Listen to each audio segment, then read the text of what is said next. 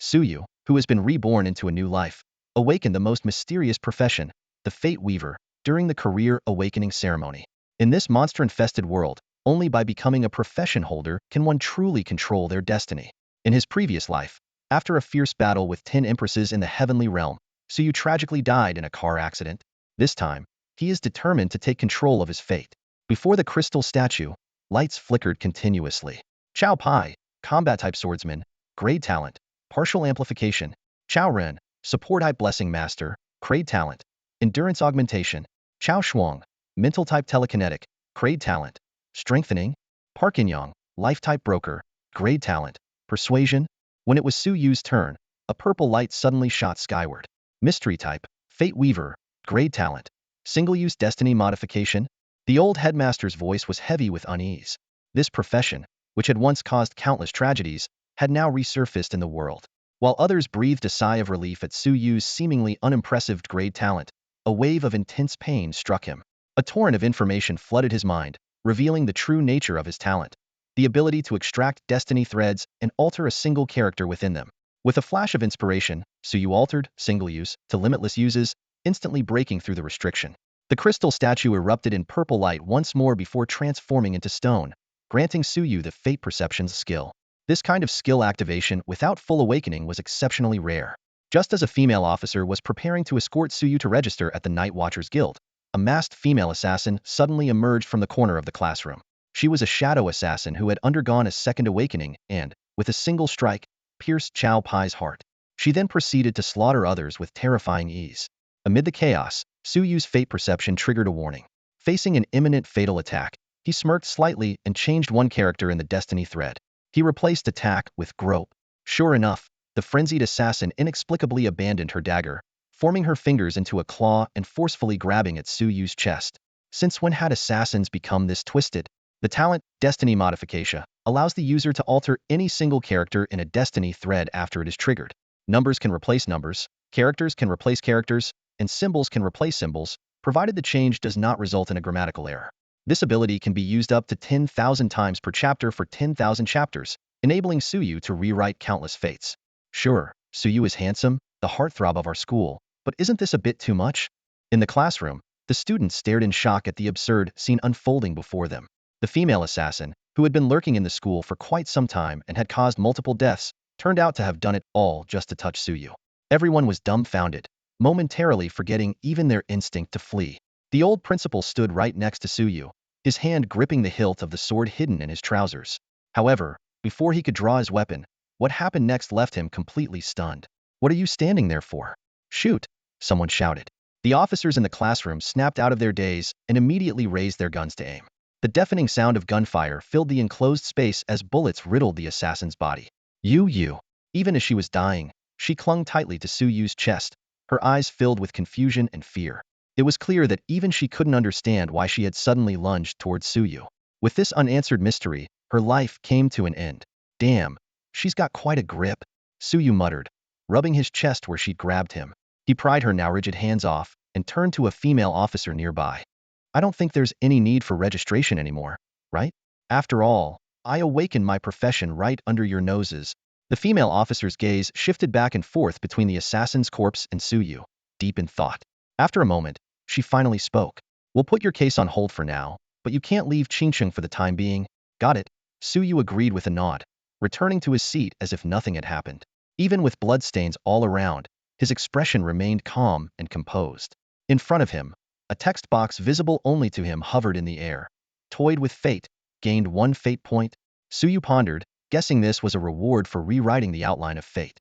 He opened his status panel to examine the details of the fate points. It turned out that fate points could not only allow him to make choices among countless possibilities, but could also turn possibilities into certainties. This sparked an idea: won't this guarantee him wins in any kind of lottery? Just then, a male classmate stepped forward from the crowd, loudly questioning, "He's a fate weaver, one of the top 10 most dangerous professions. Are you Night Watchers just going to let him be? Since when do the Night Watchers need your instructions?" The lead officer glared at the meddling student, clearly annoyed by his tattling. "Ahem. I was just trying to help, for everyone's safety," the male classmate stammered, forcing a sheepish smile as his confidence visibly faltered. A girl immediately stepped up beside Yang Wei, her eyes blazing with anger.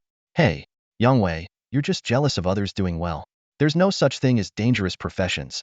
That's just a rumor spread by marketing accounts. Other girls chimed in, their voices overlapping. Exactly. There's no dangerous profession, only dangerous professionals. Look at the Inferno Academyrant, all their professions incredibly high risk. Besides, Suyu is so handsome, how could he possibly be a lunatic? Hearing the heated debate around him, Suyu instinctively touched his face and let out a helpless sigh. He thought to himself, being good-looking really can be a hassle sometimes. And to think, among the readers, my looks probably rank near the bottom. All right, grab your diplomas and get out of here. The old principal scowled, quickly handing out the graduation certificates before dismissing everyone outright.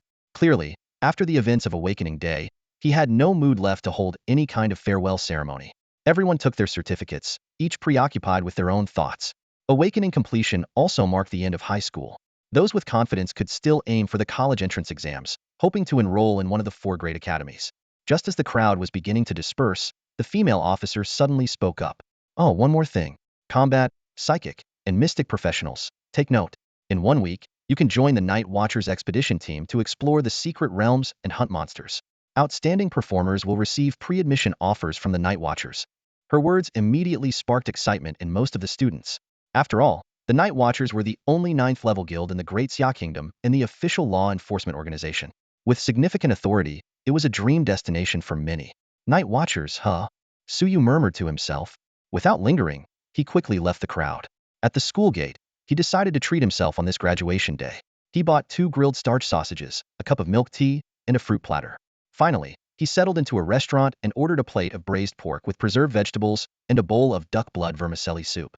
However, just as he was enjoying his feast, system notifications began popping up one after another. Fate event. You consumed moldy fruit, poison resistance 5. Fate event. You consumed aged starch sausage, lifespan 1 day. Fate event. You consumed expired milk tea, health 5. Suyu froze, staring at the delicacies on the table, his stomach churning. These shady vendors were actually selling such things. But just as he was about to throw the food away, his eyes lit up with an idea. Instead, he gulped down all the fruit in one go. The system immediately updated. Fate event. You consumed moldy fruit, poison resistance 5. Fate event. You consumed aged starch sausage, lifespan 1 day. Fate event. You consumed expired milk tea, health 5. You defied fate. Fate points 30. It actually works? Suyu's eyes gleamed with excitement as he continued manipulating his fate. With each bite, he felt his body improving, his complexion glowing. Feeling emboldened, he ordered 2 more plates of fatty pork, 2 bowls of duck blood-free vermicelli soup, and helped himself to 2 large bowls of free diluted soy milk. Other diners stared at him in shock, whispering to each other. Is he trying to kill himself by eating like that? Burp, satisfied and full, Suyu wiped his mouth and muttered to himself. I won't bother going home this afternoon. I'll just head to the secret realm instead. After all, as an orphan, going home didn't really matter to him. Besides, with his unique talent, if used wisely, he might just stumble upon some unexpected opportunities. There were 5 secret realms within Qingqing, 3 of which were suitable for beginners to level up: Goblin Forest, Minotaur Plains, and Black Bear Ridge. For his first attempt, Suyu chose the easiest one, Goblin Forest. Before heading to the secret realm, he took a bus to a nearby weapon shop. Considering his current profession lacked direct combat capabilities, he decided to gear up first. As he pushed open the shop door, a thick cloud of smoke greeted him. In the corner, a group of scarred adventurers sat around a table shrouded in smoke, with empty bottles and cigarette butts scattered across it. They had clearly just returned from a secret realm, their faces and bodies still bearing unhealed wounds. Fate event. You have inhaled a large amount of harmful gas. Your stamina attribute is decreasing. Seeing the notification appear before him, Suyu frowned. The concentration of secondhand smoke from these people was actually high enough to affect his base attributes? Hello, what can I get for you? The shopkeeper glanced at the group and walked over. He made no move to chase them out after all. One of their companions had likely just perished in a secret realm. Such occurrences were all too common here. Smoking and drinking couldn't heal their pain, but it could at least provide a momentary escape. 2 force-powered assault rifles, 600 rounds of 9mm force bullets, 1 titanium alloy dagger, a horizontal blade, and a well-fitted leather armor, please. That'll be 356,000. Cash or card? The shopkeeper swiftly packed the items into a burlap bag and handed them to Suyu. With a heavy heart, Suyu pulled out his bank card and even tipped a few thousand in cash. The leather armor alone cost 200,000, nearly draining the inheritance left by his parents after their deaths in battle. But for survival, The investment was worth it. Just as he was about to leave, Suyu suddenly paused. He noticed the notification had changed. Fate event. You have inhaled a large amount of harmful gas. Your stamina attribute is decreasing. Ding. Fate event. You have inhaled a large amount of harmful gas. Your stamina attribute is increasing. The fate modification had taken effect. To his surprise, his stamina attribute had increased by 0.01. This discovery thrilled him after all. Base attributes typically only improve through natural leveling or costly potions. A single point of an attribute could be worth millions. Did this mean he had just earned an easy 10,000? With this thought in mind, Suyu took a deep breath of the smoky air. Stamina 0.1. As he inhaled more and more secondhand smoke, the rate of his stamina increase accelerated. The shopkeeper stared in stunned disbelief at the young man who was eagerly absorbing secondhand smoke, thinking, this kid must have lost his mind. This guy smoked like he had been holding back for 100 years, taking deep drags as the swirling smoke seemed to purify the air in the shop. Other customers were already covering their mouths and noses, choking from the fumes, but he looked utterly blissful, as if he were in heaven. A group of professional adventurers, mourning the loss of their teammates, watched this scene with bewildered expressions. A scantily clad female adventurer, full of pity, handed him a pack of cigarettes. Suyu took it with a smile, lit all 20 cigarettes in one go without hesitation, and began inhaling like a madman. Stamina 1. The system notification chimed. Everyone present was stunned, their mouths agape. Some even gave him a thumbs up. It was as if a man who had been denied cigarettes his whole past life was finally reborn. A few minutes later, Suyu left the weapon shop, still savoring the experience. The opportunity had boosted his stamina by 4 points, putting him 4 levels ahead of the average Shield Mountain adventurer of his rank. If only he weren't strapped for cash, he would have kept grinding for more stamina points. Thanks for your patronage. Good luck. The shopkeeper called after him, genuinely impressed. Smoking 4 packs in 5 minutes and still going strong, this was the first time he'd seen someone so hardcore. Several adventurers watched Suyu, laden with bags, hurriedly leave the shop. They shook their heads. Every year, plenty of eager young people like him rushed into the secret realms hoping to strike it rich, only to meet their demise. Suyu put on his newly purchased leather armor, hefted his gear, and headed straight for the entrance of the secret realm. He needed this equipment to unlock his potential. Hey, young man, want to buy a map of the secret realm? A bald man suddenly stepped in his way. No thanks. Suyu quickly sidestepped him. With barely $50 to his name, he couldn't afford a map. Fate incident. You have been marked by the bald man. The system notification suddenly sounded. Suyu glanced back and, sure enough, saw the man glaring at him with a cold, menacing look. Whispers from the crowd clued him in the secret realm was controlled by the vast ocean guild. To enter, you had to buy a map and pay a protection fee, and leaving required handing over a portion of your earnings. Seeing this blatant extortion, Suyu shook his head silently. Oppression of the underprivileged was everywhere, no matter where you went. He took a deep breath and activated his ability. Fate Modification. Fate Incident. You have been marked by the bald man. Ding. Fate Incident. You have been marked by the bare-bottomed man. The bald man suddenly felt a chill down below. Looking down, he realized to his horror that he was now completely naked. What the heck? Where are my pants? The bald man frantically looked around, his face turning bright red in an instant. Panicking, he dove into a nearby bush, prompting a wave of laughter from the onlookers. Pfft. Ha ha ha. This is killing me. Did some high-level thief steal his pants out of spite? Who would have thought? That fierce-looking bald guy turns out to be just a helpless little caterpillar. The mocking laughter echoed across the secret realm square. This proud level 10 berserker was now burning with shame and fury, his face flushed even redder. Damn it. Who did this? If I find you, you're done for, he growled through gritted teeth. Meanwhile, Suyu had quietly activated his ability and slipped through the faint golden barrier of the secret realm. The view before him opened up, revealing a scene reminiscent of an ancient forest. The fresh scent of rain-soaked earth filled the air, and towering trees, so massive it would take dozens of people to encircle just one, surrounded him. Adventurers passed by, their faces showing either joy or despair. After all, the secret realm could make a gambler rich overnight or bring a prodigy to ruin. Along the way, Suyu spotted several low-level monsters like Goblin LV1 and Cuckoo Bird LV1. However, these creatures offered neither substantial experience nor valuable loot.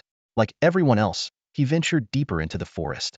Suddenly, a vision flashed through Suyu's mind. A green snake would dart out from the bushes ahead and bite his lower leg. As a high schooler who had already completed the Qingqing Secret Realm course, he immediately recognized it as a level 10 green peak snake, whose venom could kill 10 professionals of the same level with just one drop. A mid-level fate event.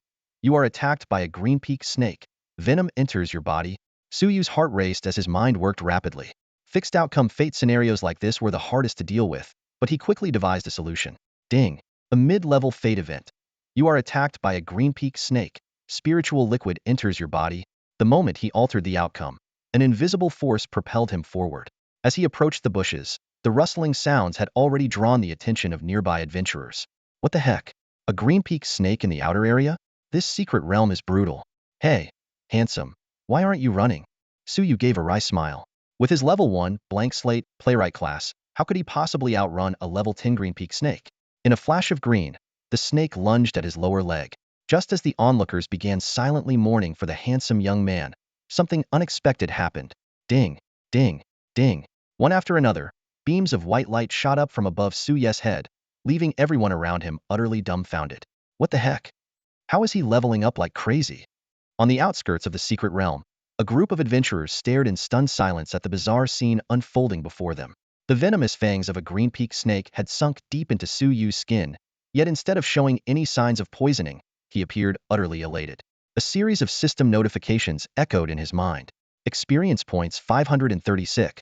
Level up. Current level. LV 3-inch. Experience points 354. Experience points 635. Level up. Current level. LV 4-inch. Experience points 1086. Level up. Current level. LV 6-inch. Ah, this feels amazing.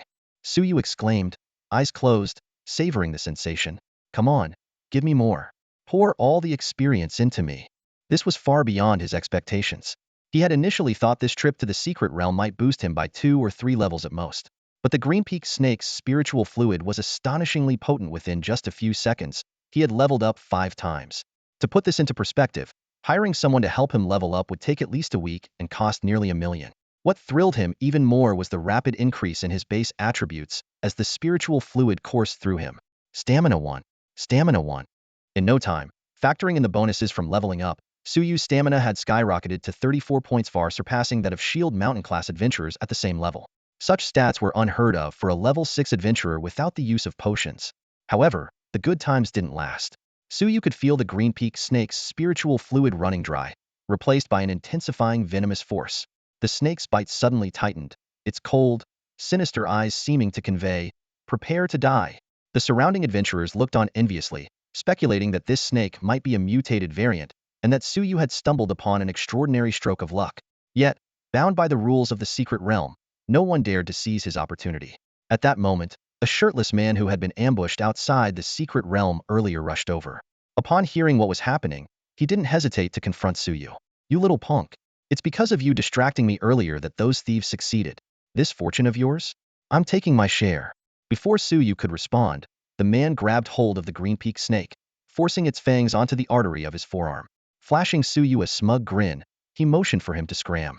Suyu hesitated, words on the tip of his tongue, but ultimately, he simply rubbed his leg and left quietly under the man's threatening gaze. That guy's too much. This was clearly that young man's chance. Someone in the crowd muttered discontentedly. Keep your voice down, another whispered nervously. He's from the Vast Ocean Guild. We can't afford to mess with them. Hanhai Guild. Someone nearby immediately whispered a warning, their voice tinged with evident caution. The mention of this name sent a jolt through everyone present. In Qingqing, the Hanhai Guild, as one of the 3 major 4-star guilds, had an entry threshold of level 10 professionals far beyond the reach of these unaffiliated individuals. As the crowd hesitated in alarm, someone suddenly pointed at the bald man, their voice trembling slightly. Wait a second, that guy's expression just now seemed off. Help, help, help me. The bald man's voice was weak and urgent. His complexion had turned pitch black, his lips a bizarre shade of purple, and his eyes bulged unnaturally as his body trembled uncontrollably. Moments later, under the horrified gaze of the crowd, he stopped breathing. The venom of the Qingfeng snake was truly terrifying. Holy crap, this isn't an opportunity, it's a death sentence. Fear spread like wildfire, and everyone scattered in a frenzy. In an instant, the area was completely deserted. Meanwhile, deep within the secret realm, Suyu was cautiously advancing. His right hand gripped a reverse-held alloy dagger, while his left hand carried a basic energy assault rifle. Although the rifle was merely standard equipment and ineffective against monsters above level 5, Suyu showed no signs of concern. After walking a short distance, 3 goblins appeared in his line of sight. Goblin Axeman LV7, Goblin Swordsman LV6, Goblin Spear Thrower LV7. Rat-a-tat. Without hesitation, Suyu pulled the trigger. Screech. The three goblins let out strange cries and charged at him.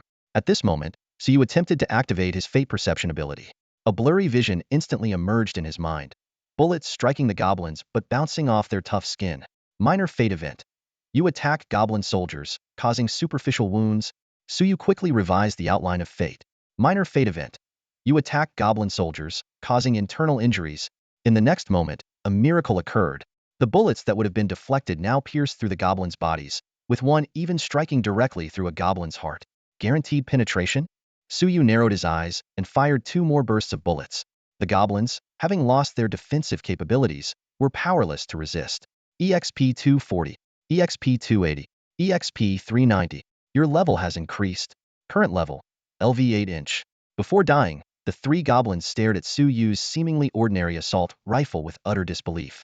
This is the bullet of fate, Suyu murmured, blowing lightly on the overheated barrel, a hint of joy in his heart. Thanks to his unique talent, this weapon, which would normally be useless against monsters, had turned into a deadly tool. Feeling pleased for a moment, he opened his attribute panel. Suyu carefully examined his attribute panel. Fate Weaver level 8. Strength, 8. Stamina, 18. Intelligence, 39. Agility, 30. Awakening, 18. Fate points, 36. Talent, Fate Perception. Special ability, Fate Alteration. Not bad, Suyu murmured, stroking his chin thoughtfully. But why did my fate points suddenly increase by 3? As a Fate Weaver, he gained additional intelligence bonuses upon leveling up, making his attributes particularly outstanding compared to other professions of the same level. His intelligence and stamina, in particular, had both surpassed the 30-point threshold. While he was reveling in the joy of his stats, a bronze-colored glow suddenly caught his eye. The corpses of 3 goblin minions dissolved into ashes, leaving behind a single bronze item on the ground. Suyu quickly stepped forward to inspect it. Rough Wolf Fong Club. Quality, bronze. Durability, 3030. Attributes, strength 5. Description: a large and crude wolf Fong Club that might satisfy some of your special preferences. Not bad, a piece of equipment with a 5-point strength bonus. This could easily sell for 300,000, Suyu said as he tucked the wolf Fong Club into his burlap bag. In this world, equipment drops were rare typically. 1 piece of gear dropped for every 20 monsters defeated. Equipment was categorized into 9 quality tiers: bronze, silver, gold, platinum, emerald, diamond, legendary, epic, and mythical. Even the lowest tier bronze weapons could fetch a considerable price. Combat professions really are lucrative, Suyu remarked with a sigh. Just 1 random equipment drop is worth 300,000, more than a lifestyle profession earns in an entire year. Thinking about how he had emptied his savings for this expedition into the secret realm, Suyu felt even more motivated. Though the monsters deeper in the secret realm were of higher levels, Suyu refrained from venturing further. He had done his homework and knew that goblins were communal creatures. Pressing deeper into their territory could mean encountering a large-scale goblin horde. With his current combat capabilities, it was safer to deal with scattered goblin squads. Suddenly, the sound of hurried footsteps accompanied by wolf howls grew louder and closer. Through the bushes and shadows of the trees, several pairs of glowing green eyes flickered ominously. Suyu immediately tensed, crouching to observe. If it was an ordinary wolf pack, he could handle it, but if it turned out to be level 9 goblin wolf riders, he would be in serious trouble. Before long, a massive snow-white wolf emerged from the shadows of the trees. Its muscular frame, sleek fur, and commanding presence exuded a sense of majesty and danger. Bloodthirsty silver wolf. Level 9. Quality, elite. Not a goblin wolf rider, but its strength is probably not far off, Suyu thought to himself, preparing for the challenge ahead. Suyu's breathing grew rapid as the massive bloodthirsty silver wolf before him revealed itself to be the leader of the pack. As an elite-level monster in the secret realm, it had already mastered its skills. According to the textbooks, the bloodthirsty silver wolf's first skill was inevitably Frenzied Charge. Once triggered, its speed would surge by more than 30 in an instant. This sudden burst of speed often proved to be the deadliest. Oh, war. Sure enough, as Suyu pondered, the bloodthirsty silver wolf howled toward the sky, its muscles tensing as it prepared to strike. Damn it! Suyu's heart sank. A creature with such immense attack power and astonishing speed was precisely the type he found hardest to deal with. Buzz. Fate Perception suddenly activated. In Suyu's vision, the next few seconds unfolded clearly. The bloodthirsty silver wolf would streak across a 200-meter distance like lightning. Its menacing fangs and razor-sharp claws would be mere inches from his body, capable of tearing through his skin with the slightest swipe. Fate Event. The bloodthirsty silver wolf charges at you. Time was running out. Suyu's mind raced. Using the same tactic as before to redirect the attack wouldn't work this time. This was a secret realm monster, not a human assassin who might hesitate. It would simply tear out his throat without a second thought. Time to gamble. Suyu immediately began modifying fate. Fate event. The bloodthirsty silver wolf launches bone spikes at you. A flash of silver light streaked through the air, accompanied by a gust of wind, thick with the stench of blood. The bloodthirsty silver wolf growled low, its voice dripping with bloodlust. But as it leapt towards Suyu, something bizarre occurred. Countless bone spikes erupted from its body, turning the ferocious beast into a grotesque, blood-soaked porcupine. Oh war! The leader's agonized howl echoed around them, striking fear into the rest of the bloodthirsty silver wolves. Shocked by the eerie scene, the pack hesitated, too intimidated to advance. It worked. Seizing the opportunity, Suyu quickly raised his assault rifle and delivered the finishing blow. Though he wasn't sure whether monsters killed through fate modification would count toward his kill tally, there was no time to waste. With a rapid burst of gunfire, the bloodthirsty silver wolf's life force swiftly dissipated. You have slain bloodthirsty silver wolf, level 9 elite. EXP 1650. Your level has increased. Current level 9. Yes. If I keep this up, I might hit level 20 and unlock my class awakening. Suyu thought excitedly. Just then, a flash of silver light caught his eye. Loot had clearly dropped. However, instead of rushing to retrieve it, he raised his assault rifle and unleashed a barrage of bullets at the remaining wolves.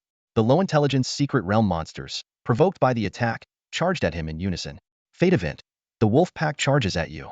Suyu smirked, ready to repeat his strategy. As the wolf pack closed in, he activated fate modification once again. Ding. Fate event. The wolf pack launches bone spikes at you. In the next moment, one by one, the bloodthirsty silver wolves charging through the forest were pierced by bone spikes. They thrashed and rolled as they lunged towards Suyu. Without hesitation, Suyu acted with precision and efficiency, raising his gun and firing, methodically taking down each of the trapped wolves. System notifications flashed continuously. You killed bloodthirsty silver wolf LV6, EXP 198. You killed bloodthirsty silver wolf LV7, EXP 298. You killed bloodthirsty silver wolf LV8, EXP 468. The corpses of over a dozen silver wolves lay scattered on the ground, and Suyu's experience bar rose significantly. Although leveling up after level 10 required exponentially more experience, the corresponding attribute boosts were notably more substantial. After clearing out the ordinary silver wolves, Suyu's gaze fell on a piece of equipment shimmering with a silver glow. Although this pack of wolves hadn't dropped any other items, he didn't mind. Ordinary monsters at most could drop bronze-grade gear, but the value of this silver-grade piece alone was equivalent to 20 bronze items. Silver wolf boots, silver gray. Level 9. Attributes: agility 20, durability 3030. Skill: sprint LV1 increases movement speed by 10 when equipped. Description: these are finely crafted running shoes, essential for travel, combat, and other ventures. Good stuff. Suyu's eyes lit up. In the world of martial arts, speed trumps all. The 10 movement speed bonus alone made these boots worth a fortune, easily fetching a price in the millions. Without hesitation, he kicked off his worn-out sneakers, which he had been wearing for over a decade, and slipped into the silver wolf boots. A sensation of lightness immediately spread from his feet throughout his body, followed by a refreshing, cooling feeling. Although the boots' durability would decrease slightly with use, which might lower their resale value, survival in the secret realm was far more critical. Feeling the newfound agility under his feet, Suyu began patrolling the forest area. Before long, he encountered a small squad of 9 goblins. Goblin Archer LV7, Goblin Spearman LV6, Goblin Swordsman LV8. This group was formidable, with relatively high levels, but Suyu didn't hesitate. He raised his weapon and unleashed a volley of bullets. Fate event: you attacked Goblin Minion, dealing minor external injuries. Fate event: you attacked Goblin Minion, dealing internal injuries. Several Goblin Archers, attempting to retaliate with their bows, were swiftly incapacitated by Suyu's gunfire. Watching his enemies collapse to the ground, Suyu smirked. He reached into the sack hanging at his waist and pulled out a spiked club, finishing off each goblin with a decisive blow to the head. You killed Goblin Minion LV8, EXP 456. You killed Goblin Minion LV7, EXP 354. Your level has increased. Current level: LV11. The boost in base attributes from leveling up put Suyu in a great mood. Just as he was about to check his spoils, a strange and alluring fragrance suddenly wafted into his nostrils. Suyu didn't rush to track down the source of the mysterious fragrance. Instead, he cautiously examined the equipment that had dropped on the ground. Though the 2 pieces of bronze-grade gear were not of high quality, they were better than nothing. One was a stamina bracelet that increased stamina by 5 points, and the other was a ruby ring that provided a 3-point agility boost. Both were brand new with a durability of 2020. Without hesitation, he equipped them, planning to replace and sell them later when he found better gear. After sorting out the equipment, Suyu finally focused on the faint aroma lingering in the air. Following the scent and moving stealthily through the shadows of the trees, he advanced. Emerging from a dense forest, his vision suddenly cleared, and about 500 meters ahead, he spotted a towering figurine elite-level goblin half-orc boss surrounded by 30 goblin minions. What made Suyu's heart race even more was the sight of a small redanned bluegrass swaying gently in the breeze, growing in the crevice of a boulder in front of the goblins. It was none other than the Icefire Spirit Grass, worth a staggering 3 million. As a crucial ingredient for crafting awakening potions, this grass was incredibly rare and valuable. After all, not everyone could awaken their innate abilities upon changing their class, and a single bottle of awakening potion, capable of compensating for this flaw, was worth tens of millions on the market. Clutching the crumpled $5 bill in his pocket, Suyu gritted his teeth and made a decision. Taking a deep breath, he raised his gun and took aim at the goblin half-orc. Bang! The first force bullet hit the creature's skin, sparking on impact.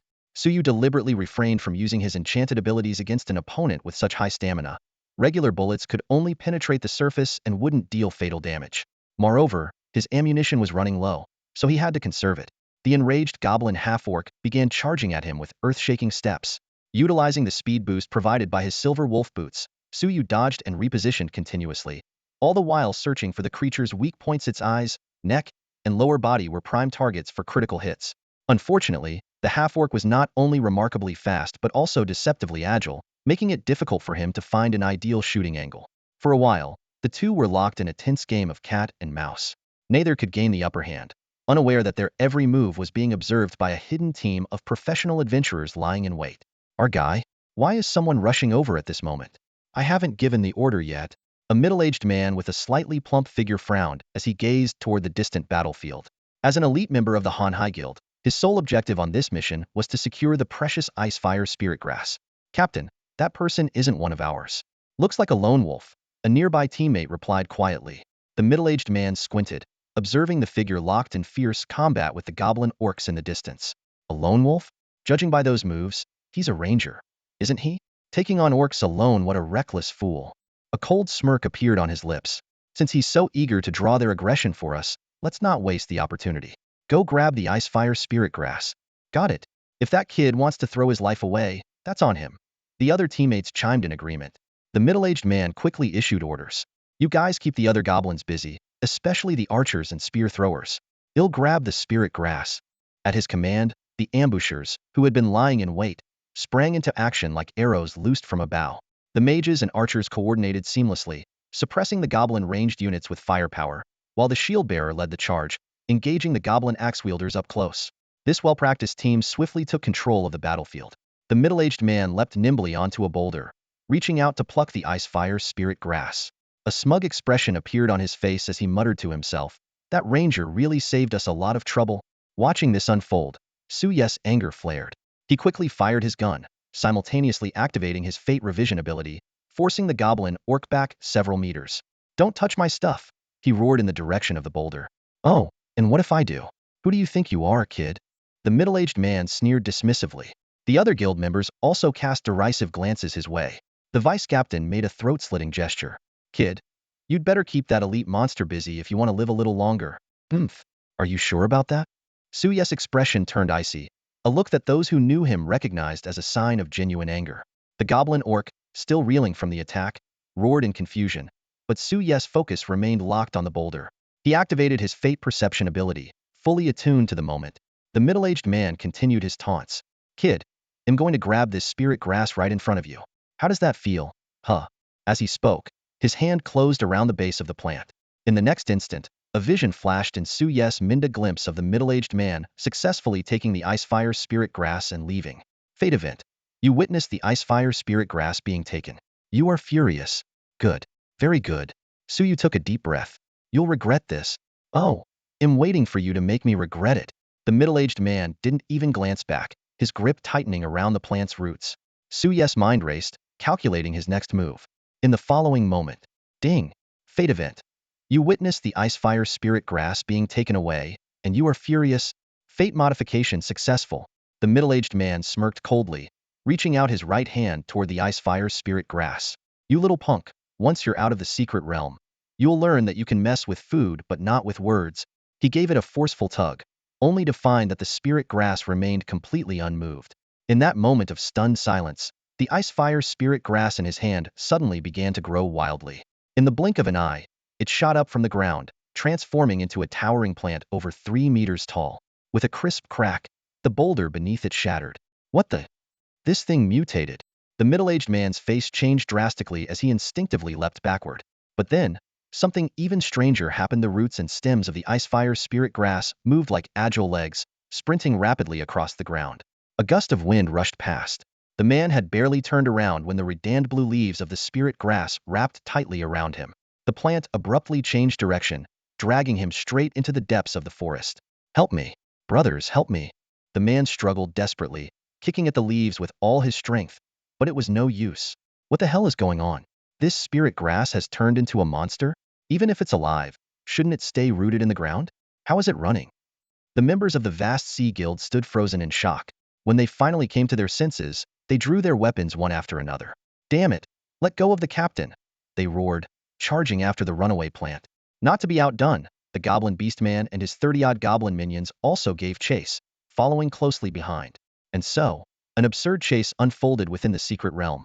A 3-meter giant spirit grass dashed ahead, carrying the middle-aged man, while a group of armed guild members pursued it, followed by a horde of goblins led by their beastman commander. The chaotic scene tore through the forest like a wild storm. Nearby adventurers stared in utter disbelief. What the heck? What is this madness? Such a ridiculous spectacle was truly a once-in-a-decade sight. Suyu stood still, watching as the group of people and monsters gradually disappeared into the distance. A smug smile curled at the corner of his lips. This ability, though one-time use, was absurdly powerful. Luckily, he had always been clever since childhood. This ability couldn't have been in better hands. Ah, such a pity about that 3 million spirit herb, he sighed softly. Just as he was about to turn and leave, a glimmer of unusual light caught the corner of his eye. Huh. Turning to look, he noticed the light emanating from the massive rock where the ice fire spirit herb had originally been rooted. Suyu's eyes lit up, and he quickly rushed over.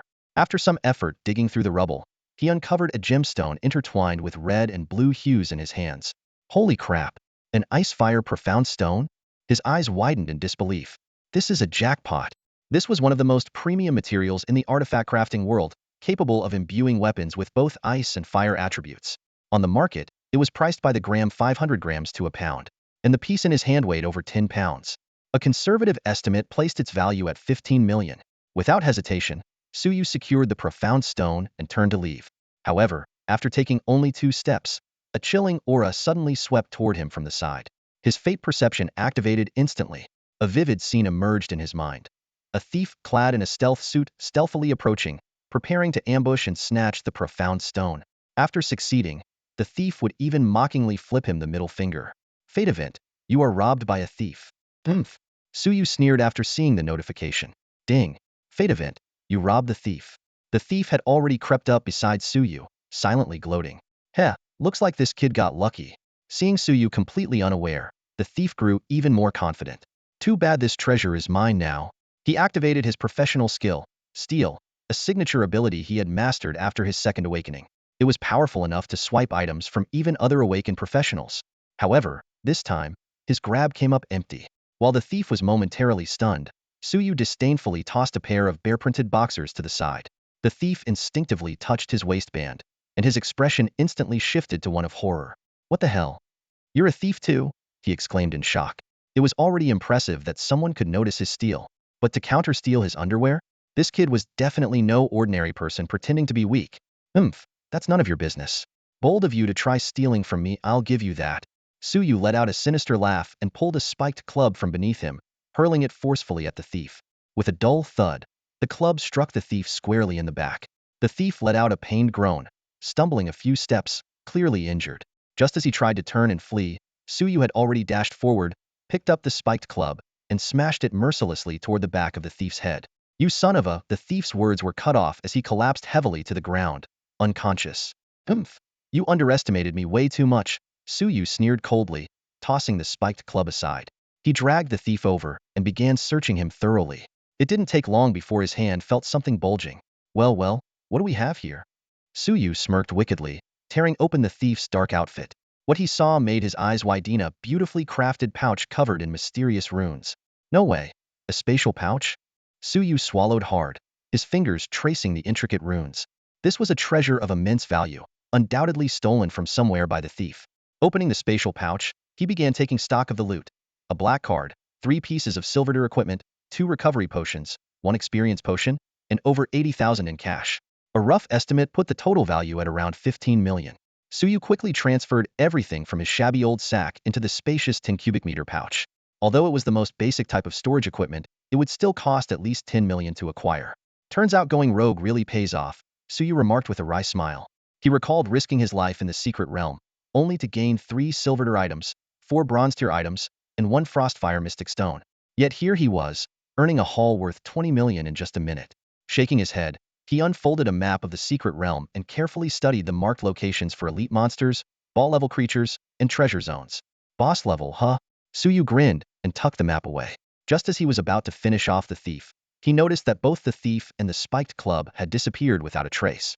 That guy runs fast, I'll give him that. Too bad he made off with my club too, Suyu muttered, but he didn't bother chasing after him.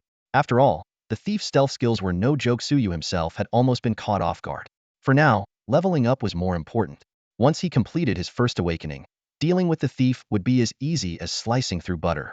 With that thought, Suyu pulled out the experience potion and downed the purplish-red liquid from the golden bottle in one gulp. Ah, refreshing. A cool sensation surged through his body. This specially crafted potion not only granted a significant amount of experience points, but also had a chance to randomly increase a basic attribute during level ups, a true rarity. System notifications began to chime in rapid succession. Your level has increased. Current level, LV12. Your level has increased. Current level, LV13. Your level has increased. Current level, LV14. Gaining 3 levels in one go left Suyu ecstatic. This potion was clearly of high quality, likely intended for awakened professionals. He quickly glanced at his attribute panel and couldn't help but grin at the significantly boosted stats. Class, Fate Weaver. Level, 14. Strength, 36. Stamina, 58. Intelligence, 42. Agility, 36. Awakening, not unlocked. Skill, Fate Sense. Talent, Fate Alteration. Fate Points, 37. Taking a deep breath, Suyu clenched his fist and delivered a straight punch to a massive tree. With a loud boom, a long crack appeared on the tree trunk, which was so thick it would take 10 people to encircle it. It nearly split in half from the single blow. Pleased with his strength, Suyu nodded to himself. At last, he had gained some ability to defend himself and didn't have to rely solely on firearms to fight monsters. Recalling the nearest boss location on the map, he realized that taking down a boss would not only speed up his leveling process significantly, but might also catapult him straight to level 20. Plus, bosses had a high chance of dropping excellent gear, and if he managed to snag a piece of gold-tier equipment, he'd be well on his way to prosperity. With his plan set, Suyu took a few swift steps and disappeared into the distance. Damn it, what bad luck. A furious curse shattered the silence deep within the forest, startling a flock of birds into flight. The man in a suit glared down at the completely withered icefire spirit grass in his hand, his face etched with frustration. This mystical herb had just unleashed a strange power, dragging him into the depths of the goblin forest. Yet, upon arriving here, it instantly lost all its vitality, turning into a worthless dried plant. SHD. If I'd known this would happen, I would have handed it over back then.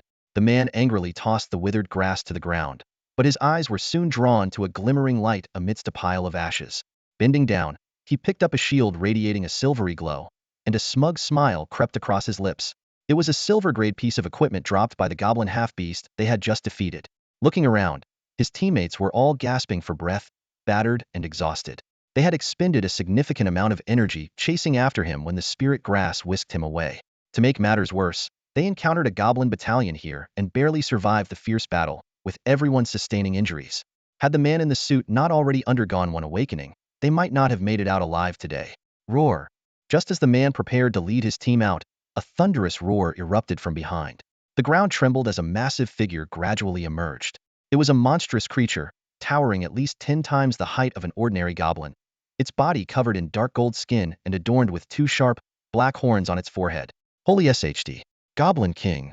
The man's expression changed drastically as he hurriedly signaled his team to hide behind a large boulder.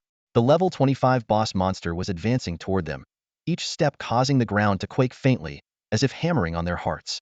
Without at least 5 awakened individuals, there was no chance of even scratching this beast. Screw it. Everyone, charge. It's our only shot at survival, he shouted, rushing forward. His teammates followed closely behind. However, just as they were about to engage, he abruptly stopped, spun around, and with a sudden burst of speed, sprinted back in the direction they had come from. You've got to be kidding me. His teammates stared in disbelief at his retreating figure. Huh, no way I'm dying here. My life is worth far more than yours. His voice echoed faintly as he disappeared into the dense forest, leaving his stunned teammates alone to face the terrifying behemoth. The captain ran away. The mage girl cried out in despair. The captain is so unreliable. If we scatter and run, there might still be a sliver of hope. But now, thanks to that guy in the suit, at this close range, we're all going to die under the Goblin King's feet.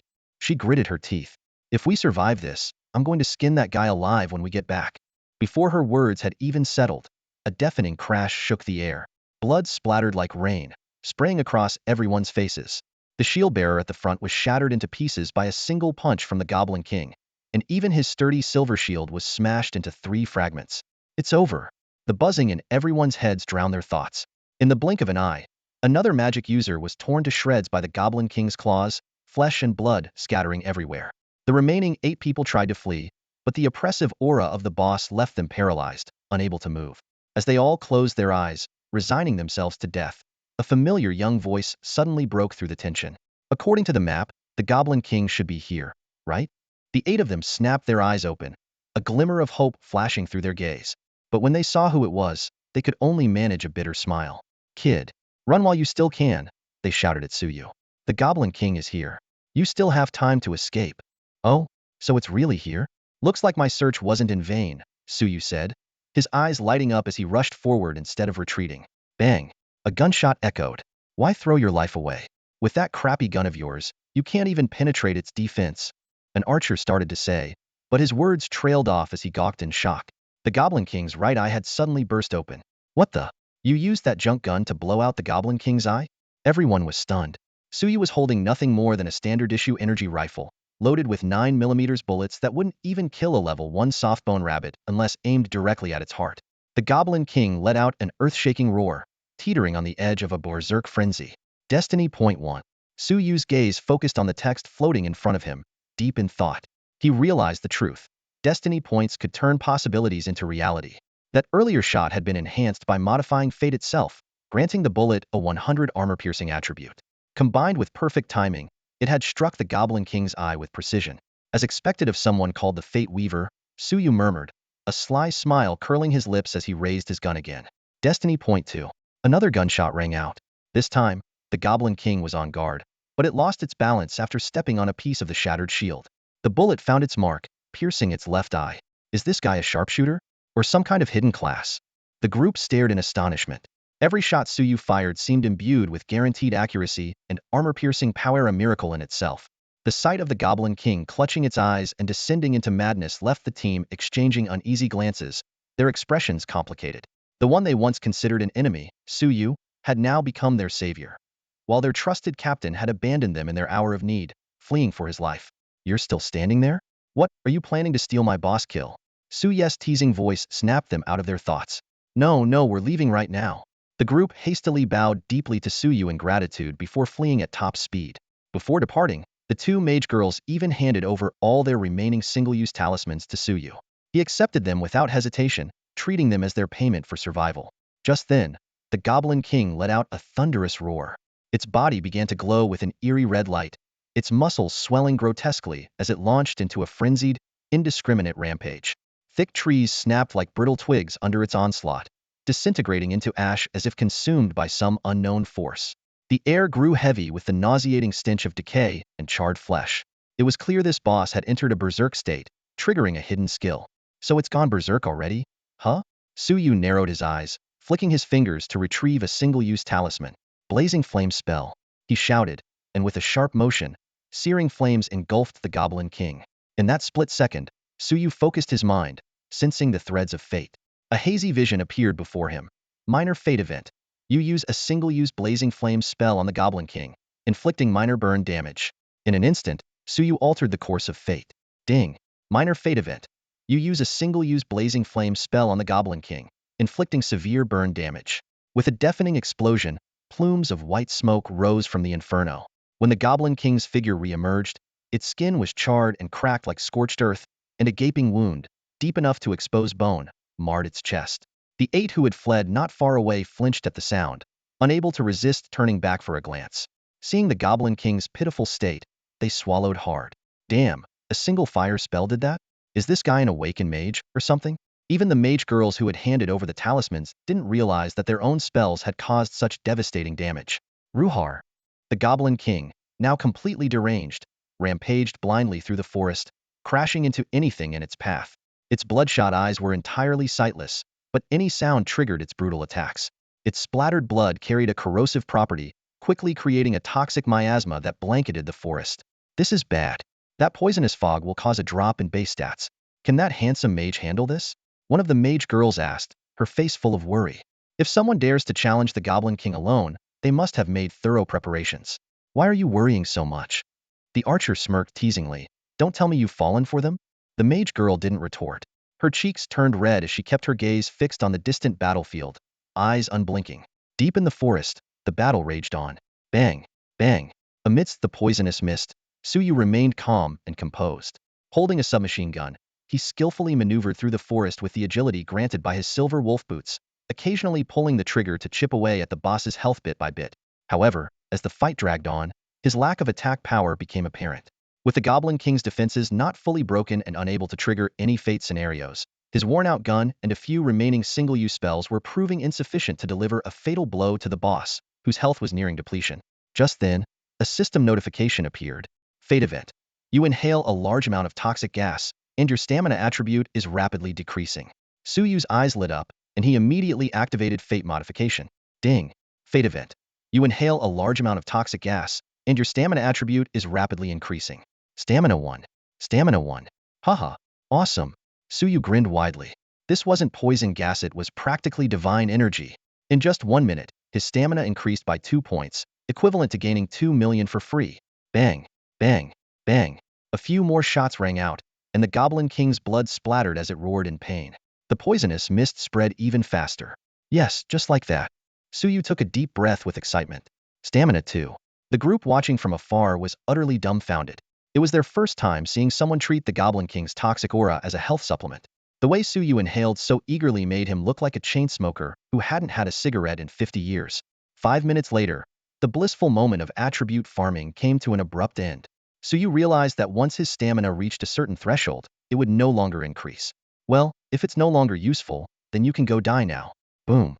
3 fireballs arced perfectly through the air, burrowing into the cracks in the Goblin King's skull created earlier. Fate points 5.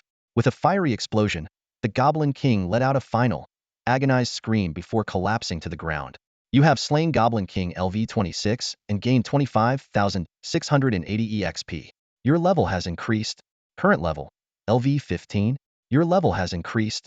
Current level, LV16. Your level has increased. Current level, LV20. Wiping the sweat from his forehead, Suyu's face lit up with joy.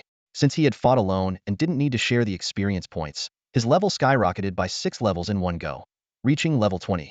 This rate of growth far surpassed what an average mercenary team could achieve in a month. His attributes surged accordingly. Class, Fate Weaver. Level, 20. Strength, 49. Stamina, 965. Intelligence, 52. Agility, 4,923. Awakening, not unlocked. Skill, Fate Perception. Talent, Fate Modification. Fate points, 34. Especially his stamina, which, combined with equipment bonuses, had surpassed 100, almost on par with a fully awakened Shield Mountain. At this point, even if he stood still and let the Goblin King pound on him, he probably wouldn't lose much health. Suddenly, a glimmer of golden light caught his eye. Did it drop loot? Suyu's eyes brightened as he rushed toward the Goblin King's corpse. A pair of golden-green gauntlets lay quietly amidst the ashes. Suyu bent down to pick them up, and a system notification immediately appeared before his eyes. Green King Gauntlets Gold Grade. Level, 20. Attributes, Strength 50. Durability, 120,120. Talent, Power LV2 increases strength by 20 when equipped. Skill. Destruction delivers a powerful punch forward, inflicting damage and applying armor-breaking effect. Cooldown. 6 seconds. Nice find. Suyu couldn't help but exclaim. This piece of gold-tier equipment not only boasted impressive stat bonuses, but also carried an armor-breaking effect, making it a godder item for warriors and brawlers. It would remain useful even at level 40. He furrowed his brow, lost in thought. As a Deathbringer, he could equip any gear, but charging into battle with gauntlets didn't quite align with his combat style. "He'll hold on to it for now and decide later," he muttered, tucking the gauntlets into his storage pouch as he prepared to leave the secret realm. He was running low on resources. Despite his powerful talents, he still had weaknesses when facing certain formidable opponents. Just then, Suyu's pupils suddenly narrowed. A shadow streaked toward him like lightning. It was the suited man who had fled earlier. The man wielded a short dagger, a sinister grin spreading across his face. "Heh, kid. Looks like you got lucky and managed to take down the Goblin King. But this is as far as your luck goes. A ranged fighter letting me get this close? Call it bad luck or poor judgment. Damn it, you despicable coward. You dare come back?" A furious female voice rang out from a distance. The mage girl hurled a fireball, but its slow speed allowed the suited man to easily dodge it. The other 7 members of the group quickly arrived, shouting angrily, "You tricked us into pulling the mobs while you ran off, and now you want to steal the boss loot after someone else did the hard work? I can't believe my rotten luck teaming up with someone like you. Lay a finger on our savior, and you won't leave here alive." The suited man ignored his teammate's scolding, quickening his pace instead. He had indeed caught sight of the golden tier item earlier. If he could snatch it, he'd be set for life. As for these low-ranking members of the vast Sea Guild, a little bribe to the higher-ups would silence any trouble even if it meant wiping them all out. "Kid, blame your bad luck," the suited man sneered, gripping his dagger tightly as its blade gleamed coldly.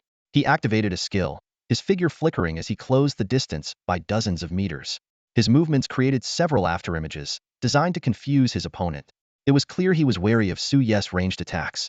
To his surprise, Suyu simply stood still, calmly watching him with an unshaken gaze.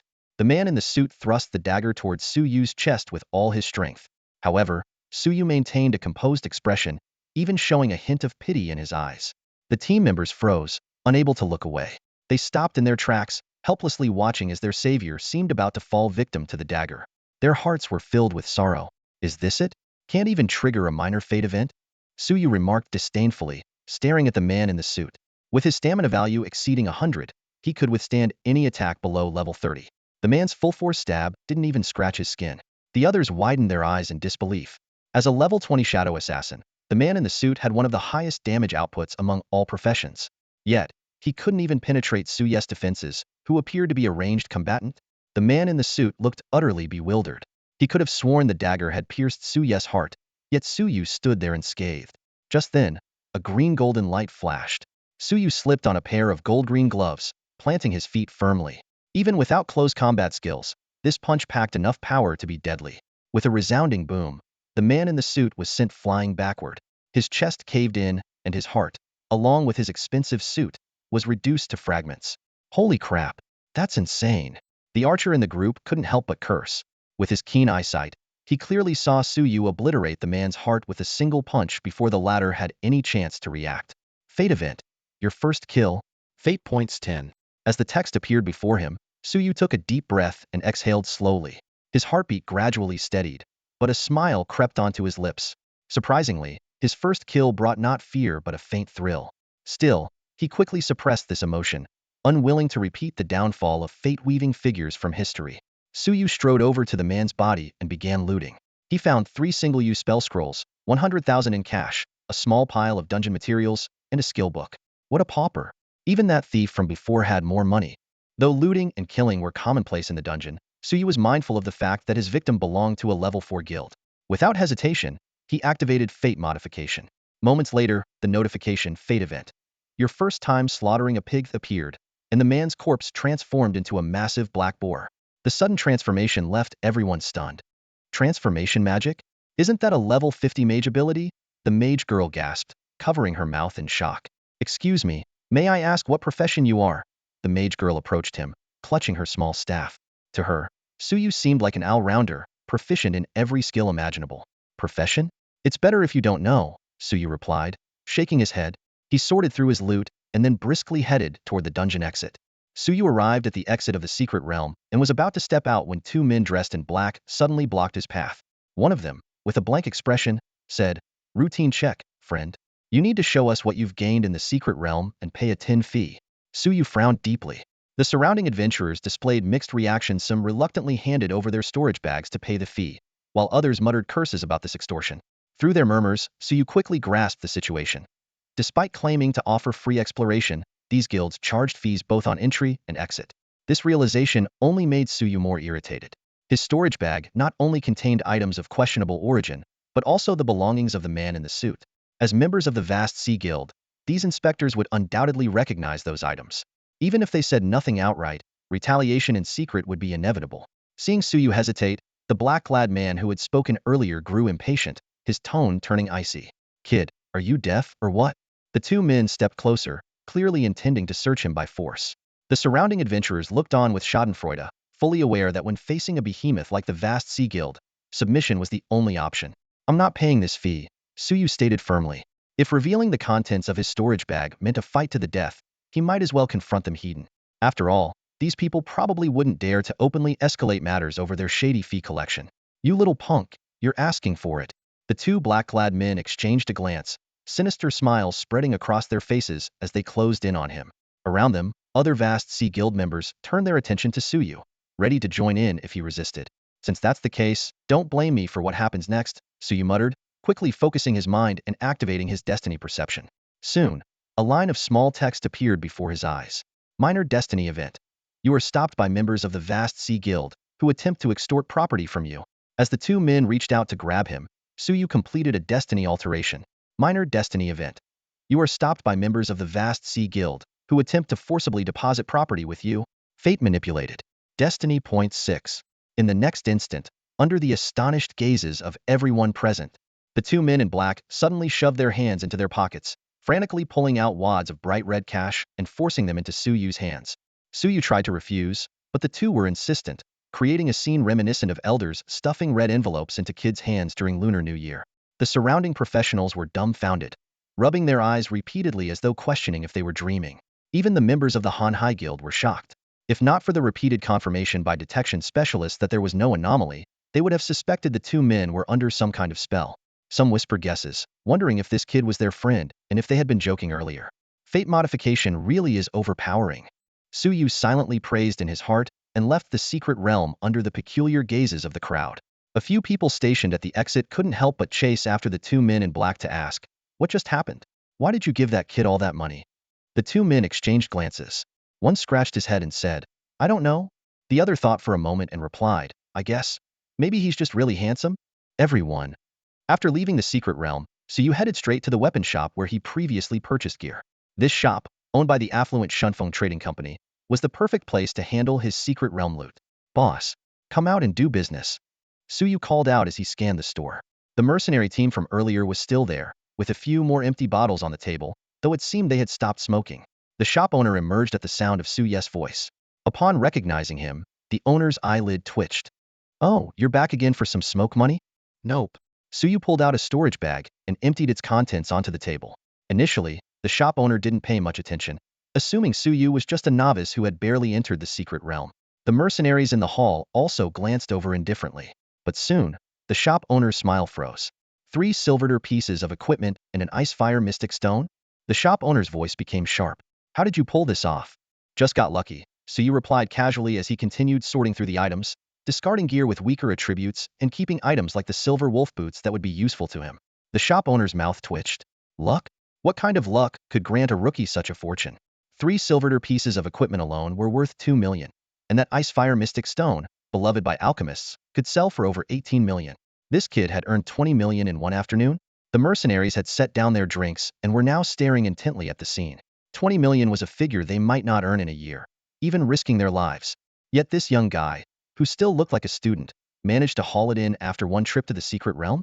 Their emotions were anything but calm. "Oh, by the way, I've got a few cards here. Do you take them?" Suyu pulled out a handful of bank cards he had confiscated from the thief and the man in the suit. These troublesome items were better sold off cheaply than kept around to invite unnecessary problems. The moment the members of the mercenary team saw the cards, their expressions shifted dramatically, and the earlier disdain in their eyes vanished. In the secret realm, the most dangerous entities were never the monsters but other professionals. The fact that Suyu managed to escape unscathed with so much loot, including these unexpected gains, was enough to earn their respect. The shop owner cautiously scanned the surroundings before discreetly taking the bank cards. He pulled out a strange-looking black device and scanned the cards several times before leaning in close to Suyu and whispering, "There's 10 million on these cards. I can offer you 5 million in cash." He frowned slightly and added, "Standard industry practice 50 handling fee for black cards since we have to deal with the follow-up processes." "Deal." Suyu cut him off decisively. After all, it wasn't his money, so whatever he could get was good enough. Straightforward. "I like that," the shop owner said, clearly pleased with Suyu's decisiveness. He then brought out a valuation device and began appraising the other items Suyu had brought. 4 pieces of silver tier equipment, 3 pieces of bronze tier equipment, a 3-kilogram Icefire Mystic Stone, and some scattered materials from the secret realm. The total value came to 24.67 million. "Brother, since you're so easy to work with, I'll round it up for you 25 million. Suyu's heart skipped a beat. 25 million plus the cash from the cards made 30 million. Adding the 500,000 he got from the 2 unlucky guys at the secret realm's exit, that brought his total to 30.5 million. "Would you like cash or a transfer?" the shop owner asked, pushing a calculator towards Suyu with a friendly smile. "No rush. Let me buy some stuff first," Suyu said, rubbing his hands together as he walked further into the weapon shop. Now that he had money, the first order of business was upgrading his gear. The shop's interior was modestly decorated, with shelves displaying a variety of weapons, equipment, and ammunition. Suyu stopped in front of the gun display case, observing the firearms. "Looking to buy a gun, brother?" the shop owner asked enthusiastically. "These are all crafted by low-tier forgers, but let me show you some premium ones." Suyu couldn't help but chuckle inwardly. The owner hadn't been nearly this friendly when he visited earlier that day. "Got anything with low armor-piercing power but high explosive capability?" Suyu asked directly, ignoring the owner's sales pitch. "Oh, you must mean Dragon's Breath rounds," the owner said, suddenly realizing. "They don't have much penetration, but their explosive power is solid, and they can even inflict burn damage on secret realm creatures. For these rounds, a shotgun works best." He grabbed a sleek and stylish shotgun from the rack and handed it to Suyu. "This OMG model would be perfect." Suyu took the shotgun and examined it closely. The black barrel was engraved with intricate, mysterious patterns, exuding both a sense of dominance and a futuristic vibe. His fingers brushed over the cold metal surface, appreciating the craftsmanship and texture of the weapon. The smell of gunpowder in his nostrils and the weight in his hands made Suyu's heartbeat quicken. He carefully examined the weapon in his hand as its attribute panel appeared. OMG 95-27 silver grade. Level 15. Attributes: Stamina 1. Durability 300,300. Talent: Explosion LV2 increases bullet explosion effect by 20. Skill: Quick Reload LV1 increases reload speed by 10. "This shotgun is pretty good," Suyu nodded, excitement flashing in his eyes. "How much is it?" The shopkeeper gave a professional smile. 4 million. Firearm equipment has always been pricey, but I can offer you a discount 3.5 million, and I'll throw in 5 Dragon's Breath rounds. You know, each Dragon's Breath round is worth 100,000. So it's like you're only paying 3 million for the gun. Pack it up and add 100 more Dragon's Breath rounds, Suyu said decisively. The shopkeeper's face lit up with delight as he swiftly took out a storage bag, carefully packing the weapon and ammunition before handing them to Suyu. However, to the shopkeeper's surprise, Suyu didn't leave immediately. Instead, he turned toward the melee weapons display case. This puzzled the shopkeeper. Logically, someone who had just purchased such an expensive firearm would likely be a firearm specialist or a gunslinger. Why was he now interested in swords?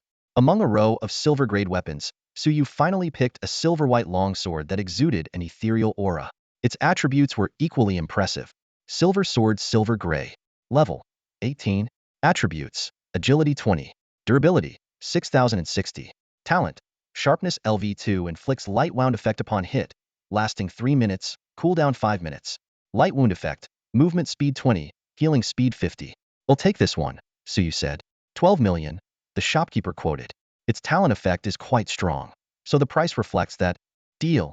Suyu agreed without hesitation. On the shopkeeper's recommendation, he also added some single-use magic spells and military ration pills to his inventory.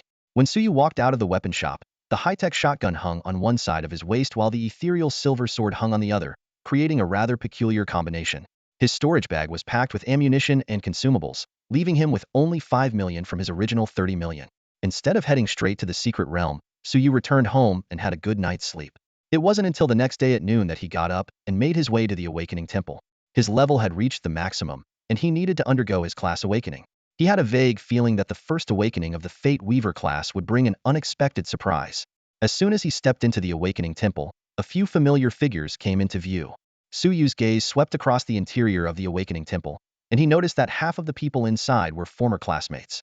They stood in neat lines, and at the end of the queue stood a familiar statue of a goddess. A few female classmates stepped out of the line and quickly gathered around Suyu. Suyu, are you here to check out the career preview too? They asked, their eyes sparkling with anticipation. Career preview?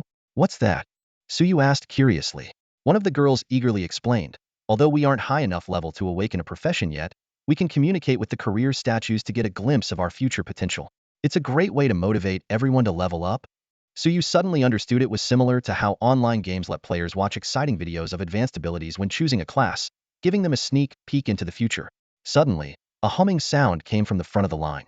The moment the person at the front touched the goddess statue, a dazzling scene unfolded before everyone's eyes. Suyu couldn't help but look. Accompanied by dramatic sound effects, a white-robed swordsman appeared on the screen. With a 3-foot-long blade in hand, every movement he made was as fluid and graceful as flowing water. Sword energy surged in all directions. It was as though a celestial swordsman had descended to the mortal world. Wow, that's amazing. I didn't expect Wang Lin's swordsman class to be this powerful in the late stages. Even his looks have leveled up. The girls whispered excitedly among themselves. Suyu's heart raced. Although they were all currently just beginners, most of them hadn't even mastered the basics yet. Seeing such a future was undeniably thrilling and inspiring. Suyu, come stand in front of me, a girl in a strappy dress said, her cheeks flushed. Or behind me, that works too, chimed in another girl with short hair, quickly following up. Suyu, over here, others called out. Amid the envious gazes of the boys, Suyu was ushered into the middle of the line by the enthusiastic girls. Before long, one by one, the people ahead finished viewing their career previews. Aside from the awkward revelation of someone's pimp class, most left satisfied. Finally, it was Suyu's turn. Taking a deep breath, he stepped up to the goddess statue and confidently placed his hand on the elevated surface of the sculpture.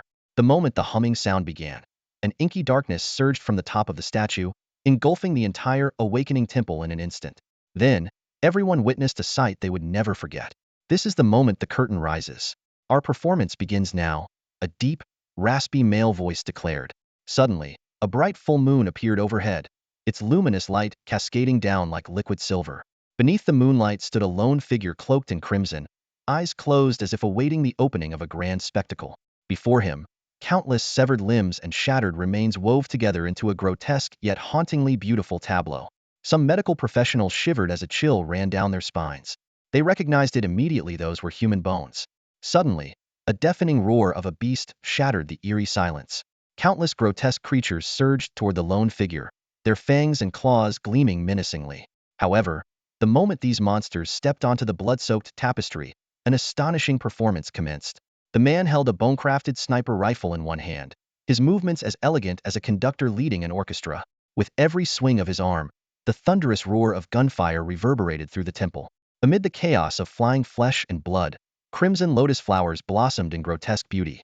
The crisp sound of bones striking the ground resonated like drumbeats in a symphony of death. In this macabre concert themed around death, every life lost became the prelude to a new beginning. As blood rained down, the conductor exuded both grace and ruthlessness, transforming slaughter into a breathtaking display of art.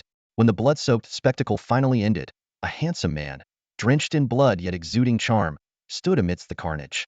A faint glow surrounded him, and his jet-black eyes shimmered with an enigmatic light. He turned gracefully and performed a flawless gentleman's bow. The temple fell into an eerie silence. Everyone was stunned by the harrowing scene, their gazes glued to the figure before them.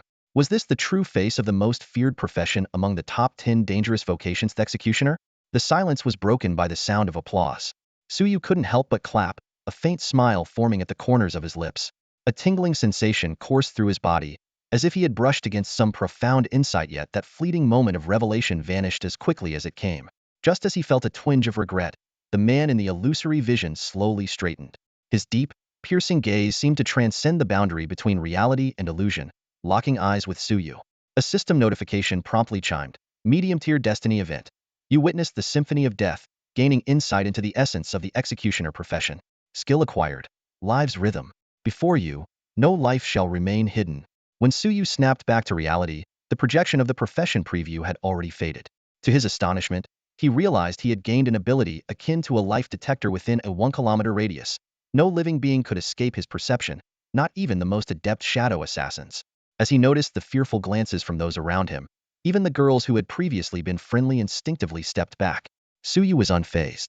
He turned calmly and strode deeper into the awakening temple, his heart brimming with anticipation for the awakening of his destined profession. Inside the awakening temple, the short-haired girl bit her lip as she stared at Suyu's back, breaking the heavy silence. Will Suyu really turn into that kind of person in the future? A temple staff member frowned slightly and shook his head. It's hard to say. The career preview only shows the most representative figure of that profession. But most likely, his words plunged everyone into silence.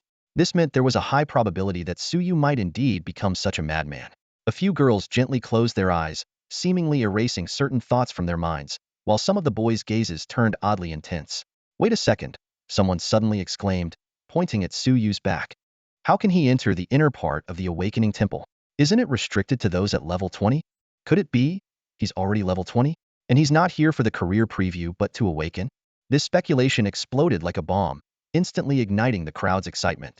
After all, for an ordinary person, even with the help of the Night Watchers to train in secret realms, reaching level 15 before the entrance exams in a month's time was already considered exceptional. Yet Suyu had allegedly reached level 20 in just one Dain achievement that defied belief. That can't be true, right? Maybe he's just wandering around outside. A boy scratched his head and questioned skeptically. By this time, Suyu had already ventured deep into the temple. The vast hall echoed only with the sound of his solitary footsteps. Soon, he felt himself passing through an invisible barrier, and his surroundings suddenly opened up. These stone tiles beneath his feet vanished, replaced by an endless void of darkness, as if he were standing in the expanse of the cosmos. Before him stood a magnificent statue of a goddess, towering and majestic. A beam of white mystical light emanated from the statue, scanning his entire body. His attribute panel automatically appeared. Class, Fate Weaver. Level, 20. Strength, 49. Stamina, 96. Intelligence, 52. Agility, 49. Awakening, not activated. Skills, Fate Perception, Life Rhythm. Talent, Fate Modification. Fate Points, 65. A cold, ethereal female voice echoed from above. The career holder meets the conditions for the first awakening. Initiating the extraction of awakening task. Awakening task extraction failed. Detected unique class of the mystery category Fate Weaver. The career holder must first select a career path. Career path?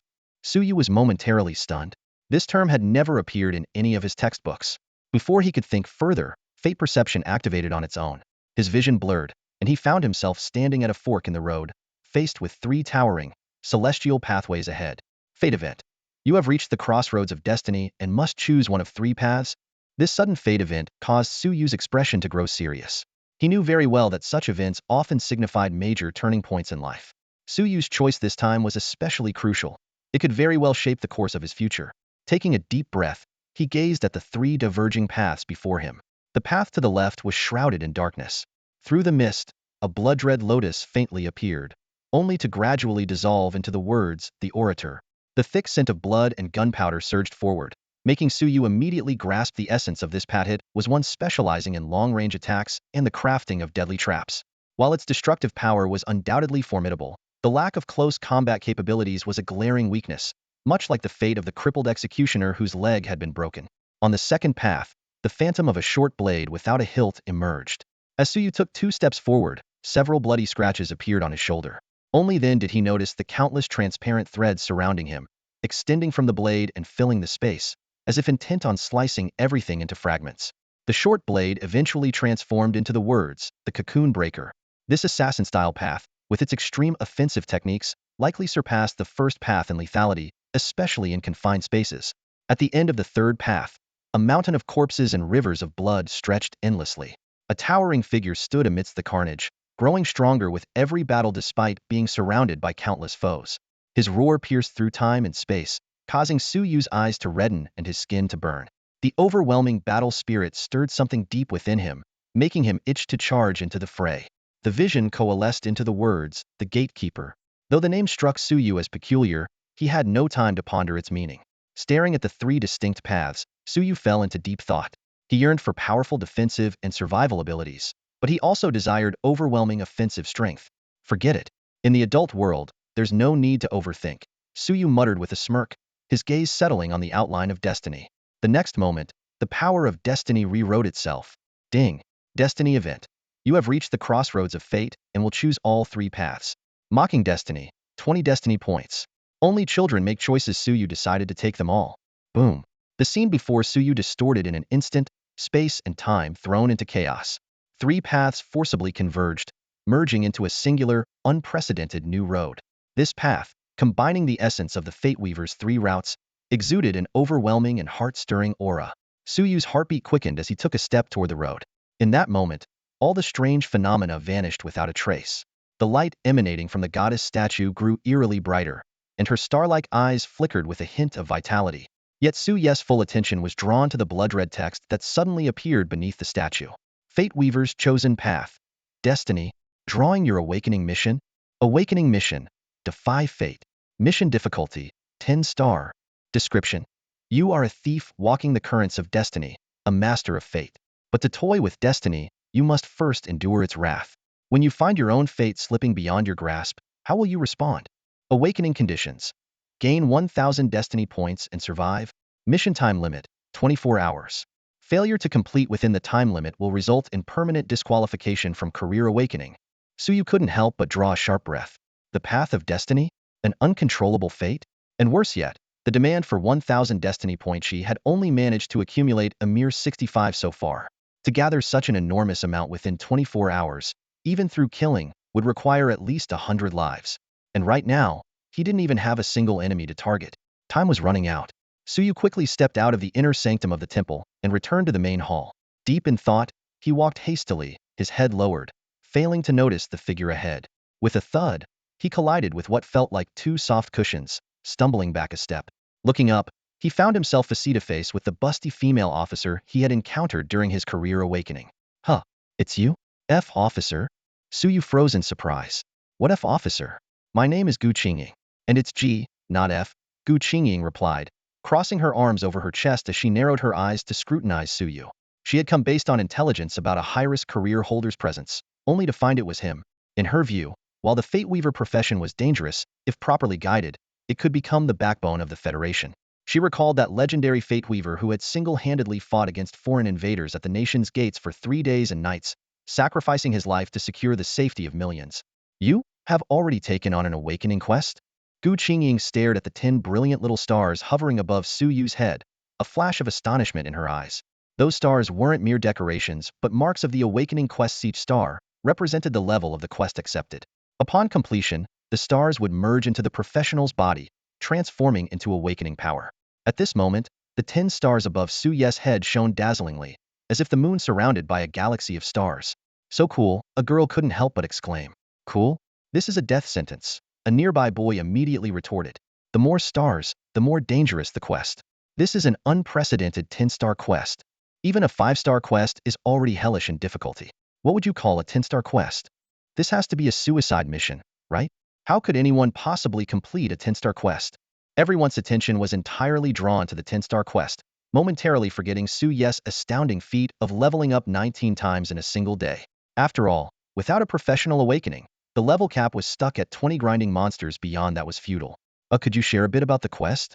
Maybe I could help, Gu Qingying asked, stepping forward with a hint of sympathy. No need. This quest can only be completed by me. Suyu politely declined her offer and quickly left the awakening temple. He glanced at the countdown timer, 23:55, letting out a long sigh. Time was pressing, and he needed to gather fate points as soon as possible. Just as he was considering whether to return to the secret realm, he suddenly felt a cold gaze locking onto him. Suyu maintained a calm facade as he continued walking, but he soon noticed more and more people tailing him. Judging by their matching uniforms, they were unmistakably members of the vast Sea Guild. So, it's been exposed after all? Suyu thought to himself. This must be the manifestation of fate spiraling out of control. Nothing goes right. Pure bad luck? Oddly enough, he felt a slight sense of relief. I was just worrying about where to get more fate points. With that, he abruptly quickened his pace, slipping into a nearby alley. The target has detected us. Initiate containment. A dozen figures wearing earpieces suddenly appeared on the street, quickly spreading out to encircle him. The first few to spot Suyu immediately gave chase, following him into the alley. Suyu moved like the wind, darting through the shadowy pathways with lightning speed. However, much to his frustration, He had barely run a short distance when a group of people suddenly appeared ahead, blocking his path. Suyu came to a halt, his expression flickering between uncertainty and gloom. This bad luck effect is way too strong. I chose this escape route based on life rhythm analysis, he thought bitterly to himself. Haha, you actually delivered yourself right to us. A burly middle-aged man burst into loud laughter, his companions smirking coldly alongside him. In the blink of an eye, more than a dozen people had formed a tight encirclement, trapping Suyu in the center. One of them quickly pulled out a disposable spell charm and crushed it effortlessly. A faint blue light spread through the air, forming an invisible barrier that isolated the area from the outside world. With this in place, the Night Watchers would be unable to detect what was happening here for a while. Fate event. You are surrounded and about to be ambushed. Seeing the fate outline appear before him, Suyu's expression grew even heavier. Even the fate outline is being affected? This one's not going to be easy to change. Clutching his shotgun tightly in his left hand and resting his right hand on the hilt of his silver sword, Suyu activated his life rhythm scan. In no time, he gathered critical information. There were 12 individuals behind him, all of them First Awakening professionals, each at level 20 or higher. The bald, burly man sneered as he slipped on a pair of alloy knuckle dusters. Still thinking of resisting? The more you fight back, the more excited I get. White streams of energy swirled around him as his muscles pulsed rhythmically. With a few powerful strides, he charged towards Suyu, unleashing an aggressive double hammer strike aimed directly at Suyu's temples. The alloy knuckle dusters whistled sharply through the air with a deadly intent, leaving no doubt that this strike was meant to kill. Suyu quickly assessed that his opponent was likely a level 25 First Awakening martial artist. Yet, he neither drew his sword nor raised his gun. Instead, he lowered his gaze ever so slightly. Fate Modification. Activated. Fate event. You are surrounded and about to be ambushed. Ding. Fate event. You are surrounded and about to receive a scarf. Mocking fate. 5 fate points. In the next instant, the scene took a dramatic and bizarre turn. Haha. Die. The bald man's ferocious punch came to an abrupt halt. His menacing expression remained, but all he did was gently drape a white scarf around Suyu's neck. An illusion? The burly bald man stared at his empty palm, muttering to himself. His brass knuckles had vanished into thin air. Behind him, his companions rubbed their eyes, their faces full of disbelief. Suddenly, a chilling sensation crept across the top of his head. Snapping back to reality, the bald man realized that a finely crafted yet brutally oversized shotgun was pressed against his skull. Hey, buddy, calm down. He swallowed hard, his Adam's apple bobbing as the fierce expression on his face instantly softened. Sorry, but dead people stay dead. I don't want to be killed by you, so we'll kindly ask you to die first. Suyu interrupted coldly. Boom. An ear-shattering blast erupted as the dragon's breath shell detonated, transforming into a fiery dragon that instantly engulfed the bald man's head. Charred blood splattered everywhere as his body collapsed heavily to the ground. Fate points 10. Suyu holstered the shotgun and muttered to himself, maybe having such a powerful weapon isn't always a good thing. I can't even farm fate points properly. He turned to the others and asked in a frosty tone, do any of you want to kill me too? Witnessing Suyu's ruthless demeanor, the gathered professionals felt their hearts race. This seemingly harmless young man had struck with terrifying decisiveness. Some began to reconsider their choices, but recalling the guild leader's orders, they forced themselves to muster their courage. Everyone, attack together. Melee fighters, hold the front. Mages, start charging. Cursecasters, hit him with curses. One of them shouted. I refuse to believe that a dozen first-tier professionals can't take down someone who hasn't even advanced yet. Go! The group sprang into action. 2 shield guardians charged forward, their massive shield-like barriers protecting the mages behind them. In the rear, 2 mages began chanting spells, their incantations filling the air with a searing heat. The scene resembled that of a raid on a dungeon boss. Instead of panicking, Suyu seemed delighted. He immediately aimed his shotgun at the foremost shield guardian. Heh, do you really think that silver-tier shotgun of yours can break through my shield? The shield guardian sneered, activating the Holy Light Guard's skill. A radiant barrier of light formed in front of his shield, drastically reducing incoming damage. Without hesitation, Suyu pulled the trigger. In that split second, a vision of the future flashed through his mind. The dragon's breath shell piercing through the holy light, its power reduced by 80, colliding with the shield in a fiery explosion but causing no harm. Minor fate event, you fire your shotgun at the shield. The dragon's breath shell dissipates upon impact. Time seemed to slow as Suyu's mind raced. Rewriting even a single word to alter fate in such a brief moment demanded immense mental acuity. Suddenly, a sly smile curled at the corner of his lip. She had an idea. Fate modification activated. Ding. A system notification immediately appeared, Minor fate event. You use a shotgun to attack the shield. The dragon's breath shell pierces through the shield and disappears. Mocking fate. Fate points 5. Bang. With a deafening gunshot, the fiery dragon's breath shell roared toward Dunshan. Foolish. Dunshan bellowed, his arms straining as he braced firmly against his shield. Boom. A thunderous explosion shook the area, making everyone's eardrums tremble. Dunshan was sent flying by the immense impact, slamming heavily against the wall. When the dust settled, all eyes fell on the shield, now bearing a massive gash despite being of silver-grade quality. Hiss, a collective gasp rippled through the crowd. A silver-grade shield, enhanced by Dunshan's skills, had been breached in one strike by the dragon's breath shell, known for its weakest armor-piercing capability. Please don't kill me, I surrender. Dunshan, thoroughly terrified, begged for mercy. Suyu simply shook his head lightly. Too late. Boom. Another dragon's breath shell shot out, its fiery tendrils instantly engulfing the man. A harrowing scream echoed from within the fireball. Although Dunshan's high vitality wouldn't make the shell fatal, Suyu wasn't in a hurry. He turned and fired at another shield-wielding Dunshan. Boom. The same scene played out. This one was also sent flying, leaving a gaping hole in his shield. Having finished, Suyu holstered his shotgun and pulled out a pair of gloves shimmering with a green-gold hue. Golden-grade equipment. He actually has golden-grade gear, someone exclaimed in shock. Perfect opportunity. A sharp cry rang out as several figures darted towards Suyu like lightning. For swordsmen, wielding long swords, surrounded him in the blink of an eye, cutting off all escape routes. Die now. The swordsman, puzzled as to why a gunman would possess golden-grade gloves, nonetheless knew what it meant for an unawakened gunman to be cornered by 4 first-tier swordsmen. Suyu's expression turned serious as he narrowly avoided several deadly strikes with quick movements. At that moment, the fate perception ability activated automatically, and a vision of the future appeared. A sword would strike his shoulder, cutting half an inch into his flesh due to his high vitality. Minor fate event. You are attacked by a longsword and sustain a shoulder injury. With no time to lose, Suyu swiftly made adjustments. Ding. Minor fate event. You are attacked by a longsword, and your shoulder is bruised. Clang. The sword struck Suyu's shoulder, but an intense rebound force reverberated through the blade. What the hell? That felt like hitting Dunshan's shield. The swordsman, who had used all his strength, was utterly dumbfounded. His blade hadn't even scratched Suyu's skin. Good, very good. Suyu patted his reddened shoulder, a flash of crimson light flickering in his eyes. The mingling scent of blood in the air and the throbbing pain in his shoulder only served to ignite an inexplicable thrill within him. The other professionals present stared at the scene with grave expressions. Some speculated that he might belong to the Shield Mountain class, but after witnessing Suyu's astonishing offensive power moments ago, they quickly dismissed the idea. Before they had time to think further, Suyu had already launched his attack. With a swift step forward, he seized the opponent's retreating long sword in a lightning-fast motion. Harnessing the amplified strength from his green-gold gauntlets, he gave a fierce tug, causing the swordsman to lose his balance completely. The swordsman's pupils contracted sharply, his vision suddenly filled with a fist the size of a sandbag. Boom! Suyu's heavy punch landed squarely on his chest, forcing a mouthful of blood to spurt out as his upper body bent like a shrimp. Immediately after, the armor-piercing effect was triggered. With a crisp snap, the swordsman's clothing and the bronze-grade inner armor beneath it shattered in an instant, leaving him exposed to the air. The swordsman let out a harrowing scream. The humiliating nature of the attack made the female swordsman nearby turn pale as a sheet.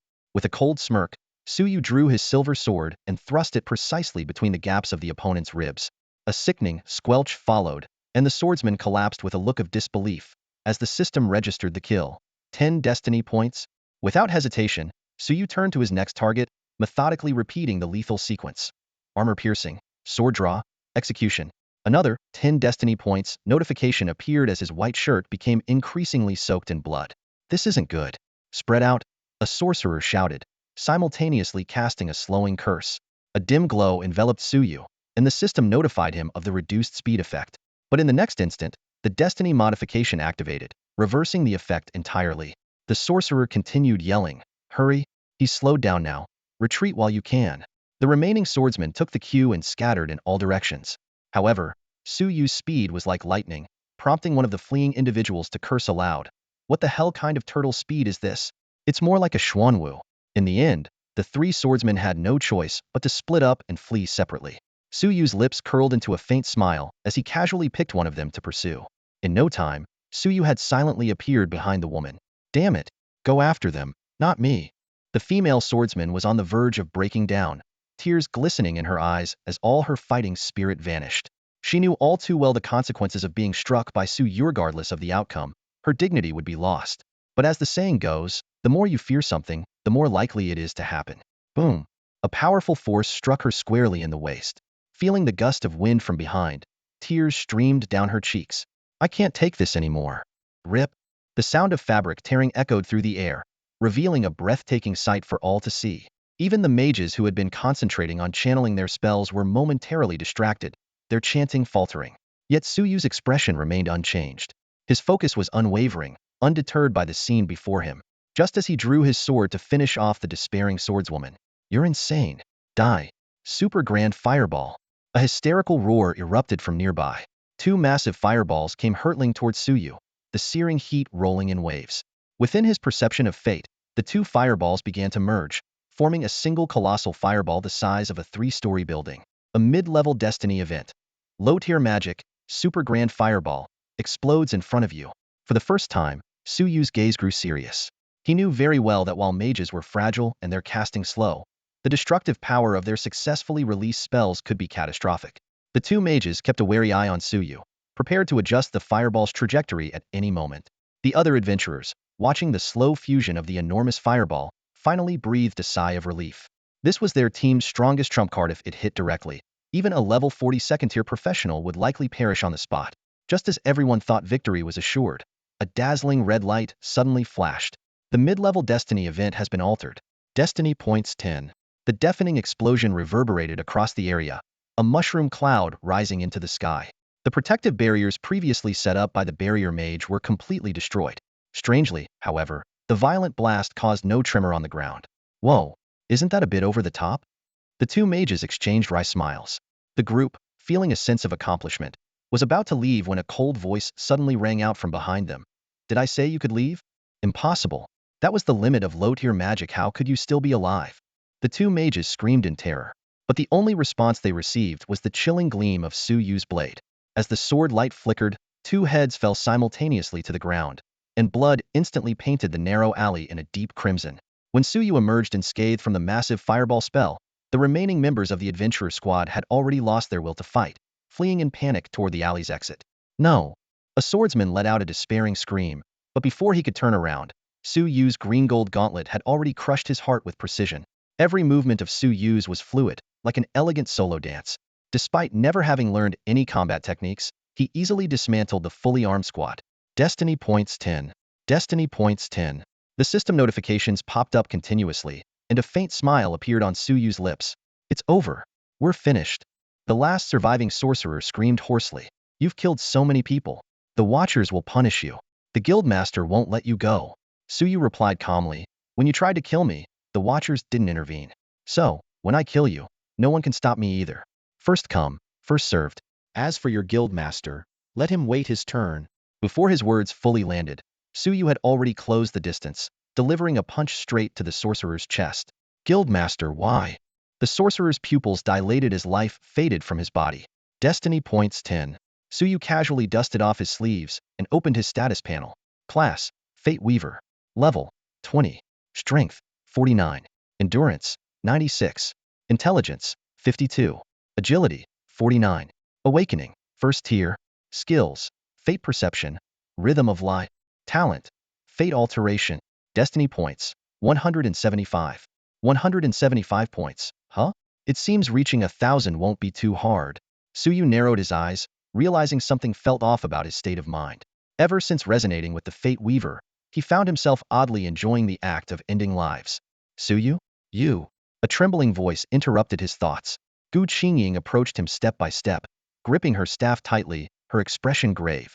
Did you kill all these people? She had only intended to assist Suyu with his awakening task and perhaps recruit him into the Watchers. But now, the dark, blood-red gleam in the young man's eyes carried a chilling aggression, making her question whether his mental state had gone awry. Yes, I did. Suyu replied nonchalantly. They tried to kill me, but unfortunately, they failed. Hearing this, the last glimmer of hope in Gu Qingying's heart vanished. She took a deep breath and covertly tightened her grip on her communicator. As soon as the words, okay, continue okay, left Gu Qingying's mouth, Suyu swiftly covered her mouth with his hand. What are you trying to do? Gu Qingying asked in panic. Stay quiet if you don't want to be exposed, Suyu replied with a faint, relaxed smile. One hand kept her mouth covered while the other gripped her waist, dragging her into a dimly lit alley. The spoils aren't in hand yet. Gu Qingying struggled with all her might, but as a newly awakened mage, her strength was no match for Suyu. The darkness began to envelop her vision, and the heat radiating from his body and the sound of his heavy breathing quickened her heartbeat and left her thoughts in disarray. It wasn't until they reached a deserted corner that Suyu finally released her. Without a word, he pulled off his blood-soaked t-shirt, revealing a toned physique and a set of perfectly defined abs. Then, without hesitation, he yanked off Gu Qingying's standard-issue Night Watcher jacket. "What are you doing?" Gu Qingying exclaimed in shock. "Isn't it obvious?" Suyu raised an eyebrow as he quickly slipped on her jacket. "A blood-soaked shirt is too conspicuous." Gu Qingying instinctively crossed her arms over her chest, lowering her head as her eyes reddened. In a voice barely above a whisper, she said, "Fine, but you have to wear that." "What?" Suyu looked at her, puzzled. "Just stay here. I'll go collect the spoils," he said seriously, cutting off the conversation. "Behave, and you'll live. Got it?" Okay." As Gu Qingying glanced up and saw Suyu wearing her jacket, she suddenly realized what she had just said. Her face turned beet red.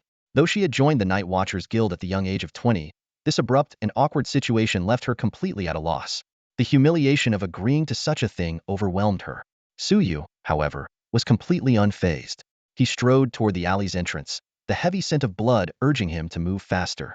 If the Night Watchers caught him, his awakening mission would be a failure. He quickly looted the corpses: 15 pieces of silver-grade equipment, 8 of which were damaged, 20 pieces of bronze-grade equipment, not particularly valuable. Then, from the bottommost corpse, he discovered an unexpected prize. It was a gunner's gear. Desert Eagle Bronze Gray. Durability, 100,100. Equipped with 10 armor-piercing rounds, 50 explosive bullets. Not bad, Suyu muttered with satisfaction.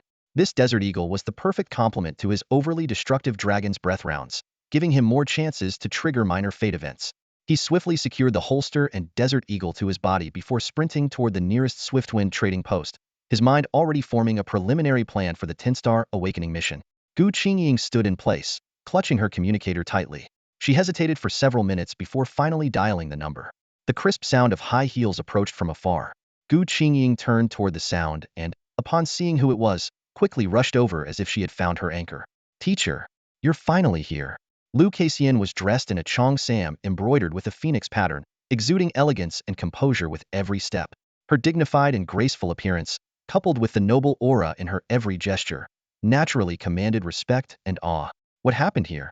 Lu Kaixian asked, her gaze sweeping over the corpses scattered around, her expression as calm as if she were looking at something entirely mundane. Gu Qingying wiped the tears from the corners of her eyes and recounted everything that had just transpired in detail. When she mentioned that Suyu was a fate weaver, Lu Chuexian's expression grew noticeably more serious. Her eyes lingered on the corpses, particularly pausing for a moment on the insignia of the vast Sea Guild. "Return to the academy. I will handle this," Lu Kaixian said calmly.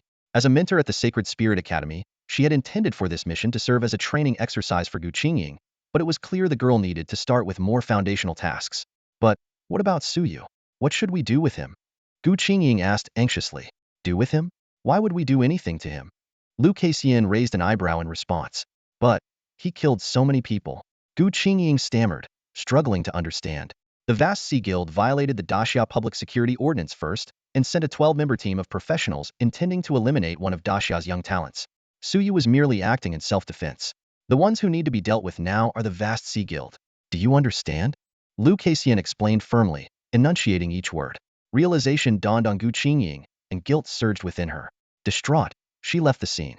Once she was gone, a red glow emanated from Lu Chuexian's body, and the vermilion bird's flames incinerated all the filth in the alley in an instant. After cleaning up the scene, she pulled out a communicator and dialed a number. "What's the progress on the investigation into the vast Sea Guild? This is the 3rd time this year they've been caught trying to eliminate the younger generation." There was a brief silence on the other end before a deep male voice replied, "Teacher Lu, we're still missing the final link in the chain of evidence. We need your patience." "Patience? Patience, my ass. Go tell that to the young human talents who've been killed." Sigh. After all, this is Daxia. It's not like the front lines where there are no restrictions. "I don't care. Do you have any idea? They nearly forced another Fate Weaver to turn into a lunatic like Yujin today." "Another Fate Weaver has appeared in this generation?" Lu Kaixian angrily ended the call and transformed into a streak of red light, racing toward the vast Sea Guild's headquarters. If relying on others wasn't enough, she resolved to conduct the investigation herself. After leaving the alley, Suyu crossed several streets and headed straight for Shunfeng Trading Company. From his storage space, he retrieved more than 10 pieces of silver equipment. Guided by the reception staff, he arrived at the VIP section on the second floor. He decided to wear 2 pieces of protective gear himself while preparing to sell the remaining 13 silver items and 20 bronze ones. Please appraise these items as quickly as possible, Suyu said, sitting in the VIP room with a slight frown. I have urgent matters to attend to. The bald manager across from him noticed the 10 glowing stars above Suyu's head and felt a pang of sympathy. This kid must have gotten a 10-star awakening task. Is he really so desperate that he has to sell off everything he owns? Of course. Our appraisers are already working on it, the manager said, nodding repeatedly before leaving the room. Moments later, the manager returned with a list in hand. Apologies for the wait. Here is the detailed appraisal and valuation. Just tell me the total price, Suyu said, not taking the list. The manager glanced down at the paper. 12 pieces of silver equipment, 8 of which are severely damaged, are valued at 23 million. 20 pieces of bronze equipment are worth 9.8 million. The total comes to 32.8 million. Would you prefer cash or a bank transfer? Only a little over 30 million? Suyu frowned but reluctantly handed over his bank card. Should the full amount be transferred to this card? No. Deduct 2 million and get me a level 4 battle scroll. A level 4 battle scroll? The manager wiped the sweat from his forehead in shock. He knew exactly what a battle scroll represented. It was an essential item for initiating guild wars. In Qingqing, only 3 guilds Han Hai, Ling Xiao, and Quan Shan were at level 4. These guilds dominated the annual guild wars. Could this cold and battle-ready young man be a member of one of those elite guilds? Soon, the manager returned with a wooden box.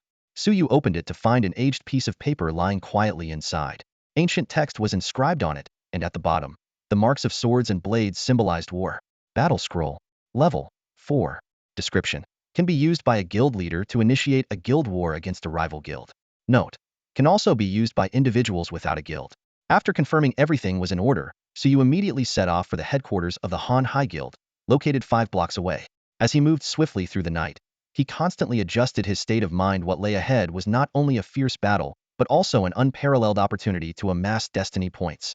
Once the guild war begins, the battle zones will be divided based on the number of awakenings. As an unawakened professional, Suyu will be placed in the first awakening battle zone, meaning he will face all the first-tier professionals from the vast Sea Guild.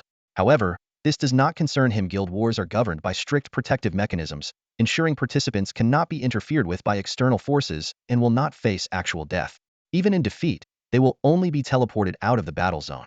The vast Sea Guild's building faces south and occupies a vast area. At this moment, guild leader Li Hanshan is seated in the guild hall, frowning as he listens to the reports from his subordinates. The squad sent to the Awakening Temple has been completely wiped out, and the identity of the perpetrator remains a mystery. Guild leader, should we smooth things over to cover up this incident? One subordinate suggested. Li Hanshan let out a cold snort, an aura of killing intent gathering between his brows as the temperature in the hall plummeted. A bunch of useless fools. Can't even deal with a newly emerging professional? He stood up and began pacing the hall. When his back was turned to the others, a sinister smile curled on his lips. Not killing him might actually work in our favor, as long as he harbors hatred toward the human race. Turning back to face the hall, his gaze fell coldly on the 8 corpses lying there. Hang these 8 traitors in the most conspicuous place outside the guild, he ordered. 2 elders immediately began tying the 8 young bodies, which bore marks of torture, with ropes. The other members shuddered at the sight. These 8 had chosen death over betraying Suyu, and in the end, only a necromancer's memory extraction revealed the truth. Suddenly, a terrifying pressure engulfed the entire guild. A loud crash echoed from afar as a vermilion bird apparition lit up the sky, its scorching heat rushing toward them. Lucacian, have you lost your mind? Li Hanshan roared, his fury evident. As a mentor from the Sacred Spirit Academy, Lucacian's status made Li Hanshan hesitant to act recklessly. Li Hanshan, surrender now. I've gathered enough evidence of your crimes. If you persist in your defiance, I'll personally destroy you here and now, Lucacian declared. Li Hanshan burst into laughter. Don't try to bluff me. If you truly had evidence, you would have acted already. Lucacian's expression darkened as his gaze shifted to the 8 corpses tied to the rooftop. He took a deep breath, as if steeling himself. Even without evidence, I've decided I will kill you today. You dare take action here? Li Hanshan narrowed his eyes, his gaze filled with danger. Just as the tension reached its peak, a sudden thud interrupted the standoff. A stone wrapped in yellow paper landed inside the vast Sea Guild. When the paper fell away, Li Hanshan's expression changed dramatically. A challenge letter? At this moment, who could it be? But in Lu Keixian's eyes, a spark of hope and determination began to shine. Outside the vast Sea Guild, Su Yu stood expressionless, gazing up at the 8 lifeless bodies. Among them, one particularly gruesome female corpse caught his attention, the mage girl who had once blushed shyly. The stark contrast between her earlier demeanor and her current state made it hard for Su Yu to reconcile the two images. Taking a deep breath, Su Yu raised his shotgun, its wide barrel aimed directly at the guild's main gate. He activated his Fate Perception ability. Fate Event. You use the shotgun to blast the vast Sea Guild's gate. Fate Event. You destroy the vast Sea Guild's gate with the shotgun. Fate points 10. Boom. With a deafening explosion, sparks flew, and the expensive platinum-grade gate was instantly reduced to fragments. A gate that had once withstood the full force of an 80-level mage's attack now crumbled effortlessly under Su Yu's hand. Guild War Announcement. The vast Sea Guild's gate has been breached. Guild War Announcement. Vast Sea Guild points 10. Current points, 90. The losing side in the Guild War will face a random penalty. Su Yu stepped into the guild hall, immediately drawing everyone's eyes. Shock, confusion, and anger flickered across their faces. The already chaotic scene, stirred by Lu Chuexian's earlier presence, became even more tumultuous. Ahead of him stood a middle-aged man clad in a platinum robe. Li Hanshanho stared at Su Yu with a mixture of dread and caution. So you're the one who initiated this guild war? Taking on an entire guild alone? You must be insane. Li Hanshan sneered, his gaze filled with disdain. Insane? Heh, all artists are insane, Su Yu said nonchalantly, his eyes scanning the surroundings. After breaching the gate, the combat zone had automatically shifted to the interior of the guild. The room erupted in chatter. Is this guy out of his mind? Taking on a guild war solo? Who is he? Never seen him before, but who cares? Let's take him down. No way, the guild leader would object. Just because dying in a guild war doesn't mean permanent death doesn't mean you can mess around. There are ways to make someone wish they were dead. Under Li Hanshan's leadership, the vast Sea Guild had become a haven for the scum of Qingqing City, with only a few new members still retaining their moral compass. Soon, 4 combat zones were designated, and Su Yu prepared to head into his assigned area alone. Just then, a voice echoed in his mind, and a line of text appeared before him.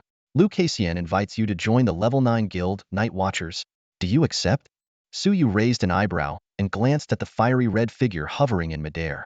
He had noticed the person standing at the entrance of the Han Hai Guild earlier, but hadn't paid much attention.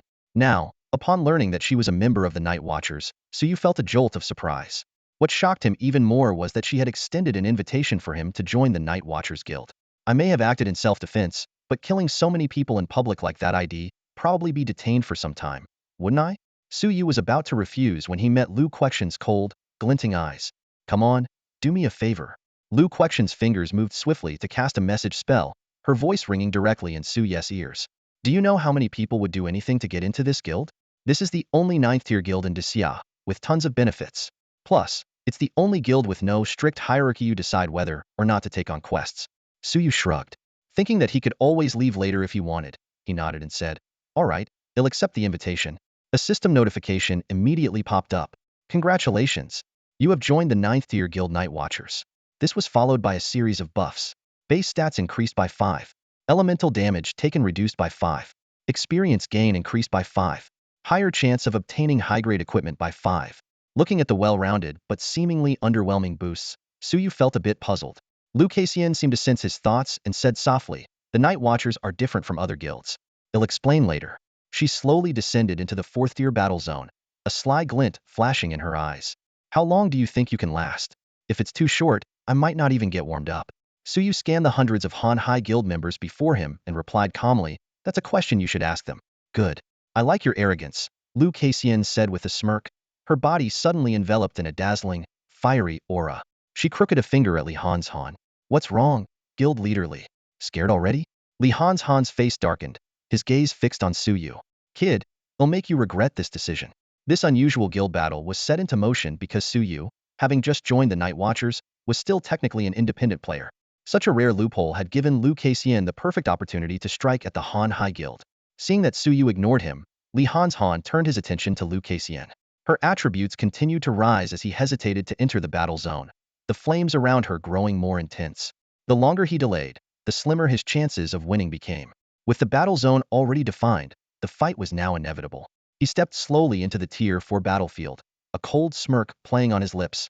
Are you really sure he can withstand the onslaught of 300 Tier 1 professionals? Just because he's a Fate Weaver who hasn't even completed his awakening quest? Enough with the nonsense. Lu Chuexian's beautiful eyes narrowed, and an astonishing aura erupted from her.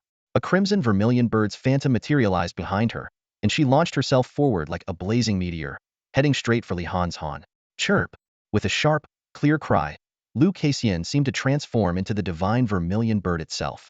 Her palm struck toward Li Han's Han with unstoppable force. Seeing this, Li Hanshan's mocking expression vanished. His muscles tensed and bulged instantly. Winter Fist. With a roar, he unleashed a double punch, summoning a colossal iceberg to confront her attack. Boom! The iceberg collided with the vermilion bird, creating a deafening explosion. Waves of terrifying energy rippled outward, but the iceberg was clearly losing ground, rapidly melting under the vermilion bird's blazing flames. Suyu stood off to the side, observing Lu Kaixian with surprise. This woman definitely had some impressive skills. Despite being a mage, she favored close combat. On the other hand, the brawler Li Han's Han seemed better suited for ranged attacks. It appeared that once professionals reached a certain level, their abilities underwent a qualitative transformation. As a large group of Tier 1 professionals closed in, Suyu no longer had the luxury to spectate. He quickly retrieved 2 talismans from his storage pouch. These were single-use speed-enhancing charms that could boost movement speed by 15 for 5 minutes. First, he activated his Fate Perception ability, then applied the talismans to his thighs. A system notification promptly appeared. Fate Minor Event. You use a single-use speed-enhancing charm, slightly increasing your movement speed. Was this Fate scenario really that simple? After experiencing several high-difficulty Fate scenarios, Suyu found this unusually straightforward. However, an idea soon came to mind. Ding! Fate Minor Event. You use a single-use speed-enhancing charm, greatly increasing your movement speed. The effect was amplified to a 60 boost, comparable to a top-tier silver-grade charm. Suyu nodded in satisfaction. Activating both talismans simultaneously would sustain the boost for 10 minutes. At that moment, a shadow silently appeared behind Suyu.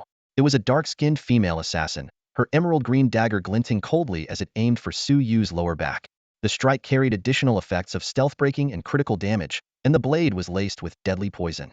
Even a level 30 shield guardian would have trouble surviving such an attack. However, her dagger only pierced through an afterimage. Alarmed, the assassin instinctively prepared to enter stealth mode, but a severe sense of danger surged from her back. Backstabbing doesn't work on me anymore, Suyu's voice whispered in her ear. In the next instant, a heavy punch imbued with the aura of death struck her temple with pinpoint accuracy. Thud. Blood and brain matter splattered. Fate points 10. The good news was that she avoided the fate of an embarrassing wardrobe malfunction. The bad news was that she'd never figure out what just happened for the rest of her life. As a flash of light flickered, the female assassin's figure appeared outside the clearing. She trembled as she touched her intact head, tears welling up in her eyes. If it hadn't been during the Guild War, that punch just now would have been fatal. The despair of having her head nearly obliterated still sent shivers down her spine. She looked toward the battlefield, shrouded in the fog of war, her unease growing stronger. Could they really defeat someone capable of killing with a single punch? A headshot with one punch? Could it be a melee fighter? After witnessing Suyu's ferocious attack, the expressions of over 300 combatants turned grim. But soon, they relaxed. Melee fighters might excel in unknown combat, but they were the least suited for taking on large groups. With proper strategy, even the ordinary attacks of their 100-plus ranged fighters could overwhelm him. Everyone, follow my lead. A strategist holding a battle flag suddenly shouted. As a seasoned tactician, he quickly devised a plan. Shield warriors to the front form a defensive line. Melee fighters, flank from both sides and keep him occupied. Ranged fighters, find your positions and prepare to attack. Assassins and rogues, spread out and lie in ambush. Curse casters, curse him with everything you've got. The experienced strategist formulated a strategy to counter Suyu in mere moments. At his command, 20 shield warriors began advancing, their heavy footsteps shaking the ground. The melee fighters on the flanks swiftly took their positions, forming a suffocating encirclement. This setup looks like they're fighting a boss in a high-level dungeon. After this battle, his name will resound across the Great Xia. The mages and archers in the rear whispered among themselves, none of them believing they could lose with such an overwhelming advantage. Watching the opponent's professional tactical deployment, Suyu frowned slightly. He had to admit that his enemies were strong, systematically restricting his movement. But having chosen to engage in a guild war, he had long been prepared for this. Heh, a fearless rookie trying to challenge a dragon? The strategist smirked coldly at Suyu, as if already envisioning his crushing defeat. The other combatants shared the same disdainful expressions. As the shield warriors moved into range, Suyu finally took action. Slowly, he raised his bronze-tiered Desert Eagle, aiming the barrel at the leading shield warrior, a muscular figure wielding a triangular shield. At this moment, watching Suyu's actions, the man sneered disdainfully, "A Desert Eagle? That piece of junk couldn't even scratch an itch for me." Bang! A deafening explosion shattered the silence. Suyu had actually aimed the Desert Eagle at a Tier 1 shield mountain. The next second, to everyone's utter shock, the sturdy triangular shield disintegrated under the impact of the bullet, shattering into countless fragments that sprayed in all directions. "What the hell? Are you freaking kidding me?" Exclamations of disbelief erupted from the crowd. A system notification chimed in. "Minor fate event. You used a Desert Eagle to destroy a shield. Fate points 5. Suyu didn't pause. The Desert Eagle in his hand continued firing, emptying all 20 bullets in 3 seconds. Each shot was accompanied by a flood of system notifications. Fate points 5. Fate points 5. Fate points 5. In just a few seconds, his fate points soared by 100. As expected, large-scale battles are the best for earning fate points, Suyu murmured to himself, holstering the Desert Eagle at his waist. The 300 or so professionals on the opposing side fell into a deathly silence. Their faces etched with ferno, one could comprehend how a Desert Eagle had just obliterated a Silverdeer shield. Just then, Suyu's fate sense issued a warning. A vision revealed an assassin approaching from a blind spot, preparing to strike him with a lethal attack. Minor fate event. You are ambushed by an assassin, still daring to assassinate me? Suyu smirked slightly and immediately activated Fate Modification. Ding. Minor fate event. The assassin grabs your chest. A shadow streaked out from behind at lightning speed. The assassin, using a speed-enhancing skill, held a dagger in reverse grip and lunged at Suyu. However, to everyone's astonishment, instead of slashing at Suyu's throat, she inexplicably grabbed his chest. The scene froze in an eerie silence. The strategist was dumbfounded. With such a perfect opportunity, you go for his chest instead of his neck? The assassin stood there, equally stunned, as if unable to comprehend why she had done such a thing. Just as she attempted to correct her fatal mistake, Suyu's emerald gold gauntlet swung forward. Bang! The dagger was knocked out of her hand, and his fist landed squarely on her abdomen. The impact sent her flying into the air, and her tight stealth suit shredded under the shockwave. The crowd fell silent once more, awestruck by the sheer power of Suyu's equipment. Shameless! The assassin, blushing furiously, covered herself with both hands and retreated from the battlefield in humiliation. Heh, all's fair in war. You 300 ganging up on me, isn't that shameless too? Suyu chuckled as he loaded his shotgun, preparing to rake in more fate points. Suddenly, the sky darkened. 36 sorcerers began chanting curses in unison. I curse you to move as if trapped in a swamp, sluggish and slow. I curse you to see nothing, blind in both sight and heart. I curse you to grow weak, your strength drained. The dense symbols of their curses filled the air, shrouding the sky in a dark, inky hue. The entire world seemed to plunge into shadow. Cursed by 36 sorcerers simultaneously, no matter how invincible one might be in close combat or at range, they would still have no choice but to surrender. The professionals in the clearing let out a small sigh of relief. Despite their overwhelming numerical advantage, they had been unable to gain any ground against Suyu's suffocating presence. Now, with 36 streams of black, curse-laden runes swirling in the air, everyone was convinced that no matter how powerful Suyu was or how cunning his methods, this time he wouldn't escape death. However, to everyone's shock, instead of showing a trace of fear in the face of the overwhelming curses, Suyu's eyes lit up with excitement. He charged toward the runes with a grin. Destiny prompts flashed one after another. Minor destiny event. You are cursed with crippling sorcery, significantly reducing your movement speed. Minor destiny event. You are cursed with blinding sorcery, greatly reducing your sensory abilities. Minor destiny event. You are cursed with withering sorcery, causing a significant drop in strength for a short period. Minor destiny event. You are cursed with exhaustion sorcery, causing a significant drop in stamina for a short period. Suyu laughed heartily and began altering each destiny prompt. With his intervention, the curses instantly transformed into blessings. Minor destiny event.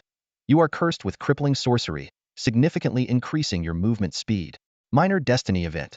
You are cursed with blinding sorcery, greatly enhancing your sensory abilities. Minor destiny event. You are cursed with withering sorcery, causing a significant increase in strength for a short period. Minor destiny event. You are cursed with exhaustion sorcery, causing a significant increase in stamina for a short period. Destiny points 360. His attribute panel skyrocketed in an instant. Class, Fate Weaver. Level, 20. Strength, 35,200. Stamina, 96,240. Intelligence, 52,190. Agility, 49,260. Awakening, first phase. Skills, Fate Perception, Life Rhythm. Talent, Fate Modification, Destiny Points, 655. Everyone watched in disbelief as Suyu not only didn't avoid the cursed runes, but actively grabbed them and pressed them onto himself. What the hell? Is this guy insane? They muttered in shock. Instinctively, they began retreating, but it was already too late. A flash of green-gold light streaked through the clearing as Suyu's figure weaved like a phantom among the crowd.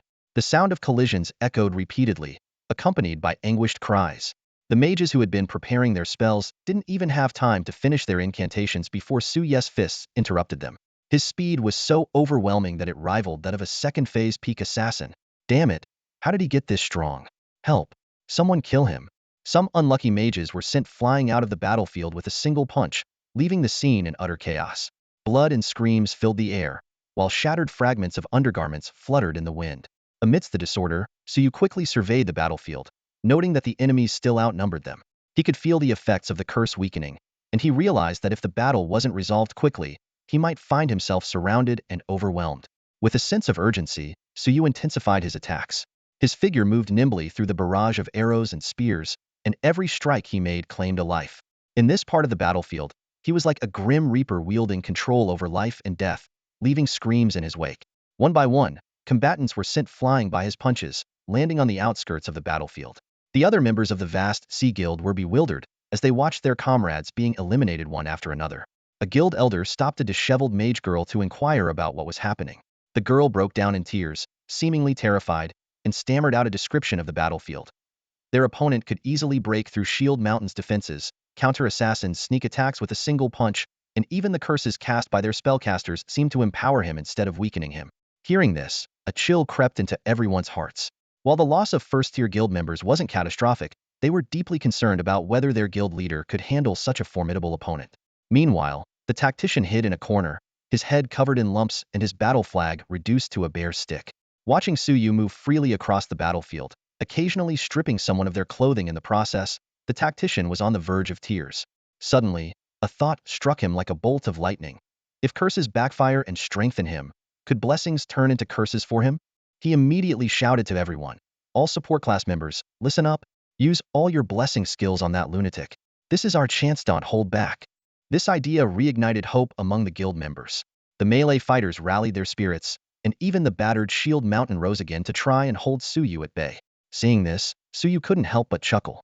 He deliberately slowed his attacks and feigned an attempt to flee, further boosting the enemy's confidence and making their attacks even more aggressive. Suddenly, a long blade struck Suyu, sending him flying. A trickle of blood appeared at the corner of his mouth. The opposing forces erupted in joy at the sight and quickly ordered a full encirclement. At that moment, dozens of pure white orbs of light shot into the sky before converging on Suyu, engulfing him entirely in a radiant glow. The tactician let out a long sigh of relief as he watched the scene unfold. 88 blessings in total, that should be enough to heal him to death, right? Fate event. You've been hit by holy light, slightly increasing your stamina. A cascade of notifications flashed before Suyu's eyes as 88 fate summaries poured down like a waterfall. Effects from holy light, war cry, water's blessing, and wind's blessing activated one after another, each bringing a slight boost to his attributes. The sheer spectacle of it all was even more overwhelming than the previous flood of curse notifications, leaving Suyu feeling a little embarrassed. "Well, I won't say no to that," Suyu said with a grin he couldn't suppress, as his fate-modifying ability continued to operate. The constant ding, ding, ding of notifications filled the air, and what were originally slight boosts transformed into significant ones. Fate event. You've been hit by holy light, greatly increasing your stamina. Fate event. You've been hit by war cry, greatly increasing your strength. Fate event. You've been hit by water's blessing, greatly increasing your recovery speed. Fate event. You've been hit by wind's blessing, greatly increasing your movement speed. The system concluded with Fate points 880. With a thunderous roar, an overwhelming aura erupted from Suyu's body, sending a terrifying shockwave outward that blasted nearby combatants into the air. Cries of alarm echoed around him as everyone stared at the scene in stunned disbelief. This guy. Not only did he avoid being weakened, but he got even stronger. The curses turned into blessings, and the blessings doubled in effect. The strategist slapped his forehead in regret, exclaiming, "It's over. Everything's over." As the dust settled, a towering figure over 3 meters tall emerged, radiating dazzling light. The 100 or so remaining combatants swallowed nervously, then scattered in all directions. However, with Su Yu's movement speed attribute now exceeding 400, how could he let these walking fate points escape? Meanwhile, the scene in the Tier 4 battle zone stood in stark contrast to the chaos of the Tier 1 zone. The battle here seemed to have long concluded. Li Hanzhan was suspended midair by several flaming ropes, while Lu Kaixian wielded a fiery whip, lashing him relentlessly. High temperatures and searing pain had left Li Hanshan's body covered in burns, his lips cracked and dry. Lu Kaixian, just give it up. That lunatic is probably eliminated by now.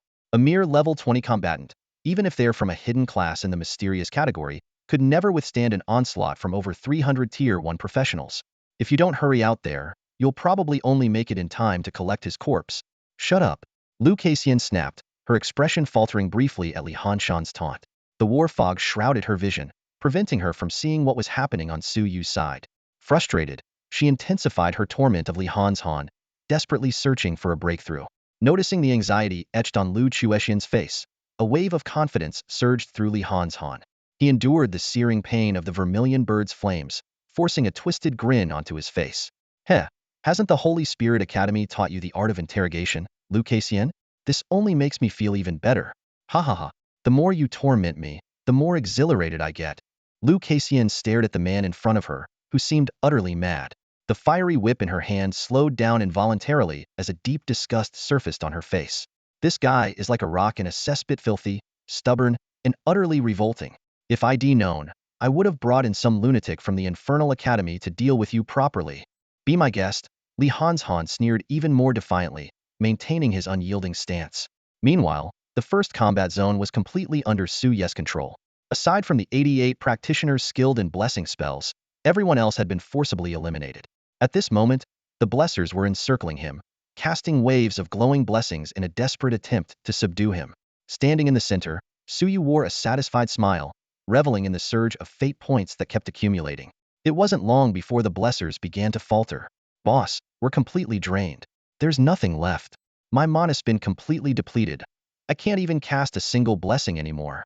They looked utterly spent, their faces pale and gaunt as if all their energy had been siphoned away. They pleaded with Su Yu in desperation. Su Yu glanced around at them and nodded slowly. His own sense of fate was nearing its limit. It was time to stop.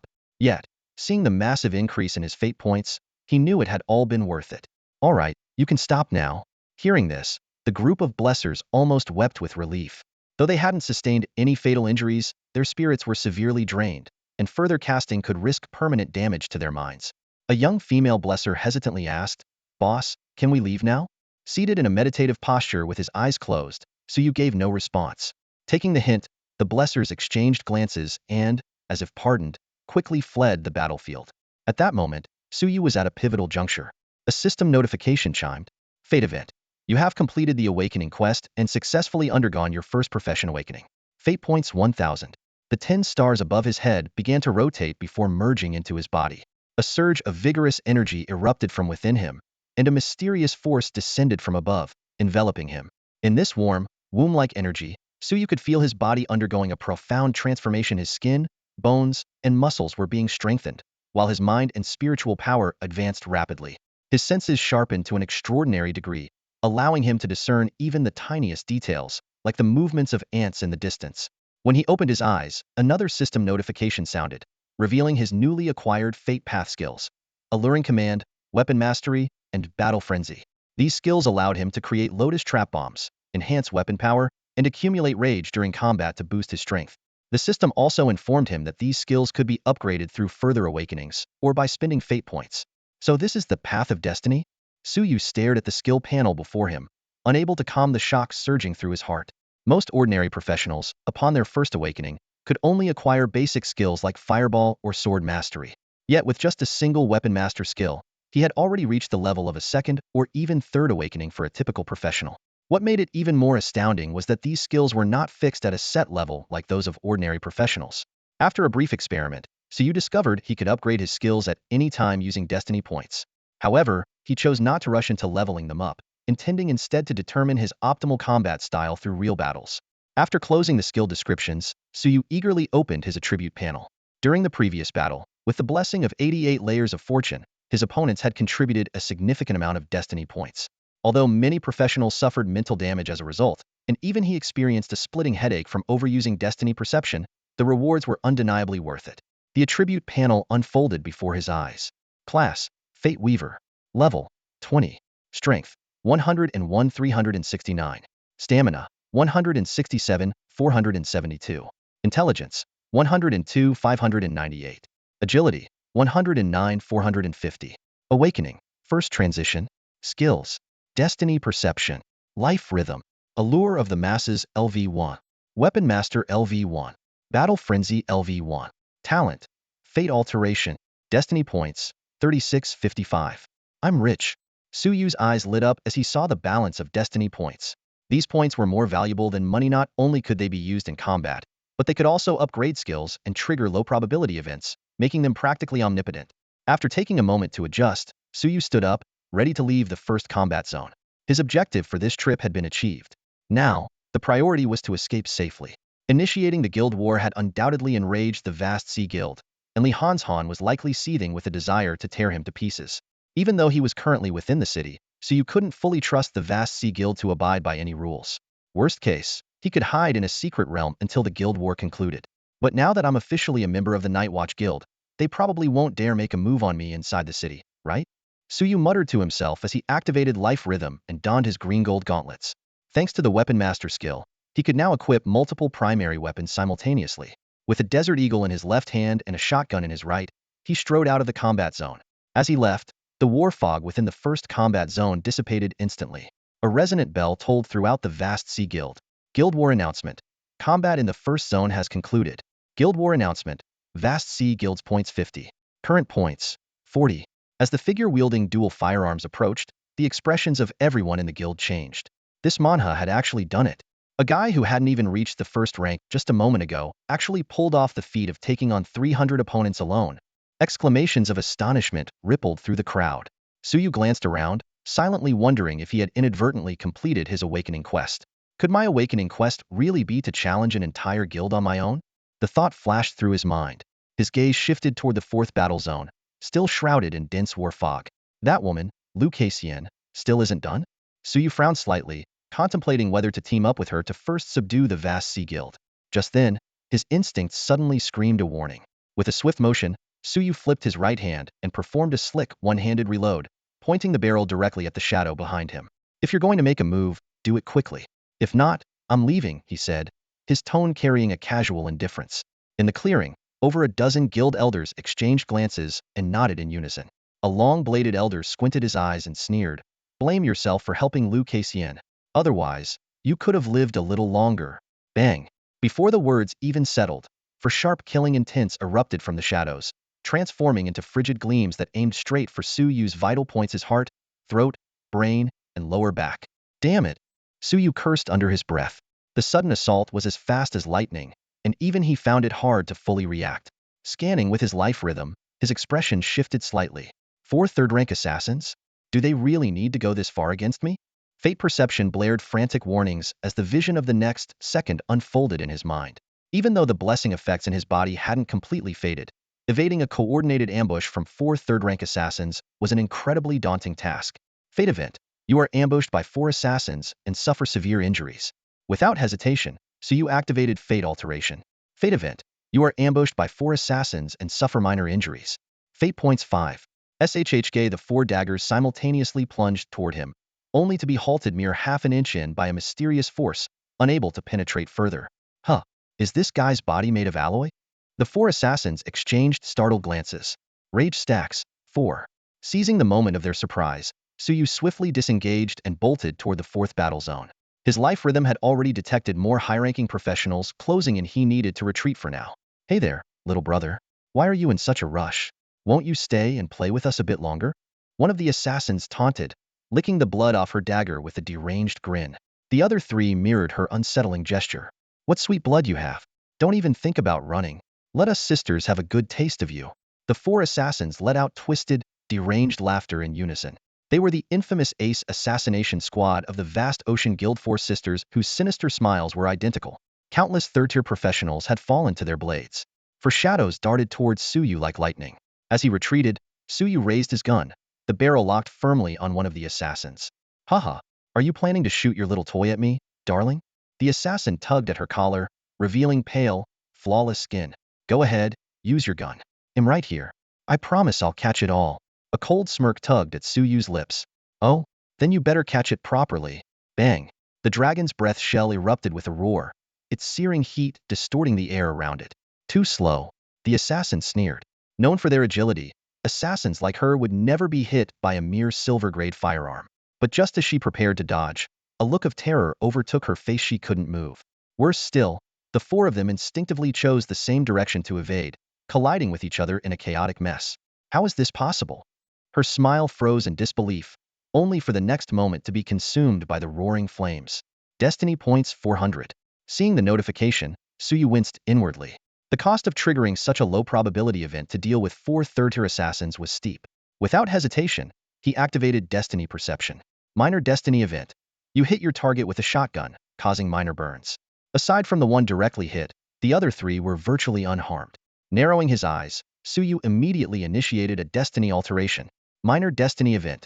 You hit your target with a shotgun, causing severe burns. Ah! A blood-curdling scream echoed from within the flames. The remaining 3 assassins exchanged bewildered glances, unable to comprehend why only she was gravely injured despite all being hit. Before they could react, Suyu had already charged toward them. Sharing a brief, wordless agreement, the 3 abandoned their injured comrade without a second thought and fled. Help! Help me! The severely burned assassin's desperate pleas fell on deaf ears as her companions quickened their escape. Don't worry, I'll help you. I'll free you from your suffering, Suyu said calmly, his fingers resting lightly on her skull. Now, let me see what it means to captivate the masses. No, no, please. Her eyes widened in sheer terror as she finally recognized who he was. He's the Fate Weaver. Before she could utter another word, countless invisible threads of destiny flowed from Suyu's fingers into her body, taking complete control of her existence. At that moment, not even she knew herself better than Suyu did. Crack, crack, crack. The sound of bones shattering echoed repeatedly, like a series of rhythmic drumbeats. The female assassin's limbs twisted under an invisible force, her joints snapping one by one, until her entire body was grotesquely contorted into the shape of a human lotus. A fate artist? The nearly 1,000 members of the vast Sea Guild halted in their tracks, their eyes filled with unease. Legends about fate artists resurfaced in their minds. Any act of madness, when executed by a fate artist, seemed to become disturbingly justified. Suyu gazed at his handiwork, a faint smile curling his lips. With elegance, he bowed toward the vast Sea Guild members. Please accept my gift. With that, he turned and walked away, his figure exuding calm confidence. Boom! A deafening explosion reverberated through the air, as the thick scent of blood permeated the surroundings. The female assassin's life was reduced to a vivid spectacle, fragments of her existence flashing like a slideshow amidst the explosion. This brutal yet dazzling art exhibition left everyone present in stunned silence, many too shocked to even think about fleeing. Retreat! Quickly! Someone finally shouted in panic as the flames drew near. But it was too late. Destiny points 10. Destiny points 30. Destiny points 20. Destiny points 30. Destiny points 10. Watching the numbers flicker before him, Suyu relaxed slightly. This harvest of nearly 300 destiny points had made the endeavor worthwhile. Under the countless gazes filled with hatred and fear, he calmly stepped into the level 4 war zone. 12 guild elders stood staring at the fog of war shrouding the level 4 war zone, their faces grim. They knew all too well missing this chance to kill Suyu meant endless retaliation in the future. A fully grown fate artist would become a disaster beyond their worst nightmares. In the 4th war zone, the smile vanished completely from Li Hanshan's face, replaced by a twisted expression of pain and despair. He couldn't believe the Guild War announcement. How could a single Fate Weaver defeat over 300 professionals on their own? It was absolutely absurd. Useless. You can't even handle one brat? Li Hanshan roared in fury, his voice filled with frustration. What made his despair even worse was that the Guild War could last for 7 days. This meant Lu Kaixian could torment him mercilessly for 7 days and nights. As long as it wasn't fatal, she could endlessly toy with his life and death. At this moment, Lu Kaixian seemed far more at ease. She calmly lit a bonfire near Li Hanshan's feet, as if enjoying a grotesque human roast feast. Every time she noticed his vital signs weakening, she would promptly toss him 2 potions, pulling him back from the brink of death. Yet, no matter how she changed her methods of torture, Li Hanshan gritted his teeth and refused to reveal a single piece of information. Don't even think about it. Li Han growled through clenched teeth. At worst, I'll endure for 7 days. Admitting guilt is a one-way ticket to death. Do you really think I'd confess? His words left Lu Cassian silent. She realized she might have been too hasty after all. Li Han had joined the Descent Guild out of fear of death.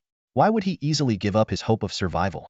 Don't think you can escape justice under the laws of Daxia, Lu Cassian said, locking eyes with him, her tone calm but resolute. The laws of Daxia protect its people, not criminals like you. Even if it means facing consequences, I'll ensure you're buried here forever. Heh, then go ahead and try. Li Han forced out a grimace that was more painful than a smile, though it was clear his confidence had wavered. As the tension reached its peak, a figure emerged from the fog of war, stepping into view between the two. Did I come at a bad time? Suyu asked, his eye twitching slightly at the strange scene before him. No, you came at just the right time. Lu Cassian visibly relaxed upon seeing Suyu. She lacked experience in interrogation, and this prolonged torment was taking a toll on her own mental state. If Suyu had arrived any later, she doubted whether she could have continued. Taking a deep breath, Lu Cassian walked over to Suyu and explained. I came to Qingqing this time to investigate the connection between the Vast Sea Guild and the Descent Guild. The Descent Guild? Suyu raised an eyebrow, his gaze toward Li Han filled with disdain. As one of the most powerful level 8 guilds beneath the Night Watchers, the Descent Guild was notorious in Daxia as a reviled cult. They advocated for the descent of secret realms and the restructuring of society by monsters. Suyu's parents had been killed in a secret realm incident orchestrated by the Descent Guild, leaving him with a deep hatred for the organization. Are you saying this guy joined the Descent Guild? Suyu asked. Lu Cassian nodded in confirmation. Yes, he is indeed a member of the Descent Guild. But we're still lacking crucial evidence to convict him. Suyu stepped forward to stand in front of Li Han and asked without looking back, what kind of evidence do you want? Lu Cassian looked at Suyu's back in confusion. What are you planning to do? Just tell me what evidence you need. Suyu's tone was calm, as if discussing something trivial. Yet Li Han felt a chill run down his spine. Lu Chuexian's torment had never caused him such intense unease. If you dare touch me, I swear I'll kill you after the guild war is over. Don't think joining the Night Watchers makes you untouchable. You can't even begin to fathom the power of the Descendants. Oh, so you're admitting it now? Suyu mused for a moment before suddenly turning to Lu Cassian. Tear off his clothes. Lu Chuexian's beautiful eyes widened in shock. You can't possibly mean to. A peculiar glint flashed in her eyes, and she unexpectedly felt a strange admiration for Suyu. Inwardly, she thought, this guy is old, ugly, and bald. Poor Suyu, such a handsome young man, having to endure this. What are you thinking? Just do it already. Suyu noticed the strange look in Lu Chuexian's eyes and frowned impatiently. Shaking her head, Lu Cassian summoned the vermilion bird's flames and instantly burned away Li Han undergarments. Li Han pupils shrank, and his face contorted in rage. You dare touch me. I'll kill you. You vile scum. Shoo. Suyu raised a finger to his lips, his gaze icy as he stared down Li Han. Madman, what are you planning to do to me, you lunatic? Li Han felt a cold dread seeping from the top of his head down to his very core. A level 1 skill isn't enough, is it? Suyu frowned. He had attempted to turn Li Han into a Lotus Ghost Bomb, but even in his injured state, the level 1 skill couldn't overpower him. With a thought, Suyu quickly burned through his fate points. Fate points 200 Allure of the Masses LV1 upgraded to LV2. Fate points 400 Allure of the Masses LV2 upgraded to LV3. Fate points 1000 Allure of the Masses LV3 upgraded to LV4. Once the skill reached level 4, Suyu stopped. Any further upgrades would drain his fate points completely. A wealth of knowledge about anatomy and the essence of life surged into his mind, making him feel as though he could now perform as a professional surgeon, though his patients might not see it that way. Suyu's gaze toward Li Han was devoid of any trace of pity. When dealing with enemies, one must be as ruthless as he was. Otherwise, the only one who would suffer was himself. In the next moment, countless invisible threads pierced into Li Han body. What did you do to me? Li Han voice trembled, his face twisted in terror. Just carving a piece of rotten wood, Suyu said indifferently. He pressed down on Li Han shoulder, twisting his wrist to effortlessly dislocate both arms from the shoulder joints. Then, he twisted Li Han legs at the femoral heads, folding them backward until the man was contorted into a grotesque, ball-like shape. Suyu's hands moved over Li Han body, as if playing a graceful piano piece. His fingers struck various acupoints and meridians with precision, tapping on the 12 protruding ribs to produce sounds akin to a glockenspiel. The entire process was fluid and seamless, and Li Han felt no pain, but that only made it more horrifying than Lu Chuexian's earlier torment. He could clearly sense his life being stripped away bit by bit. Even in the protective state of the guild war, This madman could effortlessly take his life. Watching Suye's actions, even someone as strong as Lu Kaixian felt a chill run down her spine, cold dread creeping through her body. Her voice trembled slightly as she asked with a complicated expression, "You've acquired that person's skill, haven't you?" "Yeah, it's quite a remarkable skill," Suyu replied calmly, his hands never pausing. "Every time I use it, it feels like creating a piece of art. Using others as material brings an immense sense of achievement." Lu Kaixian subtly moved her right hand behind her back and cautiously asked, "And have you noticed any changes in yourself? Like suddenly wanting to kill someone?" Suyu caught the underlying meaning in her words and cast a brief sideways glance at her before focusing back on crafting his sinister lotus bombs. The air seemed to freeze, and Lu Kaixian felt an oppressive weight in her chest, her breathing growing labored. Before long, Suyu wiped the sweat from his forehead, turned around and said, "I don't think all executioners are maniacs. It's just that the last one was too insane, which tarnished the reputation of this profession. But I do admire this form of artistic expression." He revealed his creation Li Han, now utterly incapacitated. His limbs were twisted, his skin peeled and warped, sculpted into the form of a blood-red lotus. Though grotesque and horrifying, a closer inspection revealed a stunning beauty in its intricate design. Lu Kaixian found herself entranced, a thought surfacing in her mind. This is an extraordinary masterpiece. Realizing the dangerous nature of that thought, she sharply inhaled and shook her head to dispel it. "Let's set aside the profession for now, but you need to be careful. Don't lose yourself, or else." She didn't finish her sentence, but the threat in her eyes was clear. "Got it," Suyu responded nonchalantly, pointing to the sinister lotus bomb. "You can ask him anything now. He's already lost his sense of self." Lu Kaixian hesitated briefly, then stepped closer to the blood-red lotus, staring directly at it. "Li Han, have you joined the Descent Society?" "Yes," came Li Han's unhesitating response from the lotus core. Lu Quexian's eyes lit up. "What mission did the Descent Society assign you? What are their plans for Qingqing?" Li Han let out a chilling chuckle. "They've tasked me with eliminating young talents and stirring resentment among the younger generation toward humanity.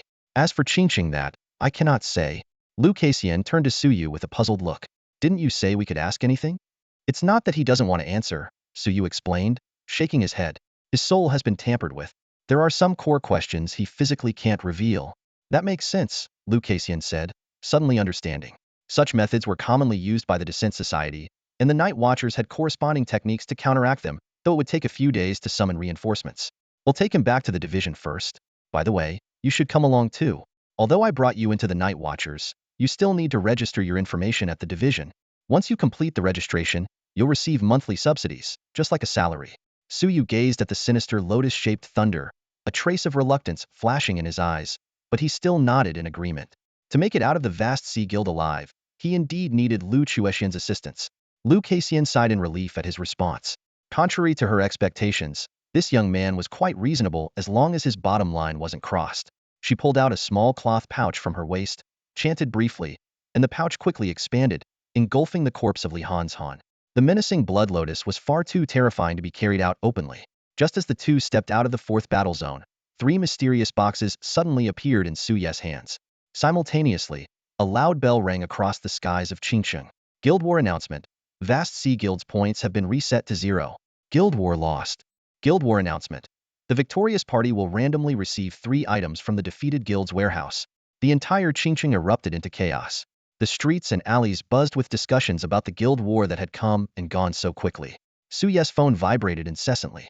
Opening it, he saw his classmates' group chat abuzz with talk about the event, mixed with some strategies for the Goblin Forest dungeon and the usual graduation season confessions and mishaps. He skimmed through the messages briefly, then closed his phone and silently stored the 3 boxes in his storage bag. At that moment, over 1,000 members of the vast Sea Guild stood before him and Lu Kaixian. However, with the backing of this 4th-tier Vermilion Bird Mage, Suyu was no longer as anxious as before. Lu Quexian's cold voice rang out, "Everyone, stay where you are. Wait for the Night Watch Division to inspect you. Only those who pass may leave." Though their expressions were grim, no one dared to defy her, including the 12 elders who had lost their confidence. One elder glanced toward the guild warehouse, his pupils shrinking in alarm. Some of their prized platinum equipment was missing. "Let's go," Lu Kaixian said as vermilion flames surrounded her. A pair of fiery wings unfolded behind her. "Hold on tight. If you fall, it's not my problem." Her cheeks flushed slightly as she stepped toward Suyu. Without hesitation, Suyu wrapped his arms around her slender waist. Who could resist the temptation of soaring through the skies? With Lu Quexian's incantation, the two shot into the air. The wind roared around them until she cast a wind-resistant barrier to ease the turbulence. Looking down at Qingsheng, the shimmering lights of countless homes stretched as far as the eye could see. The breathtaking view was far beyond what any video could capture.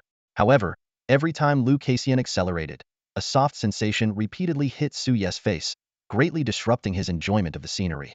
Does she not wear a mask? Su Yu frowned and glanced at her, only to see Lu Quexian's face flushed red as she gritted her teeth. Stop overthinking. We're almost at the division, she snapped. At this moment, she deeply regretted showing off by flying him there. Wouldn't taking a cab have been much simpler? After a long and arduous journey, Su Yu finally arrived at the Watchman's branch under the guidance of Lu Kaixian. The branch was located in the bustling city center of Qingsheng, guarded heavily by layers of security personnel, giving the place an air of strict vigilance. By the time they passed through the final checkpoint, night had fallen, and the clock had struck past 10. Despite the late hour, the entire branch was still brightly lit, with professionals coming and going in a steady stream. Inside the main hall, a massive display wall composed of interconnected LCD screens stood out prominently, scrolling through various mission details. Each mission was accompanied by the corresponding guild contribution points. I need to handle some matters regarding Lihan Mountain and the vast Sea Guild. Wait here for me, Lu Kaixian instructed briefly before striding swiftly toward the depths of the building. As Su Yu surveyed this renowned place, contemplating the Watchman's seemingly hands-off operational model, a slightly sharp male voice suddenly sounded from behind him. Well, you must be a new recruit, right? So young to have joined the Watchman. Are you still in high school? Before Su Yu could respond, the speaker had already circled around to face him. Let me introduce myself. My name's Lu and I'm a second-tier swordsman, and currently hold the rank of level 2 Wandering Soul in the Watchman. As he spoke, he reached out, seemingly intending to pat Su Yu on the shoulder. I happen to be free right now. If you don't mind, I could show you around and share some basic guild knowledge as your senior. Expressionless, Su Yu removed Lu An's hand. No need, thanks. If this hierarchical mentality was the norm here, he was already considering the possibility of leaving the guild. Lu An's face darkened instantly. Hey, little brother, I'm offering to help you out of goodwill. And this is how you repay me? Don't you know the saying, the more friends you have, the more paths you'll walk? Back when I was your age. Luan, what are you doing? Lu Quexian's timely arrival cut him off. Teacher Lu? Lu An's demeanor shifted immediately, his face breaking into a smile. I didn't realize he was your student. My apologies, I was just being enthusiastic and thought I'd give this little brother a tour. Turning to Su Yu, he added, little brother, I'm busy now, but let's catch up another day, shall we? Remember, my name is Luan. With that, he hurried off. Lu Kaixian watched Luan leave before turning to Su Yu. What were you two talking about? Nothing much, just some casual chit-chat, Su Yu replied with a slight shake of his head. That guy's father is the deputy mayor of Qingsheng. He hasn't learned much else, but he's certainly skilled at forming cliques. Don't pay any attention to him, Lu Kaixian sighed. She couldn't afford to let anything jeopardize Su Yu.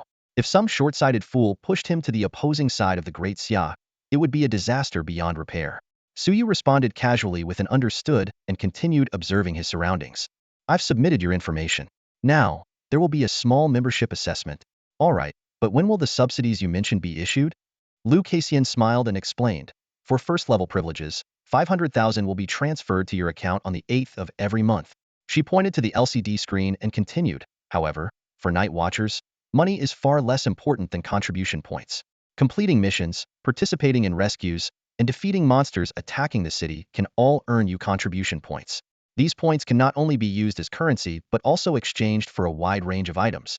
She went on to elaborate on the member ranking system. Once your contribution points reach a certain threshold, your member rank will increase. The ranks are divided into 9 levels. Each level up grants more guild attribute bonuses and privileges. Levels 1 to 3 are called Wandering Souls, levels 3 to 6 are Night Travelers, and levels 6 to 9 are Day Travelers. This system is quite different from other guilds. Su Yu nodded in understanding. The Night Watchers model, akin to a mercenary group, was indeed innovative. This temporarily dispelled his thoughts of quitting. If it were a typical guild with strict hierarchies and exploitative practices, he wouldn't stay a moment longer. Lu Kaixian led Su Yu out of the guild's mission hall and into a room. She spoke briefly.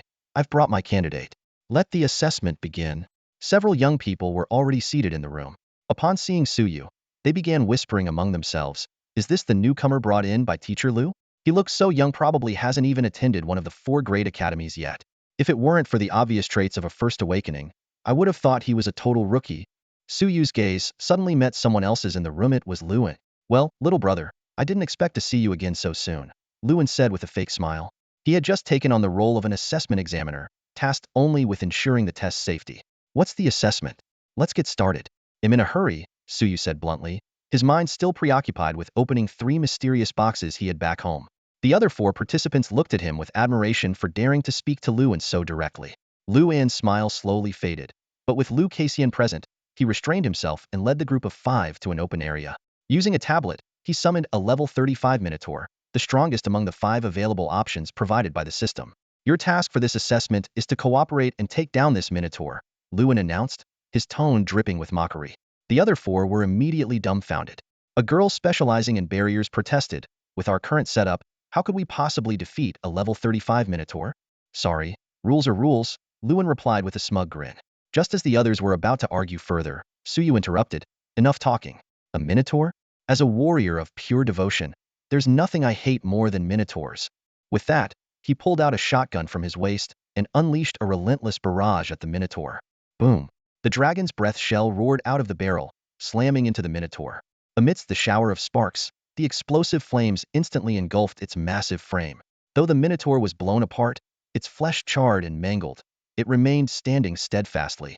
Instead, it let out a deafening roar, baring its teeth and claws as it charged at Suyu. Fate perception isn't working? Suyu frowned deeply. He had just attempted to activate his fate perception but received no response. 2 possible explanations flashed through his mind. Either these artificial creatures lacked true life, or their fates were controlled by some mysterious force.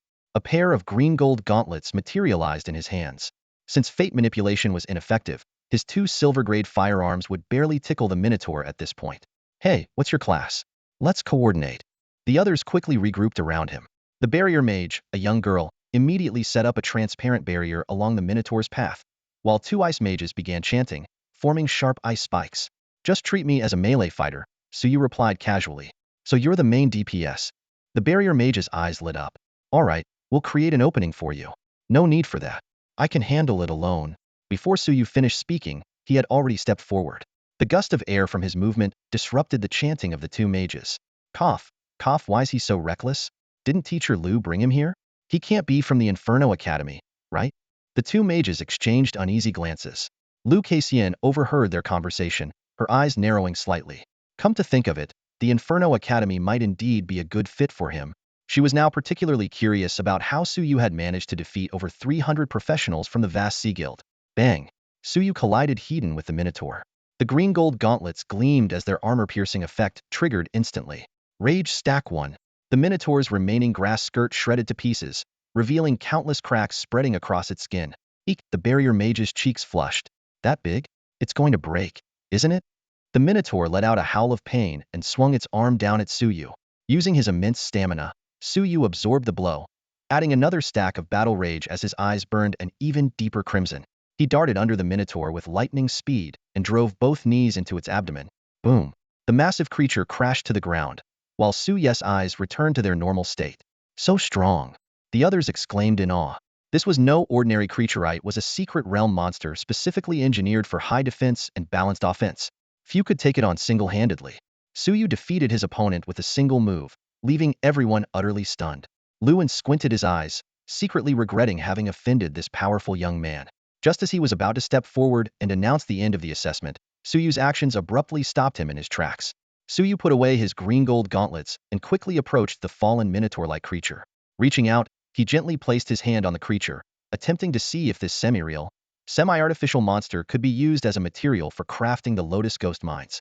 All bow down, Suyu murmured in a low voice, and with a crisp sound, the air was suddenly filled with fragments. The level 35 Minotaur monster had shattered into countless pieces the instant it made contact with the threads of fate. Luan's pupils contracted sharply, his heart racing. A technique capable of instantly obliterating a level 35 monster was far beyond anything he had ever seen. For someone so young to possess such overwhelming power, Luan couldn't help but imagine the limitless potential of Suyu's future. Alright, you can go ahead and announce the end of the assessment now. Suyu's voice suddenly sounded near Luan's ear, startling him. Don't be scared. You're not a monster. I won't kill you, Suyu said with a pat on Luan's shoulder, a meaningful smile playing on his lips. Luan forced a smile that looked more like a grimace and quickly stammered, Yais, I'll upload the assessment results right away. With that, he hurried off in a fluster. Suyu turned to Lu Kaixian and asked with a smile, Is there anything else I need to know? If not, I'll take my leave. After a moment of thought, Lu Kaixian replied, by the way, since you've just graduated from high school, have you considered furthering your studies at one of the 4 great academies? The 4 great academies? Suyu asked curiously. I don't know much about them. Can you tell me more? Lu Kaixian led Suyu to a private booth in the mission hall and ordered 2 cups of coffee. Taking a sip, she began to explain in detail. The 4 great academies are the Sacred Spirit Academy, the Civilizations Academy, the War Academy, and the Inferno Academy. The Sacred Spirit Academy focuses on mage professions and has produced countless archmages and barrier masters. The Civilizations Academy specializes in training leadership talents, while the War Academy is a haven for melee combat professionals. What about the Inferno Academy? Suyu inquired further. Lu Chuexian's voice trembled slightly, and a trace of apprehension flickered in her eyes. The Inferno Academy is a true crucible. Those who emerge from there are called Reapers, or Kings of the Underworld. They train perfect individual warriors, well-rounded fighters with no weaknesses. It's known as a graveyard for geniuses. Even ordinary prodigies barely meet the admission threshold. As they left the assessment grounds, the 4 new recruits were still reeling from the shock. A powerhouse of this caliber is actually a new recruit this year? He's only had his profession for a few days and is already this strong? This is way too intense. The Inferno Academy seems to be a perfect fit for me in every way, Suyu thought to himself. Lu Kaixian seemed to catch on to his thoughts, a faint smile forming at the corner of her lips. It looks like you're interested in joining the Inferno Academy, she said, pulling a blood-red envelope from her bag. A heavy scent of blood filled the air as she handed it to him. I have a recommendation letter for the Inferno Academy here. If you want to go, just write your name on it. Without hesitation, Suyu took the envelope and quickly wrote down his name. As he finished the last stroke, the letter suddenly ignited in flames without any spark, turning into a wisp of red smoke that dissipated into the air. Seeing this, Lu Kaixian visibly relaxed. Good thing I managed to secure this talent, she remarked, then explained. Once the recommendation letter is submitted, the Inferno Academy will send someone to conduct an entrance evaluation for you. But this evaluation is quite unique. It's not standardized like a college entrance exam. Instead, they'll observe you individually. They might secretly set up challenges, and you might not even realize you've been tested until you receive your admission notice. With that, she stood up and extended her hand. Well then, Suyu, I hope the next time we meet will be at the freshman exchange event of the 4 great academies. Thank you, Suyu said, standing up and shaking her hand with a serious expression. He knew the value of such a recommendation letter and silently noted this favor in his heart. No need to thank me, Lu Kaixian replied with a light smile. Consider it your reward for helping me deal with the vast ocean guild. The two nodded to each other and said their goodbyes. Suyu turned and left. Just as he stepped out of the mission hall, a commotion reached his ears. What the heck? The trial tower record's been broken again? Who's the beast that did it this time? Damn, I only managed to gain some experience and level up once during my attempt this month. Suyu paused, his gaze shifting toward a room across the corridor. Lu Kaixian noticed his interest and explained. Level 1 wandering souls can challenge the trial tower once a month. Each floor of the tower is guarded by various monsters, and clearing them rewards you with a significant amount of experience points. It's one of the benefits of being part of the Night Watchers Guild. She smiled brightly. Would you like to give it a try? Significant experience points? Suyu's eyes lit up. He had originally planned to grind levels in the secret realms, but this seemed like a better opportunity. And if the monsters in the trial tower were as fragile as the minotaur he had encountered earlier, wouldn't it be an easy way to gain a ton of experience? All right. Suyu nodded without hesitation. He followed Lu Kaixian into the room, where the number of Night Watchers gradually increased. The seemingly ordinary room was astonishing on the inside thanks to advanced spatial folding technology. Its interior extended to at least several dozen square kilometers. The most striking feature was a towering 1,000-meter-high screeching tower at the center, surrounded at its base by hundreds of screens displaying live footage of challengers climbing the tower. Cheers and curses from the Night Watchers echoed all around. Although they rarely interacted with each other in their daily lives, they could talk endlessly about the trial tower. The reason was simple. The trial tower was notoriously difficult. Professional adventurers, who were accustomed to teamwork in secret realms, often found themselves helpless when faced with hordes of enemies alone inside the tower. However, seeing this, Suyu smiled instead. Surrounded by enemies? That's what I'm best at, he thought to himself, then asked, can I just go in directly? That's right, Lu Kaixian replied softly. You can choose any entrance. Even if 2 people enter at the same time, they'll be teleported to different locations. Suyu nodded and, without hesitation, walked towards the trial tower. He pushed open a door and stepped inside. At the same moment, one of the screens at the base of the tower lit up. Lu Kaixian immediately moved closer to the screen. She hadn't been able to clearly observe Suyu's method of defeating the Minotaur earlier, but this time, she was determined to watch closely. Another newbie, starting from the first floor, murmured voices around them. Looking at his delicate appearance, he doesn't seem like a melee type. Ranged classes are at a real disadvantage in the early stages. They only start to shine after reaching the third class advancement. But just seconds later, exclamations erupted one after another. Wait, he's already on the third floor? That's right. He one-shot the poison slime on the first floor, took out 5 elite goblins on the second floor with a punch each, and now the monsters on the third floor are also being killed in one hit? This is insane. How are we even supposed to compete? Lucassian raised an eyebrow, inwardly marveling. What kind of techniques is this guy using? Why can't I figure him out? How far do you think he'll get? Someone asked. Judging by his momentum, he looks unstoppable, but I'd say he'll probably max out at the 10th floor. Yeah, he's only a level 1 wandering soul and hasn't even reached his second class advancement yet. Making it to the 11th floor would already be impressive. Meanwhile, inside the trial tower's 5th floor, system notifications flashed continuously. You have gained 2,345 experience points. You have gained 10,086 experience points. You have gained 114,514 experience points. Experience gained. Level up. Current level. LV21. Level up. Current level. LV22. System notifications flashed incessantly before Suyu's eyes, and he couldn't help but grin widely. Ever since his class awakening, leveling up had become exceedingly difficult. Yet now, he had gained 2 levels within mere minutes. This trial tower was practically a leveling paradise tailor-made for him. Although the monsters disintegrated into dust the moment they came into contact with the threads of fate, dealing with group attacks without triggering the overarching fate scenarios still required considerable combat skill. After all, in this special space, there was neither real life nor any fatal danger. With a powerful punch, Suyu sent several threads of fate snaking into the bodies of the monsters ahead. Just as he prepared to turn them into lotus explosive orbs, the monsters suddenly collapsed and dissipated. Experience gained. 135,468. A flash of white light signaled a scene transition. Suddenly, 3 massive bears appeared before him. Frenzied Bear LV28 Elite. Frenzied Bear LV29 Elite. Frenzied Bear LV29 Elite. The overformed turtle brown bears roared and charged forward, but Suyu, far from retreating, wore an eager smile. In this trial tower, where true death was not a concern, he could fight without holding back. In the blink of an eye, Suyu had already darted to one bear's front. With a thunderous boom, his heavy punch sent the bear flying. Before it even hit the ground, the bear disintegrated into nothingness under the influence of the threads of fate. The other 2 bears seized the opportunity to pounce, their claws slicing through the air with a whistle. Suyu lightly tapped the ground with his toes, his body twisting gracefully midair to evade their attacks. In the same motion, his legs shot out with explosive force. Thud. Thud. 2 dull impacts echoed as the bears slammed into the ground, their bodies riddled with cracks. Suyu swiftly closed in on one of them, grabbed its neck with one hand, and with a slight squeeze, the bear collapsed limply. Experience gained. 165,849. Level up. Current level. LV23. Another level within a minute. Suyu's eyes gleamed with excitement. Moments later, he was transported to the 7th floor. Awaiting him were 10 frost-imbued skeletons. These skeletons not only slowed their enemies' movements, but were also notoriously troublesome. Yet, under Suyu's full-strength assault, they too failed to last a minute. Experience gained. 188,888. The astonishing speed of leveling up filled Suyu with delight. This was truly the benefit of being part of a 9th-level guild.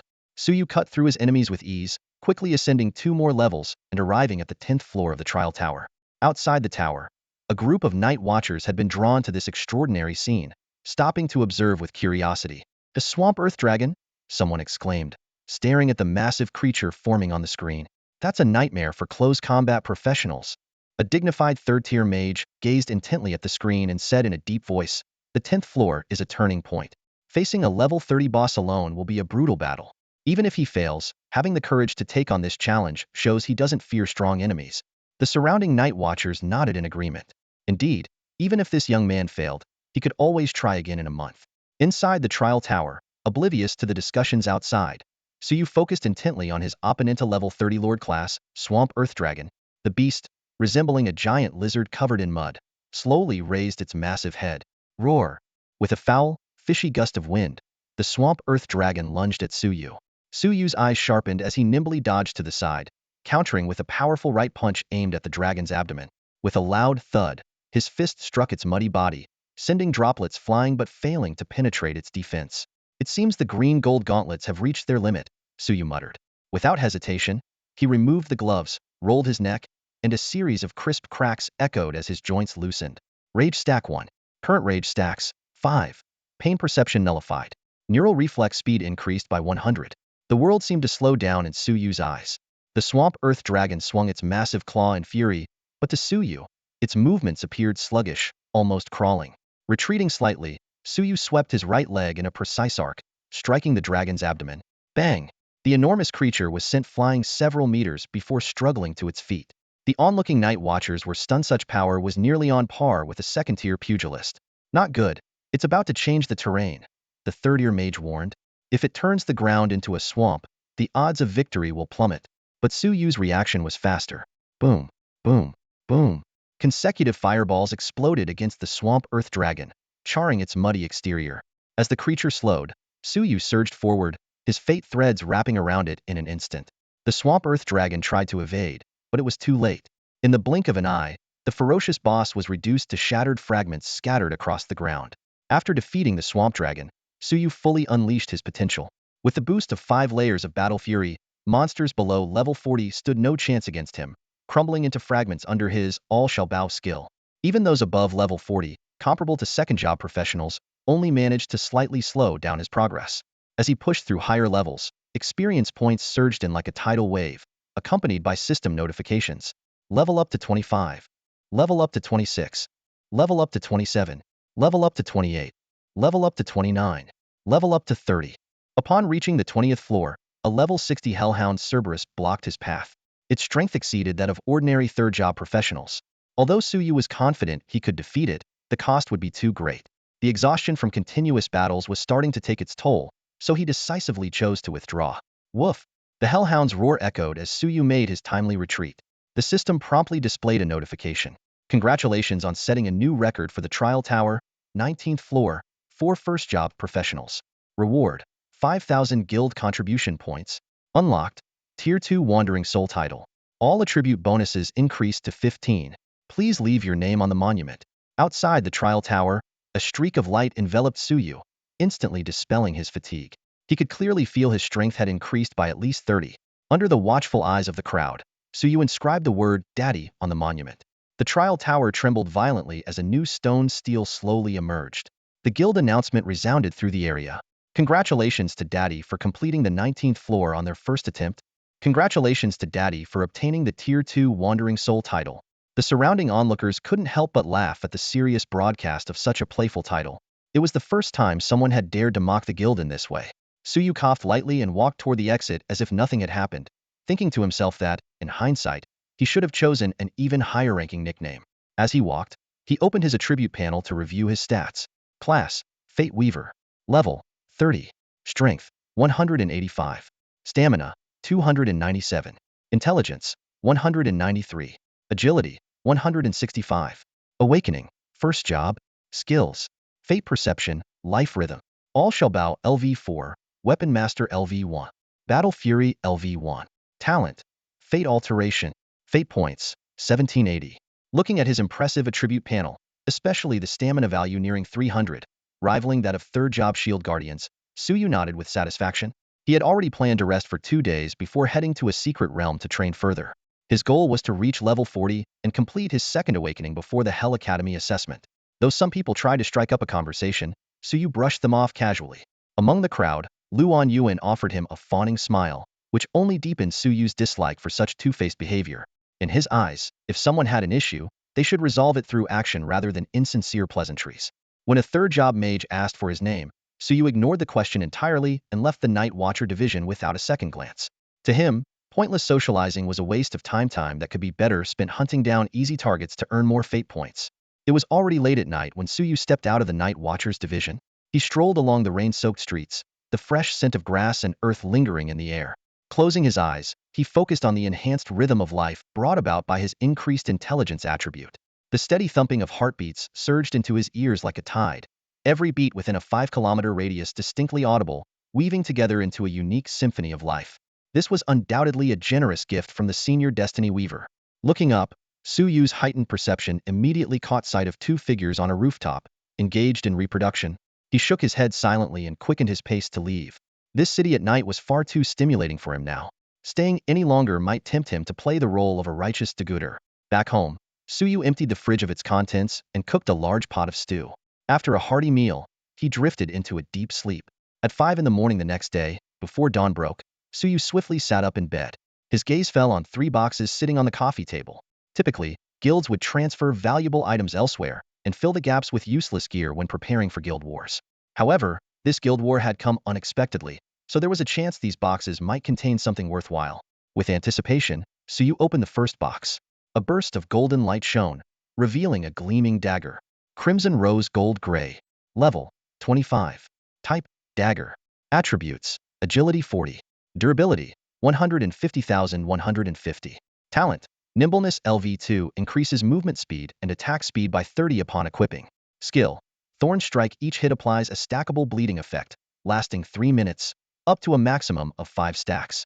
Holding the dagger in his hand, Suyu quickly mastered its usage within minutes, aided by his weapon mastery.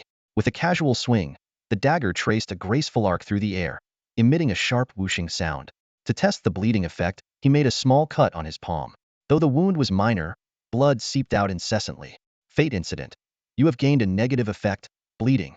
You will lose 1 milliliter of blood per second for 3 minutes. Gazing at the dripping blood, Suyu's eyes lit up. This negative effect could indeed trigger a fate synopsis. Without hesitation, he activated Fate Modification. Fate incident. You have gained a negative effect, bleeding. You will lose 1 milliliter of blood per second for 3 minutes. Ding. Fate incident. You have gained a negative effect, bleeding. You will lose 0 milliliters of blood per second for 3 minutes. Fate points 5. The next moment, while the wound on his palm remained, no more blood flowed out. Suyu's eyes lit up. Gaining 5 fate points in 3 minutes meant 100 points per hour, 2,400 points a day, and an astonishing 72,000 points in a month. Although the method of cutting himself seemed a bit peculiar, earning so many fate points for free felt like a windfall from the heavens. He had been worrying about not having enough fate points to upgrade his skills, and now this opportunity came at the perfect time. 3 minutes later, he made another small cut on his palm. This time, he didn't even wait for the blood to bead before completing the fate modification. The notification, Fate Points 1, popped up, confirming the method was indeed viable. Suyu nodded in satisfaction. This was definitely a sustainable strategy. Turning his attention to the remaining 2 boxes, he quickly opened one of them. Inside was a piece of ordinary bronze equipment, so unremarkable that he didn't even bother to examine it closely before tossing it behind him. One more to go. Let's hope for something good, Suyu muttered under his breath, lifting the lid of the final box. When he saw what was inside, he froze for a moment before a delighted smile spread across his face. A box emitting a soft white glow lay quietly within. The light was far more concentrated than that of ordinary silver equipment. It was none other than a piece of platinum-grade equipment.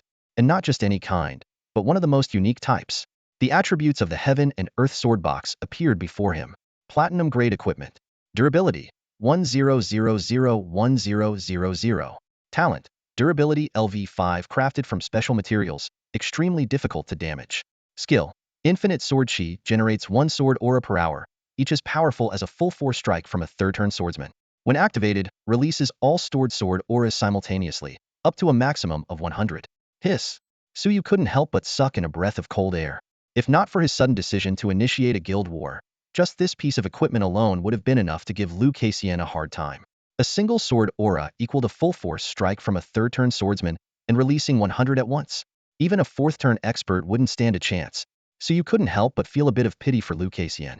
Luckily, he acted quickly.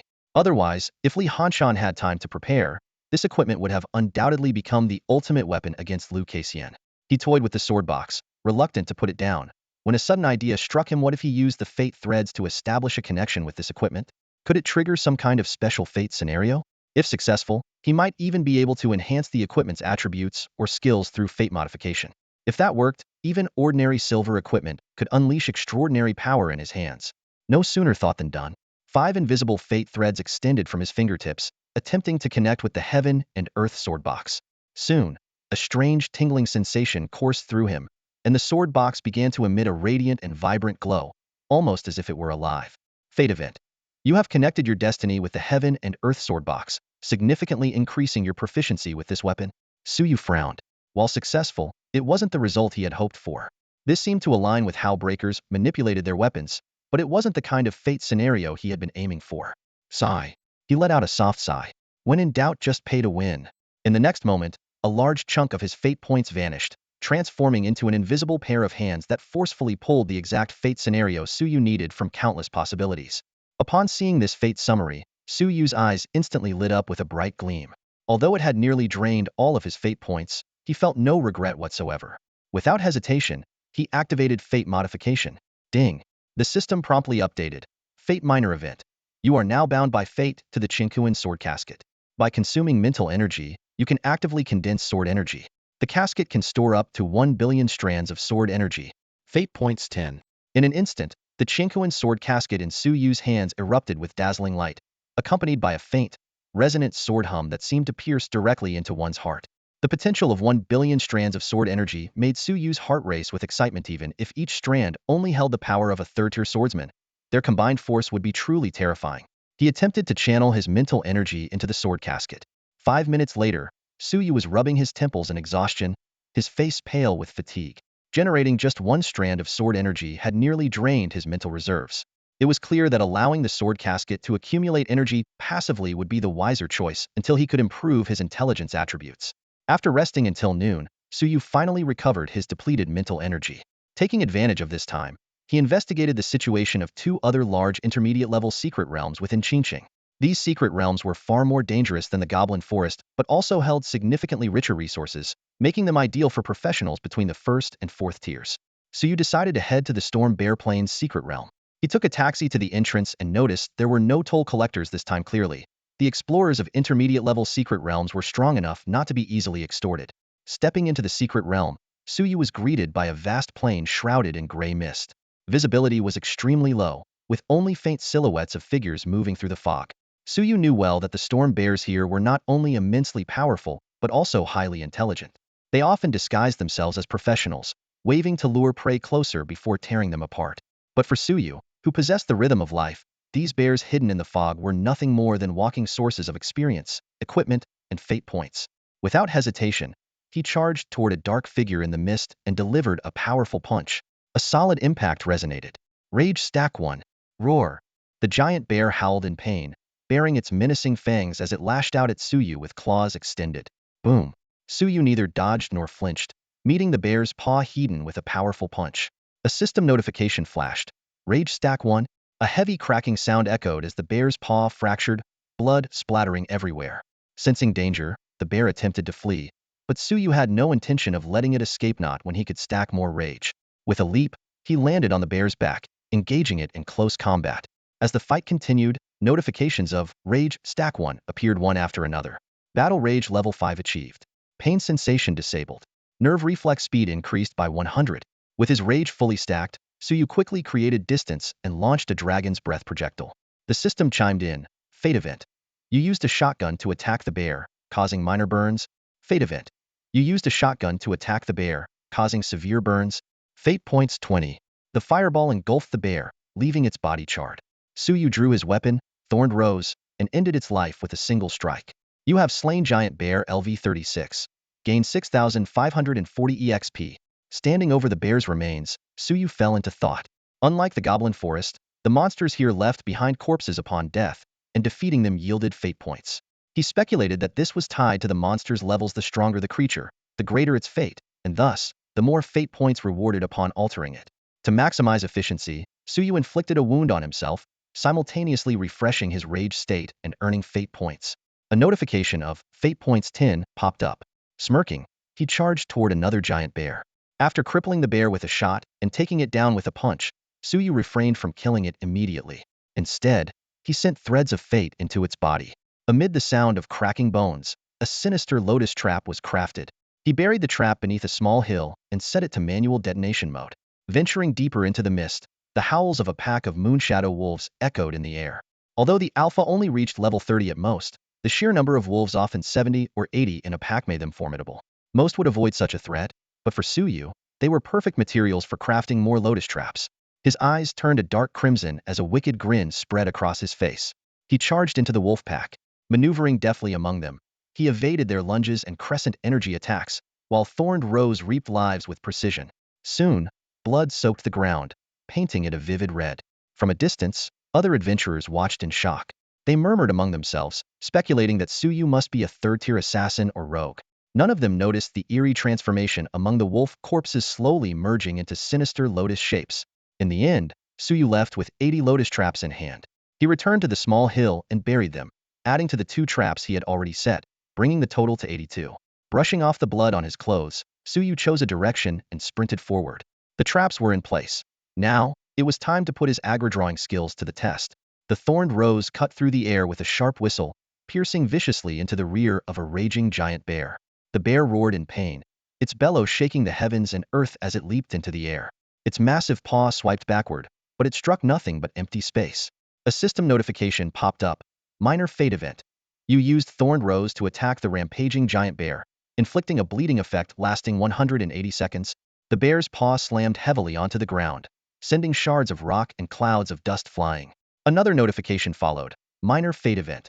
You used thorned rose to attack the rampaging giant bear, inflicting a bleeding effect lasting 180 seconds. Fate points 10. Suyu swiftly glanced at the fate summary, made his adjustments, and immediately turned his focus to the next target. He knew full well that as long as the bleeding effect persisted, these rampaging bears would remain locked onto him. Behind him, more than a dozen rampaging giant bears, each towering over 10 meters tall, were in relentless pursuit. Their hulking forms resembled moving mountains, and every step they took caused the ground to tremble. These colossal beasts panted heavily as they chased, their bodies bearing varying degrees of wounds, with blood continuously flowing from them. Despite their immense stamina, the wounds refused to heal. The more blood they lost, the deeper their hatred for the figure ahead grew. The commotion caught the attention of all the adventurers within the secret realm. If not for the faint outline of a figure in front of the bears, most would have already fled in terror. Normally, they would hunt lone rampaging bears with utmost caution, but this scene was utterly terrifying. Amidst the gray mist, a distinguished high-ranking adventurer, Qian Wanqian, rubbed his eyes and recognized Suyu. As an instructor at the Inferno Academy, he had intended to give Suyu a challenging trial. Little did he expect this kid to be even more ruthless than him, facing over a dozen rampaging bears creatures that even third-tier professionals would steer clear of was no small feat. Interesting, Qian Wanqian murmured, narrowing his eyes as he licked his lips. A thought crossed his mind. If you're trying to pull aggro, then let me help you out. Suyu used the thorned rose again, drawing the attention of yet another giant bear. The system notification chimed once more. However, this time, he didn't run far before coming to an abrupt stop. From ahead came a chorus of howls, rising and falling in unison. A pack of over 100 Moonshadow wolves emerged into view, and among them was a commanding presence, the Moonshadow Wolf King. The system displayed, Moonshadow Wolf King, level 45, lower tier. Well, no turning back now. This is going to be big. Suyu thought to himself with excitement. Following behind him were over 20 ferocious giant bears, and in front of him stood more than 100 Moonshadow wolves. The sheer number of prey made Suyu's eyes light up. If I can take them all down, the rewards would be insane. Without hesitation, Suyu tapped his toes lightly, his figure vanishing in an instant. The next moment, he appeared beside the nearest Moonshadow wolf, the thorned rose in his hand flashing coldly. The Moonshadow wolf jolted awake, realizing a human had invaded its den. It let out a furious howl, baring its fangs as it leapt toward him. Suyu smirked coldly, his movements agile as he leapt into the air. With a swift flick of his wrist, the dagger plunged precisely into the wolf's body. A system notification sounded immediately. Fate event. You attacked the Moonshadow wolf with thorned rose, inflicting a bleeding effect for 180 seconds. Fate event. You attacked the Moonshadow wolf with thorned rose, inflicting a bleeding effect for 180 years. Fate points 10. Having marked the first Moonshadow wolf, Suyu wasted no time and advanced deeper into the wolf den. However, the wolf's territorial instincts were strong. Dozens of crescent-shaped attacks whistled through the air, slashing toward him. These were no ordinary attacks from level 20 Moonshadow wolves. Their power was enough to shred Golden Grade equipment into pieces.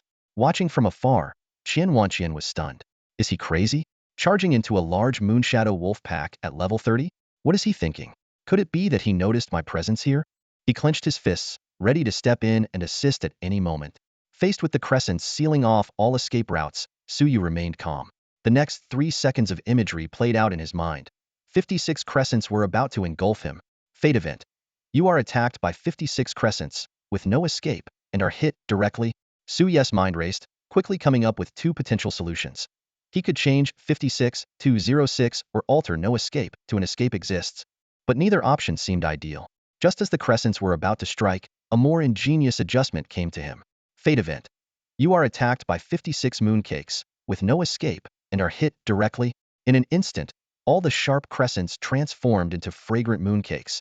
Suye's lips curled into a grin as he let the mooncakes harmlessly hit him, striding straight toward the alpha wolf at the heart of the pack. What the? Qian Wanqian froze mid-action, his fists suspended in the air. What kind of ability is this? Matter transformation? Reality manipulation? Before he could finish his thought, he slapped himself hard. What am I thinking? He's only level 30, just barely after his first job advancement. At that moment, Qian Wanqian completely abandoned any trace of disdain.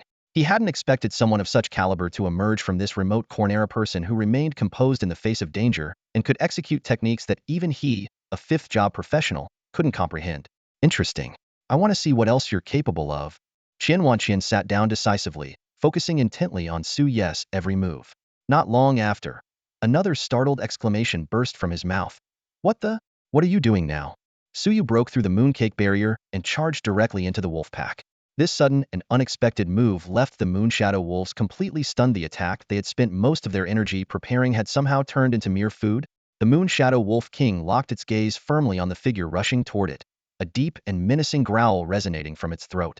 Its muscles tensed, and its body crouched slightly, ready to pounce and tear its opponent's throat apart at any moment. However, Suyu ignored the threat entirely and lunged straight at the Wolf King. The other Moonshadow wolves were about to step forward to assist, but a disturbance behind them forced them to turn around. A group of raging giant bears was charging toward them with unstoppable momentum. Though the wolves couldn't understand why these bears were suddenly attacking, they didn't hesitate. Most of the pack immediately broke off to confront the bears, leaving the Wolf King alone to face Suyu. I need to finish this quickly. Suyu dodged the Wolf King's strike with a nimble backbend, his peripheral vision catching a glimpse of the battlefield's carnage. In just one clash, several Moonshadow wolves had already been torn apart and devoured by the bears. If he couldn't take down the Wolf King soon, the final spoils of this battle would be significantly diminished. Gripping his weapon, the thorn rose tightly in his right hand. Suyu continuously searched for an opening to attack. However, the Wolf King's speed was extraordinary. Even with his rage mode fully activated, Suyu struggled to keep up. Suddenly, the Wolf King let out an earth-shaking roar, its entire body erupting in a blinding light as a full moon appeared above its head. Bathed in moonlight, its speed instantly doubled, leaving only streaks of afterimages in the air. At that moment, Suye's destiny sense activated automatically, and his gaze was drawn to his right leg. In a vision of the future, the Wolf King's fangs tore a large chunk of flesh from his leg. While his vitality might prevent him from losing the entire limb, the injury would still be excruciating. Medium Destiny Event. You are bitten by the Moonshadow Wolf King, losing a chunk of flesh and sustaining serious injuries. Upon reading this destiny summary, the red in Suye's eyes deepened. If that's how it's going to be. Without hesitation, he activated his Destiny Modification ability. Ding. Medium Destiny Event. You bite the Moonshadow Wolf King, tearing a chunk of flesh and sustaining serious injuries. In the next instant, the Wolf King appeared before Suyu like a phantom, its massive jaws wide open, razor-sharp teeth aiming directly for his right leg. But as it snapped down viciously, it bit into empty air. While the Wolf King looked around in confusion, a sharp pain suddenly shot through its leg. Looking down, it saw Suyu, his eyes blood-red like a vengeful demon, sinking his teeth into its leg and tearing off a large chunk of flesh. Blood dripped from Suye's mouth as this grotesque and horrifying scene sent a chill through the Wolf King's heart. It thrashed violently in an attempt to shake him off, but just as it was about to pull away, a short dagger sliced along the wound, carving a gash over a meter long into its body. Blood gushed from the wound like a fountain. The Moonshadow Wolf King bared its teeth and shot Suyu a fierce glare. It suppressed the urge to lunge at this detestable human, letting out a low, menacing growl from its throat. Fate Event. You used Thorned Rose to apply a bleeding effect to the Moonshadow Wolf King. Its hatred toward you has slightly increased. A sly smile curved Suyu's lips as he immediately activated Fate Modification. Ding. Fate Event. You used Thorned Rose to apply a bleeding effect to the Moonshadow Wolf King. Its hatred toward you has significantly increased. Oh woo. A deafening wolf howl echoed through the surroundings. The Moonshadow Wolf King's eyes turned crimson, its reason consumed by fury. It charged at Suyu with reckless abandon, and the rest of the Moonshadow Wolf pack instantly abandoned their attack on the frenzied giant bear, turning their focus entirely on Suyu. Seeing his plan succeed, Suyu spun on his heel and bolted.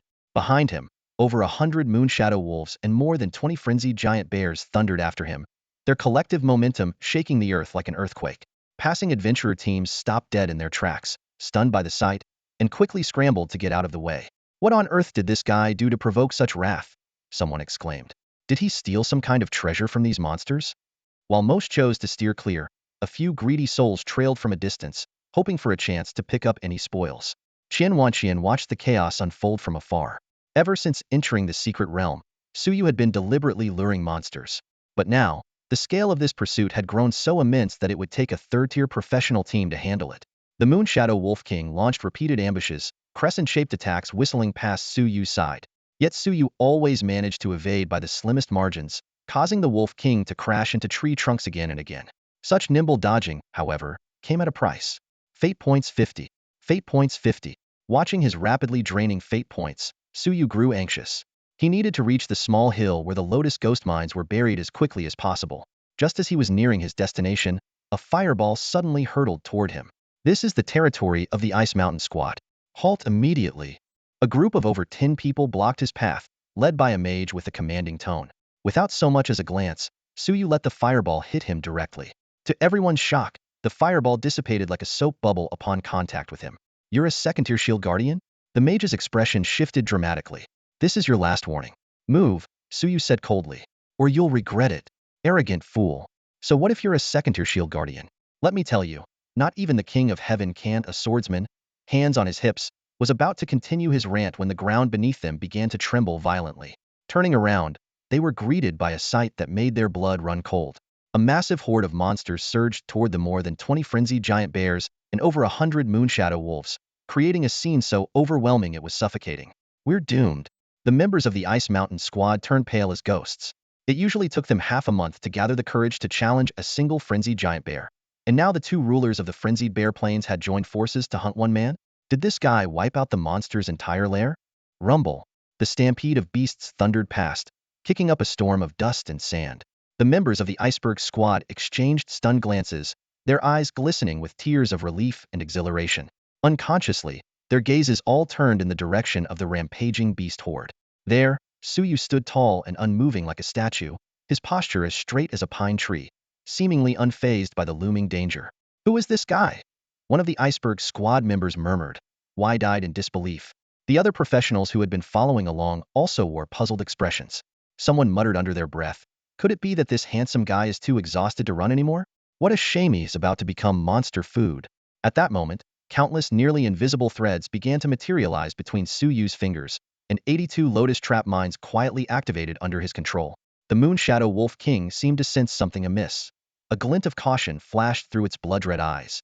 However, before it could retreat, the frenzied giant bear behind it shoved it forward with brute force. Panic surged through the Wolf King, but the relentless tide of monsters pressing from behind left it no room to move. Suyu observed it all, his hands trembling slightly, not from fear, but from the thrill of the spectacle about to unfold. This was his meticulously crafted masterpiece, the first act of his grand performance. Positions, everyone. Let the show begin, he commanded in a low voice, clenching his hands tightly. Boom, boom, boom, boom. Within a 100-meter radius, deafening explosions erupted one after another. The earth trembled violently amid the billowing dust, as if the end of the world had arrived. Amid the anguished roars of the beasts, dazzling lotus patterns bloomed in the air, each one marking the end of a life. The azure lotuses illuminated the night sky with a brilliant interplay of flames and lightning, sending every monster to its final, fiery climax. The Moonshadow Wolf King, its body charred and blackened, still refused to give up. It lunged toward Suyu in a desperate final attack. Suyu remained calm, his expression unchanged. A blood-red lotus blossomed beneath the Wolf King's feet, reducing it to ashes in an instant. System notifications flooded in. You have slain Moonshadow Wolf King LV-45. EXP 26,806. You have slain Frenzied Giant Bear LV-31. EXP 6,548. You have slain Moonshadow Wolf LV-30. EXP 4,560. Level up. Current level. LV-31. Each Lotus Trap Mine unleashed the devastating power of a level 40 explosive fireball spell. Under Suyu's precise control, they detonated in a chain reaction, amplifying their destructive force. The air was filled with the monsters' harrowing screams, echoing across the land. The professionals present were left frozen in place, their hearts shaken to the core. Qian Wanqian watched the scene unfold with a complex expression. At last, he understood Suyu's plan and why the referral letter he had received had left the profession field blank. As the radiant lotuses bloomed, everything became clear. Learning that Suyu was a fate weaver didn't deter him. On the contrary, it only deepened his fascination. This kid must be brought into the Purgatory Academy. As the smoke cleared and the light faded, what appeared before everyone's eyes was a scene of devastation, a wasteland scorched black and soaked in blood. Holy crap! What kind of skill is this? It's even more insane than a fourth-tier mage. That guy is so handsome, so cool. I want to marry him, wah. All the adventurers were utterly stunned, their eyes fixed on the distant cloud of dust without even blinking. Suyu slightly bowed, as if performing a curtain call. At that moment, he finally understood why the skill was named Alluring Awe. Your level has increased. Current level, LV 37. Class, Fate Weaver. Level, 37. Strength, 256. Stamina, 367. Intelligence, 253. Agility, 237. Awaken skills, Fate Perception. Lives Rhythm. Alluring Awe LV4. Weapon Master LV1. Battle Fury LV1. Talent, Fate Alteration. Fate Points, 780. An exceptional performance had directly boosted him by 7 levels. This was a feat that would take ordinary adventurers a whole year of hard work to achieve if they were lucky. Suyu's gaze lingered on the last notification message, a faint smile playing on his lips. The massive leap in levels brought a significant boost to his base attributes, filling his heart with joy. The feeling of such immense power becoming part of him was simply exhilarating. But his gains didn't end there. With a slight shift of his body, he appeared near the corpse of the Moonshadow Wolf King. There, a platinum-grade piece of equipment lay quietly. Moonshadow Cloak Platinum Grade. Level, 40. Type, Upper Body Armor. Attributes, increases defense by 50. Durability, 300,300. Talent, Moonlight. When equipped, you are shrouded in moonlight, increasing spell resistance by 30 and movement speed by 30. Skill, Dusk Barrier LV4. Summons a barrier to block one fatal attack before disappearing. Cooldown, 5 minutes. Suyu's eyes lit up. The attributes of the Moonshadow Cloak were excellent, providing a significant boost to his defense. However, the downside was that he couldn't use it just yet since he hadn't reached level 40. Unbothered, Suyu stowed the cloak away for later, planning to equip it once he leveled up. He then turned his attention to the other places where monsters had fallen. Flashes of golden and white light sparkled among the remains. Thanks to the monsters that had been turned into explosive lotus traps, he had taken down over 200 monsters in one go, yielding at least 20 pieces of equipment. Most were golden grade, with the rest being silver grade items and rare materials. Among the loot, Suyu found a skill book. He picked it up to examine it. Storm Magic Gold Grade. Level, 35. Class, Mage Warlock Barrier Master. Description: summon a storm to destroy enemies. The power of the storm increases with the chant duration, up to a maximum of 60 seconds. Cooldown, 10 minutes. A large area offensive skill. Suyu shook his head slightly. While the skill seemed impressive, he couldn't learn it. As a Fate Weaver, a class within the mystical category, he could only acquire skills through his class-specific awakening paths. Oh, excuse me, sir. Would you consider making a trade? At that moment, a middle-aged man carrying a large basket approached Suyu. Raising an eyebrow, Suyu sized the man up for a moment before asking, "What kind of trade?" The merchant licked his chapped lips and grinned. Nearby, a few other adventurers in similar attire scowled and silently cursed, frustrated that they hadn't approached first. "I'm a traveling merchant from Shunfeng Trading Company. You can trade anything you want with me." With that, the merchant set down his basket and handed Suyu a tablet. "Feel free to browse through this." "All right."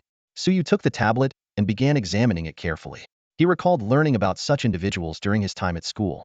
These merchants roamed various secret realms, not hunting monsters themselves, but instead conducting trades with powerful adventurers after they had defeated the realm's creatures. Suyu wasn't in a hurry to collect the loot scattered around. No one would dare try anything under his watchful eye. The tablet appeared to be specifically designed for trading currencies and items. After searching for a while, Suyu quickly found what he was looking for. Wisdom Source Stone Platinum Grade. Level, 0. Attributes, 0. Durability. Talent, Light of Wisdom. Grants 1 permanent point of mental power every 10 days when equipped. Price, 1.05 billion. Suyu's gaze lingered on the description of the Wisdom Source Stone, unmoving for a long time. Seeing his focused expression, the merchant's eyes lit up, and he quickly approached. "Ah, sir, you truly have an eye for quality," the merchant said with a flattering tone as he glanced at the tablet. "Mental strength is the foundation of all professions, after all. For someone as powerful as you, especially in a ranged class, this would be a game changer." Suyu shook his head lightly. "It's too expensive. While it does permanently enhance mental strength, It only increases by 1 point every 10 days, far too slow. For the same price, I could buy potions with much faster results. The merchant was momentarily at a loss for words. It was true the wisdom source stone was primarily used by elites to cultivate the next generation, and ordinary professionals seldom chose such slow-acting items. His eyes darted around before he let out a wry smile. All right, how about this? Consider it my loss to gain your friendship. I'll trade it for the equipment on the ground and that skill book. Deal? Suyu pondered for a moment before nodding. Deal, but I want to keep one piece of equipment. He quickly stepped aside, removed his silver wolf boots, and replaced them with a pair of gray-black leather boots, the earth boots. This piece of gold-tier equipment not only provided 40 points of agility, but also came with 2 powerful skills, sprint and charge. These abilities would make him far faster than the Moonshadow Wolf King. As soon as he put on the boots, a sense of lightness spread through his entire body. Suyu took a few steps, each one stirring up gusts of wind, and he felt an unprecedented surge of speed. No problem. Just a pair of gold-tier boots, consider it a gesture of friendship. The merchant nodded repeatedly, though a sly grin tugged at the corners of his lips as he turned away. He quickly retrieved a shimmering, ice-blue wisdom source stone from his pack and handed it to Suyu. The transaction was complete, with both parties gaining what they wanted. Suyu couldn't help but feel a thrill of satisfaction. As a platinum-grade item, the wisdom source stone was bound to trigger a ripple in the threads of fate, and he was confident the mental strength boost it would bring would far exceed a mere point. Just 3 more levels until my second-class awakening. Suyu secured the wisdom source stone close to him, and his figure vanished in a flash, leaving the crowd behind. The gathered professionals stared at the blood-red lotus mark he left behind. Someone, deep in thought, muttered, "Could his class be a fate weaver? The executor?" The moment this term was uttered, the professionals present froze in place, their breaths hitching. Their eyes locked onto the distinctive lotus emblem on Suyu's attire, and their minds involuntarily conjured up chilling memories of blood-soaked incidents. How could someone with such a dangerous profession be allowed to roam freely?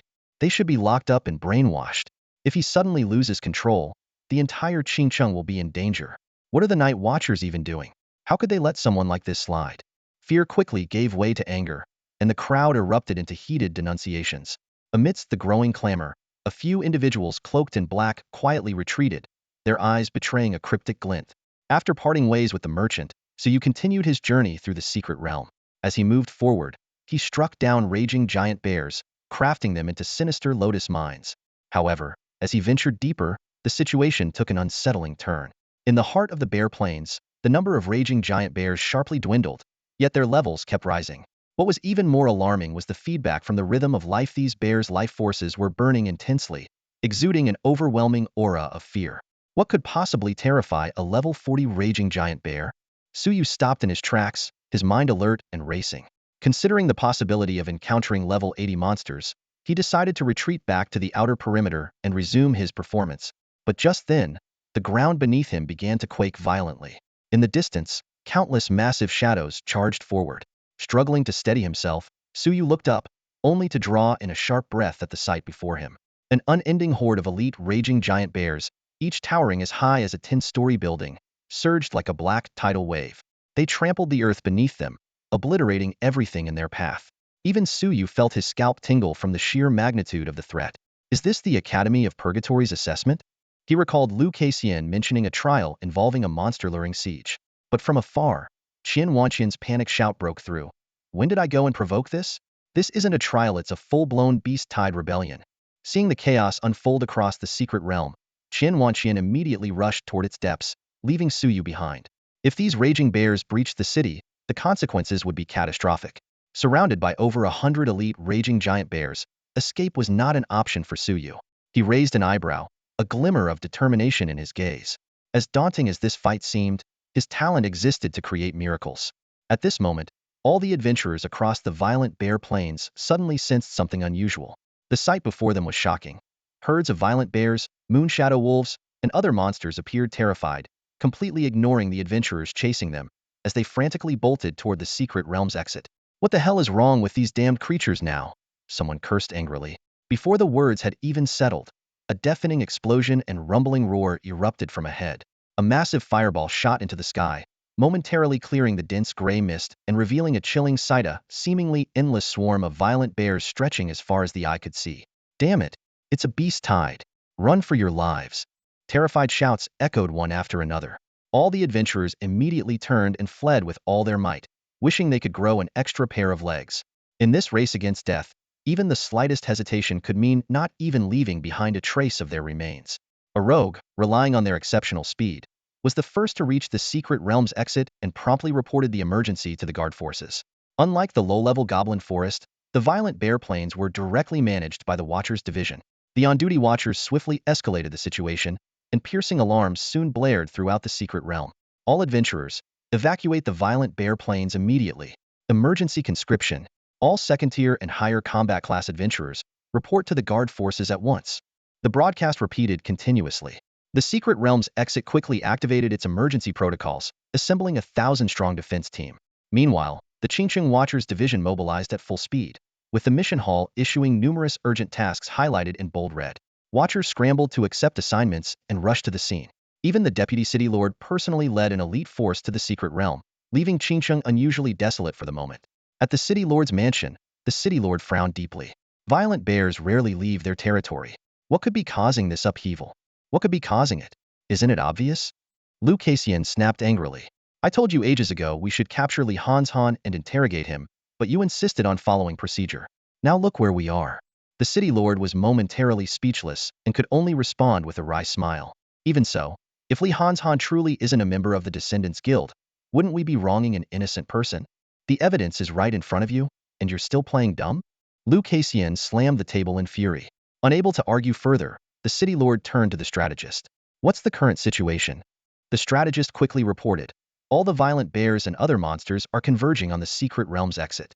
They've already breached the outer defenses and are about to reach the final line of defense. That fast? And you said all of them? The City Lord's heart skipped a beat. This wave of attack was utterly ferocious, far more terrifying than the beast tide he had encountered before. The sheer scale of tens of thousands of monsters dwarfed the previous incident from years ago, which involved only hundreds. What was even more chilling was the presence of 2 level 80 berserk bears, whose power was comparable to 4th-tier professionals. If these colossal beasts breached the city, the consequences would be disastrous. With our current defensive forces, we can hold off the berserk bears for no more than 30 minutes, the strategist said grimly. The City Lord frowned at the words and turned his gaze toward Lu Kaixian. His expression said it only the two of them could handle the level 80 berserk bears. The other 2 4th-tier guild leaders were support-class professionals and couldn't contribute much in direct combat. We must keep the monsters contained within the secret realm, no matter the cost. Come on, what are you waiting for? Lu Kaixian raised an eyebrow and dashed out of the City Lord's mansion. Her steps were hurried. She had just checked the entry list for the secret realm today and saw Su Yu's name on it. The two of them moved at an astonishing speed and quickly reached the secret realm.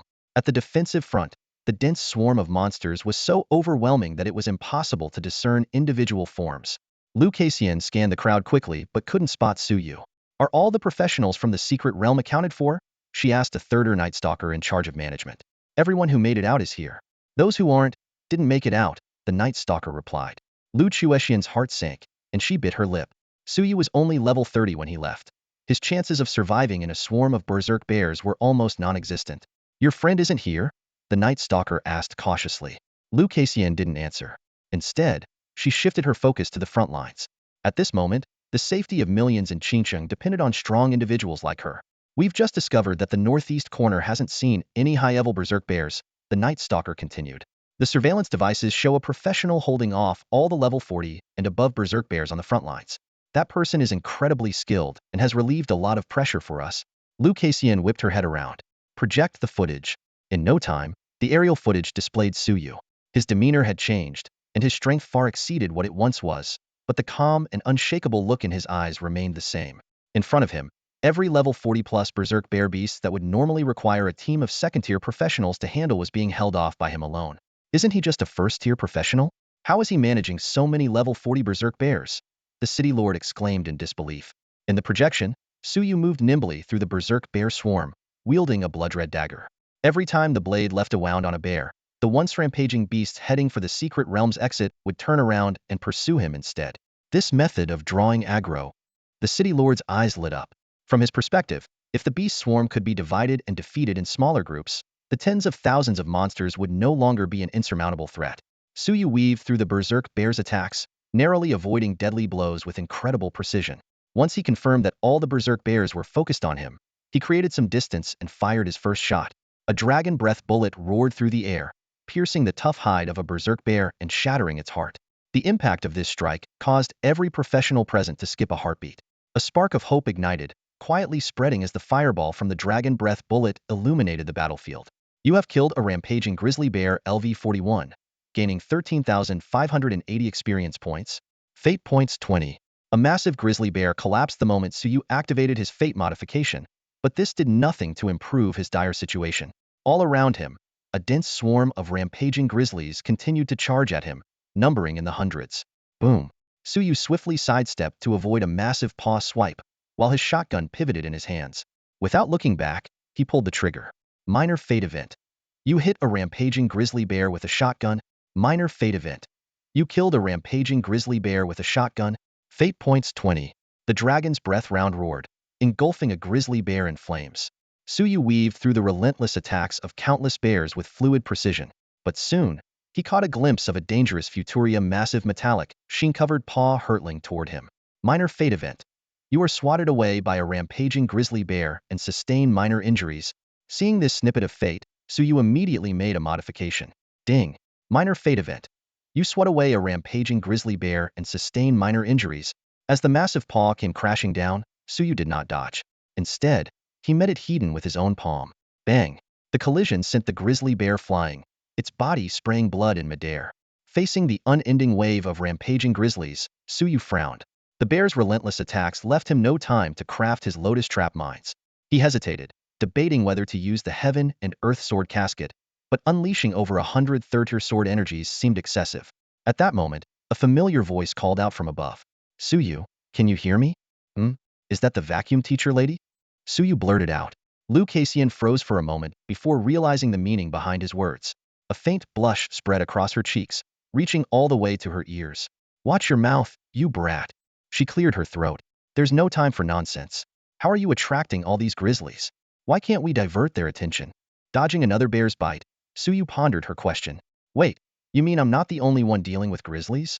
Of course not. Liu Kaixian shot back. What did you think? Just then, a familiar male voice joined the conversation, one Suyu recognized from television. That's right. It's a beast tide. We don't know why, but the monsters across the entire grizzly plains are on the move. Our defenses are under immense pressure. We need to split them up. Suyu's thoughts churned. Could that person have triggered a rampage across the entire grizzly plains just for my trial? No way. Unless they're even crazier than I am. By process of elimination, it seemed likely that some kind of anomaly had occurred in the Bear Plains right after his arrival, triggering the beast tide. Student, the situation is urgent. The city lord's eyes locked firmly onto Suyu, his tone earnest. If we let the monsters break through the defenses, the millions of people behind us will be in grave danger. Please help us. Suyu frowned in thought. Previously, he had altered the fate of the bears to reduce their hostility toward him, but that method clearly wasn't universally applicable. However, a glint of madness flickered in his eyes. If he was going to act, why not go big? Well, do you have a plan? The city lord pressed anxiously. We'll give it a try, but no guarantees, Suyu replied with a nod. Can you project my image and voice to the bears? Absolutely. In no time, Suyu's figure appeared across the entire secret realm. Holding a large caliber shotgun, he fired several shots in succession, forcing the bear in front of him to retreat. The gunfire immediately drew the attention of every bear in the secret realm. Minor fate event. Your gunfire has attracted the attention of all the bears, causing them to feel irritated with you. Minor fate event. Your gunfire has attracted the attention of all the bears, causing them to feel enraged with you. Fate points 20. As the fate adjustments took effect, all the bears roared in unison and charged towards Suyu's projection. The pressure on the front lines eased significantly, and even the professionals who had once disrespected Suyu bowed their heads in shame. However, just as everyone breathed a sigh of relief, Suyu's next move left them utterly stunned. He suddenly lunged toward one of the bears and blew its head off with a single shot. Then, using the momentum of another bear's attack, he leaped onto its shoulder and decisively shattered its skull. That's enough. Suyu, stop provoking the bears. Liu Kaixian shouted anxiously, but Suyu paid no attention.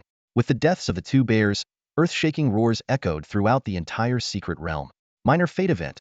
All bears have developed a moderate level of hatred toward you. Minor fate event. All bears have developed an intense level of hatred toward you. Defying fate. Fate points 10,000. The sudden surge of fate points caught even Suyu off guard, but he didn't hesitate for a moment. He immediately poured the windfall into his battle frenzy ability. With the impending battle against the swarm of monsters in the Bear Plains, He needed every ounce of strength to survive. Without wasting a second, Suyu charged deeper into the secret realm. Fate points 8,000, Battle Fury LV1 upgraded to Battle Fury LV7. As the system notification sounded, a surge of violent energy erupted from Suyu's body. The passive effect of Battle Fury LV7 was instantly activated. Each layer of Fury increased all attributes by 20, and at 10 layers, it eliminated pain, boosted self-healing by 300, and heightened neural reflexes by 500. Suyu's eyes shifted from a dark red to a blood-red hue, and a deep, guttural growl rumbled from his throat. Endless rage burned within him, every cell in his body screaming for destruction. Boom! His fist collided with the claw of the rampaging bear midair. The terrifying shockwave rippled outward, and the immense force sent the bear flying. The ground shook violently, debris scattered, and a thick cloud of dust enveloped the scene. Damn it! Battle Fury's power is insane when it levels up, but it's way too easy to lose control. Suyu panted heavily, desperately clinging to the last shred of his sanity.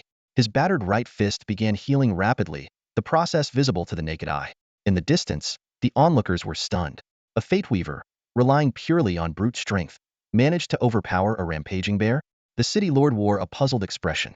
Aren't Fate Weavers supposed to specialize in intelligence? Liu Kaixian seemed lost in thought. Fate Weavers in the Mystery class are naturally versatile. Aside from inheriting Ember's abilities, it appears he has also mastered skills from other paths. She sighed softly, a hint of regret crossing her face as she closed the projection screen. Spreading her vermilion bird wings, she prepared to charge into the bear horde. Where is Teacher Liu going? The City Lord asked. To save him. Liu Kaixian didn't look back. Do you really think he can handle tens of thousands of rampaging bears on his own? The City Lord gave a wry smile. I have to hold the final line of defense. Understood. I'll bring that kid back. Liu Chuexian's voice echoed as she flew farther away. In the Great Xia, professionals always fight from high risk to low. It's not his turn to play the hero yet. Deep within the bare plains, Suyu's body steamed. His skin flushed a deep purplered. He clutched a dark-colored box tightly, pouring spiritual energy into it with reckless abandon. Although the battle lust within him screamed to stop and fight the bear horde to the end, his rationality pushed him forward if surrounded. Even the strongest talents wouldn't escape death. 128 sword auras. Still not enough? Suyu muttered to himself. Despite the immense mental power granted by the 7th level of Battle Frenzy, Suyu still couldn't rapidly increase the sword energy within the Chinkuan sword box. The raging bear behind him was closing in, and as it seemed escape was impossible, he gritted his teeth and prepared to open the sword box. Huh, what are you doing here? A deep voice suddenly resounded. A bizarre figure landed in front of Suyu, a middle-aged man with a large belly, dressed in a blood-stained pink gown, his face covered with stubble. The scene was utterly surreal. Suyu, what are you doing here? Get out now. The man's expression darkened as he grabbed Suyu's arm, attempting to drag him away. Wait, who are you? Suyu frowned, scrutinizing the suspicious figure. I'm an instructor from the Infernal Academy, but that's not important right now. You need to leave immediately. This secret Riamno, the entire King Chinji's doomed. So, this is really something you created for your so-called assessment? Suyu stared at him in disbelief. The Infernal Academy truly lived up to its reputation destroying a city just for a test? What kind of narcissist do you think you are? You think I'd go to such lengths for someone like you? The man Qianwanqian scowled, dragging Suyu along. The secret realm is undergoing an anomaly. It's related to the descendants' arrival. I'll explain everything once we're out. Boom. The earth began to quake violently, and cracks split the ground. What the hell? Weren't these monsters scared off already? Why are they back? Qianwanqian groaned in frustration, nearly spitting blood. At his peak, he could have easily wiped out these creatures, but heavily injured as he was, he could barely muster the strength of a first-tier warrior. Suyu remained silent, his hand resting on the sword box, ready to open it. My little toy, where do you think you're going? A soft, childlike voice echoed through the air. The moment the voice rang out, Qianwanqian collapsed to the ground, his face ashen. Suyu's pupils contracted sharply as an unprecedented sense of danger engulfed him. Looking up, he saw the sky darkened by ominous clouds. A colossal black bear's head, hundreds of feet wide, slowly emerged. Its chest bore lightning-like white patterns, and electric currents snaked around its massive form, exuding a suffocating aura of menace. The monstrous bear's face was twisted with cruelty and bloodlust. Perched on its mountainous shoulder sat a young bear cub. What is that thing? Suyu felt his scalp tingle, never having encountered such a gargantuan creature. A titan bear, Qianwanqian said with a bitter smile, revealing the truth. He explained that during the beast tide, he noticed something unusual and ventured into the depths of the secret realm to investigate.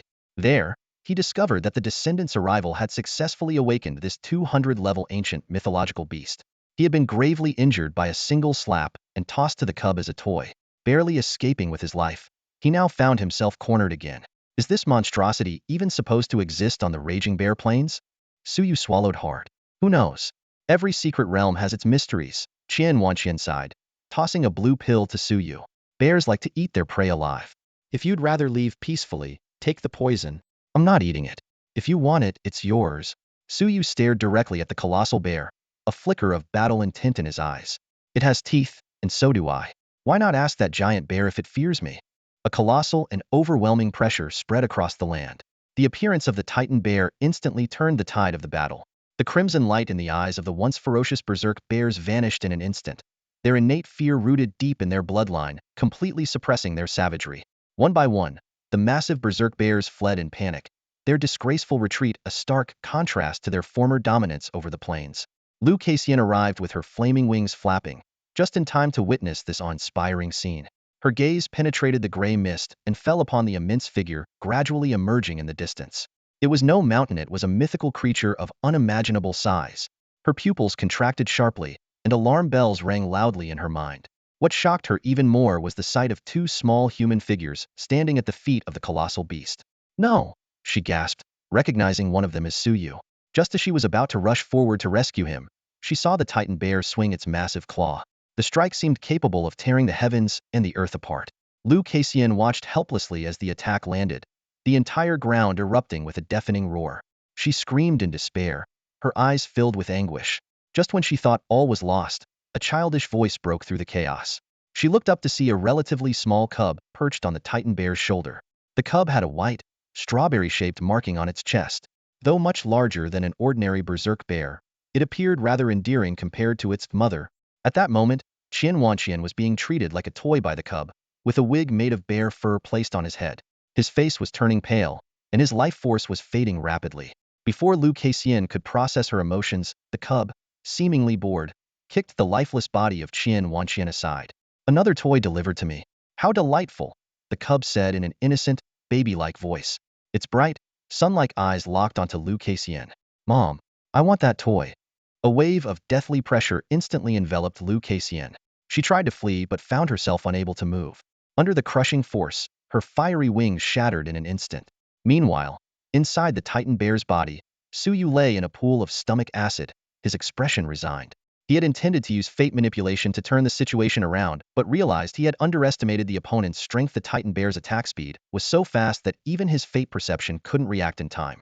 After being swallowed, Suyu's fate summary was triggered. With his hands behind his head, he lay inside the stomach of the Titan bear, letting the stomach acid continuously corrode his body. However, due to his battle frenzy reaching its peak, his powerful regenerative abilities formed a bizarre balance with the corrosive acid. For the moment, the Titan bear was unable to digest him. Staring at the fate summary in front of him, Suyu found himself deeply conflicted. Fate event.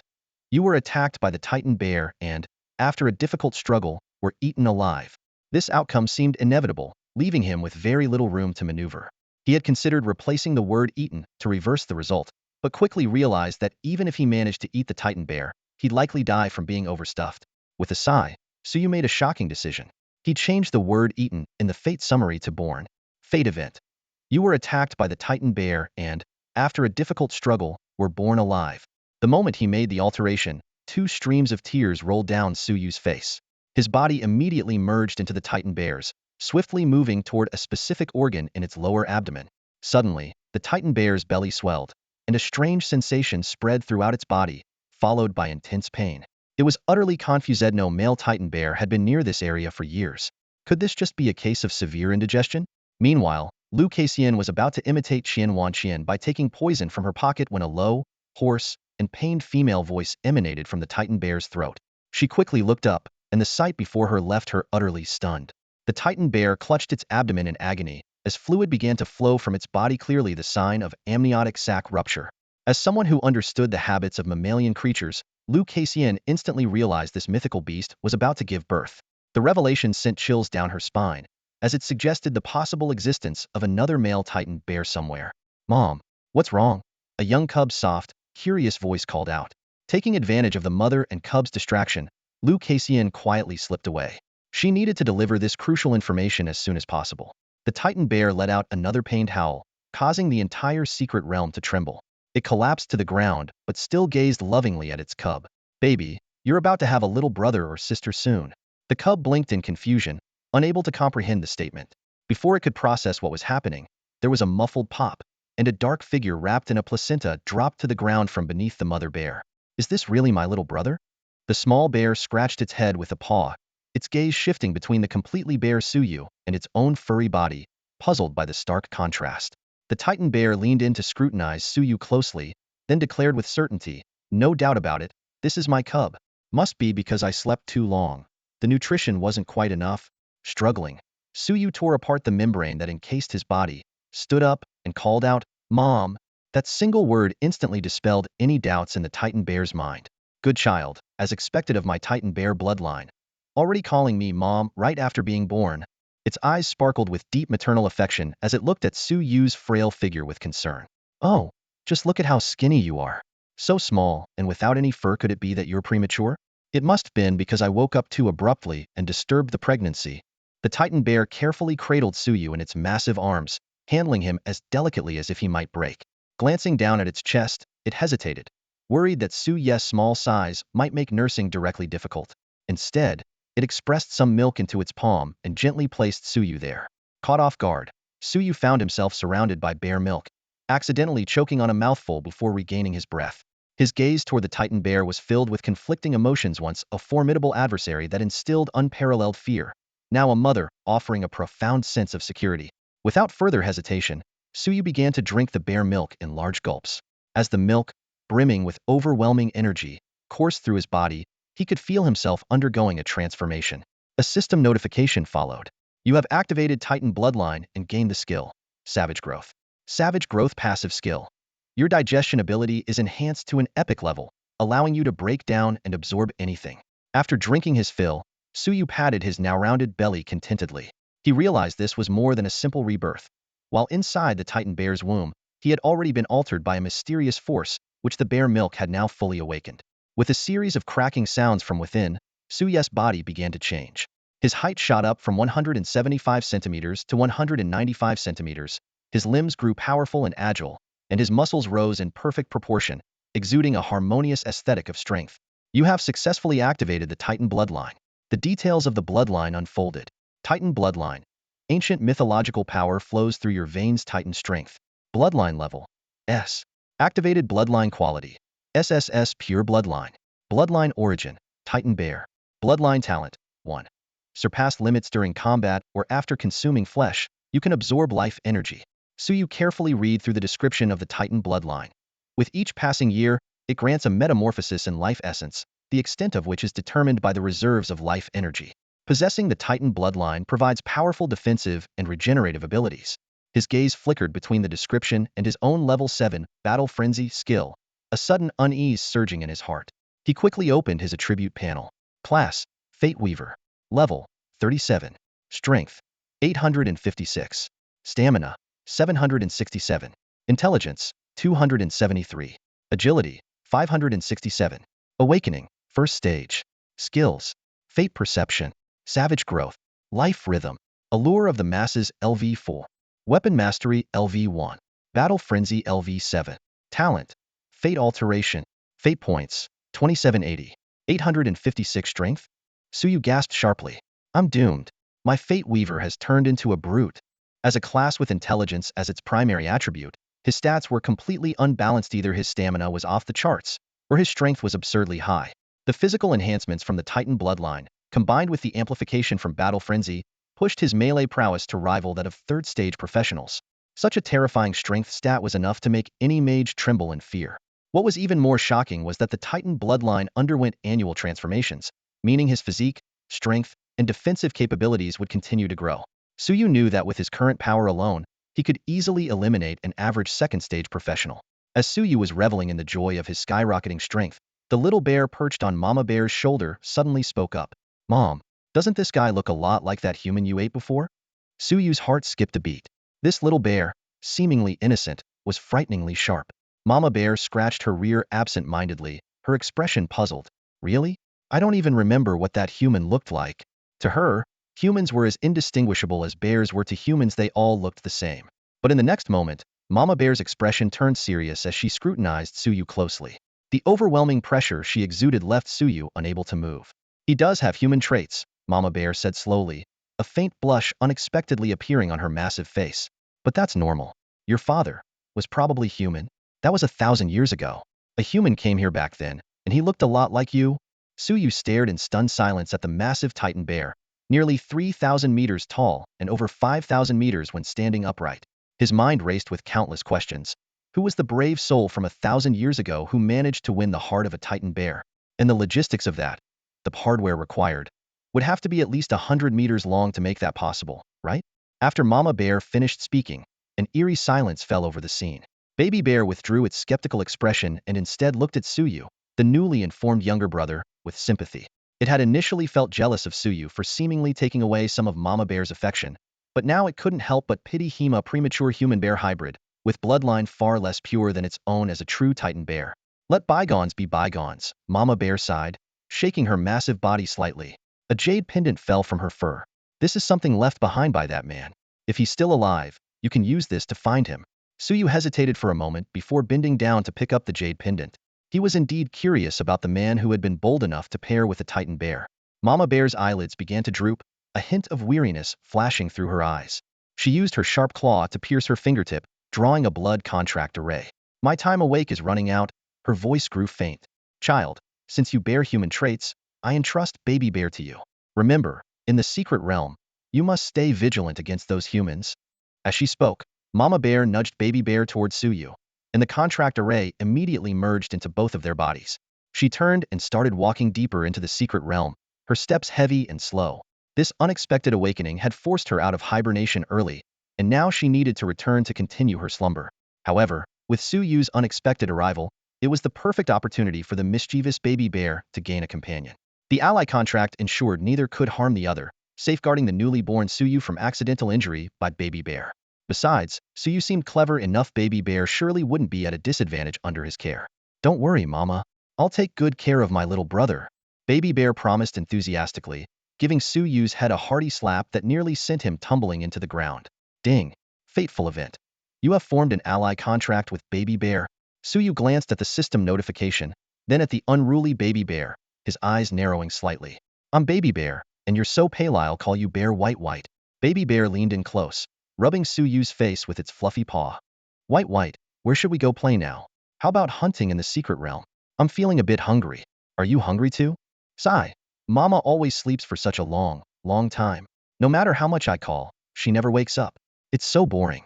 At least this time, I have you. Suyu gently patted its large, furry head, a thoughtful look in his eyes. You said Mama really can't be woken up once she's asleep? Of course not. Otherwise, she wouldn't only bring me out during her brief awakenings. A sly smile tugged at the corners of Suyu's lips. The next moment, he activated his destiny-altering ability. Ding! Fateful event. You have formed a companion pet contract with Baby Bear. Destiny points 100. You have obtained a companion pet. Titan Bear juvenile stage. What did you do to me? Baby Bear's fur puffed up in alarm, transforming it into a massive fluffy ball. It could feel Mama Bear's ally contract being forcibly altered by an overwhelming, irresistible power. Its throat vibrated as it gazed into the depths of the secret realm, wanting to call for its mother but unable to utter a single sound. As time passed, its gaze towards Suyu gradually softened. Though there seemed to be some resistance in its heart, it eventually spoke obediently. Master Bye, can we change this title? Suyu's face darkened instantly. However, seeing this little troublemaker finally calm down, he couldn't help but feel a sense of satisfaction. The little bear crossed its arms and pouted. Master Bye, that's what's written in the contract. I can't help it. Fine. Suyu's eye twitched slightly, reluctantly accepting the title. He knew very well that an alliance pet contract was fundamentally different from an ordinary pet contract. Though the bear cub had become his pet, he couldn't harbor any malicious intent toward it, let alone entertain thoughts like eating its paws. Suyu opened the bear cub's status panel. Species Titan Grizzly. Level 84. Innate abilities. Power of the Earth. Titan Grizzlies are beloved by the Earth. When fighting on land, their defense and attack power are significantly enhanced, and they recover stamina rapidly. Titan's Fury. During battle, the Titan Grizzly's base stats gradually increase, up to a maximum of 300. Earth Shatter. the Titan Grizzly unleashes all its life energy for a devastating strike. Hiss. Suyu's eyes narrowed slightly. This little thing looks cute, but it's level 84? That was equivalent to a 4th-tier human professional. More importantly, the Titan Grizzly had a mythological creature panel, meaning even an ordinary 5th-tier professional might not be able to contend with it. This meant he now had a 5th-tier level powerhouse at his disposal, which would make things much easier moving forward. With this realization, Suyu's lips curled into a smile, his mood lifting significantly. Though he had been forced to acknowledge a mother, this turn of events was truly a blessing in disguise. Not only had his strength increased substantially, but he had also gained a mythical pet. He led the bear cub to a nearby corpse and nudged it with his foot. Hey, wake up. When the person didn't respond, Suyu crouched down and whispered in his ear, bears eat carrion, you know? If you don't wake up, I'll let the cub eat you. Ew, this guy smells awful. I wouldn't eat him, the bear cub said with a look of disgust. Perhaps the threat worked, as Qian Wanqian, who had already shown signs of rigor mortis and was covered in corpse spots, suddenly sat up straight. Words can't express my gratitude. Su, my classmate, you're incredible, like a cow eating fireworks, just exploding with awesomeness. Qian Wanqian turned and bowed deeply to Suyu. From now on, we're equals. You call me teacher, and he'll call you godfather. Tears welled up in his eyes, and his tone was earnest. During his state of feigned death, his 5 senses hadn't been completely shut off, so he had heard everything that had happened around him. To him, Suyu was nothing short of a god, managing to survive after being swallowed by a Titan Grizzly, turning the situation around, befriending a level 200 mother, and even reworking the alliance contract to make the bear cub his pet. Not even the great Xiao War god could pull off such a feat. Suyu rolled his eyes. Cut the nonsense and spill it. What's going on in this secret realm? Qian Wanqian glanced at the bear cub, hesitation flickering in his eyes. Don't worry. The contract prevents it from hearing what it shouldn't. All right, here's what happened. Qian Wanqian recounted his experiences upon entering the secret realm. After listening, a glint of coldness flashed in Suyu's eyes. The Descent Society again. These cowards knew plenty of tricks, but they always used them against their own people.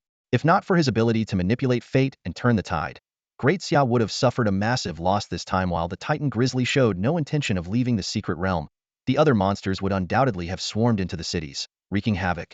Suddenly, an idea struck Suyu. He looked at the bear cub, a sly grin forming on his lips. I almost forgot there are still tens of thousands of monsters left in this secret realm. They're all treasures left behind by my dear mother. With that thought, Suyu decisively turned around. Bear cub, let's go. Your companion bear cub, LV-84, has slain a frenzied grizzly, LV-45. You gained 9,640 experience points. On the grizzly plains, Suyu and his bear cub unleashed a one-sided massacre. Under the oppressive aura of their Titan bloodline, the frenzied grizzlies seemed to lose all will to fight, trembling helplessly as they awaited their fate. Yura! The bear cub swung its massive claws, each strike flattening a frenzied grizzly into a bloody pulp. With each kill, it grew more ferocious, letting out excited roars that echoed across the plains, accompanied by the dull thuds of the grizzlies collapsing one after another. Your companion bear cub, LV-84, has slain a frenzied grizzly, LV-72. You gained 35,440 experience points. After a few attempts at joining the battle, Suyu realized he couldn't match the bear cub's efficiency. He stepped back, deciding to simply watch as his experience bar skyrocketed. Before long, the system notifications chimed repeatedly. Your level has increased. Current level, LV-38. And then again, your level has increased. Current level, LV-39. Just then, a strange figure caught Suyu's attention. Qian Wanqian, wearing a bear fur wig and a bright pink dress, appeared in his line of sight. Suyu couldn't help but tease him. Mr. Qian, why are you still wearing that dress? Unperturbed, Qian Wanqian leaned in mysteriously and said, this is a diamond-grade outfit. And this bear fur? It's from Titan Grizzlies. Priceless. He spread his fingers to emphasize the value, his face brimming with greed. Suyu's expression remained blank as he threatened, give me half, or I'll have the bear cub dress you in public. The threat nearly made Qian Wanqian cough up blood, but in the end, he reluctantly handed over a bank card. Before leaving, Qian Wanqian hastily scribbled out an admission notice and handed it to Suyu. Remember to report to the academy in 2 weeks, he said before quickly activating a skill to flee, clearly afraid of being extorted further. As Suyu prepared to take the bear cub to another area, an unexpected event occurred. The bear cub, now drenched in blood, let out an earth-shaking roar. The sound reverberated across the grizzly plains, and all the monsters in the area seemed compelled to converge on their location. Suyu noticed the strange phenomenon beneath the monster's feet and murmured to himself, Is this the power of the Earth's chosen? In an instant, tens of thousands of monsters within the secret realm had fallen under the bear cub's overwhelming presence. Like a tide, they surged towards Suyu and the bear cub. Their faces were filled with terror and despair, yet they seemed to be forcibly driven forward by some unseen force. Suddenly, its body began to expand rapidly. From its original small and compact form, it swelled like an inflating balloon 10 meters, 20 meters, 40 meters until it finally stopped growing at a staggering height of 200 meters. The massive creature exuded an overwhelming aura, suffocating all in its presence. It unleashed a deafening roar toward the horde of monsters ahead. In an instant, countless monsters collapsed to the ground, writhing in agony under the crushing pressure. Their skin tore like fragile paper, and blood gushed from their 7 orifices. Destruction. The bear cub bared its sharp fangs and raised its colossal paw, slamming it down with the force of a mountain. Boom! The sky darkened as thick clouds rapidly gathered. A gigantic spectral bear paw appeared in the heavens, blotting out the sunlight. Under the stunned gazes of all who witnessed, the massive paw came crashing down onto the plains below. The entire plain collapsed in an instant. Dust and debris shot into the sky, resembling the arrival of an apocalypse. When the dust finally settled, the deep crater left behind was filled with the lifeless bodies of tens of thousands of monsters. System notifications began flooding the screen like a waterfall. Your allied pet bear cub LV-84 has slain wild bear king LV-80, earning 99,640 XP. Your allied pet bear cub LV-84 has slain wild bear king LV-80, earning 95,440 XP. Your allied pet bear cub LV-84 has slain Moonshadow Wolf King LV-65, earning 49,640 XP.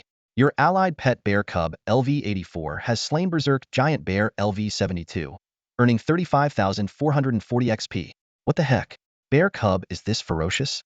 Suyu stared at the notifications in shock. Soon, 2 significant system prompts appeared. Your allied pet bear cub has leveled up. Current level, LV-86. Your level has increased. Current level, LV-40. Suyu grinned from ear to ear. Although his level was temporarily capped at 40 due to not yet awakening his class, as long as he completed his class awakening within 3 days, the overflowed experience points would propel his level to skyrocket. Master bye-bye. Bear cub is sleepy? A tired voice came from the crater below. Suyu hurried over and caught the tiny bear cub as it leapt into his arms. It had reverted to its small, plush-like size, its sleepy expression irresistibly adorable. Glancing back at the crater, he noticed that the countless monster corpses had vanished, leaving behind only scattered bones. You ate all of them? Suyu asked, staring in shock at the blood-scented bear cub. Bear cub? Sleepy? The little creature had already dozed off in his arms. At that moment, Suyu gained a deeper understanding of what it meant to be a mythical creature. The usually playful and cute bear cub turned into a fearsome tyrant in battle. He found a piece of cloth to strap bear cub to his back and slid down the slope into the crater. Though bear cub's strike had destroyed much of the loot, whatever survived was bound to be top tier. Sure enough, a faint green glow caught his eye. Was a piece of jade-grade equipment. Meanwhile, through surveillance devices, thousands of people were watching the scene unfold. How on earth did he manage that? The city lord was baffled. Does his path include beast-taming abilities? Young people these days are something else. Indeed, even my wife says so, the advisor replied absent-mindedly. What did you just say? Nothing, sir. You must have misheard. The city lord shot the advisor a sharp look before instructing his subordinates to prepare medals and banners to welcome Suyu at the secret realm's exit. The Emerald Tier Bear Fury set came into view, and Suyu carefully examined the equipment's attributes. Level requirement, 55. Composed of a top and bottom piece. The stats were remarkably powerful. Defense increased by 300, movement speed boosted by 80, and stamina enhanced by 40. Its durability was in pristine condition at 500,500. The set also came with 2 level 6 talents. Fortification LV.6 reduces incoming physical damage by 50. Resistance LV.6 reduces magic damage by 50 as well. What made it even more impressive were its unique skills. Bear's Roar, an area effect fear skill with a 3-minute cooldown. Bear's Stomp, an area stun skill that scales with strength, also with a 3-minute cooldown. Suyu studied the outfit in his hands, which amusingly resembled a plush toy costume, and couldn't help but marvel at it. Despite its harmless appearance, the stats were outrageously overpowered, making it a perfect artifact for warrior and tank classes. Carefully, he placed the set into the gold-tier storage bag he had looted from a corpse, already picturing himself fighting alongside his bear companion. Not long after, another top-tier emerald-tier item appeared before him. Emerald-tier Sky Wings, Boots. Level requirement, 58. Stats: Agility 30. Durability: 200,200. Talent: Skywalk LV.5, granting a 10 movement speed boost and the ability to fly. After a thorough search, Su Yes haul was substantial. 7 Emerald tier pieces, 5 Platinum tier pieces, and 2 Platinum tier skill books. The total value was conservatively estimated at over 10 billion. Of course, such rare items were typically traded through bartering rather than cash transactions. Once he confirmed there was nothing left to collect, Su Yu donned his level 40 Moonshadow cloak and streaked toward the secret realm's exit like a shadow. His mind was consumed with thoughts of his second-class awakening. The experience points he had amassed would allow him to break through to level 60 the moment he succeeded in awakening, at which point these exceptional items would finally come into play. At the secret realm's exit, Lu Kaixian stood in stunned disbelief at the scene before her. Behind her, a group of Night Watcher barrier mages held single-use diamond tier artifacts, prepared to sacrifice themselves to permanently seal the Bear Plains' secret realm. As soon as Lu Kaixian stepped into the secret realm with a determined look, ready to face whatever came her way, she froze in place. The city lord was leading a group of people, busy hanging up a banner. On either side stood 2 neat rows of stunning women dressed in black stockings, each holding flower baskets filled with fresh blooms and champagne. The scene left her completely dumbfounded. What shocked Lu Kaixian even more was Su Yu's achievements. Not only had he dealt with the 2 ferocious Titan bears, but according to the city lord, he had even managed to tame one of the cubs as his battle pet. This unbelievable turn of events left all the professionals present utterly baffled. A catastrophe that could have destroyed the city had been effortlessly averted by a mere first transition professional. Regardless of how it happened, solving the problem is what matters, everyone thought to themselves. Although Su Yu's profession had once caused fear, at this moment, he was undoubtedly the city's hero. Soon, a figure appeared before the crowd. He was tall, draped in a silver-white cloak that shimmered like moonlight, exuding an aura of mystery. Su Yu stood alert, not daring to approach carelessly. "What are you all doing?" Su Yu asked. "Obviously, we're here to welcome the great hero," Lu Kaixian quipped with a teasing tone. The group of women in black stockings immediately surrounded Su Yu. "Hey, too close. Charging at me like this is against the rules." Su Yu frowned and stepped back, clearly uncomfortable with the overwhelming attention. The city lord enthusiastically stepped forward, clasping his hands in gratitude. "Student Su, thank you for your contribution to Qingcheng. Without you, the city would have been in grave danger today. This first-class medal is a token of appreciation from the city lord's office." As he spoke, he pinned the medal onto Su Yu's shoulder. Lu Kaixian leaned in and whispered, "I took care of the task from the Night Watchers for you. It's worth 50,000 merit points. You're now a first-class Night Wanderer, but you'll need to visit the guild to update your permissions." There was a hint of envy in her voice. After all, it had taken her over a decade in the Night Watchers Guild to reach the second-class Night Wanderer rank. "How did you guys know it was me?" Su Yu asked, puzzled. "There are surveillance systems throughout the secret realm. Except for the core area, everything else is visible." Hearing this, Su Yu instinctively tightened the bag on his back, but quickly relaxed. Apparently, they only knew about his ability to command the bear cub. The city lord smiled and added, "You don't need to worry. As long as you can control that Titan bear and ensure it doesn't threaten the Xia Kingdom, no one will complain. By the way, you've made a significant contribution this time, so you can make a request to the city lord's office." The surrounding professionals looked at Su Yu with envy. The Night Watchers Guild was akin to a state-owned enterprise, while the city lord's office represented true official power. With Su Yu's merit, he could easily rise through the ranks in the government. After thinking for a moment, Su Yu said, "Then how about granting me 1 or 2 pieces of mythical equipment? Could we change it to something else?" The city lord's smile froze on his face, a slight twitch at the corner of his eye. The request for mythical gear was simply too outrageous. Gathering even 2 pieces of such equipment across the entire Great Xia was uncertain they were truly national treasures. Epic gear was clearly unrealistic, and as for legendary gear, the city lord was just about to consider it when he quickly interrupted Su Yu, who was about to speak. "At most, I can apply for a diamond tier piece of equipment for you, but only when your level meets the requirement." "All right," Su Yu nodded in agreement.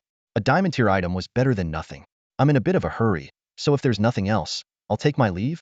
"Wait," Lu Kaixian hastily called out to Su Yu, who was about to turn and leave. After a moment of hesitation, she asked, "Can you tell me what happened after you encountered the 2 Titan grizzly bears? And where is the other one now?" "For the first question, you can ask Qian Wangqian, who knows everything," Su Yu replied, pointing toward the depths of the secret realm. "As for the second question, you mean..." Lu Chuexian's words trailed off, but Su Yu had already nodded in confirmation. Both the city lord and Lu Chuexian's expressions turned grim in an instant. They had assumed the adult Titan grizzly bear had already left, but now they realized it was still in the violent Bear Plains. A creature of that caliber could level a city just by rolling over. Don't worry too much, Suyu reassured them. Just seal off the violent bear plains. It's in a weakened state and has been in a deep slumber. It will only awaken if it is summoned during a descent ritual. Hearing this, the two of them relaxed slightly. The city lord immediately organized the orderly evacuation of professionals from the secret realm, while Liu Kaixian retrieved a disposable diamond tier item to completely seal off the entrance to the violent bear plains. After a brief exchange, Liu Kaixian led the city lord away in a hurry to interrogate Li Han's Han. They were both acutely aware that the descent ritual would not end so easily. This was likely just the beginning. Meanwhile, Suyu headed straight for the awakening temple without delay. However, before he could step into the awakening hall, a man with an exaggerated slicked-back hairstyle blocked his path. Suyu, right? Care to have a little chat? Maybe another day. Suyu dismissed the question without much thought and turned to enter the awakening temple. However, the man clearly had no intention of letting him go so easily.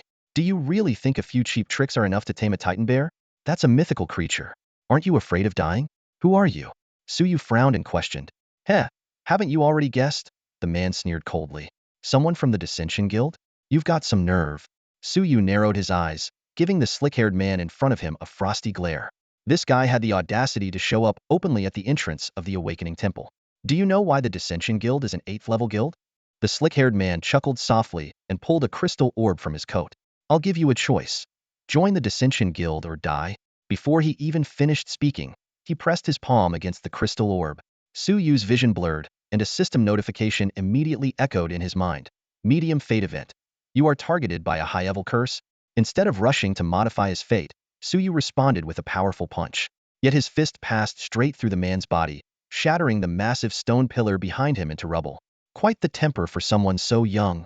The man glanced at the destroyed pillar, his eye twitching slightly. So, you're determined to oppose us? Is this guy really like Eugene, a fate manipulator? Or perhaps a close combat specialist like Nantion? No matter. Since you've made your choice, prepare to die. He pressed both hands firmly onto the crystal orb, and a dark glow shot into the sky, enveloping Suyu. Medium fate event. Lin Tai uses the high-level curse, lifespan exchange. Your lifespan will decrease by 10 years per second until death. Suyu immediately altered his fate. Medium fate event. Lin Tai uses the high-level curse, lifespan exchange. Your lifespan will increase by 10 years per second until death. Lin Tai sneered as he watched Suyu remain motionless. But soon, his expression changed drastically. Not only was Suyu unharmed, but his condition seemed to be improving with every passing moment. What the? How the hell is your lifespan so long? 60 seconds later, Lin Tai's hair had turned white, and his face was covered in age spots. He desperately tried to cancel the curse, but it was too late. 10 seconds later, he collapsed into a withered corpse, and his projection vanished into thin air. Why doesn't the Dissension Guild, who willingly serves as lapdogs for dungeon monsters, just bow down and grovel when they see you? Suyu quipped to the baby bear at his side. He edited the encounter into a message and sent it to Liu Kaixian, feeling pleased with the 900 years of lifespan he had just gained.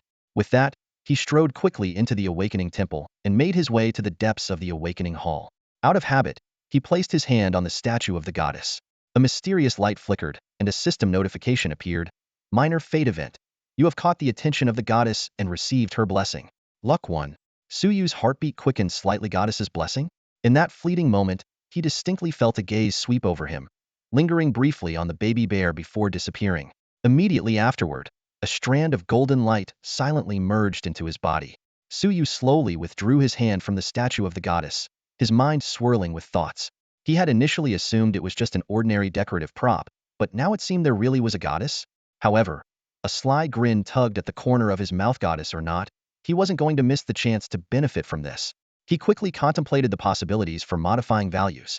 It seems I can only replace numbers with other numbers, not with characters or symbols, Suyu muttered with a slight pout. If only I could change it to, or a billion lucky points. But if I actually did that, the goddess might just erase me on the spot. Without hesitation, he activated the Destiny Modification ability. Ding. Minor Destiny event. The goddess has taken notice of you. You receive her blessing. Luck 9. In an instant, 8 more golden rays wrapped around his body. Though luck was a subtle attribute in daily life, it could often bring about unexpected turns at critical moments. As the blessing descended, the light on the goddess statue began to shift in color. The system notification followed promptly. Awakening conditions met. Initiating selection of the second awakening quest. Moments later, the quest details appeared. Death Lotus. Difficulty, 5 stars. Description. The whispers of the dead guide your path, and decayed leaves shall become the nourishment for new life. Travel to Phantom Town, eliminate the skeleton revenant, and obtain the Death Crystal. Requirements: Death Crystal 01. Destiny points 10001000.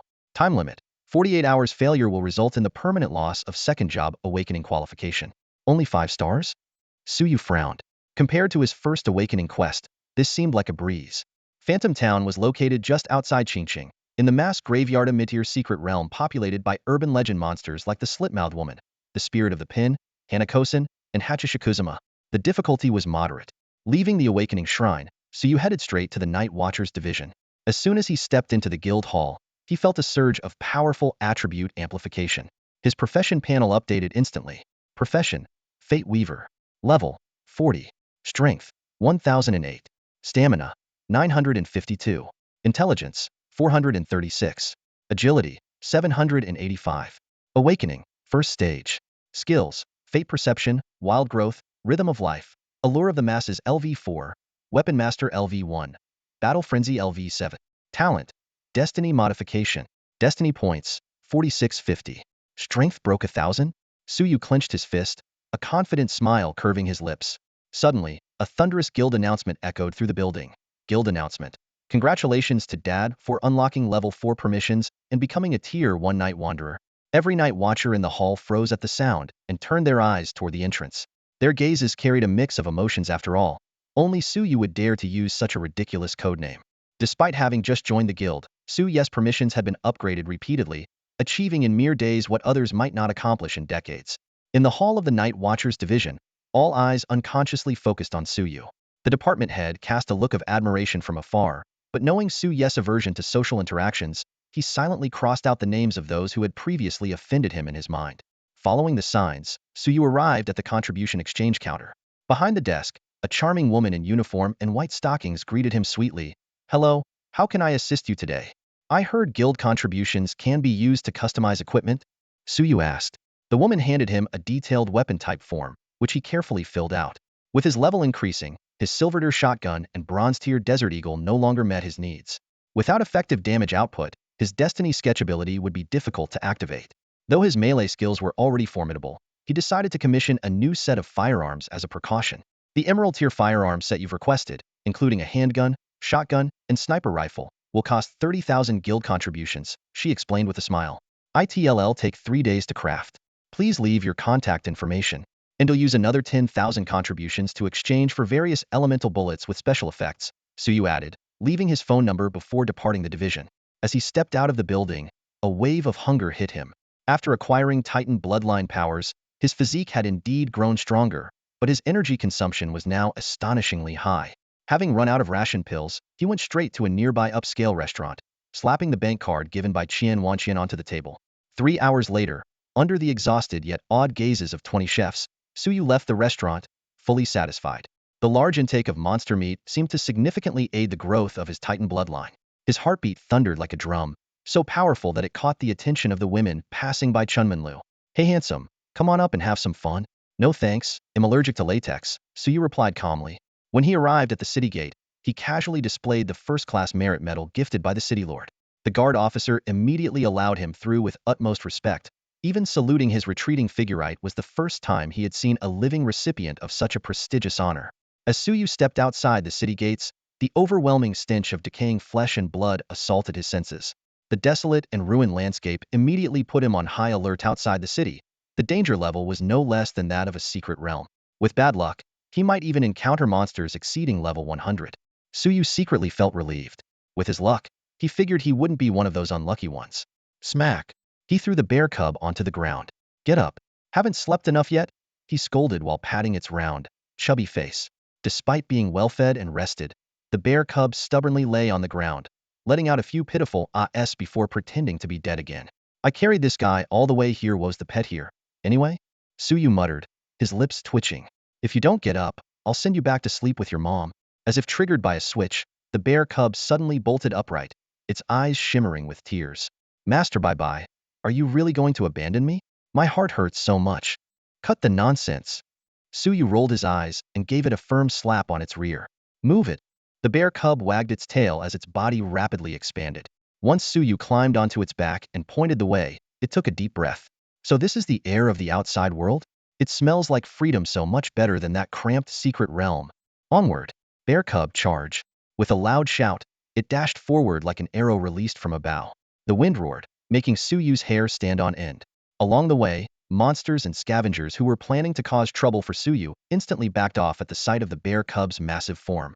Half an hour later, the dusty duo arrived at the entrance to the secret realm. Suyu nimbly jumped off the bear's back and strode toward the ominous, ghastly face-shaped entrance without hesitation. But the usually fearless bear cub froze in place, trembling on its legs. Suyu turned back. I'm scared, the bear cub admitted, its fur standing on end. Stop talking nonsense. You're a 20-ton titan bear, and you're afraid of ghosts? There won't be zombies in there, right? The bear cub looked grave. It explained that it once found a projector and 300 zombie movies on the violent bear plains, leaving it particularly wary of creepy places like this. After taking 2 deep breaths, the bear cub reluctantly followed Suyu, though its gait was awkward, and it had 3 sticks of incense sticking out from its neck. Where'd you learn that bizarre stance? And where did the incense come from? Suyu asked, his face darkening. I taught myself. Isn't this supposed to ward off evil spirits? The bear cub replied, looking confused. Suyu shook his head in exasperation, thinking that since this bear could smack a ghost to death with one paw, he'd just let it be. The two stepped into the secret realm, greeted by a vast expanse of bones, as if countless beings had perished there. Though called Horror Town, the area was as vast as the violent bear plains. Suyu quickly noticed something unusual. While there were many adventurers here, most were only at the first or second level of their profession, with very few high-level individuals. Moreover, they all clustered near the secret realm's exit, wearing badges on their chests. Hey, young man, need a guide? Affordable rates, plus tons of monster intel. A group of people swarmed towards Suyu as soon as they saw him. He wasn't surprised, as he had already read up on Horror Town's information at the Night Watch division. The monsters here are different from those in other secret realms. They have strange attack patterns and are extremely troublesome. You need specific strategies to deal with them, Suyu said bluntly while standing amidst the crowd. I need to hunt the skeletal wraith in the core dead zone. Who can guide me? As soon as he finished speaking, the surrounding guides exchanged incredulous glances, their faces filled with disbelief. The skeletal wraith? Why would you want to kill it? One guide asked, frowning. That creature may be powerful, but it hasn't killed a single human professional in decades. The real problem is the core area. It's far too dangerous. The other guides nodded in agreement. The restrictions in the core zone are too bizarre. Even a team of third-year professionals would struggle to get through. They studied the young man before them, then cast a doubtful glance at the strange bear cub beside him, waddling awkwardly under the sunlight with a fragrant herb perched on its head. Double the commission. If no one wants the job, then forget it, Suyu calmly repeated, the 5 stars above his head gleaming in the sunlight. Noticing the emblem, the guides suddenly understood. Oh, it's for an awakening quest, one man remarked with a wry smile. You might have the money, but you won't live to spend it. Suyu gave a slight nod of acknowledgement and turned to leave. Just then, a ragged old man called out to him in a hurried voice, Young man, wait up. Did you say you'd pay extra? There was a glimmer of excitement in the old man's eyes. I'll take the job. Oldly, have you lost your mind? The other guides exclaimed, stepping back and staring at him as if he were already a dead man. Suyu turned back and casually tossed a golden bracer toward the old man. Is this enough? I'm in a hurry. Oldly caught the bracer, his eyes lighting up with joy. More than enough. I've been a guide in this secret realm for 30 years. I guarantee you'll be satisfied. As Suyu looked at the old man's eager expression, a flicker of nostalgia crossed his eyes, reminding him of the days when he himself had worked as a guide in his past life. The town of Strange Tales is divided into the outer zone, the inner zone, and the core zone. As Oldly led the way, he explained this peculiar secret realm to Suyu in detail. Unlike other secret realms, the strength of the monsters here is completely random and unrestricted by area. This unique trait gave rise to the profession of guides. Walking cautiously along the cracked concrete road, the two moved forward. Around them stood clusters of low buildings, their weathered walls and shattered windows exuding an eerie atmosphere under the dim sky. Oldly occasionally glanced at Xiong Baobao, the bear, before he finally couldn't hold back and spoke up. This, brother bear? He gestured at the array of equipment hanging on Xiong Baobao. A cross on its chest, a talisman on its forehead, a peachwood sword at its waist, 5 emperor coins, and even a Bible. These items are useless here. I know, Xiong Baobao replied nonchalantly. But they make me feel secure. Isn't it said that belief makes it real? Oldly was momentarily speechless, awkwardly turning to Suyu. Your pet is quite unique. Suyu nodded silently, fully aware that Xiong Baobao was indeed the most peculiar existence among all the secret realm's monsters. Suddenly, a chilling gust of wind swept past, accompanied by the unsettling sound of bones shifting. A slender figure wearing a mask blocked their path. "Do you think I'm beautiful?" came a sinister female voice. Old Lee's pupils shrank, and he quickly whispered, "The slit-mouthed woman, a level 60 to 75 monster. She asks questions, and once she does, she becomes immune to all attacks. You must act before she starts asking." He closed his eyes, tugging at Su Ye's sleeve. "We've been targeted. We need to close our eyes and bypass her." But Su Yu remained motionless. Squinting slightly, he focused on the emerging threat of fate. Fate incident. You encounter the slit-mouthed woman blocking your path. After a brief moment of thought, he made his choice. Ding. Fate incident. You encounter the slit-mouthed woman repairing the road. Fate points 20. Oldly grew anxious seeing Su Yu standing still. "Let's go. If we don't move now, I'll be too late." In the distance, other guides shook their heads, clearly disapproving of clients who ignored their advice. Suddenly, someone exclaimed, "Huh? Why is the slit-mouthed woman walking away?" Everyone stared in disbelief as the slit-mouthed woman hoisted a bag of cement over her shoulder, laughing maniacally while diligently mixing concrete and patching up the damaged road. "What the heck? Is she fixing the road?" The guides exchanged bewildered glances, as if they had just witnessed something more bizarre than a ghost. Old Lee's jaw dropped as his gaze shifted back and forth between the slit-mouthed woman and Su Yu. A startling suspicion arose in his mind. Could these bizarre methods really be the handiwork of this young man before him? Who exactly was he? Some kind of mysterious ghost manipulator? Su Yu didn't bother to explain Old Lee's doubts. Instead, he swiftly pulled out the thorned rose and decisively slashed himself. The power of Fate Modification was immediately activated. Fate points 15. Rage stacks 1. A glint of crimson flashed in his eyes, unervingly vivid. "With my strength improved, the fate points gained have also increased," Su Yu murmured quietly. Though it was only an additional 5 points each time, over time, it would amount to a significant gain. He continued walking along the concrete road, encountering slit-mouthed women repeatedly blocking his path. Yet, under Su Ye's control, these once terrifying ghosts were transformed into road workers. By the time they reached the end of the road, over 30 slit-mouthed women had formed a fully fledged construction crew. The once dilapidated concrete road was now completely repaired, not only smoother but also notably widened. "Your turn, Bear Baby." Su Yu gestured toward the little bear. "Show us what you've got." "Got it." Bear Baby responded with a serious expression. However, its actions left everyone utterly dumbfounded. It somehow found a shriveled gecko, then began performing an odd dance while chanting, "Spirits and demons, be gone. I told you to fight monsters. What in the world are you doing?" Su Ye's face darkened as he stormed over and gave the bear a solid smack on the backside. Even roaring would be more effective than this. Oldly clutched his thigh, trying desperately not to laugh. He racked his brain for every sad memory he could recall, but still couldn't suppress the grin tugging at his lips. "But that's how they exorcise ghosts in the movies." Bear Baby protested, looking aggrieved. Then, with a slightly pitiful expression, it removed the talisman stuck to its forehead and opened its mouth. "Yura!" In an instant, an overwhelming pressure descended from the heavens. Thud, thud, thud. Nearly everyone present collapsed to their knees, save for a select few. Oldly let out a wretched cry as he fell heavily to the ground. The immense pressure was suffocating, nearly causing him to pass out. The sheer magnitude of it felt like divine wrath, crushing any thought of resistance. This is the pressure of a legendary creature? No, it's mythological. He stared at Bear Baby in terror, unable to believe that this ludicrously comical little bear was, in fact, a mythical being. "Your allied pet has slain a Rift Maiden LV62, granting you 43,960 experience points." System notifications kept popping up, accompanied by messages like, "Your allied pet has slain a Rift Maiden LV71, granting you 65,907 experience points," and "Your allied pet has slain a Rift Maiden LV61, granting you 42,907 experience points," flashing continuously. Su Yu patted the head of the bear cub with satisfaction. These once terrifying specters now seemed utterly powerless before the little bear. Regaining its confidence, the bear cub eagerly tore off the exorcism tools wrapped around its body and rushed excitedly toward the corpses of the Rift Maidens, beginning to collect trophies. With a resounding battle roar, it added another substantial chunk of experience points to Su Yu's pool. Su Yu couldn't help but feel delighted. Reaching the next stage after his second advancement was now a certainty. "Master bye-bye, look what I found." The bear cub trotted over cheerfully, holding a few smooth black orbs in its paws.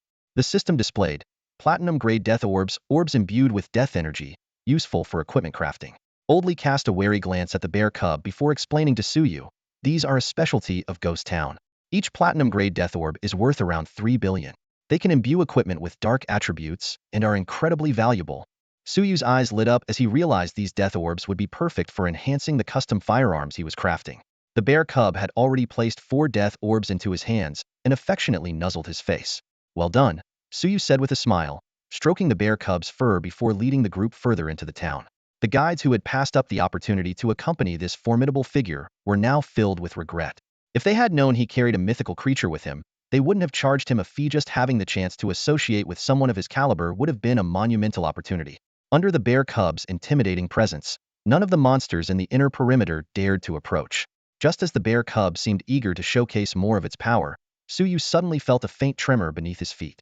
A wave of unease surged through him as the surroundings were abruptly shrouded in a dense black fog. Within the mist came chilling sounds, a blend of beastly howls and demonic whispers. The sunlight was completely obscured, plunging the streets into a shadowy gloom. Old Lee's face went pale as his body tensed up.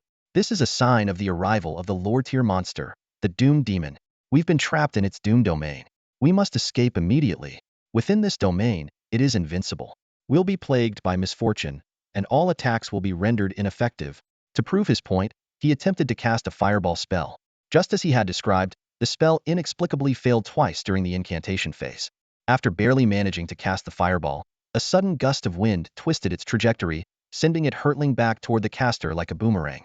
To make matters worse, the fireball expanded rapidly in midair, threatening to engulf Old Lee. At the critical moment, the bear cub leaped forward with surprising agility and smashed the fireball into fragments with a powerful swipe of its giant paw. Suyu glanced at the fate summary, which read, Minor Fate Event. You are plagued by misfortune. A faint smile tugged at his lips.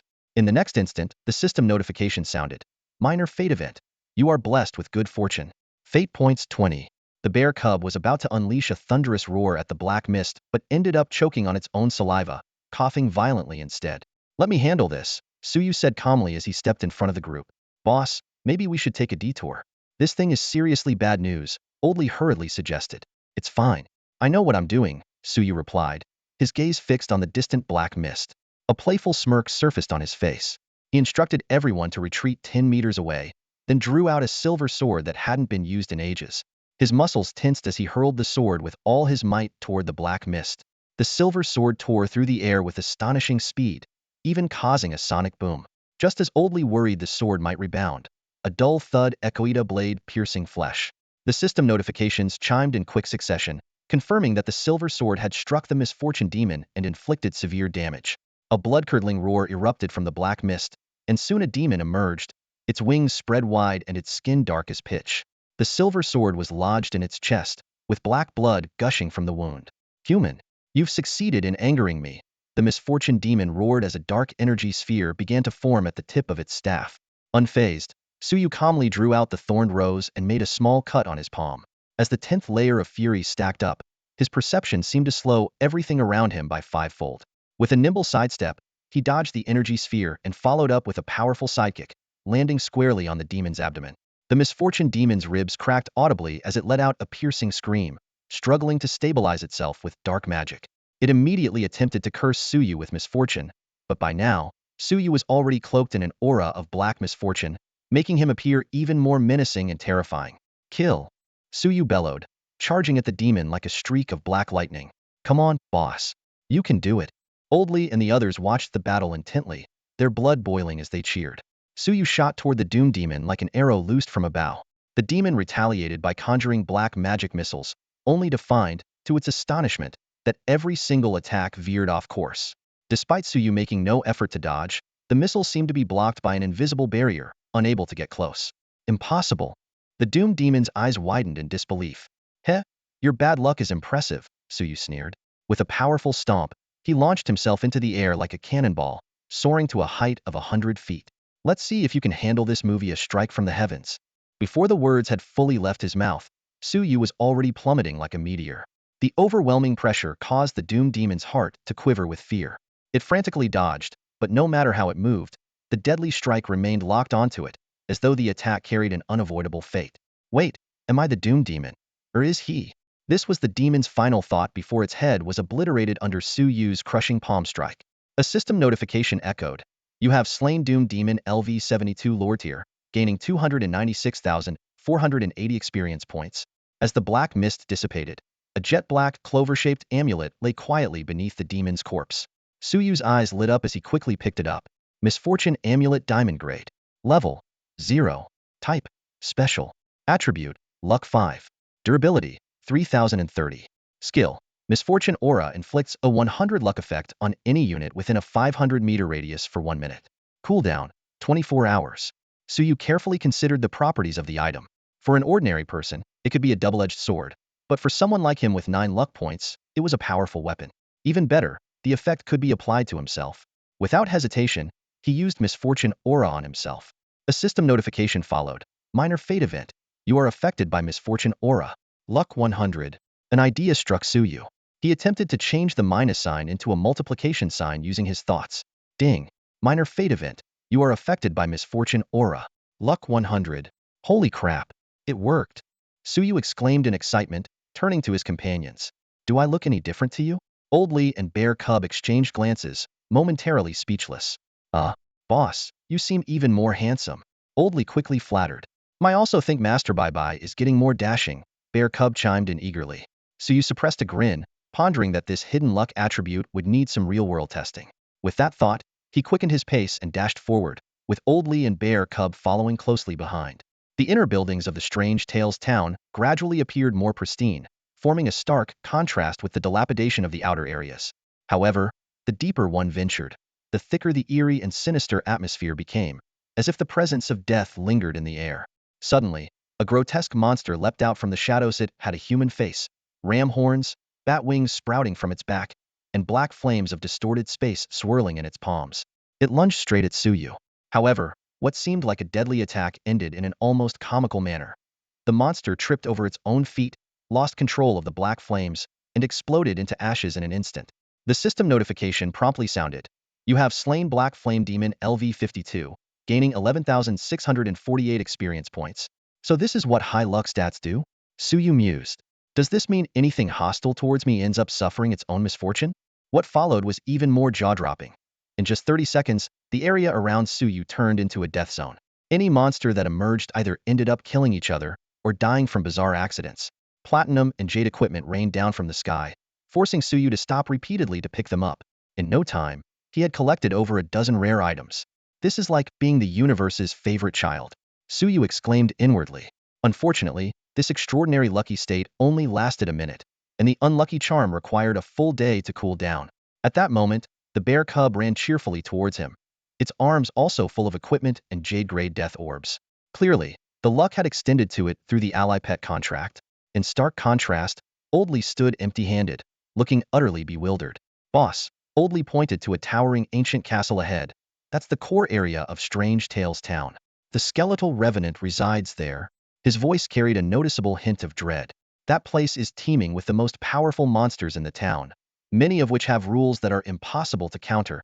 All right, Suyu responded curtly, then glanced at Old Lee. If you don't want to go, you can wait here. Old Lee hesitated for a moment before gritting his teeth and following. Boss, this is professional integrity. You pay, I deliver. The trio made their way through countless corridors and finally arrived at the grand hall of the castle. A tall, slender figure dressed in a pristine suit, standing at 5 meters in height, slowly turned to face Suyu. Boss, be careful. Old Lee shouted urgently. That's the Slender Wraith. Don't make eye contact with him. He specializes in tormenting melee classes, pulling them apart alive. Yet Suyu had already locked eyes with the Slender Wraith. Not only that, but his gaze carried a defiant challenge, as if to say, what are you looking at? Buzzing. A tall, slender phantom appeared before Suyu like a bolt of lightning, their faces suddenly inches apart. The system notification popped up. Fate event. You are attacked by the slender phantom and suffer a minor injury. Before Suyu could even contemplate how to rewrite the fate outline, a cold gleam flashed across his shoulder. The attack tore a gash into his moonshadow cloak, and blood immediately seeped through. Instinctively, Suyu swung a punch, only to hit empty air. The slender phantom had already flickered dozens of meters away. The phantom raised its blood-stained dagger to its lips with an air of elegance, licking the blade with its tongue. A cruel smile curled at the corners of its mouth, its eyes gleaming with the thrill of toying with its prey. Too fast. Suyu frowned deeply. Even in his current state of tenfold rage, he couldn't keep up with the opponent's near-light-speed movements. However, such an injury was trivial for him. The wound on his shoulder healed in an instant. A smirk tugged at Suyu's lips as he raised a hand to stop the eager baby bear from jumping into the fray. "This opponent is mine to handle." Before the words fully left his mouth, Suyu had already darted forward, his speed several times faster than before. In a flash, he closed in on the slender phantom, his arms like iron clamps aiming straight for its throat. But the phantom blinked out of sight again, reappearing behind him with its dagger targeting a vital spot. Swish! The dagger slashed across the moonshadow cloak, only to be blocked by a faint layer of moonlight the twilight barrier had activated just in time. Seizing the brief opportunity, Suyu spun around and delivered a fierce elbow strike to the phantom's waist. Boom! The slender phantom was sent flying, crashing through a wall before vanishing. "It can still teleport?" Suyu murmured, astonished by the opponent's bizarre abilities. Just as he prepared to pursue, a sudden, overwhelming sense of danger surged through his body. The system notification flashed again. Fate event. You are attacked by the slender phantom, stabbed in the abdomen by its dagger. Pain shot through his abdomen, yet a confident smile appeared on Suyu's face. The system notification updated once more. Fate event. You are attacked by the slender phantom, stabbed in the abdomen by a bottle of soda. The slender phantom's smug expression froze. It looked down at its weapon in disbelief. The once lethal dagger had inexplicably turned into a cheap bottle of fizzy soda. Squeezing the plastic bottle, the phantom watched in shock as the drink sprayed out from the cap. "So sweet." Baby Bear's eyes lit up as it rushed forward to catch the spraying soda, smacking its lips as it asked, "Can I have the whole bottle?" The slender phantom finally lost its composure. Its once graceful demeanor crumbled as fury overtook it, unable to comprehend how its prized weapon had vanished. "Heh, finally losing your cool?" Suyu sneered coldly. If Slender Shadow is willing to face him heathen, that would undoubtedly be good news for him. "Intruder, you're dead." A chilling voice echoed from all directions. As the words fell, Slender Shadow's body suddenly dispersed, transforming into hundreds of identical clones. Each clone revealed razor-sharp claws, eerie and menacing. Suyu charged forward without hesitation, but he quickly realized the challenge he was up against. These clones weren't mere illusions, they were solid entities, each capable of teleportation. They acted like mischievous children playing hide-and-seek, vanishing the moment Suyu was about to strike, only to reappear elsewhere and launch an attack. "Hemph, intruder, you have no sense of decorum." Irritated by the constant taunting, Suyu pulled out a shotgun and fired wildly around him. However, this level 73 lower-tier monster paid no heed to his silver-grade weapon. The bullets couldn't even scratch its surface. "You asked for this." Fueled by layers of berserk effects, Suyu's fury had reached its peak. He considered activating the Weapon Master skill but quickly dismissed the idea the creature's speed far outpaced bullets, and any hits he'd landed earlier were likely just the monster toying with him. Tossing the shotgun aside, Suyu closed his eyes and fully activated his fate perception. "Heh, human, did you really think I couldn't deal with you?" All of Slender Shadow's hundreds of clones spoke in unison. They floated gracefully, each one standing over a symbol drawn with Suyu's blood. Out of the 444 clones, 380 had already completed the symbol's inscription. "This is a death curse ritual," Oldly exclaimed from a distance. "It's using your blood to perform a high-level curse ritual. Once completed, even a fifth-tier professional would die on the spot." Suyu ignored him, allowing Slender Shadow to continue cutting him and drawing his blood. Just as the anxious Oldly was about to rush over to help, Bear Cub held him back with a firm paw. "Relax, Oldly, Whitey's master isn't that dumb," Bear Cub said nonchalantly, sipping from a screaming bottle. When the 440th symbol appeared, Suyu finally smiled faintly. "Got you." He abruptly opened his eyes and looked at the outline of fate before him. Mid-tier fate event.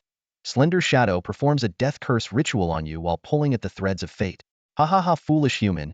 You dared to set foot in the castle of the dead. Today, you will be buried here forever." Slender Shadow laughed maniacally as it began inscribing the 441st symbol. At that moment, Suyu completed his fate alteration. Ding. Mid-tier fate event. Slender Shadow suffers severe diarrhea while performing the death curse ritual on you. Fate points 66. Huh. What's happening? Just as the 441st symbol was about to form, Slender Shadow clutched its abdomen. What did you do to me?" All 444 clones were expressions of terror, their graceful composure shattered. Then, pft, pft, pft, pft. In an instant, the entire castle hall was stained a pale yellow. Watching the scene unfold in the grand hall, Xiong Baobao silently tossed aside the bottle of screaming soda he hadn't finished. The sight before him was truly stomach-turning. 444 slender ghostly figures were simultaneously suffering from diarrhea and struggling to carve death curse runes. As monsters, they shouldn't have had such biological functions. Over time, the pale yellow liquid seeping from their bodies turned a deep crimson. The floor was covered in nauseating pools of mixed fluids. Intruder! You, shameless! The slender ghostly figures hissed in fury. It was the first time they had suffered such humiliation. These beings, who had always prided themselves on their gentlemanly demeanor, were now utterly disgraced under Su Ye's bizarre ability. Human, death will not spare you. Their voices grew weak with exhaustion. As their last bit of strength drained away, the figures began to fade into transparency. At the exact moment the 443rd Death Curse rune was completed, the slender, ghostly figure disintegrated into ashes with a mix of unwillingness and shame. It had essentially killed itself without waiting for Suyu to make a move. If it had chosen to stop the Death Curse ritual, it might have survived a little longer. A system notification sounded. You have slain a slender, ghostly figure LV-73, lore class. Gained 336,458 experience points. Suyu glanced at the pile of filth containing the emerald equipment, but felt no inclination to pick it up. Oldly, you've worked hard leading the way. This equipment is yours. Thank you, boss. Oldly was ecstatic.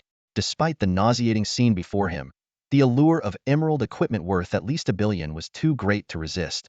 However, as he bent down to pick it up, a wave of nausea overtook him, and he leaned against the wall, dry heaving. Suyu shook his head with a chuckle. He didn't lack such equipment. It was only right to let Oldly reap this windfall. At that moment, the sound of graceful footsteps echoed down the grand staircase in the castle hall. A stunning woman in an evening gown descended slowly. She stood 8 feet tall, her chestnut brown curls cascading over her shoulders. Her exquisite face bore a seductive smile, and the deep cleavage on her chest was tantalizingly visible. Well, little one, I didn't expect you to be so capable, she said, her voice as smooth as silk. Lady Hakashaku. Oldly immediately forgot his nausea and darted in front of Suyu. Boss, this monster is overwhelmingly powerful against low-level male adventurers, especially virgins. They don't stand a chance.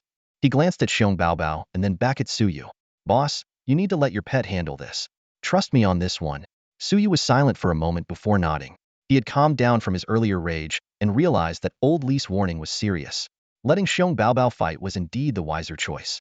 Of course, Suyu would never admit that he was still a virgin. Go, Xiong Baobao. Slap this monster to death. Rawr. Xiong Baobao responded enthusiastically, charging forward and raising a paw to strike Lady Hakashaku. Little creature, do you really think you can hurt me?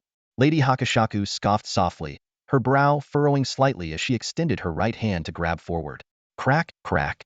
The space around the bear cub seemed to freeze. Although the confinement only lasted for a brief moment before the bear cub broke free, the 8 feet tall took advantage of that fleeting opportunity. In a flash, she appeared behind Suyu, her slender fingers gripping his neck and lifting him into the air. Caught off guard, Suyu was restrained. At this moment, he finally understood the true meaning of invincible, as described by Oldly. His strength seemed to drain from his body, and his blood surged uncontrollably toward a single point. The 8 feet tall's pale face drew close to his neck, her cold lips pressing directly against it. A system notification sounded. Medium-tier Fate event triggered. You have encountered the suppression of 8 feet tall. Your yang energy is being drained. Little one, you seem a bit tense, 8 feet tall said, licking her crimson lips, her eyes gleaming with excitement. Your yang energy is so pure. Once I drain it completely, my power will increase significantly. Feeling his body growing colder, Suyu made a swift decision and activated Fate Alteration. The system notification chimed again, but this time, yang energy was replaced with balcony. A flicker of confusion crossed 8 feet tall's eyes. Suddenly, she could no longer sense Su Ye's yang energy. In the next moment, she felt a strong gust of wind approaching from behind. Turning around, she was shocked to see a fully intact balcony hurtling toward her.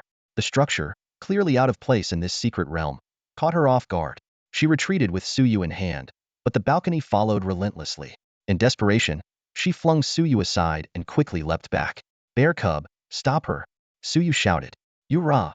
The bear cub roared furiously, slamming a heavy paw into 8 feet tall's back.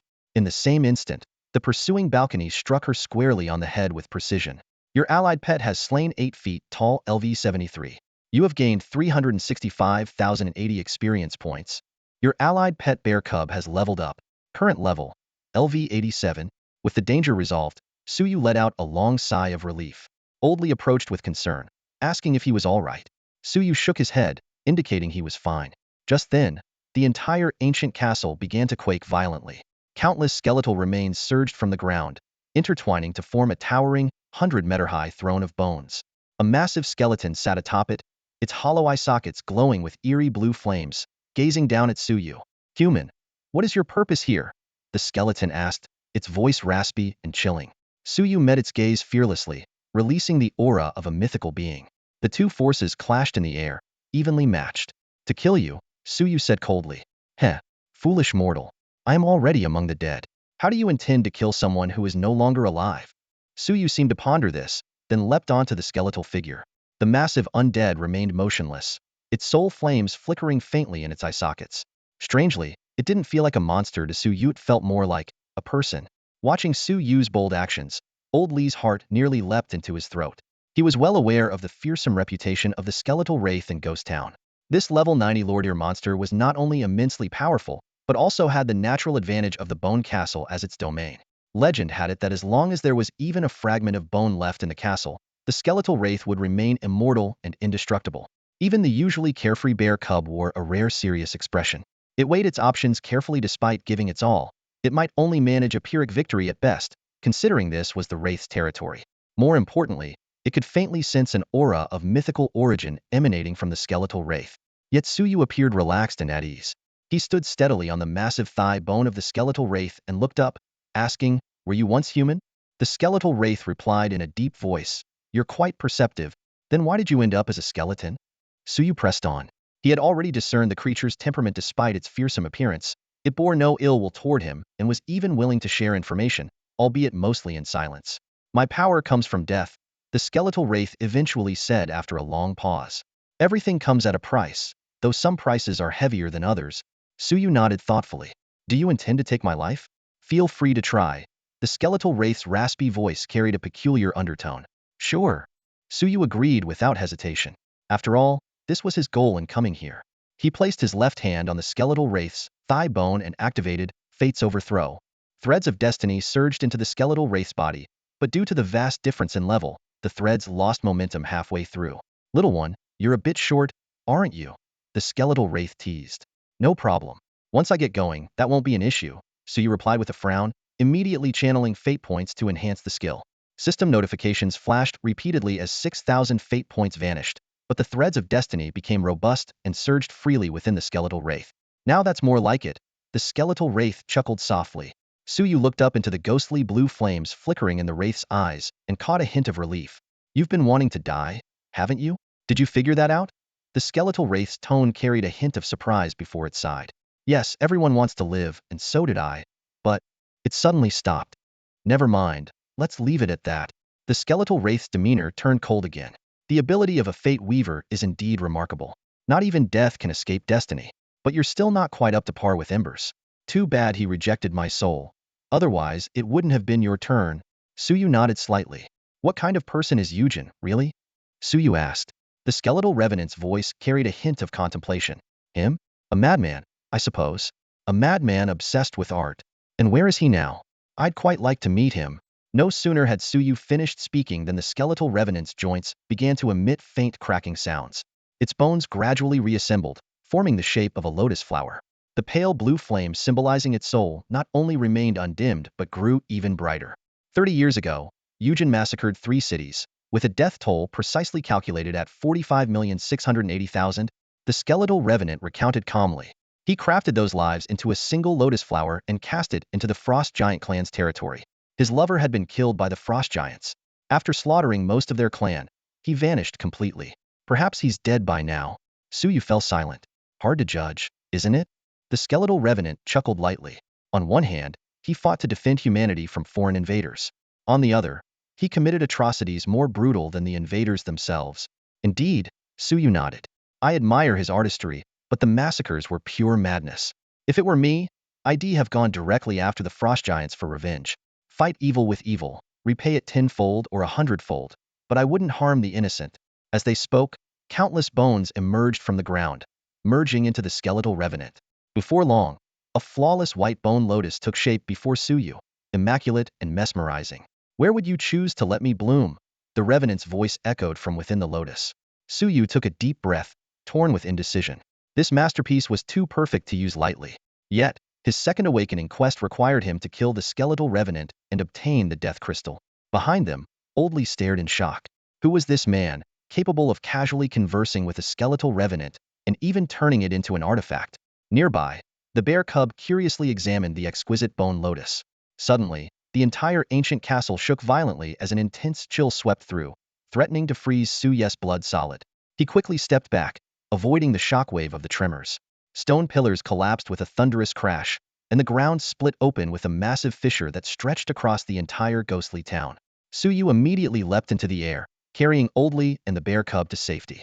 Blinding red light erupted from the fissure, and with a deafening roar, the ancient castle crumbled entirely. As Suyu focused his gaze, his pupils contracted sharply beneath the fissure. A colossal eye was slowly emerging. The entire eerie town was thrown into upheaval as countless professionals witnessed an astonishing sight.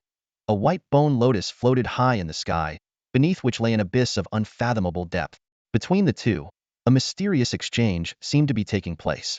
"You're late," a mocking voice of the skeletal Revenant echoed from the bone lotus. "Why did you break the pact?" came a deep, furious response from the abyss, accompanied by a surge of dense, dark runes. Ignoring the abyss's question, the skeletal Revenant turned to Suyu and said, "Now is the time. Burn me to ashes. That is the Eye of Death, and you are not yet capable of facing it." The Eye of Death immediately locked its gaze onto Suyu, erupting in rage. "Fate Weaver, you blasphemers deserve to die." A system notification promptly sounded. "Fate Event. You are marked by the Eye of Death and have received the mark of the Goddess of Death." A strand of pure darkness shot out from the abyss and merged directly into Suyu's body. Feeling the overwhelming pressure emanating from the Eye of Death, Suyu wisely nodded. He swiftly severed the thread of fate, connecting him to the skeletal Revenant, returning the self-immolating catalyst back to it. Then, he had Bear Cub carry him and Oldly away from the core area without delay. Riding on Bear Cub's back, Suyu completed a fate modification. The system instantly notified him, "Fate Event. You are now under the gaze of the Goddess of Death and have received the Diary of the Goddess of Death. 600 fate points." The mark transformed into a black book in an instant. Suyu carefully stored the book and turned to look back. The abyss suddenly erupted in chaos as countless black runes coalesced into a dark ocean brimming with the aura of death. Accompanied by a deafening roar, a massive pitch-black hand emerged from the waters, reaching toward the bone lotus. "You cannot die without my permission." A cold, commanding voice reverberated throughout the secret realm. "I told you, you're too late." Just as the black hand was about to seize the lotus, the bone lotus bloomed. A brilliant, sacred radiance burst forth, dispelling the darkness like dawn banishing the night. Even the gloom of death could not overshadow it. Everyone stood in stunned silence, forgetting to flee as they stared in awe at the white lotus. A single petal fell, igniting in flames of 7 vibrant colors.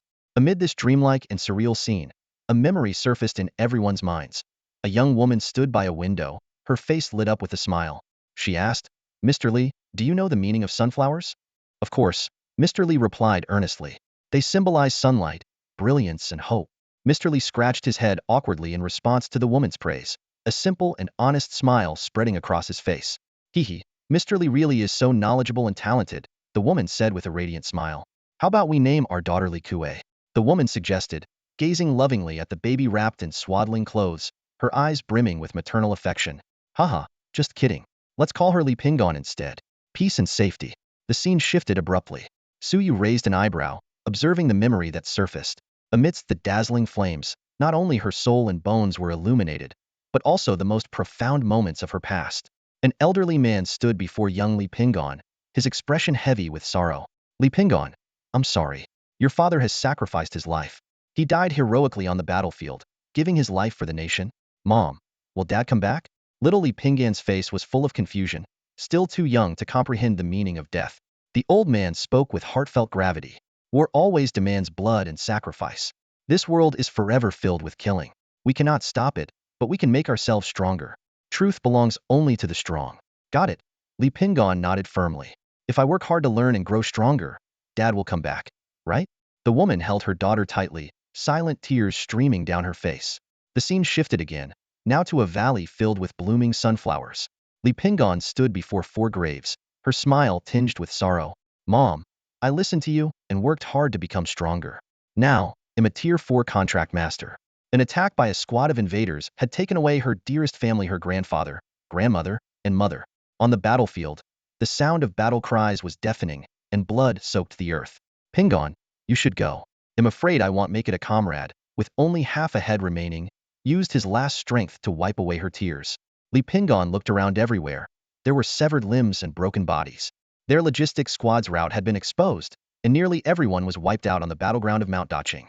We cannot let the invaders pass through here into Daxia. Determination filled Li Pingan's face. Death, I make a contract with you. The price is everything I have. In the next moment, she transformed into 100-meter skeletal revenant, summoning countless undead warriors to her side. Bones endure.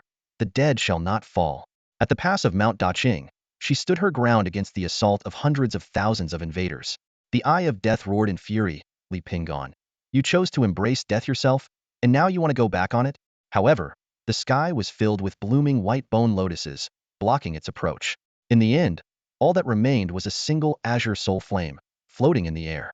Li Pingan's gaze pierced through the secret realm, falling upon the sunflower-covered hillside where 5 of her loved ones were buried. To the underworld I go, to rally my old comrades, 10,000 banners to cut down Yama. Old friends, follow me to battle. She emerged from the soul flame, flanked by countless armored warriors wielding long spears, her comrades, souls who had fought alongside her for years. Charge! Amidst earth-shaking battle cries, black and white forces clashed violently, unleashing a storm of destruction. Endless black flames morphed into a roaring black dragon, colliding with a sea of fire and annihilating each other in the process. With a soft sound, a transparent crystal fell onto the cliffside of the abyss. Mom, I finally know what the sunflower's meaning is. On the bear cub's back, old Lee's face was already streaked with tears, and even the bear cub's eyes were brimming with sorrow. Suyu, expressionless, stared into the abyss. With a few light leaps, he reached the bottom and firmly grasped the death crystal in his hand. Fragments of memories flashed through his mind, and he finally understood why Eugene was unwilling to help Li Pingan find release. Though the two shared similar pasts, their choices were vastly different. This blooming white lotus would surely strike a deep chord in Eugene's heart, wouldn't it? Suyu shook his head lightly, casting such thoughts aside. Fate points 1000. As the system notification sounded, the death crystal slowly merged into his body. At the moment his second profession, awakening, was completed, the hovering little stars above his head vanished without a trace, replaced by an overwhelming aura of death. This power spread instantly, enveloping everything within several kilometers in a chilling darkness, as if the air itself had frozen. Suyu suddenly raised his head, his eyes turning into deep, pitch-black abysses. The sensation was as if he were walking on the bridge of helplessness, witnessing the cycle of life and death unfold before him. System notifications rang repeatedly, and his level surged directly from 40 to 60, his entire being filled with immense power. Immediately after, the system bestowed upon him 3 Destiny Path skills: Death Artifact, Life Artifact, and Spellbreaker. However, before he could examine them closely, Death Artifact and Life Artifact fused into a single skill, Fate Artifact. Suyu carefully read the description of Fate Artifact. It was an ability to forge weapons of destiny, capable of growing and evolving by consuming materials. He quickly realized that his Fate Artifact combined the destructive power of Death Artifact, the growth potential of Life Artifact, and the indestructible nature of the Gatekeeper. He opened his palm, and a transparent orb emitting a faint glow materialized, radiating mysterious and dangerous energy. Suyu immediately retrieved several Jade-grade weapons from his storage pouch and fed them into the orb. The sphere began to shimmer with an emerald hue. The system displayed that the Fate Artifact had reached level 30, Jade-grade. It could transform into various weapon forms such as blades, swords, axes, and spears, and possessed attributes like indestructibility, sharpness, bleeding, critical hits, and stunning effects. Suyu focused intently on the life-bound weapon in his hand, a surge of intense curiosity welling up inside him. With a mere thought, the weapon seamlessly shifted between the forms of a blade, sword, axe, and spear, each transformation accompanied by the unique metallic shimmer of flowing light. The potential of this life-bound weapon left him in a white, could grow endlessly by devouring other weapons. Even more thrilling was the fact that once it reached the emerald tier, he could bind 2 devoured weapon skills to it permanently, with the option to remove them later using fate points. However, for now, the skills it had absorbed were relatively ordinary, so there was no need to lock them in place yet. After toying with it for a moment, the weapon transformed into a smooth metallic orb, which he then absorbed into his body. Suyu immediately brought up the detailed information on the Lawbreaker skill. Lawbreaker LV1. As one who walks outside the bounds of rules, all attempts to bind you will be severed. Attacks come with armor-piercing properties and deal an additional 10 true damage. Inflicts double damage to spells, curses, enchantments, and barriers. This must be an ability from the path of the Cocoon Breaker, Suyu thought, his eyes lighting up. The ability to disrupt various spells and curses with ordinary attacks would be invaluable against fate-altering abilities that were otherwise difficult to counter. Moreover, even at the first level, it could deal double damage to barriers if the skill leveled up. No barrier would be able to withstand it. Satisfied, he opened his attribute panel to review. Class, Fate Weaver. Level, 60. Strength, 2,908. Stamina, 2,152. Intelligence, 1,036. Agility, 2,185. Awakening, second advancement. His skill list was neatly organized. Fate Perception, Wild Growth, Life Rhythm, Lifebound Weapon, Captivating Presence LV6, Battle Frenzy LV7, Weapon Master LV1, Lawbreaker LV1. Innate Talent, Fate Modification, Fate Points, 40-50. The recent jump of 20 levels, coupled with his second-class awakening, had nearly tripled his attributes. Even though his experience points were now depleted, this substantial boost meant he didn't need to rush toward a third awakening just yet. The intense grind of defeating monsters had left Suyu mentally exhausted, though his body still brimmed with power. After a brief adjustment, he prepared to leave the secret realm with his bear cub companion. However, the sound of hurried footsteps echoed from the distance. Hundreds of combatants quickly surrounded him. A puppet master stepped forward, demanding, "Kid, where's the treasure? I saw it drop here with my own eyes. Don't even think of bluffing your way out." The others cast threatening glares in his direction. The skeletal revenant had dominated Ghost Town for centuries, undefeated until it suddenly perished alongside another powerful creature. A lord of that caliber was sure to drop rare and valuable items. "I clearly saw something fall just now. You must have picked it up," a third-tier warrior accused, stepping closer. "Before I decide to start killing, you might want to consider your other options," Suyu said with a shrug, showing no concern for the hundreds of people around him.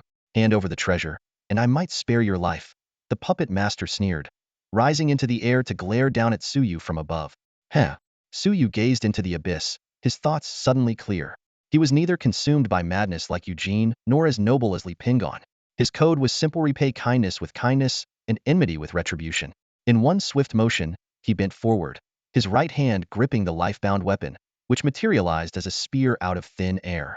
In the next instant, the spear tore through the air with staggering force, accompanied by a deafening sonic boom. It pierced through the bodies of 5 individuals in one devastating strike. "You dare!" Suyu's thunderous shout shattered the tense standoff. Surrounded by hundreds of professionals, he not only refused to hand over the treasure to save himself, but instead launched an attack. This unexpected move left everyone present momentarily stunned. Everyone, attack together. This kid may only be a second tier, but his strength is not to be underestimated. Kill him first, then well split the treasure. A Shield Mountain professional raised his massive shield, smirking as he stood at the forefront. The others drew their weapons, their eyes glinting with mockery. Roar! The bear cub let out an enraged growl, stepping protectively in front of Suyu. The aura of Titans might instantly spread, forcing the crowd to instinctively take half a step back, hesitation flashing across their faces. "Let me handle this." Suyu gently patted the bear cub's shoulder and stepped forward with composure, motioning at the professionals to come at him. After all, defeating monsters would grant the bear cub experience points, but taking down people wouldn't earn him any fate points. Arrogant. Seeing Suyu dare to face them alone, the professionals regained their confidence. "Your pet might have been troublesome, but just you? You're asking for death." At that moment, Old Lee hesitated as he stepped out from the back. "Everyone, could you give me some face?" And before he could finish, a brick came flying out of nowhere, striking him squarely on the forehead and knocking him unconscious on the spot. "Sorry, but fighting multiple opponents at once is my specialty," Suyu said calmly, catching a returning spear midair. At the same time, he drove the thorned rose in his hand fiercely into his own abdomen. Fate points 20. Rage stack 1. The searing pain in his abdomen brought a crimson gleam to Suyu's eyes. With his current strength, only by targeting his own most vulnerable point could the thorned rose bypass his defenses. Without hesitation, Suyu leapt into the air, transforming the spear in his hand into a longsword and slashing down at Shield Mountain. "Pathetic trick," Shield Mountain sneered, though his eyes betrayed deep wariness. In the next instant, 3 flashes of white light streaked by, and Shield Mountain felt agony blossom in his chest. He was inflicted with multiple status effect stun, bleeding, and armor break. His platinum-grade shield shattered like paper, along with the rest of his equipment, leaving him utterly exposed. Shield Mountain tried to speak, but blood gushed from his throat. His eyes widened in disbelief before he collapsed heavily to the ground. Fate points 200. Witnessing Shield Mountain cut down with just 2 strikes, the other melee professionals froze in their tracks. That was the strongest defensive second-tier Shield Mountain. However, the ranged professionals quickly recovered, raising their staves and firearms to launch a fierce assault on Suyu. Boom! A dozen fireballs, ice arrows, and enchanted bullets tore through the air, hurtling towards Suyu's vital points. Bang! Fate micro-event. You are under heavy attack from flying spells. Fate micro-event.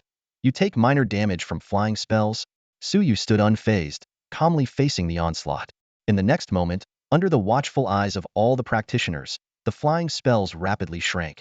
From their initial size of over 10 meters, they condensed into fireballs no larger than a meter, floating towards Suyu.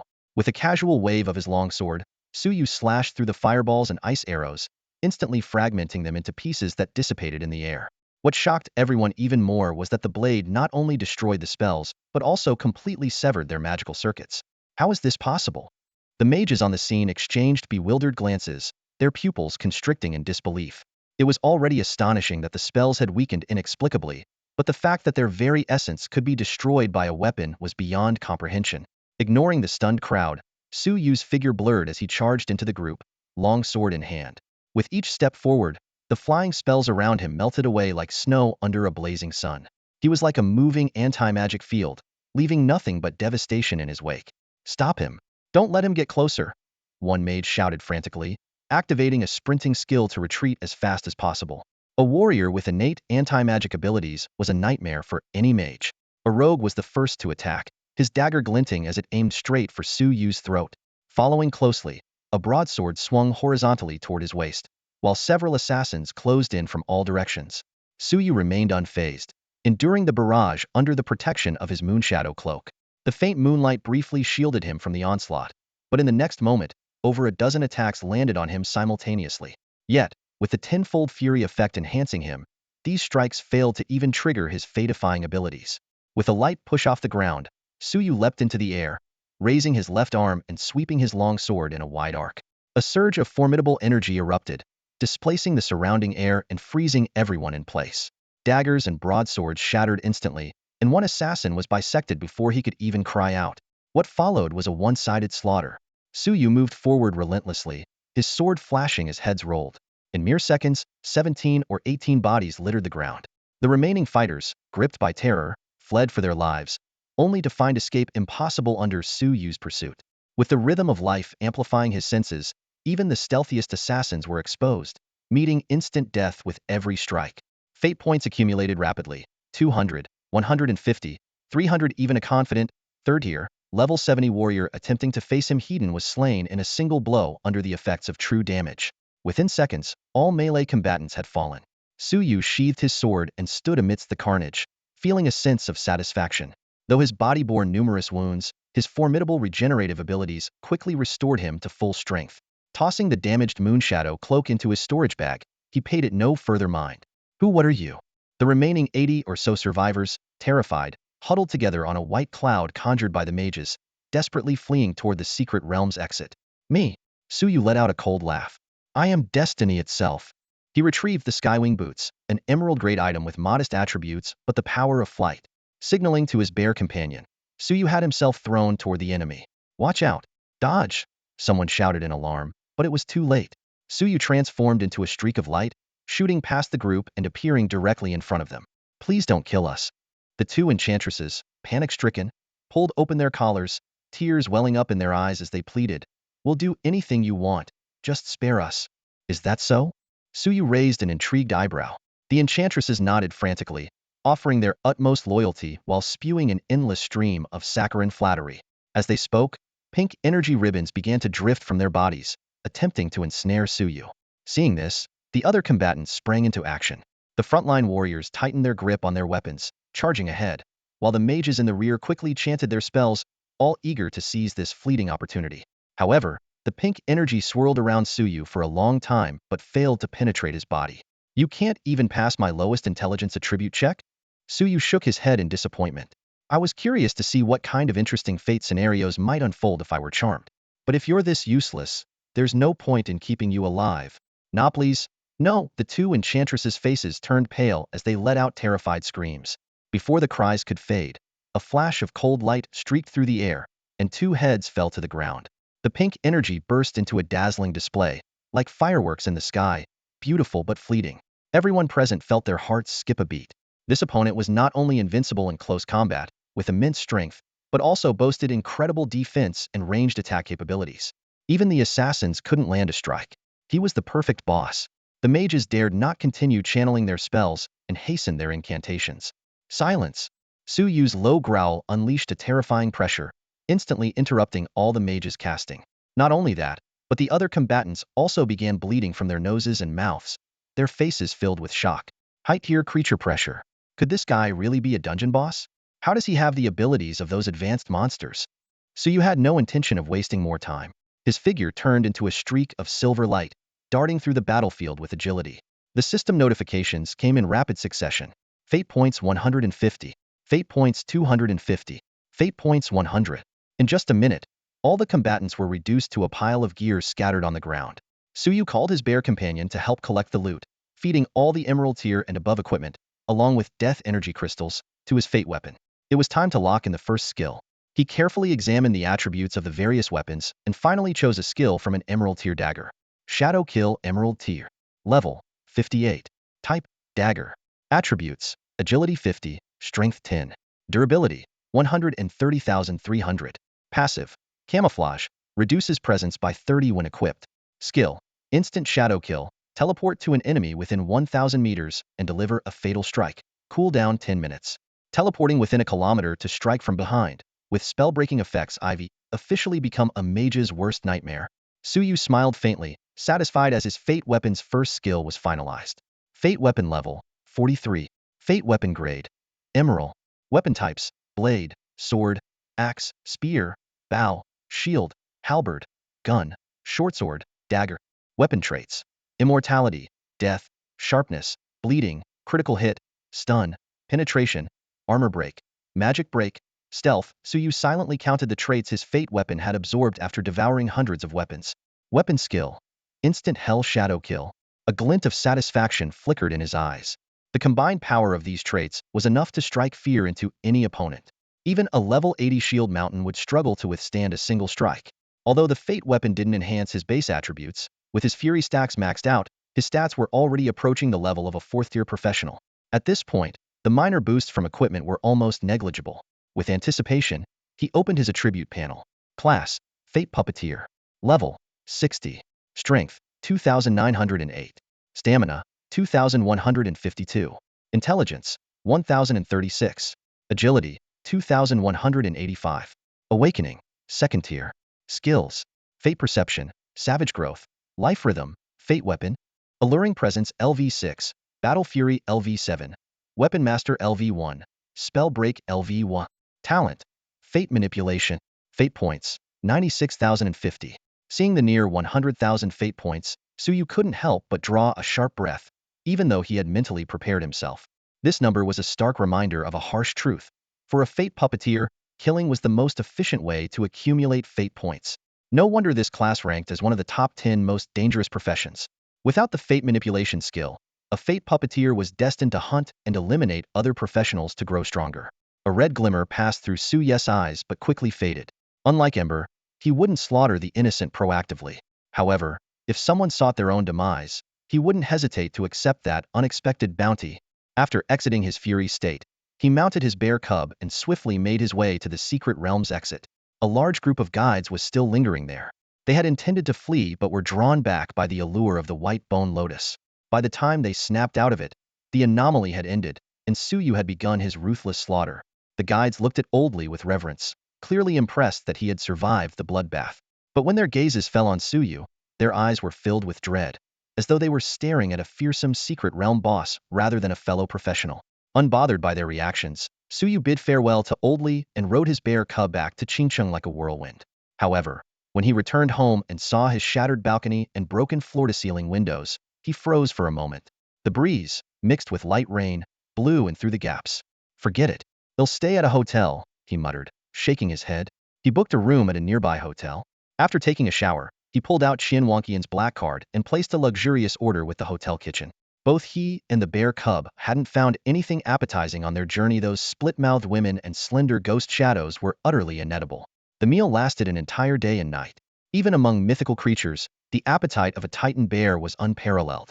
It wasn't until several chefs collapsed, rolling their eyes and foaming at the mouth, that the two gluttons finally stopped, reluctantly satisfied. After sleeping until noon at the hotel and adjusting his condition, Suyu smirked slightly. He retrieved a black leather-bound book from his storage pouch. As soon as the diary was opened, a thick aura of death surged forth. Suyu felt a dark and corrosive power envelop his entire body, his skin instantly turning ashen as his vitality began to drain rapidly. However, at that very moment, the power of fate underwent a miraculous transformation. The overwhelming aura of death reversed its effect and started to flood Suyu with vitality, surpassing even the effects of high-grade life elixirs. Well, this is a pleasant surprise, Suyu mused with a raised eyebrow. Combining the restorative abilities granted by the Death Goddess Diary and his fully stacked rage-induced regeneration, his recovery capacity had reached an almost absurd level. Even if that group of professionals from before were to attack him non-stop for 3 days and nights, they likely wouldn't be able to harm him in the slightest. With a casual wave of his hand, Suyu dispelled the lingering aura of death surrounding the diary and began flipping through its contents. What greeted him was a series of shocking entries. Starting from April 10th, the Death Goddess in-depth discussions had ranged from the Sun God to the Sea God, then to the Mother Goddess of Fertility, and even included the Beast God. This was far from the work of a dignified Death Goddess. It was practically a chronicle of amorous escapades. Bye-bye, Master. What are you reading? You look much better now than before. The bear cub curiously leaned closer, only to be firmly pushed back by Suyu. Not for underage bears, Suyu quickly closed the diary with a sigh. He had hoped to uncover some profound secrets about divine beings, only to find it filled with tales of romantic exploits. Still, the diary itself was undoubtedly valuable. Perhaps it could be used to craft legendary equipment, or as leverage against certain entities. Carefully binding the diary with threads of fate to prevent the Death Goddess from reclaiming it, Suyu shifted his focus to planning the use of his fate points.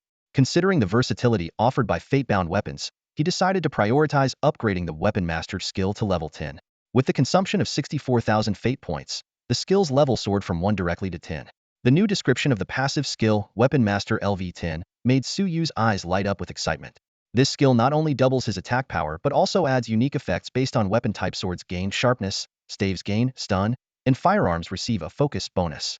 Eager to test it out, Suyu materialized various weapons. Effortlessly twirling a blade in a fluid motion, he seemed to merge with the weapon as if they were one. Only now did he realize how much of an amateur he had been in wielding weapons before. Whether it was swords, spears, or other arms, every weapon in his hands exuded a chilling and awe-inspiring power.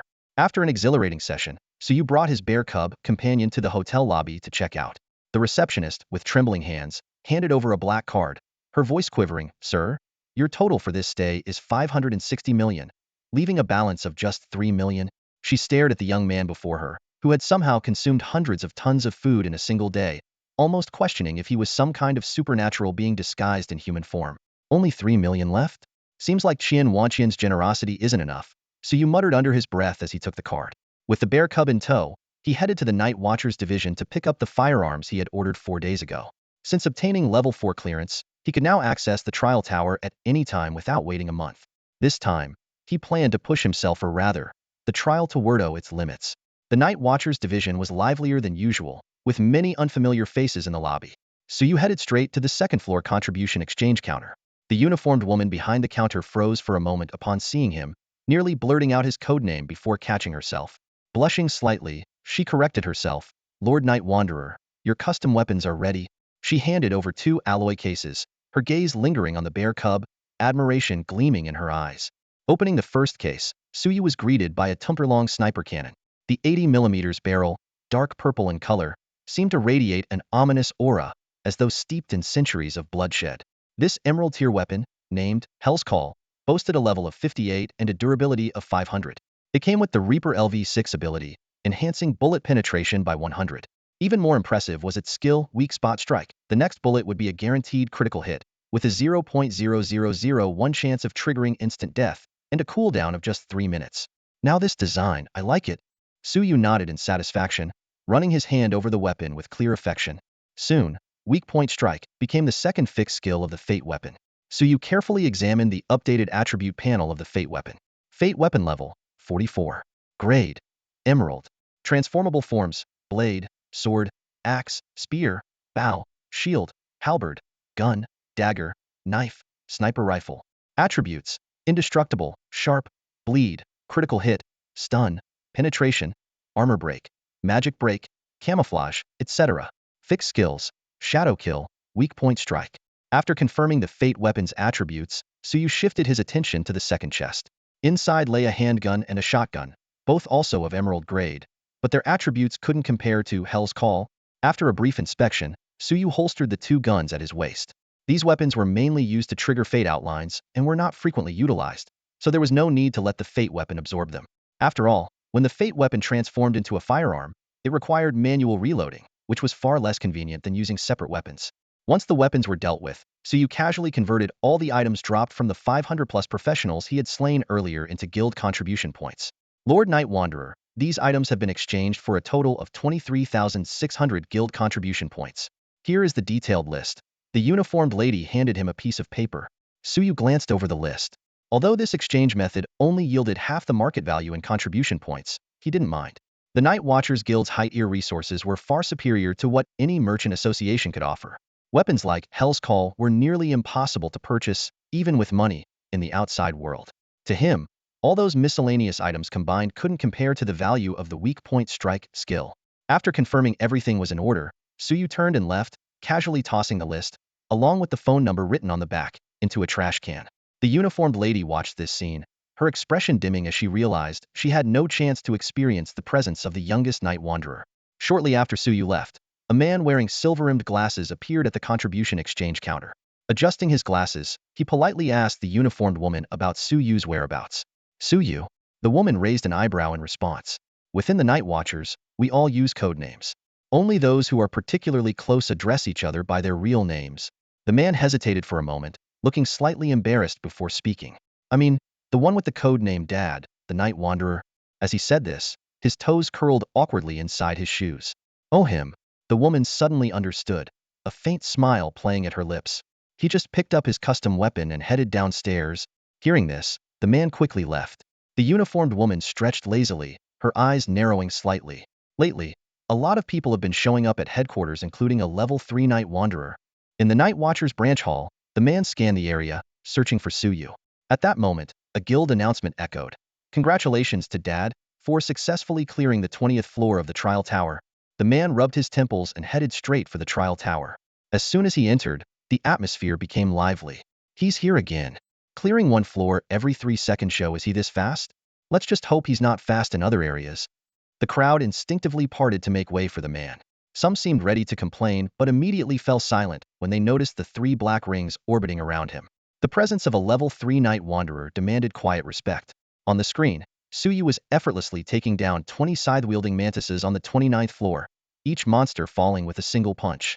Moments later, on the 30th floor, a level 60 skeleton warlock met the same fate felled by a single close-range strike.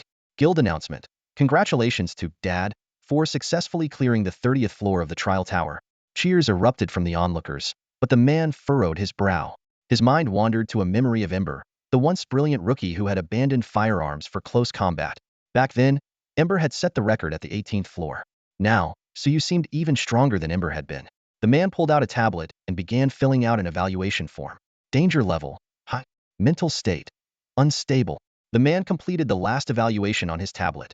Suitability for major responsibilities. Investigator's assessment. This individual is not suited for politics and is highly likely to be selected for the Soul Reaper training program at Purgatory Academy.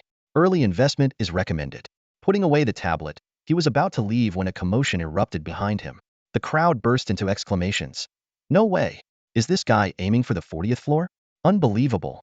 On his second tower climb, and he's going for an 80-level boss? Go, Dad. You can do it. Hearing the last shout, the man's mouth twitched. He turned back to the screen despite himself. On it, Suyu stood with his arms at his sides, his gaze calm, not like someone about to challenge an 80-level boss, but more like a ruler looking down on his subjects. A system notification flashed. You have cleared the 39th floor of the trial tower, earning 389,764 experience points. After consecutively clearing 10 floors, Suyu had accumulated nearly 3 million experience points. However, with his current level, this might only be enough for one level up. Determined to gather as many resources as possible before his third awakening, he decided to push his limits. A piercing screech shattered the air as a 2-meter-tall giant cockroach emerged from the base of the trial tower. The Hell Cockroach, level 80 Lord class, was engulfed in pitch-black flames. Its 8 dorsal legs and 6 ventral legs, forged like steel, radiated intense heat. The man adjusted his glasses, preparing to observe carefully, but was interrupted by a booming guild announcement. Congratulations to Dad for successfully passing the 40th floor of the trial tower. On the screen, Suyu effortlessly obliterated the Hell Cockroach with a single strike. The surrounding spectators erupted. Ridiculous. Let's see how far he can go. Could he already be at his 4th awakening? No way. He's too young. It must be some special ability that counters the trial tower monsters. As the announcements continued, more and more people gathered around the trial tower. When Suyu broke past the 40th floor, everyone was stunned. An 80-level boss was equivalent to a 4th awakening professional in strength. To defeat it in one hit was simply unfathomable. After the 40th floor, Suyu's pace visibly slowed. By the 46th floor, the monsters had reached level 92, with terrifying attack power. By the 49th floor, his body was covered in wounds.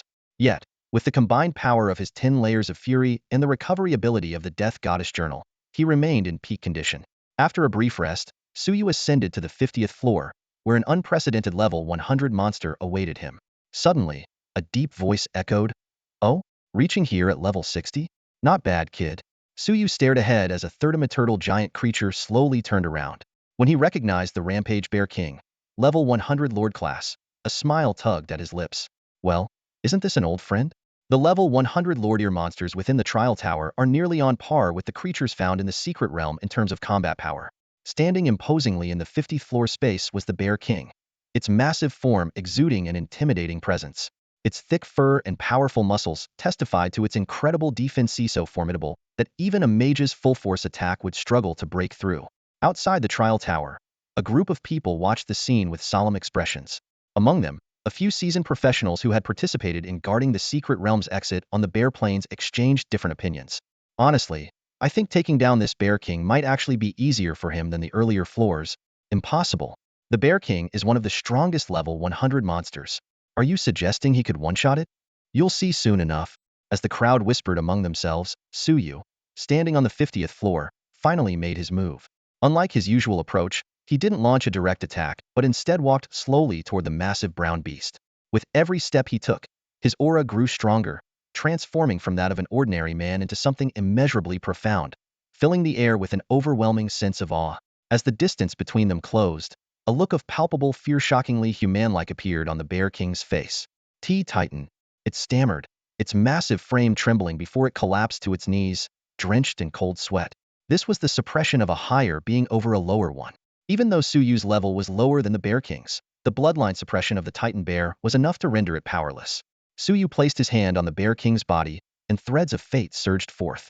With a loud boom, the Bear King disintegrated into ashes, leaving behind a shrunken, spectral version of itself, a terrified soul staring at Suyu. Oh, so this isn't a creature entirely generated by the trial tower anymore, Suyu remarked. Just as he was preparing to continue his challenge, a force abruptly ejected him from the trial tower. Guild announcement. Congratulations to Dad for successfully clearing the 50th floor of the trial tower. The entire Night Watchers division erupted in excitement. Suyu had just broken the division's record. In the Hall of Monuments, his name stood out prominently. Starting from the 10th floor, he had shattered the fastest clear record for every level. Despite the announcement, Suyu frowned and grumbled, "What a sore loser. Why'd they kick me out before I could go further? Isn't it obvious?" A man wearing silver-rimmed glasses approached him. "Allow me to introduce myself, Shin Tianjia, level 3 Night Wanderer." Suyu turned to look at him, only to realize that he couldn't discern Shan Tianjia's exact level using his life rhythm detection ability. This man was undoubtedly strong. "Suyu, level 1 Night Wanderer," he replied, shaking Shan Tianjia's hand. Shan Tianjia seemed to engage in some silent conversation with an unseen entity before leading Suyu to the guild's cafe. The two ordered coffee, and as Shan Tianjia noticed Suyu's dark expression, he began to explain. "You must have realized by now the monsters above the 50th floor of the trial tower are virtual constructs made by combining monster souls. However, your attack method directly damages their cores. Monsters killed this way can't be reused." Suyu frowned. "So the guild is revoking my right to challenge the trial tower?" "Not at all. You just need to use different skills to pass the levels. And if I refuse? The guild is willing to offer compensation." "What kind of compensation? A mythical grade weapon?" Suyu sneered. Shin Tianjia nearly choked. The offer is to assist you with your third awakening. Throw in an additional 50,000 contribution points. 5,000 at most. Deal. Suyu's demeanor changed instantly. How much help are we talking about? After another silent exchange with the unseen entity, Shin Tianjia sighed and said, I, a level 117 professional, will personally escort you throughout the process. Satisfied? A level 117 bodyguard? Sure. Suyu nodded. He had already anticipated that his awakening task after level 60 wouldn't be easy. Having a 5th-tier high-level helper gave him peace of mind. Not a bodyguard, more like a guide, Shin Tianjia corrected. Sounds like a fancy term for a high-level bodyguard, Suyu quipped, taking a sip of coffee. Shin Tianjia decided not to argue. All right, let's head over to collect your third transformation task. I still have a lot of urgent matters to attend to. The two made their way to the awakening shrine, where Shin Tianjia waited outside. When Suyu emerged with 20 little stars above his head, Shin Tianjia suddenly felt a twinge of regret for agreeing to the earlier terms. What on earth is going on here? Shin Tianjia stared at the task interface in front of him with a look of utter shock, bombarding Suyu with questions. Is something wrong with the Awakening Temple? How could there possibly be a 20-star awakening task? Did you somehow offend Lady Luck? Suyu sighed helplessly as he looked at Shin Tianjia's incredulous expression. He had already sensed that something was bound to go wrong. Moments ago, everything seemed normal inside the Awakening Temple. The statue of the goddess had been following the usual procedure, drawing a task for him. But at the very moment the task was confirmed, an overwhelming aura of death erupted, shattering the goddess statue into pieces. Fearing the temple staff would hold him accountable, he had fled in a hurry. Doesn't matter. You already said you'd help, Suyu said decisively, sharing the details of his third-class transfer task with Shin Tianjia. The task interface immediately appeared before Shin Tianjia. Awakening task. Song of the Undead. Difficulty, 20 stars.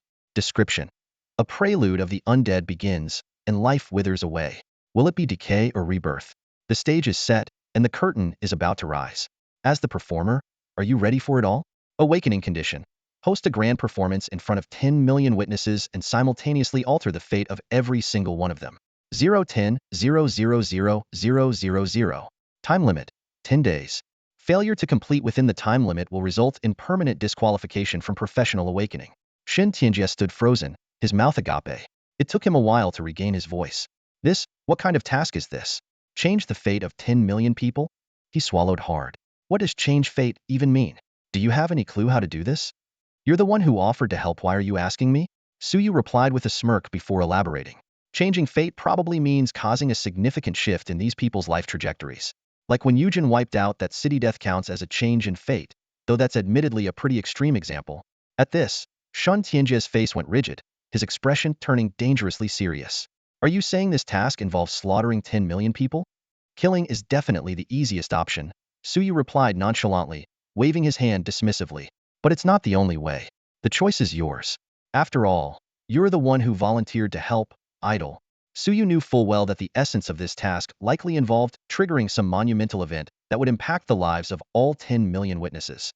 While it sounded difficult, the reality of executing it would undoubtedly prove even harder. But for now, this was Shin Tianjia's problem to figure out. Shin Tianjia fell silent, repeatedly reviewing the task details as if trying to awaken a time manipulation skill that could take him back to the moment before he agreed to help. After a long pause, he let out a heavy sigh and stepped forward with a grim expression. This task is completely unheard of. I have no idea where to even start.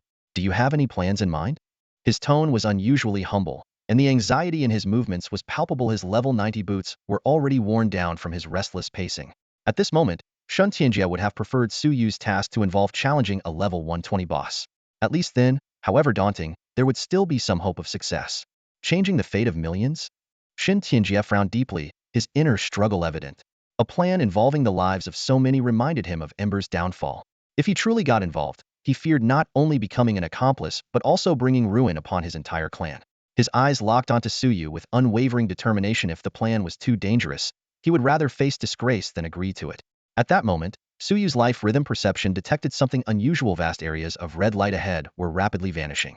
Clearly, something was recklessly harvesting lives within the inner city. Shin Tianjia noticed the anomaly too. Stamping his foot, he activated an 8 trigrams formation, the yin-yang pattern swirling in his eyes. As a Taiji grandmaster nearing his 6th transformation, he exuded an imposing aura of mastery. Shin Tianjia, your reach has grown too long. A figure emerged slowly from the shadows.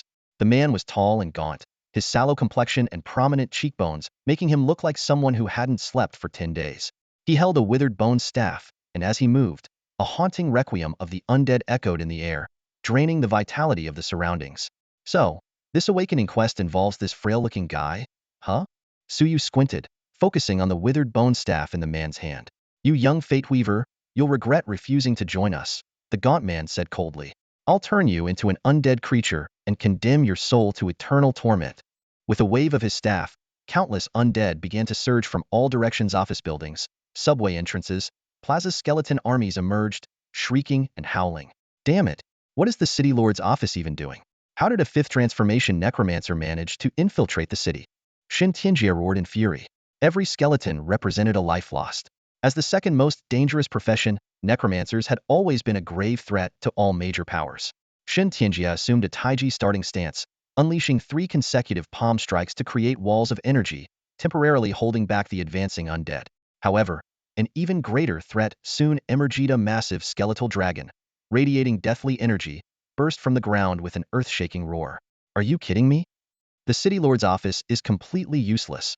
Shun Tianjia lost all composure upon seeing the undead dragon, cursing at the top of his lungs. What the hell are they even doing? The skeletal dragon let out a deafening roar, spewing a greenish, deathly aura. The oppressive presence caused the air to tremble, and the foul stench made Suyu instinctively pinch his nose. A system notification popped up. Minor destiny event. You are being corroded by undead energy. Your stamina will now permanently decrease at a slow rate. Suyu, however, seemed contemplative. He released his nose and took a deep breath. Ah, our benefactor has arrived. The appearance of the necromancer was no coincidence. It was likely connected to the information Liu Kaixian had obtained from Lihan Mountain. You go. I'll handle these guys, Suyu said, stepping forward. Huh. Shin Tianjia was stunned. Wasn't this supposed to be his line? No time to explain. Go get reinforcements. This guy can't possibly be attacking the city. Alanethra is something bigger coming, Suyu said before suddenly kicking Shin Tianjia in the rear, sending him flying. What the? Shin Tianjia clutched his backside midair, utterly baffled. I'm a 5th transformation Taiji Grandmaster. How did this kid manage to kick me flying? Fate event. You have been corroded by necrotic energy. Your stamina value will now permanently increase slowly over time. Fate points 50. The system notifications kept flashing before Suyu's eyes. Stamina 5, Stamina 7, Stamina 6. Watching these numbers steadily rise, Suyu's mood became increasingly jubilant. Across from him, the self-proclaimed, esteemed necromancer, nicknamed Weakling Bro, was waving his staff, summoning an unending army of undead. Behind him, a skeletal dragon roared, its necrotic breath turning the surrounding area into a wasteland. Yet Suyu not only showed no intention of dodging, but instead greedily inhaled the corrosive fumes, a satisfied smile spreading across his face. Suyu, stop trying to act tough. Shin Tianjia suddenly turned and charged toward him, a Taiji symbol flashing briefly behind him as he neutralized the deadly energy. Didn't I tell you to call for reinforcements? What are you doing here? Suyu asked, panting, clearly not wanting someone else to steal his target. There's no one left. The headquarters can't send anyone else here in time. I'm the last line of support. Shin Tianjia shouted as he charged forward. No matter who else this guy might have backing him, I won't let you die before me. Suyu sighed and gave a subtle glance to his bear companion. In the next instant, the bear understood and swatted Shin Tianjia away with a powerful paw. Then go help save the civilians. I've got this covered, Suyu said without even turning his head. Midair, Shin Tianjia was dumbfounded. While he had reluctantly come to accept Suyu's strength, even his pet bear was this powerful. After a brief moment of thought, he decided to follow Suyu's advice and turned to deal with the undead wreaking havoc inside the city. Phew. Suyu took a deep breath, finally able to focus on farming stamina. Weakling Bro, it's just the two of us now. If you've got any treasures, you'd better bring them out. Stop calling me that. Address me as the esteemed necromancer. Sure thing, Weakling Bro. Seeing Suyu still brimming with energy despite being surrounded by necrotic fumes, Weakling Bro felt a growing sense of unease. After all, even as a necromancer accustomed to these deadly energies, his stamina was far inferior to that of a second-tier mage. When the stamina boost started to diminish, Suyu frowned. Huh, why did it stop? I'm not done enjoying this yet. He pulled out his artifact, transforming it into a 6-barrel machine gun. Loading it with a bullet belt engraved with Buddhist scriptures, he prepared to unleash devastation. Rat-a-tat-a-tat. The sound of gunfire echoed throughout the city. Bullets infused with sacred light exploded amidst the undead army, dealing catastrophic damage. Flames spread in all directions as the city guards and night watchers stood in stunned silence. Though they had been organizing resistance since the undead outbreak began, the scene before them left them utterly speechless. Suyu demonstrated incredible combat prowess when facing the undead creatures. Ordinary holy bullets were ineffective against them. Only high-tier exorcism weapons could do the job. Fortunately, he was well prepared, having stockpiled a significant amount of blessed scripture bullets. Golden bullets rained down, each one imbued with divine light, shattering skeletons and wraiths one by one. Without hesitation, he unleashed the bullets in a relentless barrage, achieving more destruction in mere minutes than the entire city guard combined. The head of the Night Watch Division observed the scene with a complicated expression. Suyu, cloaked in divine light and smoke, resembled a merciless killing machine. Under his breath, the head murmured, "Praise be to Gatling Bodhisattva, the sanctified uranium rounds of purity. 3,600 rotations per breath, delivering boundless compassion to save the world." The skeletal dragon let out agonized shrieks under the golden onslaught, retaliating with waves of necrotic breath. Yet Suyu stood his ground, unfazed, allowing the deadly mist to engulf him as he laughed maniacally and continued firing. Brother Shunshu watched in stunned disbelief. What stood before him could hardly be called human. It was clearly a harbinger of destruction. His carefully assembled undead army had already lost a third of its forces in the blink of an eye. But soon, Suyu's supply of consecrated bullets ran dry, and the gun clicked empty. Seizing the opportunity, Brother Shunshu swung his staff, summoning countless black threads that wrapped around Suyu layer by layer, binding him tightly like a cocoon. A system notification sounded. "Fate event.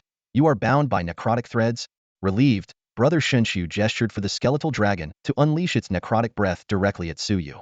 To his shock, Suyu didn't resist. Instead, he seemed to revel in it, inhaling the poisonous mist with an expression of satisfaction.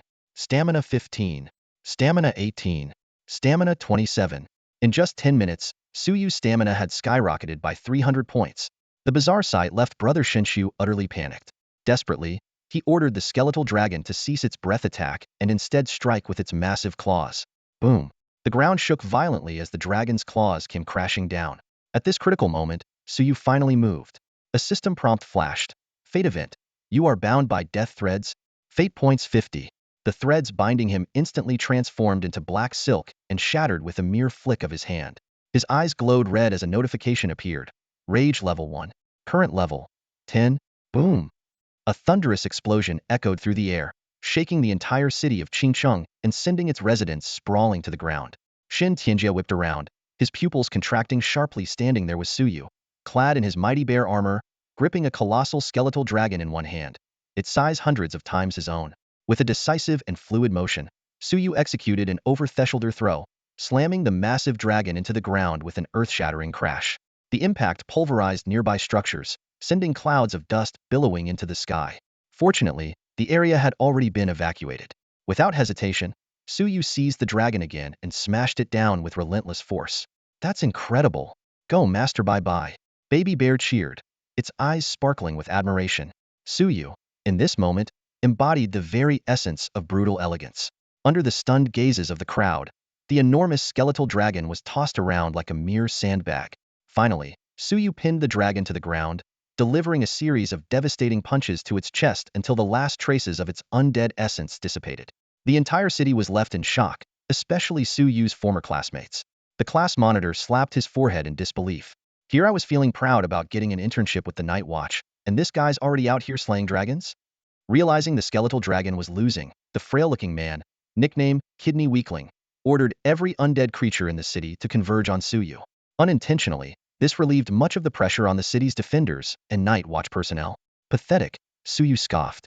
Seeing that the skeletal dragon had been completely drained, he summoned his life-bound weapon, which transformed into a long blade.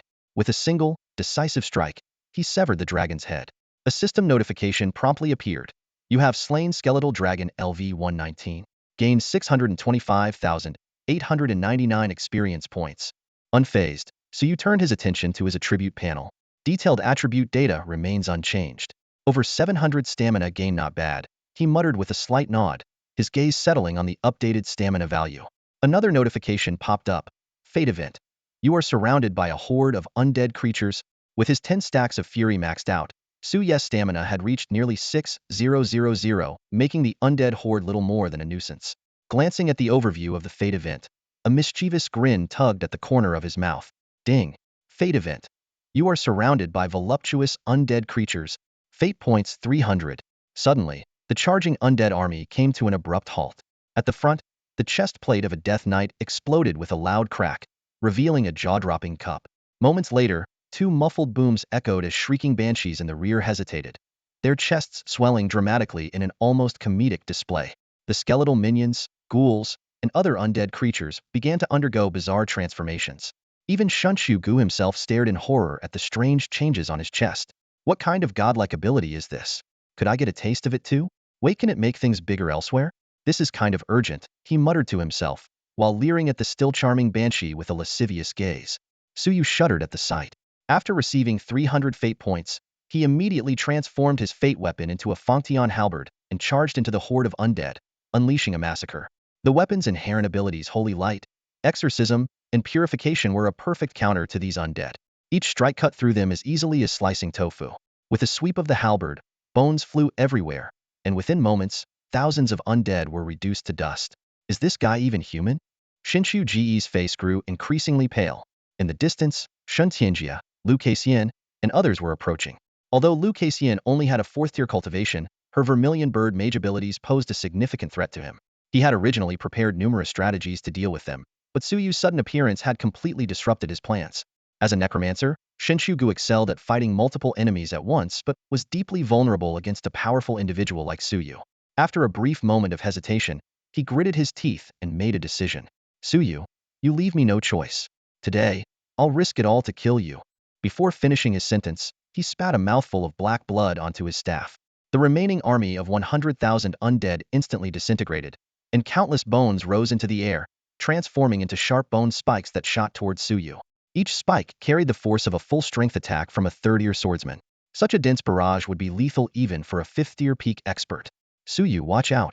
Shin Tianjia and the others shouted in unison. Fate Medium Event.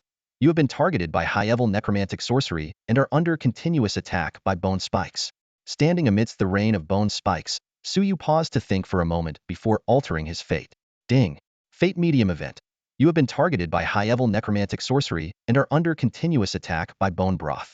The sharp pain vanished instantly, replaced by the rich aroma of hearty bone soup. Smells pretty good, Suyu said, licking his lips and flashing a radiant smile at the necromancer. Shin Tianjia and the others were utterly dumbfounded. Bone spikes had turned into bone broth? Such an ability was beyond anything they had ever heard of. Damn it! Shinshu Gu gritted his teeth, his grip on the staff tightening until his knuckles turned white with rage. However, he quickly calmed himself. His entire body became shrouded in deathly energy, transforming into a skeletal figure. The scattered death energy around him began to converge wildly as he began chanting a death incantation. Oh, noble and sacred goddess of death, hear my praise. You are the deity who governs life and death, the unparalleled and invincible presence. I offer my life in your service. Grant me your power. As the eerie chant concluded, a drop of ink-black liquid materialized in the void, exuding an overwhelming, suffocating chill. Huh, why did it succeed on the first try this time? Shinshuga muttered, slightly surprised, as his past success rate with divine spells had been only 10%. But now was not the time to dwell on it. Tilting his head back, he swallowed the black liquid in one gulp. The blue flames in his eye sockets instantly turned into black fire. Death art. Life severance. Hail the goddess of death. The necromancer's face was filled with fervor, his eyes gleaming with madness. To him, death was not the end. His only fear was being unable to return to the embrace of the goddess of death after dying. Before his words even faded, his body suddenly exploded, transforming into 3 pitch-black chains of death. The chains formed a triangular formation, trapping Suyu firmly in the center. Lu Keixian and the others looked grave. They all understood that casting divine magic always required a tremendous price, but its power was equally terrifying.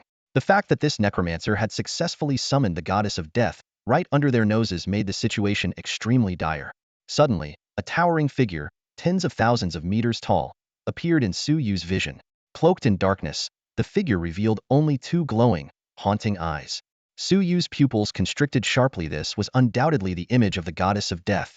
However, judging by its aura, it seemed to be merely a projection.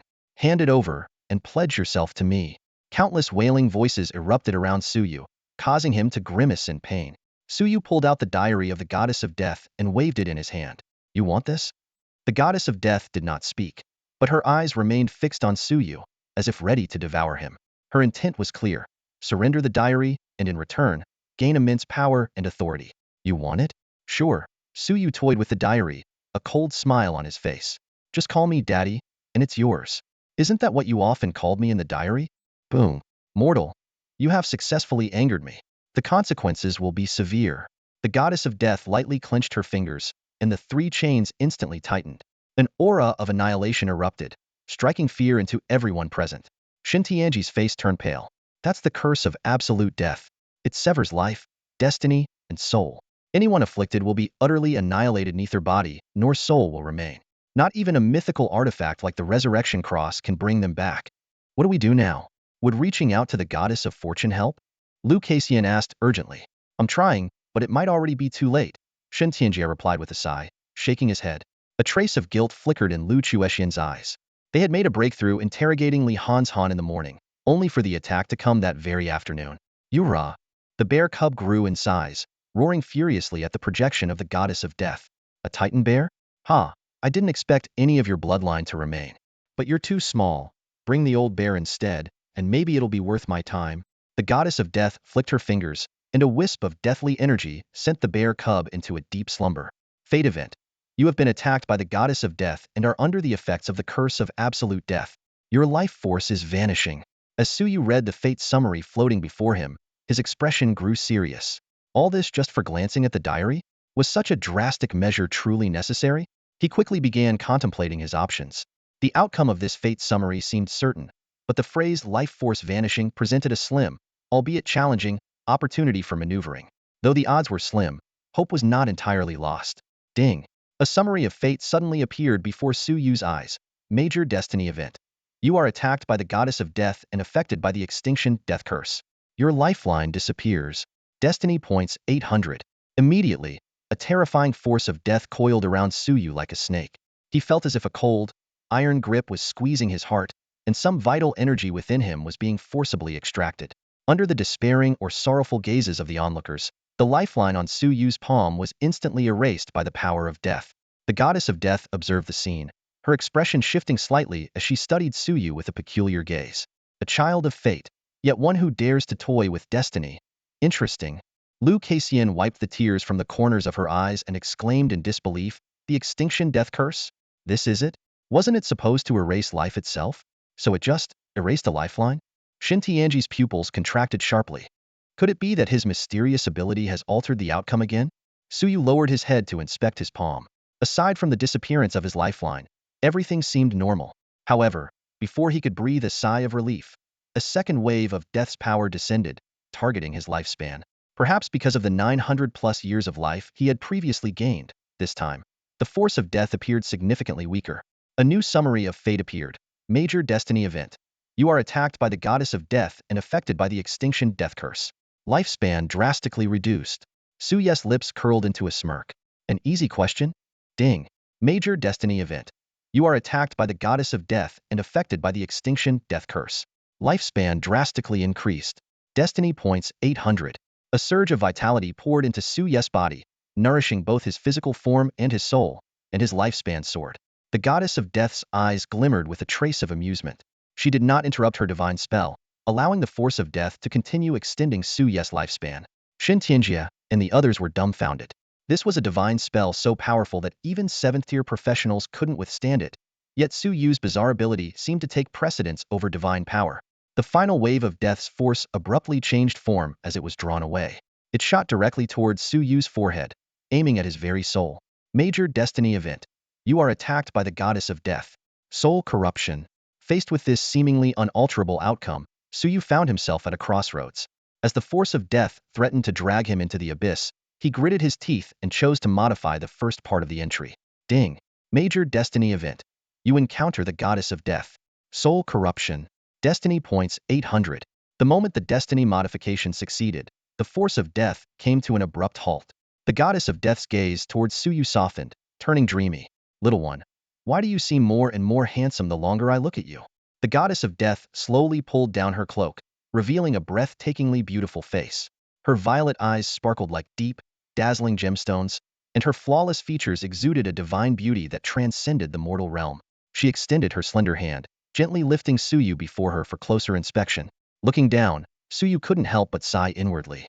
From his vantage point, he could clearly see the unclad form beneath the goddess of death's cloak, her curves mesmerizing and stirring a ripple in his heart. Are you certain you wish to refuse becoming my follower?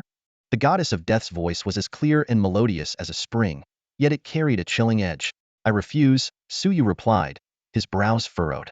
He was acutely aware that he had only altered the first half of his destined path. The fall of his soul was an inevitable conclusion. Seizing the moment before death's power entwined his soul, he quickly retrieved and activated the amulet of misfortune. A system notification immediately followed. Minor fate event. You are affected by the curse of misfortune. Luck 100. In an instant, Suyu felt a subtle connection form between himself and a certain location in the city. What a bothersome little creature, the goddess of death remarked, narrowing her eyes with a dangerous smile. Though I must admit, I rather enjoy this kind of defiance. Her gaze turned hazy, carrying a hint of seductive allure. Don't even think about tempting me.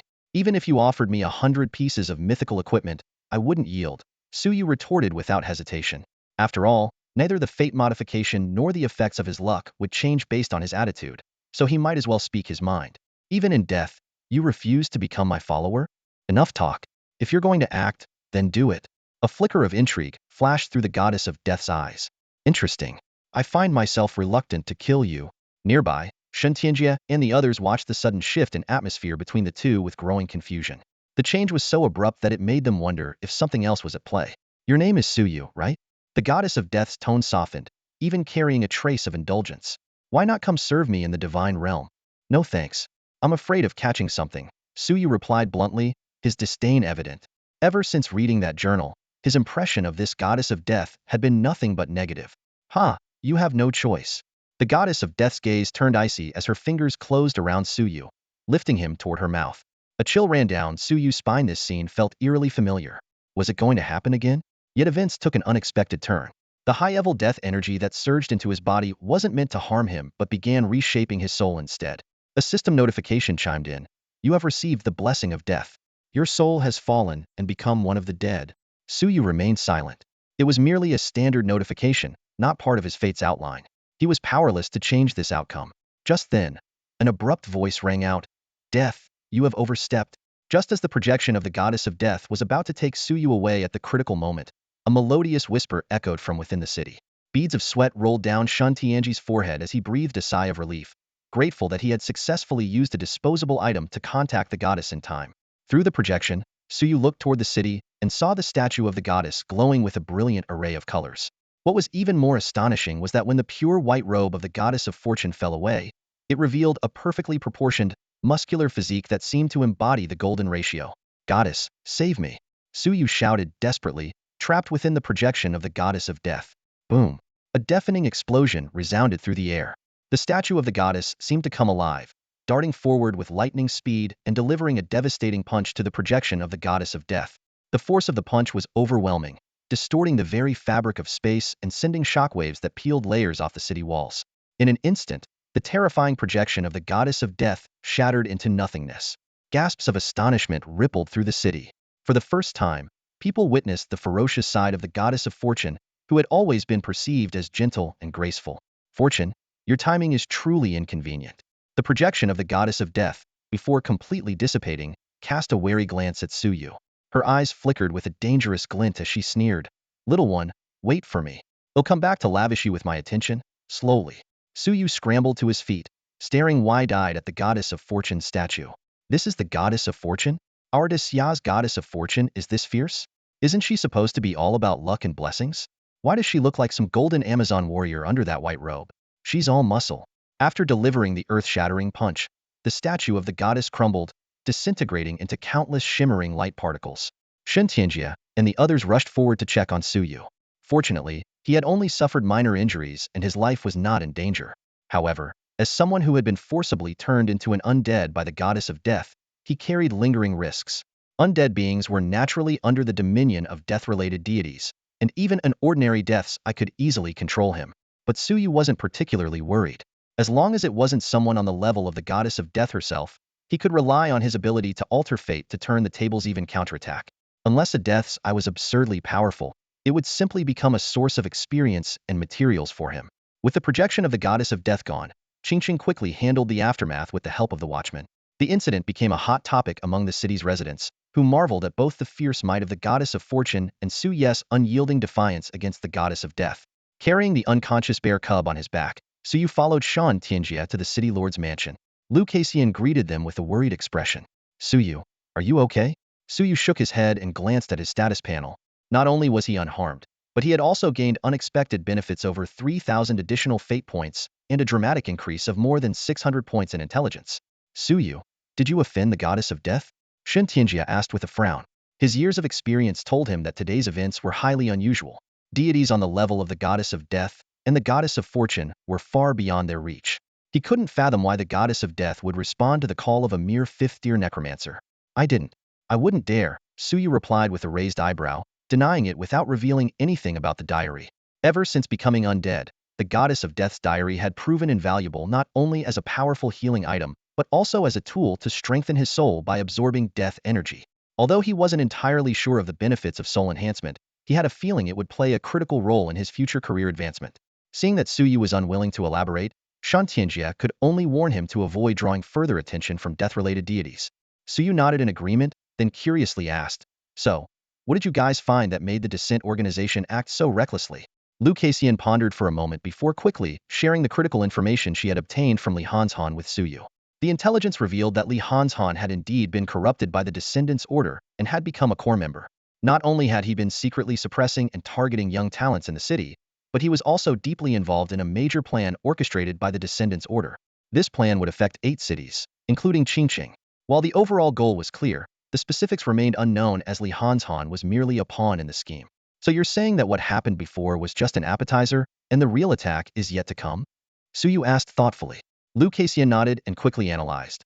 Although we now know their intentions and can prepare in advance, the Descendants Order might abandon Qingqing and target other cities instead, especially since they've already alerted us. Su Yu tapped his fingers rhythmically on the table, his eyes narrowing as a sharp glint flickered within them. The Descendants Order won't let go of Qingqing. The stage is already set. They have no reason not to act. With that, he stood up and walked toward the door. Pausing at the threshold, he turned to Shan Tianjia and said meaningfully, Prepare yourself.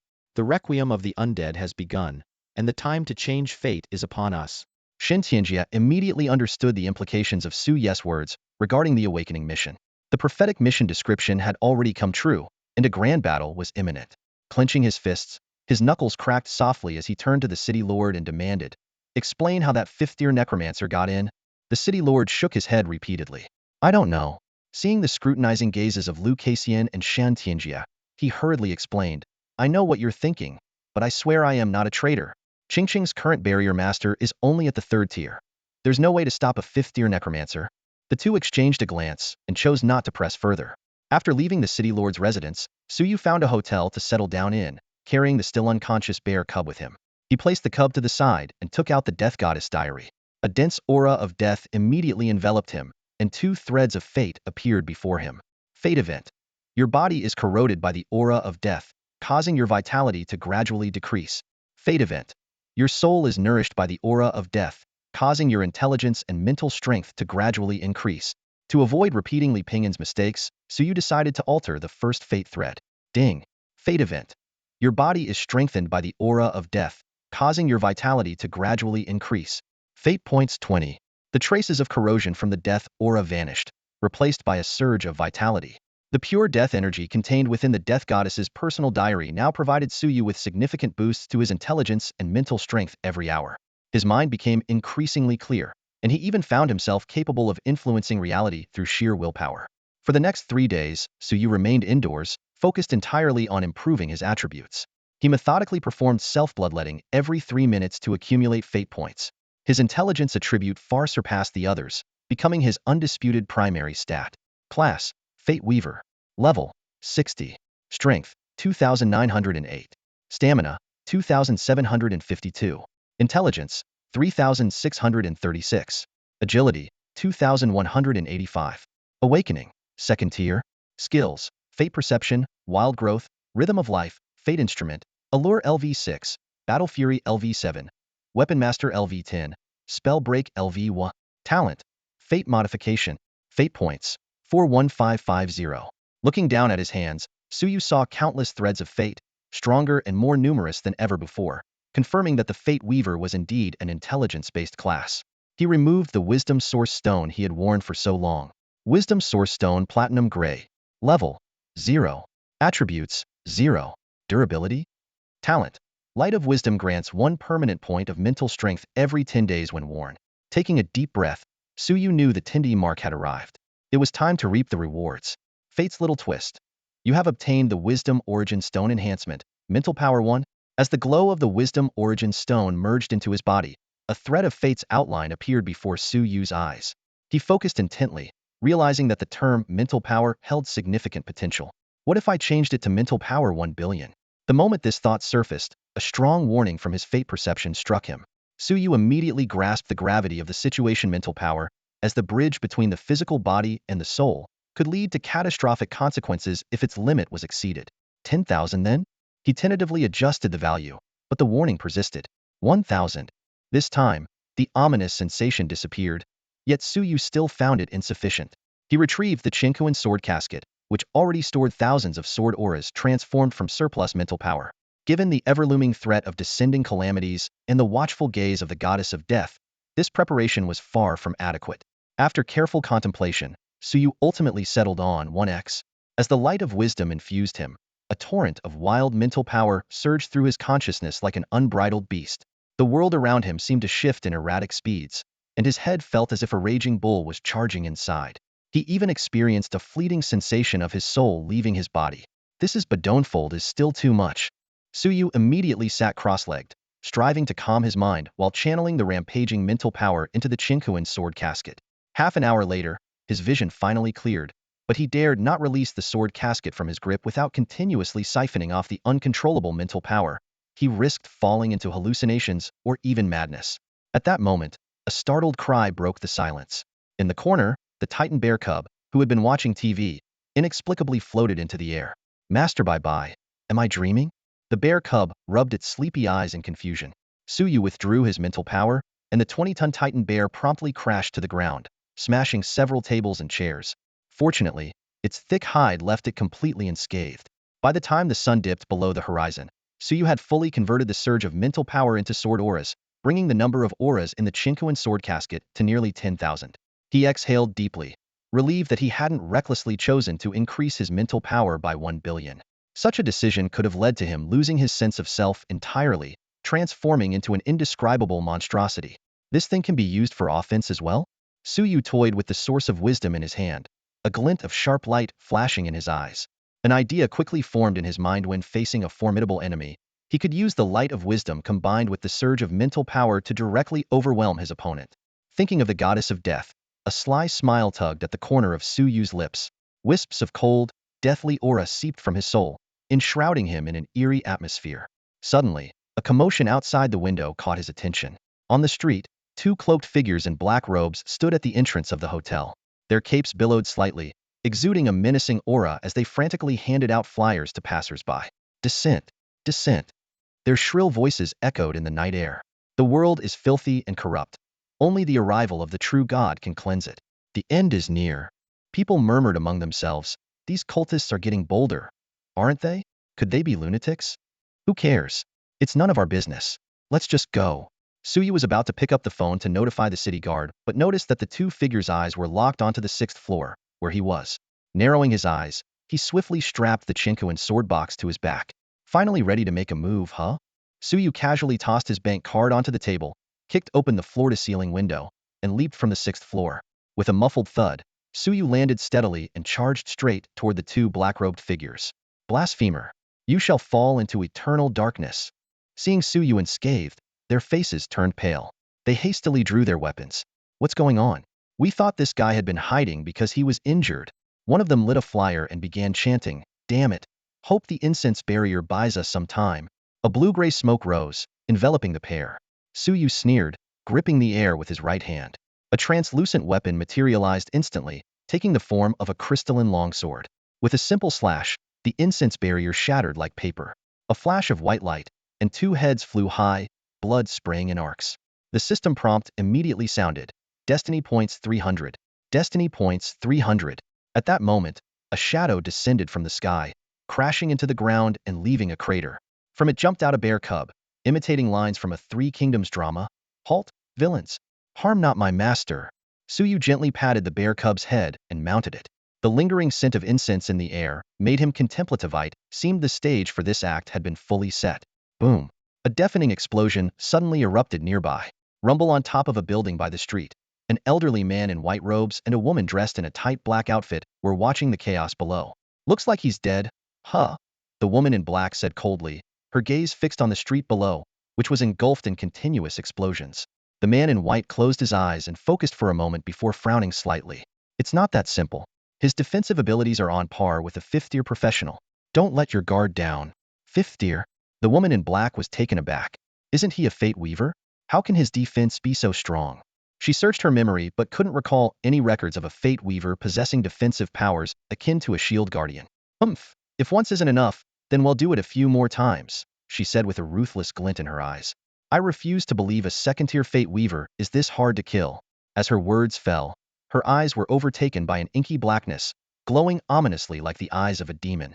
In an instant, dozens of black spheres materialized in the air above the street. Boom! The deafening sound of consecutive explosions filled the air as the ground shook violently, and thick clouds of dust rose high into the sky.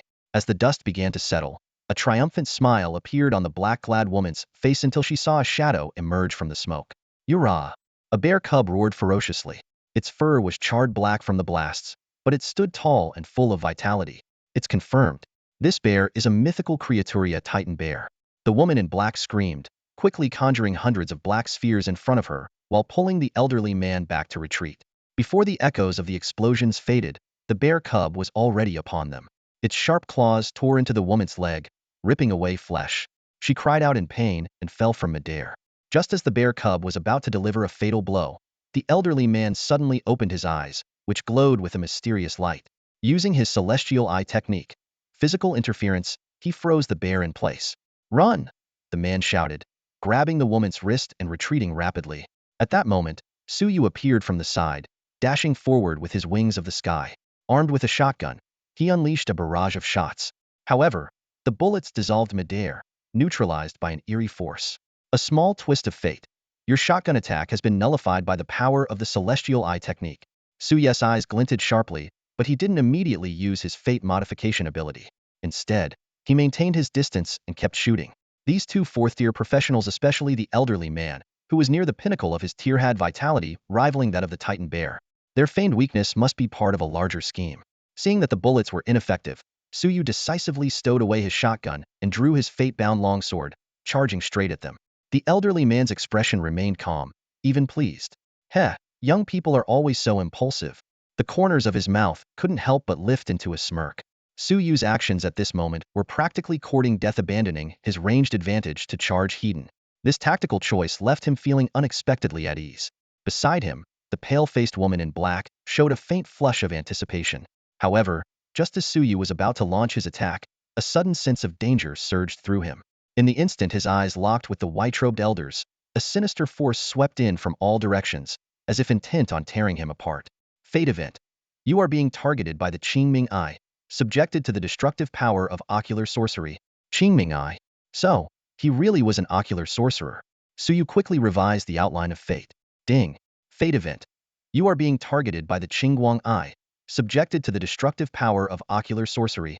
Fate points 50. The white-robed elder's vision suddenly blurred, and excruciating pain, paired with uncontrollable tears, threw the once proud ocular sorcerer into panic. What did you do to me? He cried out in alarm. The woman in black was equally flustered upon witnessing the scene. Her ocular sorcery had no effect on either Suyu or the bear cub. Seeing her companion subdued, she immediately turned to flee. But her injuries made her escape sluggish, and she was quickly pinned to the ground by the bear cub. Just as the bear cub was about to finish her off, Suyu's spear struck first, taking her life. Fate points 400.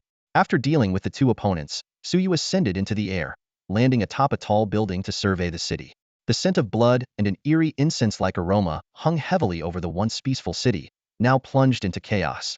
Suddenly, a familiar ripple of energy caught his attention. His gaze shifted toward the city center, where the Lord's manor had been reduced to rubble. Corpses littered the ground, and blood stained the earth red. Despite their injuries, Shan Tianjie and the others were still locked in a standoff against a mysterious figure hovering in midair. The figure held a lotus-shaped explosive crafted by Li Hanshan and seemed to sense Su Ye's gaze. He turned, flashing a wickedly charming smile. Do you like it? This stage I've prepared for you. He was strikingly handsome, tall and lean, though missing his left arm. As his fingers lightly tapped the lotus explosive, Su Yu instantly noticed the severed connection between himself and the device. Someone who could sever the threads of fate.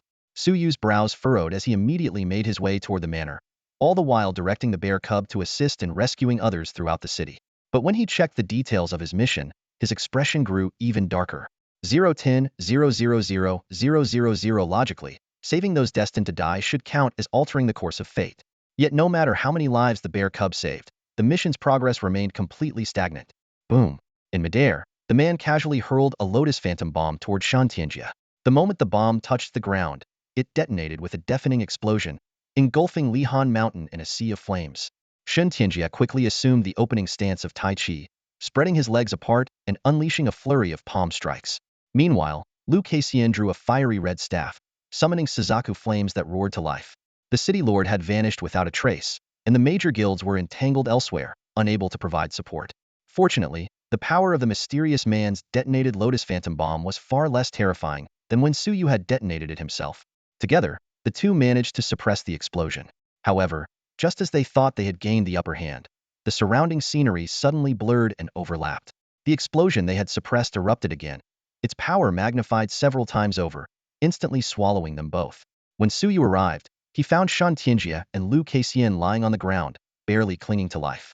He approached slowly, his longsword dragging along the ground, leaving a straight line in its wake, until its tip pointed at the mysterious man. How did you do that? The mysterious man only smiled, his figure shrouded in eerie smoke and flames, resembling a deity emerging from a temple. Su Yu, be careful. Shan Tianjia struggled to warn him. He's a historian from the mystical division. He can extract fragments from history and project them into reality, even replicating historical skills. We were defeated by his triple-layered explosion technique. A historian?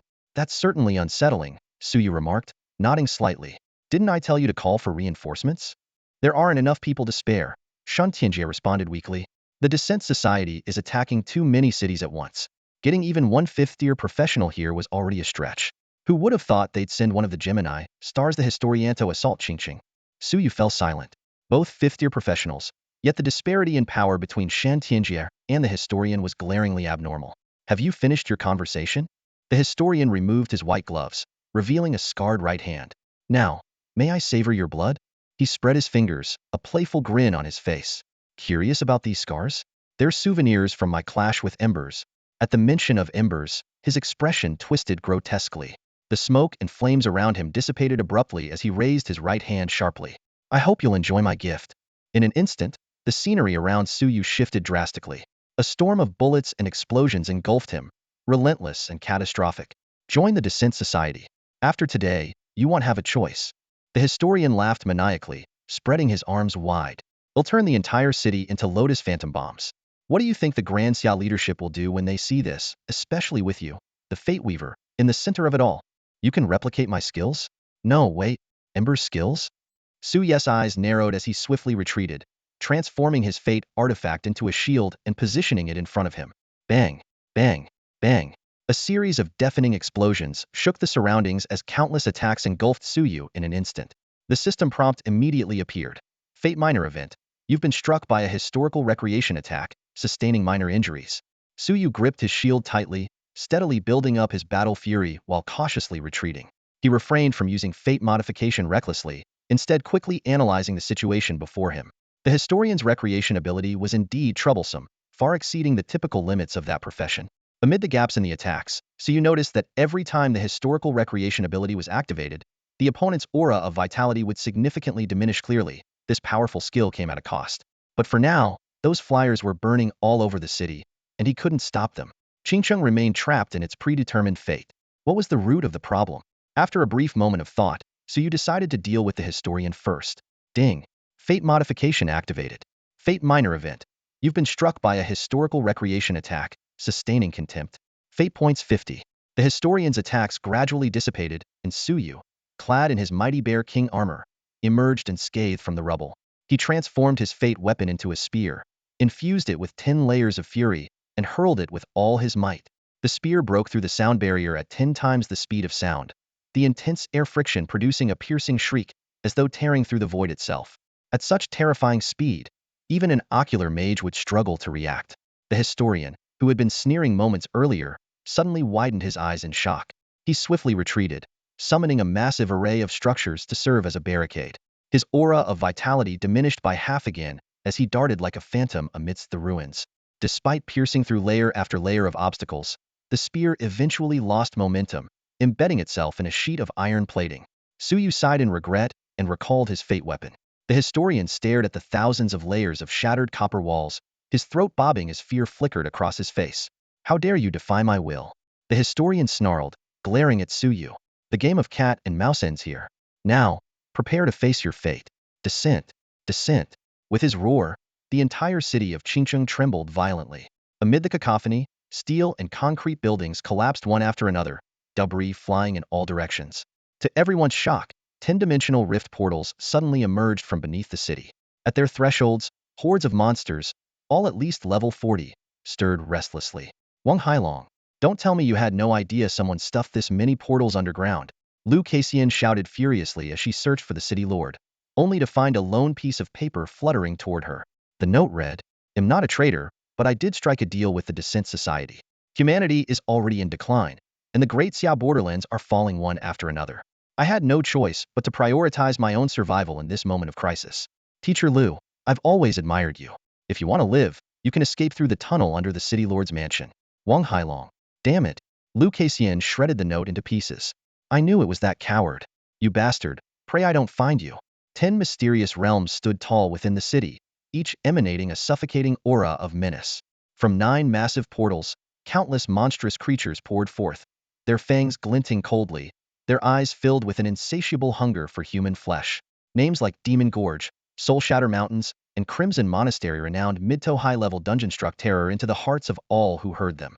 Despair spread like a tidal wave throughout Qingcheng. The citizens were horrified to realize that, aside from one seemingly malfunctioning portal, the other 9 were spewing forth high-level monsters relentlessly. Adding to the nightmare, dense black threads descended from the sky. Anyone ensnared by them instantly became a puppet, only to transform moments later into explosive lotus-shaped bombs. What do we do? Someone screamed in panic. Fight to the end. If we die, we'll face the next life as summer souls. Desperation rippled through the crowd like wildfire.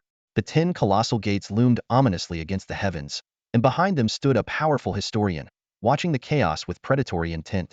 Qingcheng seemed destined to follow the tragic fate of other cities in the Great Xia dynasty. Its fall was merely a matter of time. Though the night watchers and city guards had gathered, their morale had plummeted to an all-time low. The streets were in utter disarray. Panicked citizens fled in every direction, but many were torn apart by monsters within mere steps, their blood and flesh scattering across the ground. Some sought refuge in their homes, but even alloy-reinforced doors were no match for the monsters. Entire families were devoured in moments. Cries of children, roars of men, and shrieks of women echoed endlessly, painting the sleepless night in blood. Amid the chaos, a silver-white figure streaked past the crowd like lightning. It was Suyu. His expression was cold as he charged into the swarm of monsters, sword in hand. Wherever his blade struck, monsters fell without exception, regardless of their level. He moved through the horde like a storm, leaving a trail of corpses and blood-soaked ground in his wake.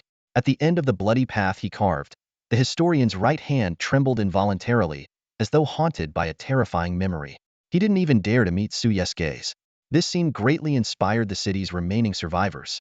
Within the Night Watcher Guild, a portly, balding elder, the old headmaster, was the first to charge forward, tears streaming down his face as he shouted, "Suyu, I never thought the day would come when you'd teach me such a lesson." He recalled his past prejudice against Suyu's chosen path, now deeply moved by the fearless resolve Suyu embodied. Shen Tianjie and Lu Kaixian exchanged a determined glance. Despite their severe injuries, they resolutely followed in Suyu's footsteps. In that moment, a surge of unyielding spirit swept through everyone. Even those who belonged to non-combat professions grabbed weapons, ready to fight to the bitter end. The human spirit has never lacked the will to resist. The voice echoed throughout the city. Suyu stood atop the city wall, weapon in hand, commanding the rhythm of the entire city. Under his leadership, millions of residents united as one, miraculously holding back the surging tide of beasts and even pushing the monster frontlines back slightly. But this hard-fought advantage didn't last long.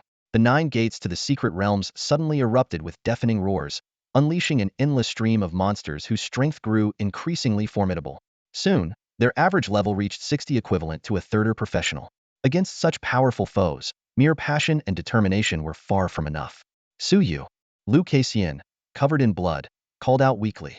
The vermilion bird flames on her body flickered unsteadily, clearly indicating she was at her limit. Suyu didn't respond. With a grim expression, he transformed his life-bound weapon into a Fangtian halberd, cutting down the monstrous demons and ghostly nuns around him as if in an unstoppable frenzy. Though each strike was lethal, the sheer number of enemies made his progress painfully slow. His capture-the-leader strategy was proving difficult to execute. Liu Kaixian finally managed to reach Suyu's side. After a moment of hesitation, she said, "You should go, Suyu. There's a passage beneath the city lord's mansion that leads out of the city." Shin Tianjie sighed and added, "Qingqing is just a border city. The higher-up stance is clear defended if possible, but if it falls, so be it. Honestly, your importance might outweigh the entire city. Stop wasting your breath." Suyu roared, his steps growing even more resolute. Swinging his halberd, he sent the monsters blocking his path flying. "If you want to run, go ahead yourselves." The battle grew increasingly intense. Suyu transformed his weapon into a guandao, cleaving through several ghostly nuns before leaping into the air. A ghostly nun lunged at him, its claws gleaming coldly, only to be shattered by a single punch from Suyu. Hundreds of demons swarmed toward him, but he crossed his arms and transformed his weapon into a shield to withstand the onslaught. In this ever-shifting battlefield, the threads of fate seemed to flash by like a barrage of messages, leaving no time to alter destiny. Suyu's face twisted with a manic determination as he darted and struck with relentless ferocity. Seeing this, Liu Kaixian and Shan Tianjie abandoned their attempts to persuade him, instead focusing on assisting him by clearing threats from the flanks. Yet as they delved deeper into the beast tide, their progress slowed further. From the 9 gates of the secret realms, monsters of level 80 and above began to emerge. Suppressing the negative effects of his battle-induced frenzy, Suyu noticed one portal from which no monsters were emerging. "Where does that secret realm portal lead?" he asked.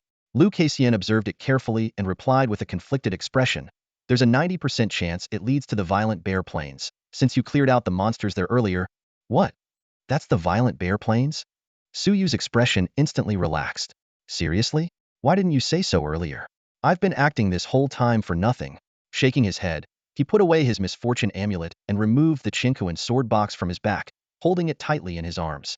He had initially planned to put on a show, waiting for the historian to get closer before revealing his trump card and ending it decisively. But now, it seemed that such theatrics were no longer necessary. "Enough pretending, it's time to lay my cards on the table." In that fleeting moment of Suyu's relaxation, the position that the trio had fought so hard to secure was instantly overrun by a wave of ferocious monsters. The guards on the city walls, witnessing the scene, had a glimmer of despair flicker in their eyes. However, there wasn't the slightest trace of regret on Suyu's face. Without hesitation, he opened the Qian Kuan sword box. Buzz, buzz, buzz. 11,000 streaks of sword energy shot into the sky, illuminating the night with dazzling brilliance. While each individual strand of sword energy wasn't particularly powerful, their sheer number was overwhelming. This dense web of swords was enough to shred any level 100 monster into pieces. The historian's pupils contracted sharply, his face betraying a look of panic. Damn it, this guy still had such a trump card up his sleeve. He quickly dodged, attempting to escape the area covered by the radiant sword light. However, Suyu's target wasn't him. "Bear cub!" Suyu's thunderous shout echoed across the battlefield. "Yura!" A deafening roar followed as the massive bear, now towering at 100 meters tall, clawed its way through the blood-soaked path, charging towards Suyu. Having been boosted to level 90 through shared experience points, the bear cub now resembled a moving mountain amidst the monster horde. Its titanic presence radiated an aura of power so immense that monsters within a 10-kilometer radius dared not approach. "Come with me," Suyu commanded, harnessing the 11,000 strands of sword energy as he streaked through the night sky like a meteor. The surrounding monsters lunged wildly at him, but before they could get close, they were torn apart by the swirling sword light. At this moment, he resembled an unstoppable sword immortal, carving a path through the endless sea of monsters. Grabbing the bear cub by its neck, Suyu propelled himself toward the one place untouched by monsters, the secret realm's teleportation portal. "Stop him!" The historian's forehead was drenched in cold sweat, alarm bells ringing in his mind. He had a foreboding sense that if Suyu and the giant bear reached the teleportation portal, something unimaginably catastrophic would occur. History rewinds. History revives. Flowing descending. As the historian's incantation faded, The smoke and flames around him instantly dissipated. In that fleeting moment, countless spectral soldiers materialized behind him, merging with the various monsters emerging from the 9 secret realm gates to form a massive, otherworldly army. The warrior's armor was stained with mottled blood, as though it had borne the trials of countless centuries, yet they appeared as if they had just awakened from an eternal slumber. Charge! The deafening roar echoed across the battlefield. Faced with the overwhelming threat, Suyu showed no trace of fear. With one hand firmly clutching his bear cub companion and the other summoning myriad sword energies, he boldly charged at the oncoming horde of monsters. Boom! The terrifying clash of energy erupted, forcing everyone present to shut their eyes. Only seconds later, they felt a warm sensation on their faces. Opening their eyes, they were met with a scene of crimson mist filling the air. Amidst the blood-soaked haze, Suyu's eyes glowed a menacing red, a devilish smile curling at the corner of his lips, while the countless sword lights in his hand converged into an unrivaled blade. Hoorah! The bear cub cheered excitedly, waving its little paws in coordination with Suyu's strikes. Monsters fell one after another, their bodies piling up in heaps. The brief but brutal skirmish left the alien soldiers frozen in place, their eyes wide with terror. Damn it! Stop him! Stop him! The historian screamed hysterically, frantically flipping through the glowing orange pages of his Chronicle of Ages, summoning renowned monsters from history. Yet, under the brilliance of Suyu's sword, these creatures crumbled like fragile paper. When dozens of high-level monsters surrounded him, Suyu's reserves of sword energy were finally depleted. Still, he remained calm and composed, wielding his life-bound weapon as he targeted the nearest malevolent spirit. In a flash, the shadow kill technique was unleashed. The next moment, he and the bear cub appeared behind the spirit, delivering a precise strike that obliterated its very essence. The misfortune talisman then activated, bringing the power of fate to the battlefield. Under the surge of luck, the monster's attacks spiraled out of control. A ghostly nun's curse mistakenly struck the frost dragon, driving it berserk. The dragon's icy flames, in turn, froze the hellhound. Amid the ensuing chaos, the monsters began slaughtering one another, suffering heavy casualties. Seizing the opportunity, Suyu raised the Hellcaller firearm, precisely picking off the remaining monsters. Each shot struck its target with deadly accuracy, and one even triggered an instant death effect, reducing the creature to nothingness in the blink of an eye. When the final monster fell, Suyu slowly lowered his weapon, exhaling a deep breath. He gazed down at the trembling alien soldiers below, his voice thunderous. "It's over." The sheer force of his words rippled outward, sending chills through every last one of them. Inside the city, everyone trembled uncontrollably, their scalps tingling with fear. Although they were unsure of Suyu's exact plan, judging by the historian's horrified expression, his next move might truly change the dire situation they were in. Suyu looked up at the secret realm's teleportation portal hovering in the sky, a faint, enigmatic smile forming at the corner of his lips. With a wave of his right hand, his life-bound artifact transformed into a massive megaphone. He turned to glance at the little bear cub beside him. After a brief moment of thought, he suddenly raised his hand and delivered a firm knock to the cub's head. Thud. Ouch. That hurts. The bear cub immediately clutched its head, tears welling up in its eyes as it looked at Suyu with a pitiful expression. Perfect expression, Suyu said with satisfaction, nodding approvingly as he placed the megaphone in front of the bear cub. The cub blinked in confusion at first, but then seemed to understand. It let out a deafening roar into the megaphone. MOM. The roar reverberated violently through the entire space, causing it to tremble as if even time itself had frozen. Amplified multiple times by the life-bound megaphone, the terrifying sound wave surged unimpeded into the depths of the savage bear plains. It's over. The historian buried his face in his hands in despair. Damn it, how could I have forgotten about that titan bear cub? If that old bear gets awakened, everything's doomed. He glared furiously at Suyu. You're courting death. That old bear is no ally of the human race. If you wake it up, you'll doom the entire city. That's none of your concern, Suyu replied with a shrug, his playful smile unwavering. Foolish, the historian scoffed coldly. Just wait. But I have no intention of dying with you. Replicate.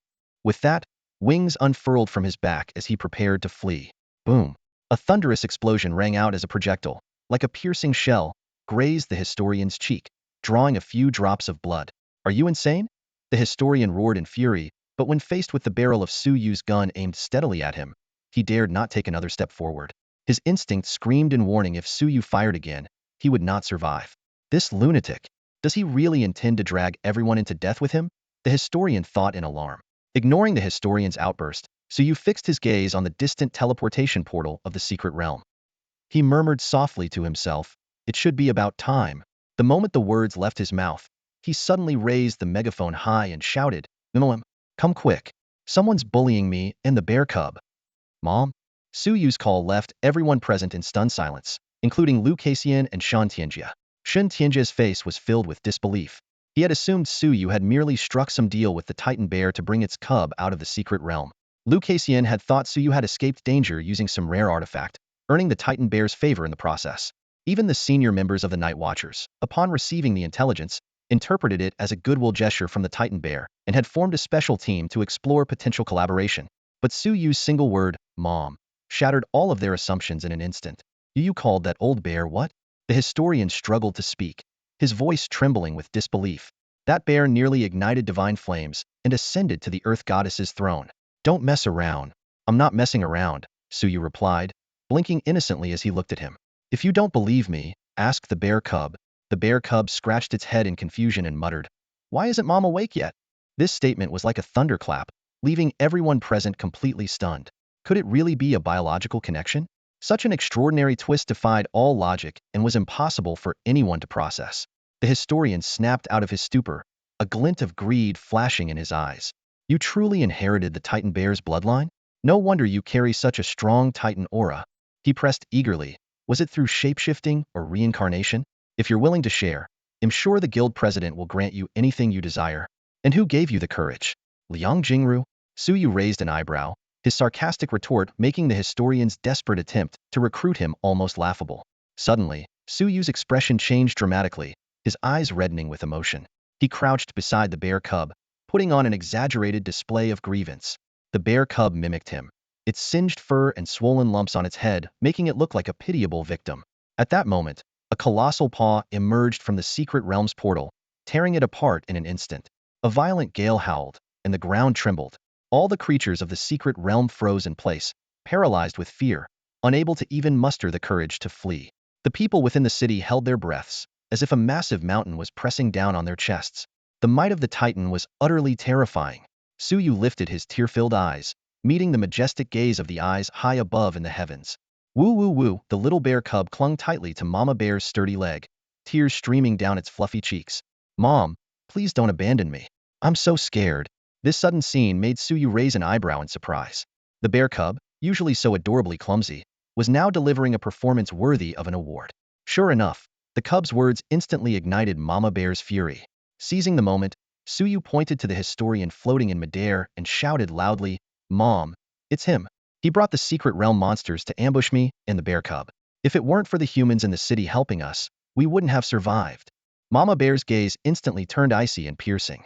The historian frantically waved his hands, his voice trembling. "No, no, it's not like that. Let me explain." But Mama Bear had no intention of giving him any chance to explain. "How dare you bully my child? Die." With a furious roar, she raised her massive paw and slammed it down. The space itself tore apart under the terrifying force, with pitch-black cracks spreading like spiderwebs. The ground shook violently, mountains crumbled, and everything seemed insignificant before this overwhelming power. "No. Reset the timeline. Reset," the historian screamed hysterically, but the power of his accumulated fireworks was utterly futile against the sheer strength before him, like an ant trying to stop a cart. Lu Kaixian and the others felt their vision go black, followed by a dizzying whirl. When they opened their eyes again, they found themselves standing on a vast plain. The entire Qingqing, along with all the enemies, had been obliterated by Mama Bear's earth-shattering strike. Yet, thanks to Su Yu's earlier words, the people in the city miraculously emerged unscathed. Shin Tianjia gazed at Mama Bear in the distance, a complicated expression flickering in his eyes. Su Yu's identity, was he a natural hybrid, or the result of some mutation? He decided to leave this thorny question to the higher-ups to figure out. At this moment, Mama Bear was lovingly observing her own paw, where a sea of crimson blood shimmered, a collection of life essence formed from annihilating the monsters of the 9 secret realms. Su Yu and the bear cub were joyfully playing in this blood sea, the rich vitality surging into Su Yu's body, causing his Titan bloodline to evolve far ahead of schedule, bypassing the year-long wait it originally required. Even those standing at a distance could feel the invigorating vitality emanating from it. One could only imagine the extraordinary transformation Su Yu was undergoing within that sea of life essence. Crackling sounds echoed continuously from Su Yu's body as his bones fractured and reassembled, the noise sharp and distinct. In an instant, a radiant light burst forth from him, emanating an aura as profound and solid as the earth itself. Mysterious patterns emerged on his skin, resembling ancient divine markings. Though fleeting, they were vivid and unmistakable. These intricate patterns revealed his true name as a Titan being, Prometheus Gaia U. In this name, Prometheus served as a prefix shared by all Titans. Gaia symbolized the power of the earth, and U represented his individuality. This true name was not only a mark of honor among Titans, but also the foundation for igniting the divine Flamia secret to be guarded fiercely before ascending to godhood. In just mere moments, Suyu's body underwent a dramatic transformation. His height surged to 2 meters, his muscles coiled like dragons, and his tendons were as tough as tempered steel. Every movement he made exuded a suffocating strength, not derived from his bloodline, but from the natural evolution of his body. As a 1-year-old Titan bear, his physical prowess had already reached an unparalleled level among his peers, a feat achieved through the forced metamorphosis fueled by an immense infusion of life essence. Under the devastating strike of his bear mother's colossal claw, Suyu not only completed his 3rd transformation task but also staged a miraculous reversal of life and death before the eyes of countless witnesses. The system promptly notified him, fate reversed, destiny points 888,888, marking a harvest of nearly 1,000,000 destiny points. More notifications followed in rapid succession. Second career awakening successful. Your level has increased. Current level, LV 65. With the level cap lifted, all accumulated experience points were instantly absorbed. 3 newly acquired Destiny Path skills were revealed. Perfect Finale LV1. The 4th shot during sniping has a random chance to trigger critical, execution, or instant death effects. Order Disruption LV1. Attacks gain a disintegration attribute, capable of breaking down any energy body or special energy. Guardian Deity LV1. Grants a continuous all-attribute boost during territorial battles, increasing by 1 per second, up to a maximum of 40. While Suyu was still reviewing the skill descriptions, a system prompt chimed in. Your skills can be fused. Would you like to spend 444,444 destiny points for fusion? The new skill will start at max level. Faced with this decision, Suyu hesitated, reluctant to part with such a vast amount of destiny points. However, after a moment of resolve, he gritted his teeth and agreed. All right, continue the fusion. Suyu made a decisive decision. He knew very well that quality mattered more than quantity when it came to skills. Besides, fused skills would instantly reach max level, saving a significant amount of destiny points required for leveling up. The system prompt appeared. Your skills, Perfect Finale LV1, Order Disruption LV1, Guardian LV1, and Spellbreaker LV1 have fused into Finale Prelude Max. The description of the new skill made Suyu's pupils contract sharply. Finale Prelude Max Passive Skill. The 4th attack triggers the following effects simultaneously: 4x critical damage, 40 health execution, 40 true damage bonus, and a 0.4444 instant death chance. When fighting enemies within your territory, gain a 4 increase to all attributes every 4 seconds, stacking up to 44 times. Note: the 4444 effects can only be triggered by sniper rifles. This is way too powerful. Suyu gasped sharply. The terrifying effects of the 4th attack made his heart race. Quadruple critical damage combined with 40 true damage, execution for health below 40, and even an instant death chance. This skill was practically designed to end battles decisively. He quickly opened his attribute panel to review. Class, Fate Weaver. Level, 65. Strength, 4,618. Stamina, 4,252. Intelligence, 3,636. Agility, 3,185. Awakening, 3rd advancement.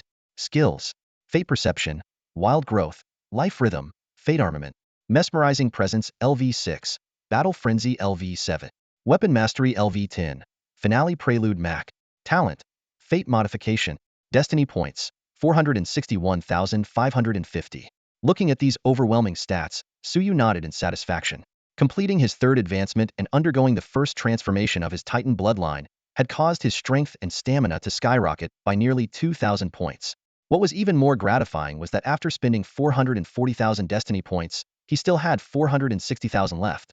This wealth filled him with confidence. Reclining on the blood sea, he casually waved his hand and upgraded all his remaining skills to max level. Destiny points, 348,000. Mesmerizing Presence LV6 upgraded to max. Weapon Mastery LV10 upgraded to max. Battle Frenzy LV7 upgraded to max. However, when he saw the effects of Battle Frenzy Max, his brows furrowed slightly. While the upgrades for the first 2 skills were satisfying, the negative effect of Rationality 300 on the last one made him regret it.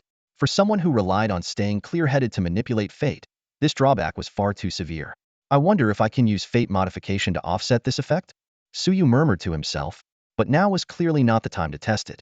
If he were to lose his rationality and attack Mama Bear accidentally, the consequences would be truly irreversible. In just about an hour, the blood sea was completely absorbed by Suyu and the bear cub. Despite the bear cub's remarkably pure bloodline, Suyu, with his wild growth talent, was not one bit inferior. Even after completing his bloodline transformation, his body still stored an immense amount of life energy.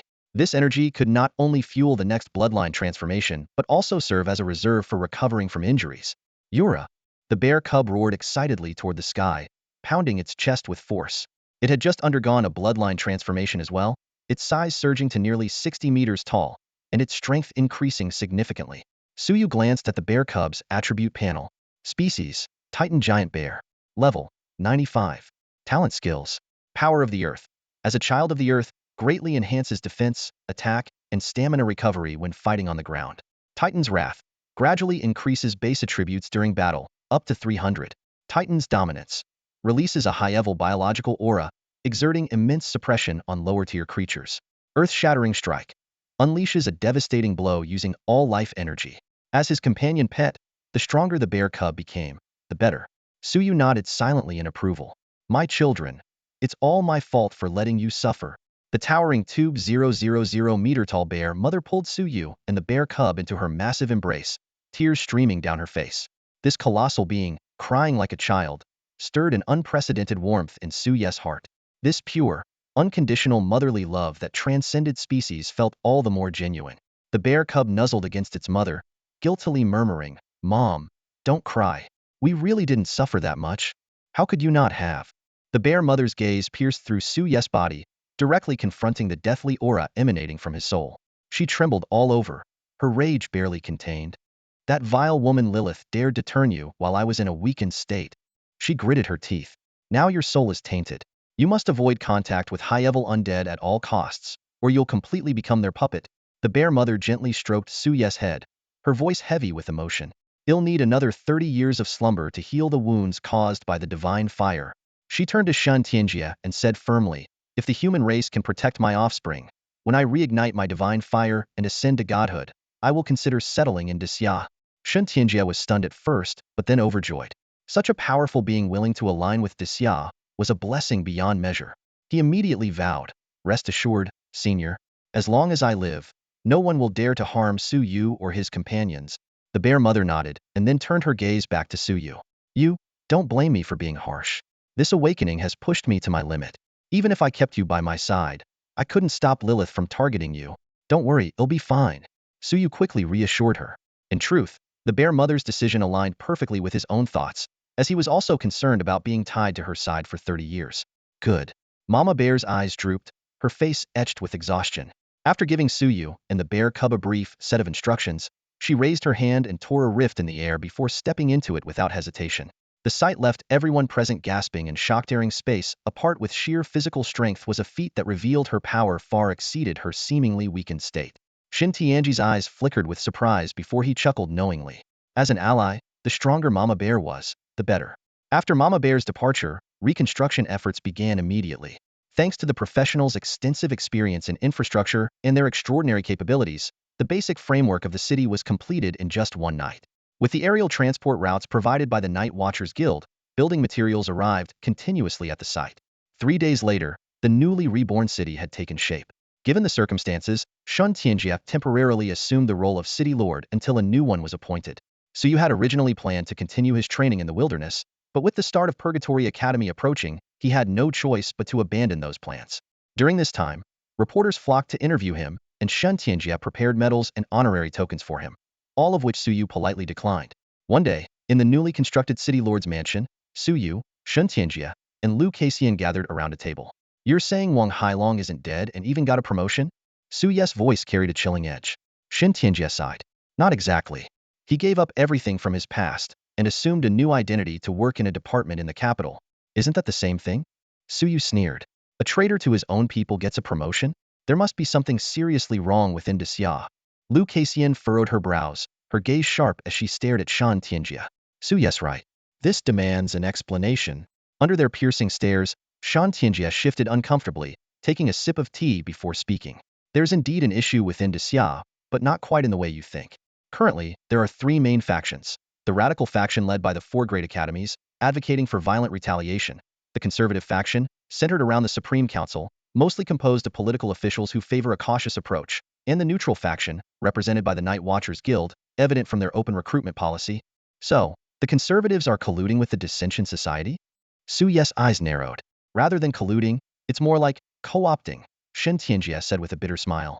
Xia's situation is deteriorating, and the Dissension Society is incredibly powerful. So, enough. I get it. Su Yu stood abruptly, cutting him off, and turned to leave. Hey, kid. Where are you going? Lu Kaixian followed after him. To the capital. Time to report in. Are you planning to kill Wang Hailong? Su Yu asked calmly, his steps unhurried. Lu Kaixian gave a faint bitter smile. Don't you want to? Of course, she did. But she knew very well that taking down a deserter and assassinating a rising political figure in Kyoto were two entirely different matters. But don't act recklessly. Kyoto is complicated. We can plan this out slowly. All right, Su Yu replied with a simple nod. Seeing the look on Su Ye's face, Lu Kaixian sighed.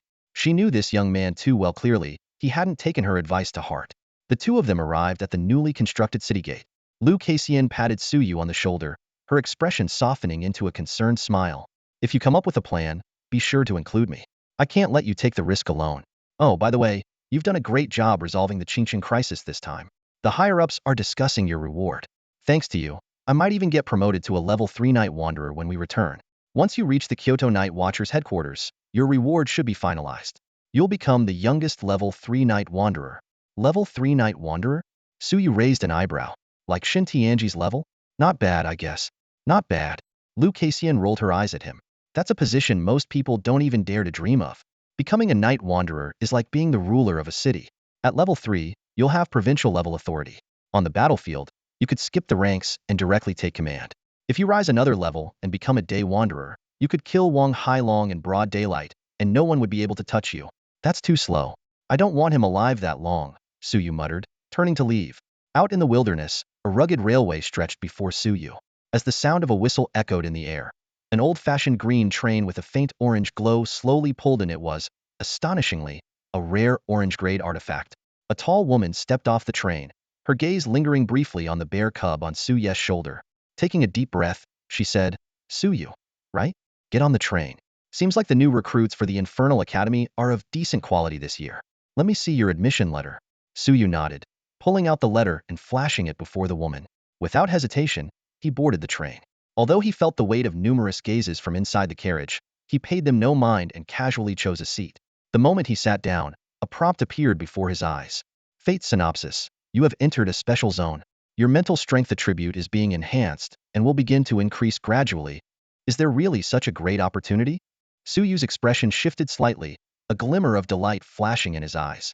With his prior experience, he quickly retrieved the now-drained Shinkoan sword box to prevent any unexpected accidents from a mental energy surge.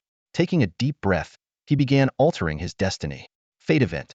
You enter a special zone, where your mental energy attribute is amplified and begins increasing exponentially. Boom. In an instant, Su Yu's brain erupted with a deafening roar, and the images in his vision started to overlap and layer. He felt his body becoming lighter, as if he might float away. Hiss.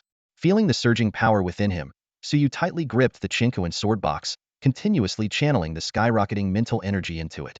Thanks to his earlier physical transformation, he could now handle even greater amounts of mental energy. The Chinkoan sword box trembled incessantly in his hands, emitting a joyful hum. Sword energy rapidly condensed within the box, surpassing 1,000 strands in mere minutes. At this rate, by the time they reached their destination, the sword energy count could very well exceed 10,000. Hey, are you all right? A young man across from him noticed Su Yu's unusual expression and asked with concern. Huh. Oh, I'm fine. Su Yu snapped back to reality and offered a smile. The young man gave Su Yu a strange look. While it was true that the legendary long sky train could enhance mental energy, it shouldn't be enough to make someone roll their eyes and convulse, right? I'm Wang Fei. What's your name? Su Yu. Well, we're both freshmen this year, so we're friends from now on. Let's look out for each other, Wang Fei said warmly. Friends? A cold laugh suddenly came from the back of the carriage. Friends in the Infernal Academy? Even blood brothers might turn against each other here. Who would want to be your friend? Exactly. Hey buddy, don't think too highly of yourself. Just worry about your own survival.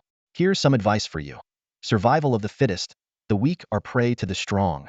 Others chimed in mockingly. Wang Fei gave Suyu an awkward smile and fell silent. The accompanying female instructor's expression shifted slightly, but she didn't intervene. These freshmen were merely masking their inner fear with arrogance. Survival of the fittest? Huh? I like that, Suyu said, sweeping a calm glance over the crowd, a cold smirk curling at his lips. The carriage instantly fell silent. The speakers from earlier turned red-faced, and the others could feel the overwhelming aura emanating from Suyu. How strong is he? At least level 40. Wait, did he say his name is Suyu? Could he be that Suyu? Just then, the dim yellow lights in the carriage suddenly turned deep amber. Wang Fei glanced out the window, where a pixelated black and purple figure flickered past. An Enderman? The accompanying instructor exclaimed in surprise, quickly breaking into a smile. Everyone, open the windows and use all your abilities to take it down. As soon as the words Endermen were mentioned, the classroom erupted into chaos. Except for Suyu, all the new students leapt out of their seats, their faces brimming with excitement. Wang Fei was so eager that he couldn't wait to roll down the train window. Noticing Suyu's puzzled expression, Wang Fei quickly explained, Endermen are a race cursed by the god of time. While they don't have any offensive abilities, their sense of time is extremely chaotic. They often teleport or leap around unpredictably. What's most unique about them is their intense urge to chase fast-moving objects. They're hard to kill, but if you manage to take one down, you can harvest the time they carry. Their accompanying mentor added. Time? What's it good for? Suyu raised an eyebrow. It's incredibly useful, the mentor responded enthusiastically. The time orbs dropped by Endermen can directly extend your lifespan. In combat, crushing one can speed you up, allowing you to strike thousands of times in a single second. Suyu nodded thoughtfully. Wang Fei suddenly leaned closer, wearing a mischievous grin. Brother, have you heard of the Time Stop series from before the island nation fell? Oh, now I get it. Suyu's eyes lit up in realization. He patted Wang Fei on the shoulder approvingly before shifting his gaze to the scene outside the window. In the wilderness, countless black and purple figures flickered in and out of sight. Their forms were eerie and grotesque. The attacks from the train were completely ineffective against the Endermen, failing even to scratch their strange hides. These things are tough to kill, but it's worth a shot, Wang Fei said excitedly. Let's see if we can take a few down ourselves. Suyu nodded and retrieved his lifebound weapon. The little bear on his shoulder seemed eager to join the fray but, lacking long-range attacks, could only stay perched there, watching intently. Master bye-bye. What's the Time Stop series? Is it powerful? The little bear asked, blinking its curious eyes. Yeah, it's a pretty strong skill. It can easily leave your enemies in shambles, Suyu replied casually while transforming his weapon into the Hell Summoner and setting it up at the window. Ah, Suyu, I don't think this is going to work. These things are just too tough. Wang Fei muttered as he lowered his staff, which had failed to produce any results. But as he turned, his words caught in his throat at the sight of the gleaming, Tumterlong sniper rifle in Suyu's hands. The sight of the talking bear and the iconic sniper rifle made Wang Fei's heart race. Trembling, he opened the first video in his phone's favorites folder. The footage showed a man and a bear charging into a horde of hundreds of thousands of monsters. Wherever they went, sword light flashed, and the monsters shattered into pieces. The overwhelming power and oppressive presence were suffocating. No way. It's really him? Wang Fei swallowed hard, staring at Suyu in disbelief. Meanwhile, Suyu had already broken into a faint smile, his fingers slowly tightening on the trigger. Boom! A bullet roared as it blasted out of the gun barrel, sending the entire carriage of the legendary train into a violent tremble. Propelled by immense force, the 80mm armor-piercing round shot forward like an arrow leaving the bow, targeting an Enderman. Bang! In an instant, the bullet's hundreds of special effects were triggered simultaneously. The Enderman didn't even have time to react before vanishing without a trace, leaving behind a murky, dark yellow time orb. The little bear swiftly took action, manipulating the airflow to deliver the time orb to Suyu. Holy crap, that's insane. Su, you're incredible, Wang Fei exclaimed, his eyes wide with shock as he gave a heartfelt thumbs up. Suyu smiled faintly, his gun already aimed at the next target. Boom.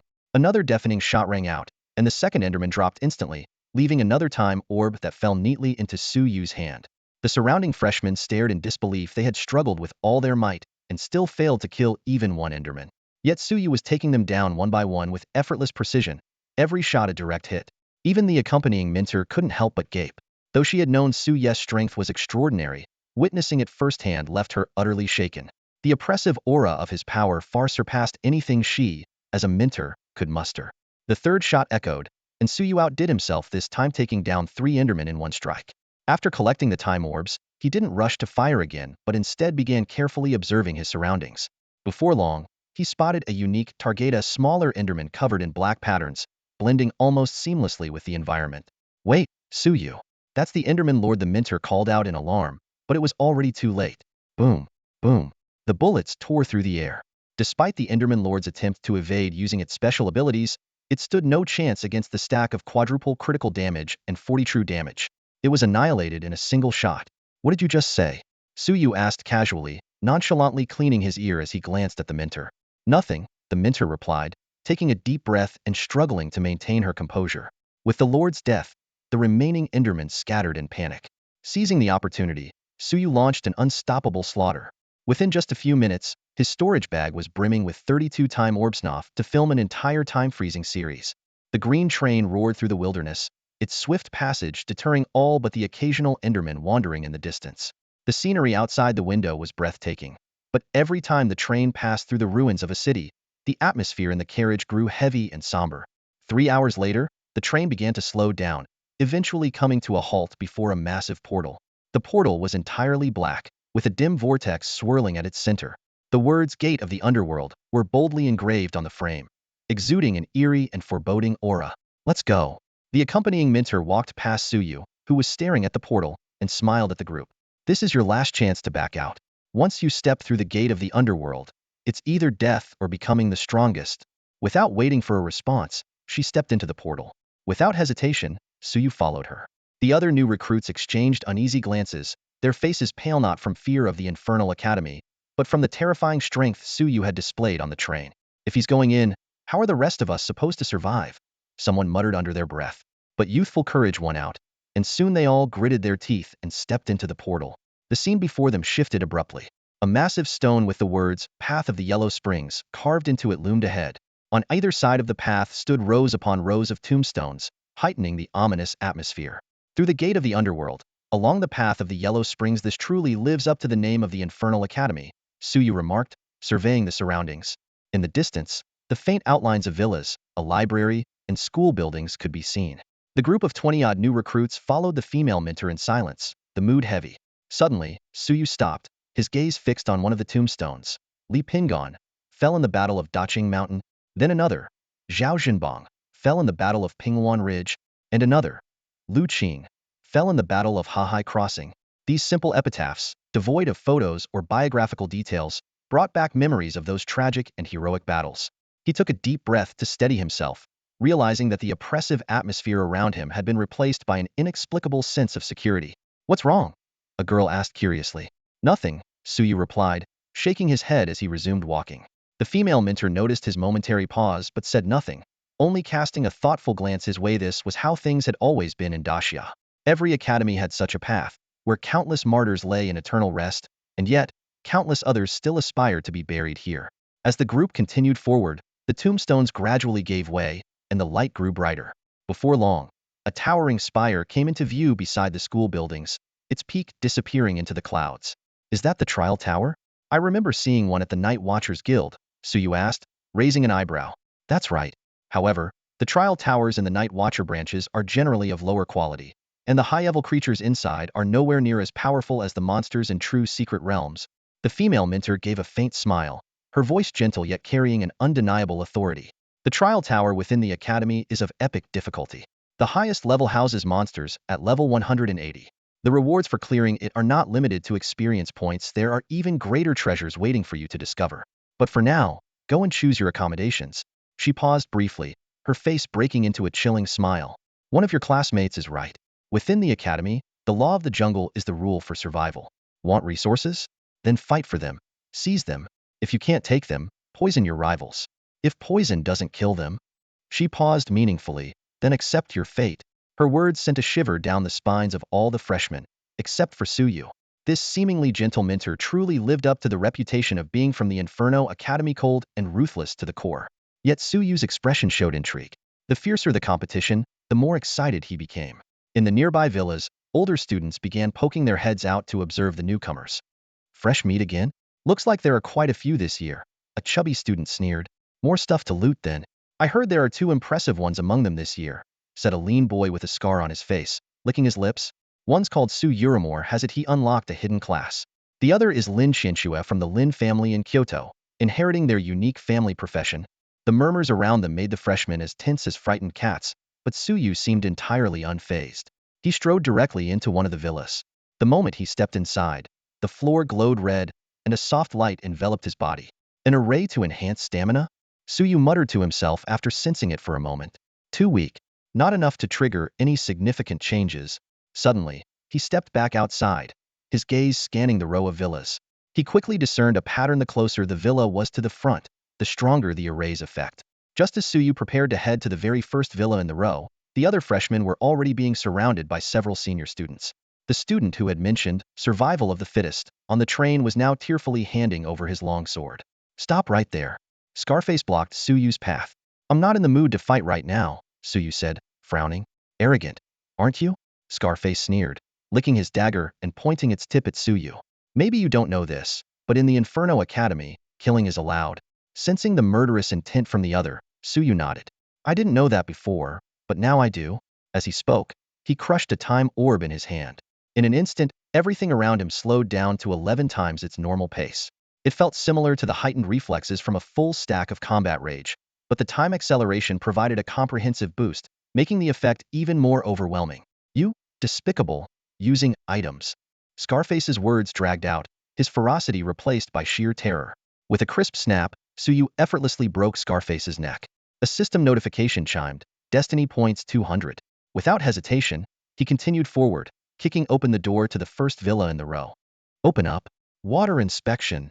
Okay, what's next? Check what? I've never heard of paying water bills at the Infernal Academy. Inside a villa, a man with a buzz cut, Qin Huai, groggily pulled back his blanket. In the next moment, he felt a sudden weightlessness, and when he opened his eyes again, he was standing on a cobblestone street. Worse yet, he realized he was almost completely naked. What the hell? Qin Huai instantly woke up, hastily covering his essentials with his hands. Which sneaky bastard ambushed me? Before he could finish his sentence, a familiar figure caught his eye. Just as he was about to shout, he noticed a corpse lying not far away, surrounded by a group of people exchanging uneasy glances. Damn it! Qin Huai's heart skipped a beat. Who's bold enough to commit murder in broad daylight? Don't they know Academy rules only allow duels on the life and death platform? He slapped himself across the face to confirm he wasn't dreaming, then turned to the onlookers and asked, Can someone explain what just happened here? After a brief silence, a chubby man stepped forward and explained the situation in detail. Hearing the explanation, Qin Huai let out a long sigh. Figures it's just some reckless fool. He glanced back at the villa he had only lived in for a few days, a mischievous grin spreading across his face. This guy dared to kill someone off the platform? He's in for it now. Just wait for the Academy's punishment. Huh, trying to take my villa? In less than 3 minutes, he'll have to hand it back.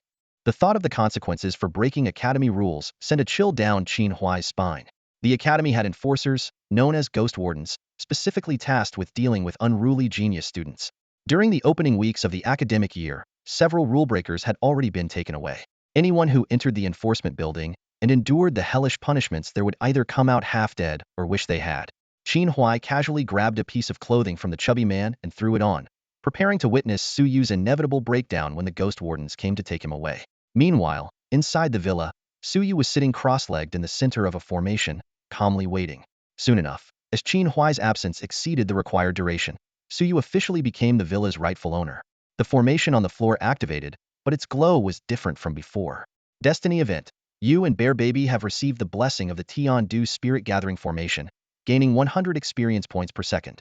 Suyu pondered aloud. So each villa's formation has a unique effect? This experience boost isn't bad, saves me time climbing towers or farming dungeons. Considering his current level and the enormous amount of experience required for each upgrade, he attempted to modify the experience gain but failed. Changing it to 10 billion points would be ideal, but whatever, Suyu shrugged. This formation doesn't generate experience out of thin air. If I actually succeeded, it might drain the Academy's entire foundation. Then I'd probably get hunted down by the whole school on the first day. Ding. Destiny event. You and Bear Baby have received the blessing of the Tian-Du Spirit Gathering Formation, gaining 900 experience points per second. 900 experience points per second isn't bad. Staying here all day racks up 1.2 million experience points, Suyu said, lying comfortably on the sofa, nodding in satisfaction. I don't even have to do anything. I'll level up in just a few days. The bear cub seemed to sense the effects of the array as well, lazily sprawling on the sofa and dozing off. Just then, the sound of footsteps echoed from outside. A figure dressed in black appeared in front of the villa. The ghost officer is here. The crowd outside the villa became excited, their faces lighting up with schadenfreude as they eagerly observed the unfolding scene. A knock came at the door. Who's there? Suyu remained sprawled on the sofa, his head resting on the bear cub, asking lazily and without much interest. Open the door, water meter inspection, came the reply after a brief pause from the ghost officer outside. Inspect my water meter? Really? Suyu chuckled lightly, casually pulling out his lifebound weapon. With a flick, it transformed into the form of a hell summoner. He walked toward the door. The door creaked open from the inside. The ghost officer smirked, thinking to himself, this kid's got guts, actually opening the door.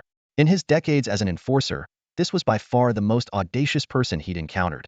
But just as his hand moved toward the baton at his waist, he felt a cold sensation press against his forehead. Gulp. Cold sweat broke out instantly on the ghost officer's face, every hair standing on end. The lethal threat was unmistakable. Any sudden movement, and the gun would end his life without hesitation. This was Suyu's specially reserved fourth shot. Calm down, calm down. The ghost officer swallowed hard, forcing a smile more pitiful than a cry. His neck trembling, he turned to face the source of the threat. What greeted him was the bright, smiling face of a young man, no older than 18 or 19. Yet that smile sent chills down his spine. Are you here to take my villa too? Suyu asked with a cheerful grin. No, not at all. Then care to explain why your hand is where it is? Suyu glanced at the hand resting on the baton. I'm here on behalf of the academy to deliver something, the ghost officer stammered, his voice trembling as he explained. The safe in the villa doesn't have a key. This tool can open it. As he spoke, he quickly handed over the baton he had been holding behind him. Oh, Suyu took the baton and examined it, thinking, the Infernal Academy is really something else. Even their safes have such unique unlocking methods. All right, you can go now, and let everyone else know. If they bother me again, I won't be this polite. Guys, I'll leave right away. The ghost officer, feeling as though he'd been granted amnesty, turned and bolted, running so fast it was as if a demon were chasing him. As he fled, he cursed internally. Damn it, this guy's just a freshman? That shot would have killed me for sure. How the hell are we supposed to enforce anything with freshmen like this? As an enforcer, he was on the verge of tears. Decades of hard-earned authority had been shattered in an instant. Damn it, you better not run, 'cause I'm calling for backup, the ghost officer yelled, his voice cracking as he sprinted away. The freshmen outside the villa stood dumbfounded. Even the ghost officer couldn't handle this guy. And to top it off, the infamous wailing baton, known for breaking the toughest troublemakers, was taken from him? Just who was this powerhouse of a freshman? On the street, Qin Huai stood frozen in place, his eyes blankly fixed on the backs of the enforcers fleeing in panic. The corpses on the ground had long gone cold, but no one paid them any mind. Death was an everyday occurrence at the Purgatory Academy. Only those who emerged from the infernal trials as true warriors could dominate the battlefield. Who is he? Qin Huai muttered to himself, his voice tinged with shock and disbelief. The enforcers, whose strength typically exceeded the fourth tier, were like untouchable gods to students like him.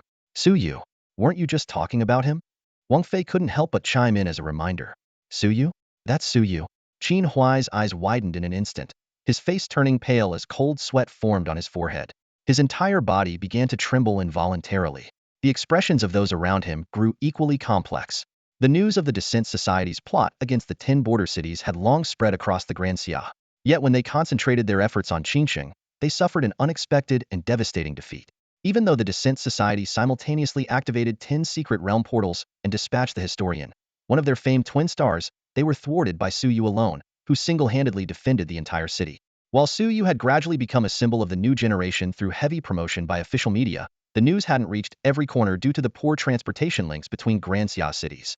Online videos only captured fleeting glimpses of his profile.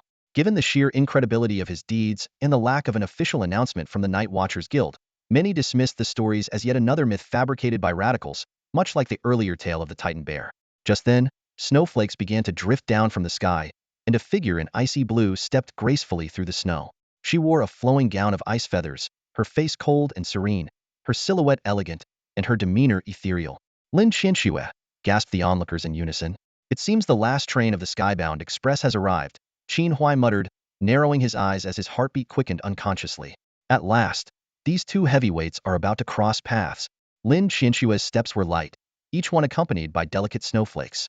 In the blink of an eye, she stood before the crowd. Where is Suyu? She asked, her chin slightly raised as she surveyed her surroundings.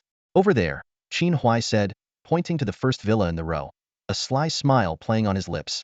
He made it pretty clear earlier, if you're not afraid of death, go on in. Watching this unfold, Qin Huai felt a surge of glee.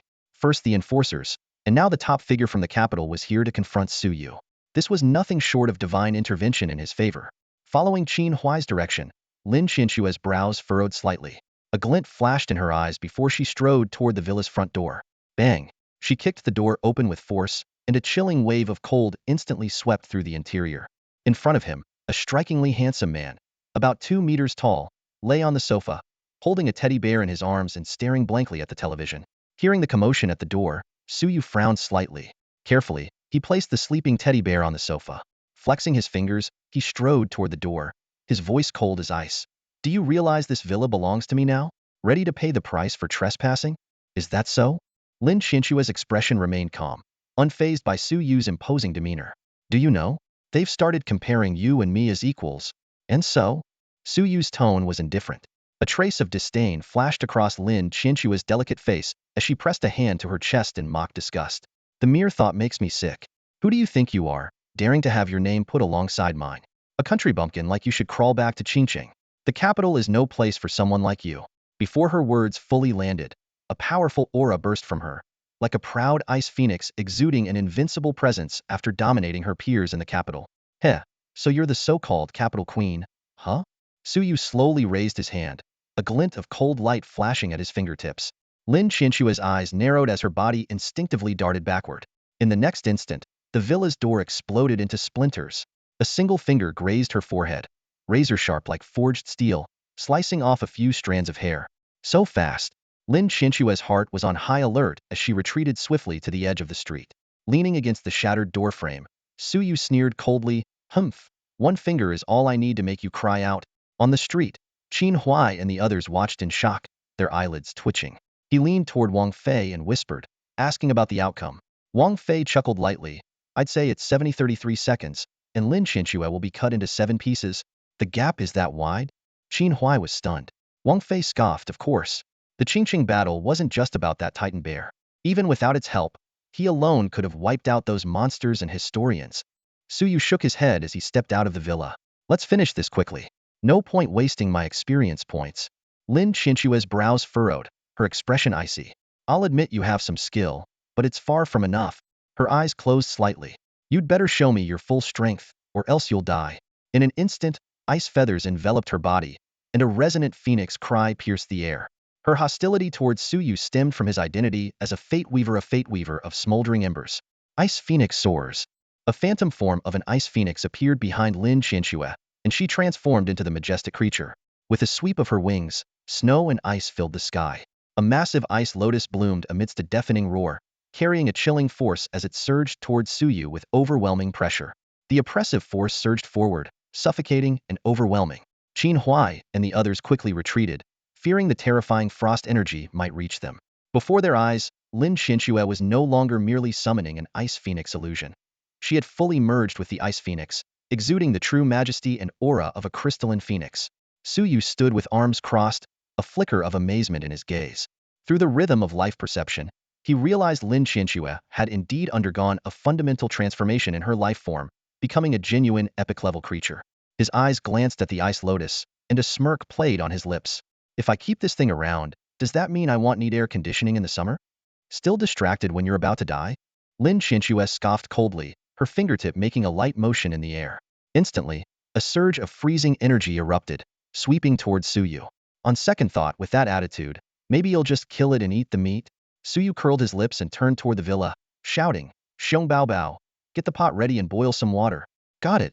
Hearing the prospect of food, Xiong Bao Bao instantly shook off its drowsiness and eagerly dashed to the kitchen.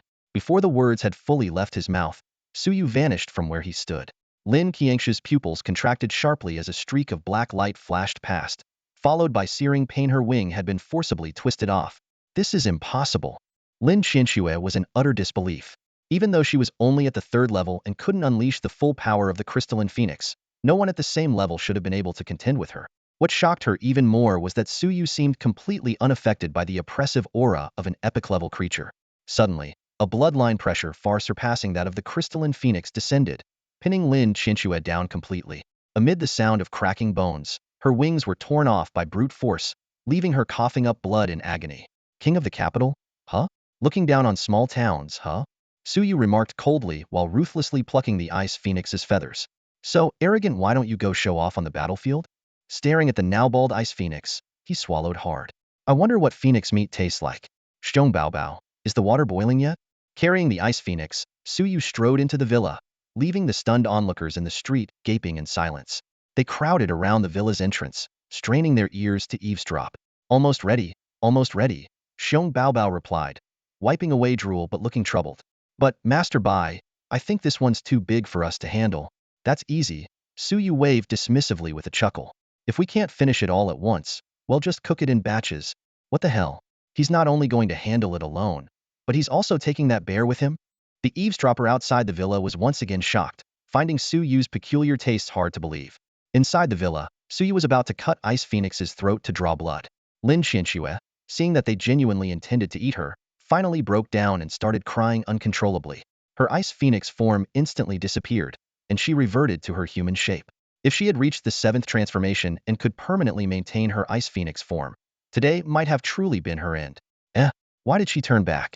How disappointing, Suyu said disdainfully as he tossed Lin Qianxue aside, throwing the ice sleeves her transformed wings back to her. Now that she's human, how are we supposed to eat her? Baby Bear said dejectedly. Although it had never eaten a human before, it often played with adventurers, though those games usually ended with the humans dying. Are you kidding me? She's turned back into a person, and he's still not happy? The person outside the villa had a complex expression. He doesn't want an icy beauty like that and prefers to challenge himself? This is hard to judge. Truly, the hobbies of these monsters are beyond what ordinary people can comprehend. I will kill you. Lin Qianxue sobbed, her body exposed, using only the 2 ice sleeves to cover herself. Wow, she's really pale. Most people wouldn't be this pale even after 3 days in a river, Suyu remarked, clicking his tongue as he casually tossed her a blanket. If you want to kill me, fine. Come back after you've reached the 7th transformation. He planned to let this phoenix grow stronger, imagining how much better phoenix meat would taste once she was more powerful. Lin Qianxue gritted her teeth but had no way to refute him. Everything she prided herself on being 19 years old, her strength at the 3rd transformation, level 69, her mysterious hidden class as an ice phoenix fusionist, and the epic grade ice crystal phoenix her father had spent a fortune to acquire was utterly insignificant before Suyu. Her tear-filled eyes and her usually icy, proud face now appeared pitifully vulnerable. Just as Suyu was about to kick her out of the villa, the sound of dense footsteps echoed from outside. A group of people dressed in black and white uniforms surrounded the entrance. What the hell? Such a big scene? The person outside the villa exclaimed. 10 instructors and 10 enforcers? Anyone who didn't know better would think the enemy races had invaded. Apart from Wang Fei and a few others who had been in the same car as Suyu, most of the crowd wore expressions of schadenfreude. Qin Huai squinted his eyes, convinced that this time, Suyu wouldn't be able to withstand so many 5th, 6th, and 7th transformation experts. A female instructor stepped forward and helped Lin Qianxue up. Seeing her exposed and looking utterly humiliated, her tone immediately turned icy. What did you do to Lin Qianxue? Tried to eat her, but it didn't work out, Suyu shrugged nonchalantly. Too small, and I can't stomach the human form. At these words, all the instructors and enforcers gasped audibly. A 6th transformation enforcer stepped forward with a cold expression and confronted Suyu. You violated academy rules by killing someone in public and attempting to assault a female student. Come with us to the enforcement hall. What? What did you just say? Suyu asked incredulously. Isn't killing allowed on academy grounds? That guy told me it was okay to kill, so I did. And when did I ever attempt to assault a female student? He glanced at the enforcer's balding head. Listen, Mr. Bald Uncle, you can spout nonsense, but you'd better not go around making baseless accusations. Hearing Suyu's words, the mentors and enforcers present fell into silence. The level 6 enforcer's face darkened as he stubbornly combed his sparse hair toward the center, failing to hide the glare reflecting off his scalp. Are you telling the truth? If I'm lying, they'll call you my father right here and now, Suyu declared confidently, pounding his chest. That won't be necessary. The enforcer nodded slightly. The kid's got some spirit. Although Suyu didn't seem to be lying, the bizarre nature of the truth was hard to believe. One of the mentors immediately stepped out of the villa to retrieve surveillance footage of the incident. Meanwhile, Wang Fei and the others voluntarily entered the villa to testify, confirming that Scarface had provoked Suyu first. Under the female teacher's questioning, the misunderstanding with Lin Qianxue, was also resolved. It was Lin Qianxue who had initiated the conflict. Furthermore, she had been defeated despite her injuries and was now responsible for repairing the villa's damaged door. Lin Qianxue's gaze grew increasingly aggrieved, her once aloof demeanor as an ice phoenix now reduced to that of a helpless chick after being bested by Suyu. Even though you didn't lie, this still violates academy rules, an enforcer said, pointing at the surveillance footage. Private duels are prohibited on academy grounds. If you have grievances, you can apply to settle them in the official deathmatch arena. This is clearly stated in the admission notice. Is it? Suyu pulled a crumpled piece of paper from his pocket and, after some effort, found the bold, red highlighted line on the bottom corner of the last page. One of the 8 major prohibitions of the academy. No private duels on campus. Well, that makes sense. The entire Grand Xia Kingdom only admits about 20 new students each year. If dueling weren't banned, would probably run out of students before graduation. Suyu shrugged. So, what punishment do you have in mind for me? Since it's your first offense, head to the 3rd floor, the lead level 6 enforcer said after a moment of thought. The 3rd floor? Qin Huai suddenly burst in, frowning and shaking his head. Tomorrow is the joint military training day for freshmen across the 4 schools. He can't go to the 3rd floor. The enforcer fixed his resolute gaze on Qin Huai. Rules are rules. The academy treats rewards and punishments equally. No matter what day it is or who he is, we must handle this according to the rules. Qin Huai shuddered slightly, sighed, and stepped aside in resignation. As long as there's no fine, I'm okay with it. But can you at least provide some food? I'm kind of hungry, Suyu said nonchalantly, following the group toward what the freshmen ominously referred to as the 18 levels of hell. Surrounded by 10 enforcers and over 20 freshmen, they soon arrived at the enforcement division's towering building. Stay outside and don't get near this structure, the lead enforcer instructed, ushering Suyu into the hall. In truth, even without the warning, no one would willingly approach such an intimidating place. The vast lobby seemed to stretch endlessly, with occasional screams echoing through the air. Suyu followed the level 6 enforcer up the stairs, striking up a conversation out of boredom. What should I call you, Brother Zhonghai? Just call me Zero. And don't bring up my hair, the enforcer, known as Zero, replied flatly, his lips twitching slightly. All right, Brother Zero. Why does the enforcement building always have those kinds of sounds? Suyu asked, his tone curious. Call me by my full title if you must. As for the sounds, you'll find out soon enough. Zero's forehead twitched with a few lines of frustration. Every word from this newcomer felt like a sharp thorn, stabbing relentlessly at his patience, making it almost impossible for him to restrain the urge to teach him a lesson. As the two ascended, the metallic scent of blood in the air grew stronger. Figures in white lab coats occasionally rushed past in the hallway. Soon, they reached the 3rd floor. Zero pushed open the heavy steel door, and a hellish scene immediately unfolded before Suyu's eyes. The entire space was piled high with mangled limbs, dark red blood snaking across the floor, and heaps of flesh and brain matter mixed together. A sign on the wall read, Flaying Hell, eerily fitting the scene before them. Even Suyu, who was no stranger to bloody carnage, couldn't help but suck in a sharp breath, instinctively stepping back a few paces. These are alien soldiers brought back from the front lines, along with some alien spies exposed in the rear, Zero explained with an unflinching expression, his gaze lingering on Suyu with interest. Your reaction? I'm impressed. Most people would be vomiting their guts out, just standing at the door. Those cocky rookies from their cushy cities never have your composure when they first come here. What was most chilling, however, was that these skinned aliens were still alive, some with their organs exposed, yet still faintly breathing. Are you saying every floor of this building holds aliens? Suyu asked thoughtfully. Correct. Zero nodded approvingly, patting Suyu on the shoulder.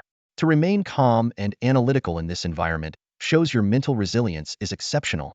With that, he took a blood-stained scalpel from the wall and handed it to Suyu. Your punishment will be to complete 100 live dissections within a day. Seeing Suyu raise an eyebrow, Zero explained further. The conservatives are always against us doing this, but the aliens are even more ruthless toward us. Their facilities are equipped with similar setups. I understand, but this so-called punishment, Suyu began, only to be interrupted by Zero. What? Are you scared? No, it's just that this feels less like a punishment and more like a reward, Suyu replied, taking the scalpel. With a flick of his fingers, the blade spun skillfully, almost dancing in his hand.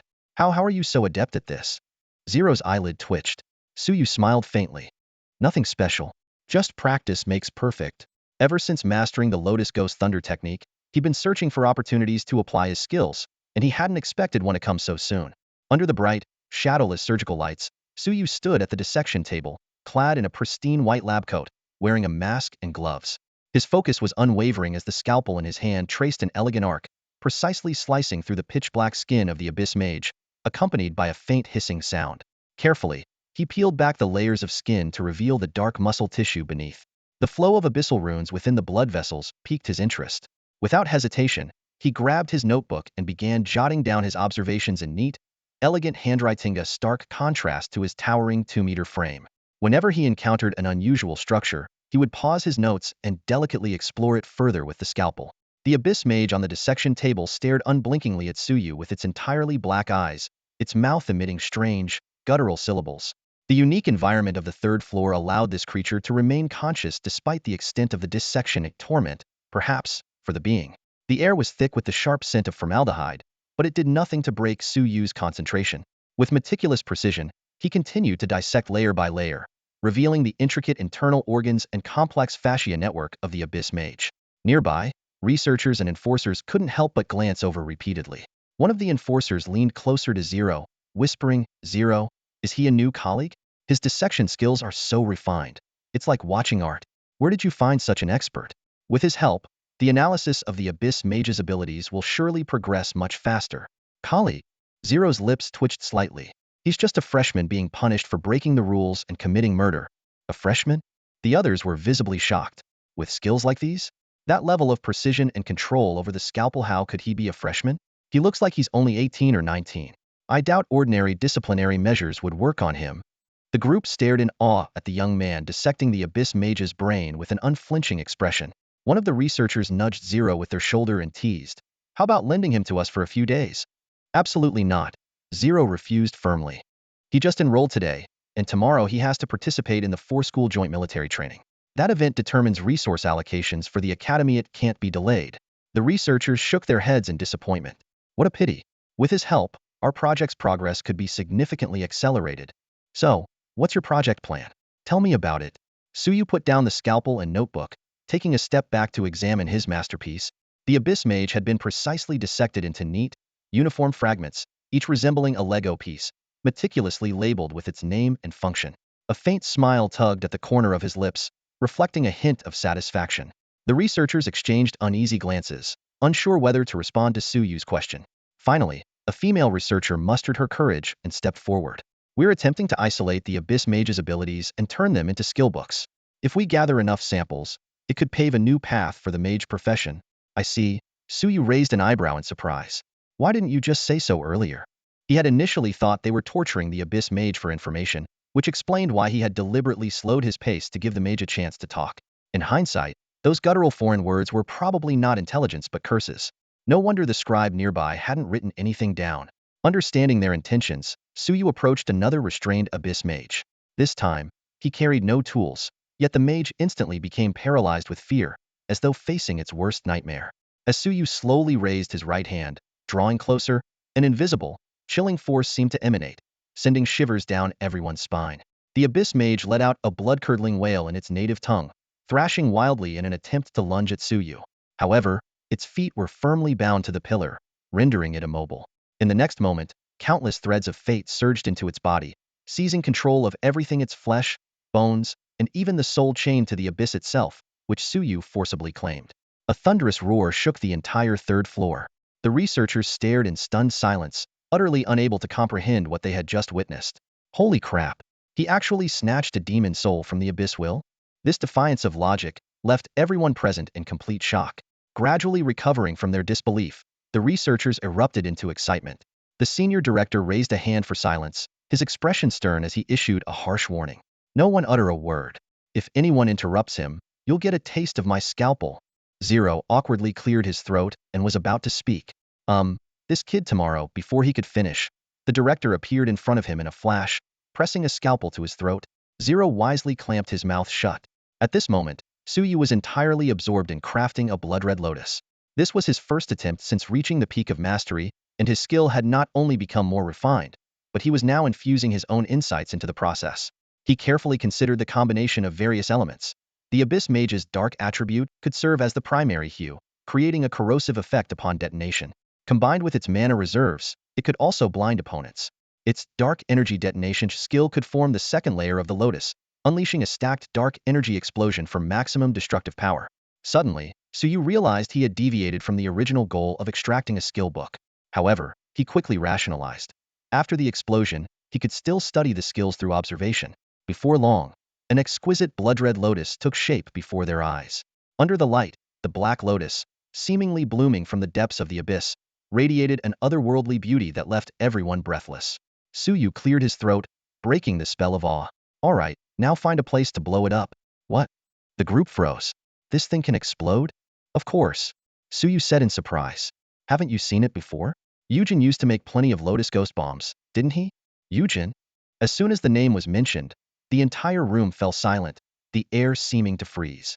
The researchers exchanged glances, their expressions suddenly enlightened. The director, deep in thought, said, I see now, you're the trickster? Suyu nodded eagerly and asked, so, where do we blow it up? Right here. As I thought, your personality does bear some resemblance to Yujin, the director remarked. Resemblance? I don't think so, Suyu said with a slight shake of his head. The director gave a knowing smile. You're better than him. He then led the group to a spacious room. We'll do it here. This is a specially isolated zone designed for high-intensity experiments. All right. Without hesitation, Suyu hurled the black lotus into the open space. Boom.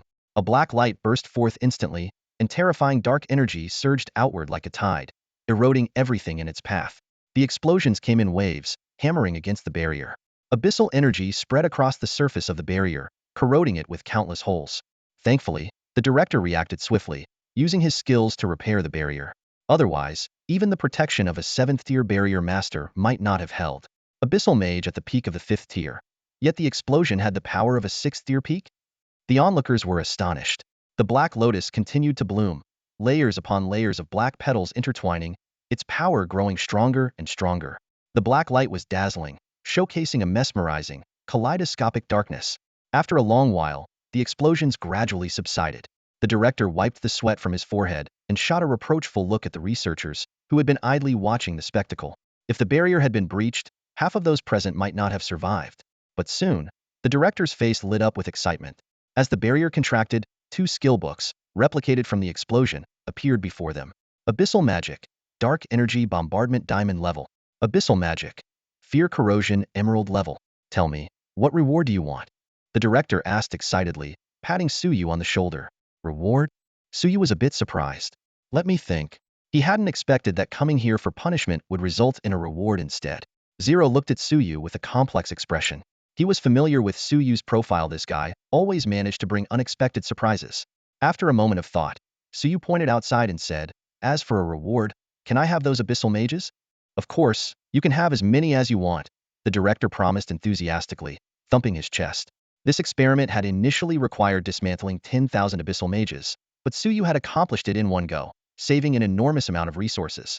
At this moment, the director looked at Suyu as if he were a priceless treasure. Really? Suyu's eyes lit up. Then I won't hold back. Without another word, he dashed toward one of the abyssal mages, activating his skills and beginning to craft a lotus ghost bomb. Watch the time. Zero stood beside Suyu, dutifully reminding him like a loyal assistant. Don't let this delay tomorrow's plans. Maybe you should head back and rest. We have to gather at 6 in the morning. Get some sleep and adjust your state. What time is it now? Suyu asked without turning his head, his hands never pausing. 1:44 a.m. Got it. Suyu replied curtly, fully engrossed in crafting the lotus ghost mines. Zero stood helplessly on the side, trying to learn something by watching. But he quickly realized that Suyu's techniques were far too advanced, so intricate that even observing them offered no clear insight. At that moment, Suyu pulled a time orb from his pocket. A system notification immediately followed. Minor fate event. You are affected by the time orb's effect, accelerating your personal time by 12 times. Suyu's eyes flickered, and he instantly activated Fate Modification. Ding. Minor fate event. You are affected by the time orb's effect, accelerating your personal time by 92 times. Fate points 30. In an instant, the surrounding world seemed to freeze, with only the faintest traces of time's flow remaining perceptible. What the hell? What kind of quality time orb is this? How can its temporal power be so terrifying? Zero's pupils contracted as he watched Suyu transform into a blur of light, darting between the abyssal mages. What originally took 3 minutes to complete now only required 2 seconds. As the crafting process continued, a deep, resonating roar reverberated through the entire enforcement building. When the 100th Lotus Ghost Mine was completed, a flash of insight struck Suyu's mind. You have derived an advanced mastery abyssal flame from your skill allure of the masses max. When crafting Lotus Ghost Mines, an additional abyssal flame attribute will be added. In just 4 minutes, Suyu had turned every abyssal mage on the 3rd floor into Lotus Ghost Mines, totaling 110. The black lotuses floating midair were so menacing that even Zero, a 6th-turn swordsman, couldn't help but feel a chill of fear. Su, you might want to hold back a little. There are still plenty of weaker researchers in the enforcement building. If something were to... Zero's tone softened noticeably. Don't worry. Suyu chuckled lightly, casually collecting the 110 Lotus Ghost Mines into his palm. He took out 2 and handed them to the director. Here, take a couple as a gift. It'd feel wrong not to share. The rest were nonchalantly stuffed into his pockets. Good kid. I knew I wasn't wrong about you. The director beamed as he accepted the black lotuses. If I come across anything good in the future, you'll be the first to know. The two exchanged knowing smiles, shaking hands in a silent truce. To Suyu, the enforcement building was a treasure trove. The high-level alien beings inside were utterly defenseless, giving him free rein. Such an opportunity was rare even in secret realms. Zero sighed powerlessly as he watched the scene unfold. With Director Zhao backing him now, this kid was bound to become even more reckless. After exchanging a few pleasantries with Director Zhao and the other researchers, Suyu left the enforcement building alone. As soon as he stepped outside, Qin Huai approached him with a serious expression. How are you holding up? The enforcement building isn't like fighting enemies on the battlefield. It's easy for first-timers to develop psychological trauma. I prepared a golden-grade calming pill for you, take it. No need, thank you. Suyu shook his head slightly, politely declining the pill offered to him. Qin Huai immediately frowned. Don't push yourself. I went through this just last week. I know exactly how it feels. Killing enemies is one thing. But when you're forced to act like an executioner, slicing through someone's flesh piece by piece. As he spoke, his face suddenly turned pale, and he couldn't help but retch. You should just take it yourself. Suyu looked at him, speechless at his reaction. You? Ugh, you're stronger than me, ugh. Qin Huai stammered between bouts of dry heaving. Perhaps it was because they were so close to the enforcement hall. The distinct smell emanating from it made him feel even worse. Seeing this, Suyu frowned and, without waiting for permission, pried open Qin Huai's mouth and shoved the calming pill in. Qin Huai instinctively swallowed it, and his complexion improved significantly. At that moment, the doors of the enforcement hall suddenly swung open. Director Zhao hurried out, calling, Student Su, I almost forgot. Here's your reward for helping with the breakthrough on the 3rd floor project 10,000 academic credits. He handed a card to Suyu. Since you're a new student and your credit system isn't activated yet, you can use this card to redeem them later. Thank you, Director Zhao, Suyu said with a polite smile as he took the card. No need to thank me. I should be the one thanking you. Director Zhao beamed with joy. The project was supposed to take 10 years to complete, but you solved it in just 1 day, and the results were outstanding. From now on, just call me Big Bro. My number is on the card. Keep in touch. As Director Zhao chatted warmly with Suyu, the surrounding freshmen were left utterly dumbfounded. What they thought was a trip to endure punishment turned out to be a complete turnaround. Suyu walked out unscathed and even gained the favor of a high-ranking director. After Director Zhao left, Qin Huai immediately sidled up to Suyu. What exactly did you do in there? Nothing special, Suyu replied calmly. I just dissected a few alien creatures as Zero instructed and helped them with some research. Impressive. Qin Huai struggled for a long moment before summing it up with just those 2 words. Under the moonlight, the group made their way back along the path to the villa district. When Suyu arrived home, he noticed the front door had been repaired, and someone had even drawn a ghostly face on the peephole with watercolor markers. It seemed that even someone as well-connected as Lin Chinxue couldn't override the academy's regulations. As he stepped through the doorway, the formation on the floor lit up instantly. Welcome back, Master Bye-Bye. I made dinner, been waiting for you. Xiong Baobao called out, taking off its apron. Suyu paused for a second. Xiong Baobao could cook? Looking over at the dining table, he realized that cooking simply meant roasting meat over fire. Still, Suyu wasn't picky. He sat down beside Xiong Baobao, and the two of them dug into the roasted meat with hearty appetites. The meal lasted over 2 hours. Clang! A crisp bell echoed across the academy grounds.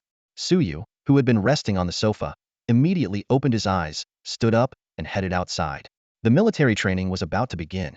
The 3-week program came with strict rules. No pets allowed and no wearing of diamond tier or higher equipment. This meant the bear cub had to stay behind in the villa. Fortunately, the academy would provide food regularly, and the formation within the villa that boosted experience points would ensure the cub's steady growth. On the training field, a group of over 20 young trainees quickly gathered. They stood upright, waiting for the instructor to arrive.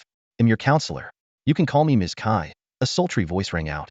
A woman with a striking figure emerged from the shadows. wearing a white blouse, tailored pants, and black high heels.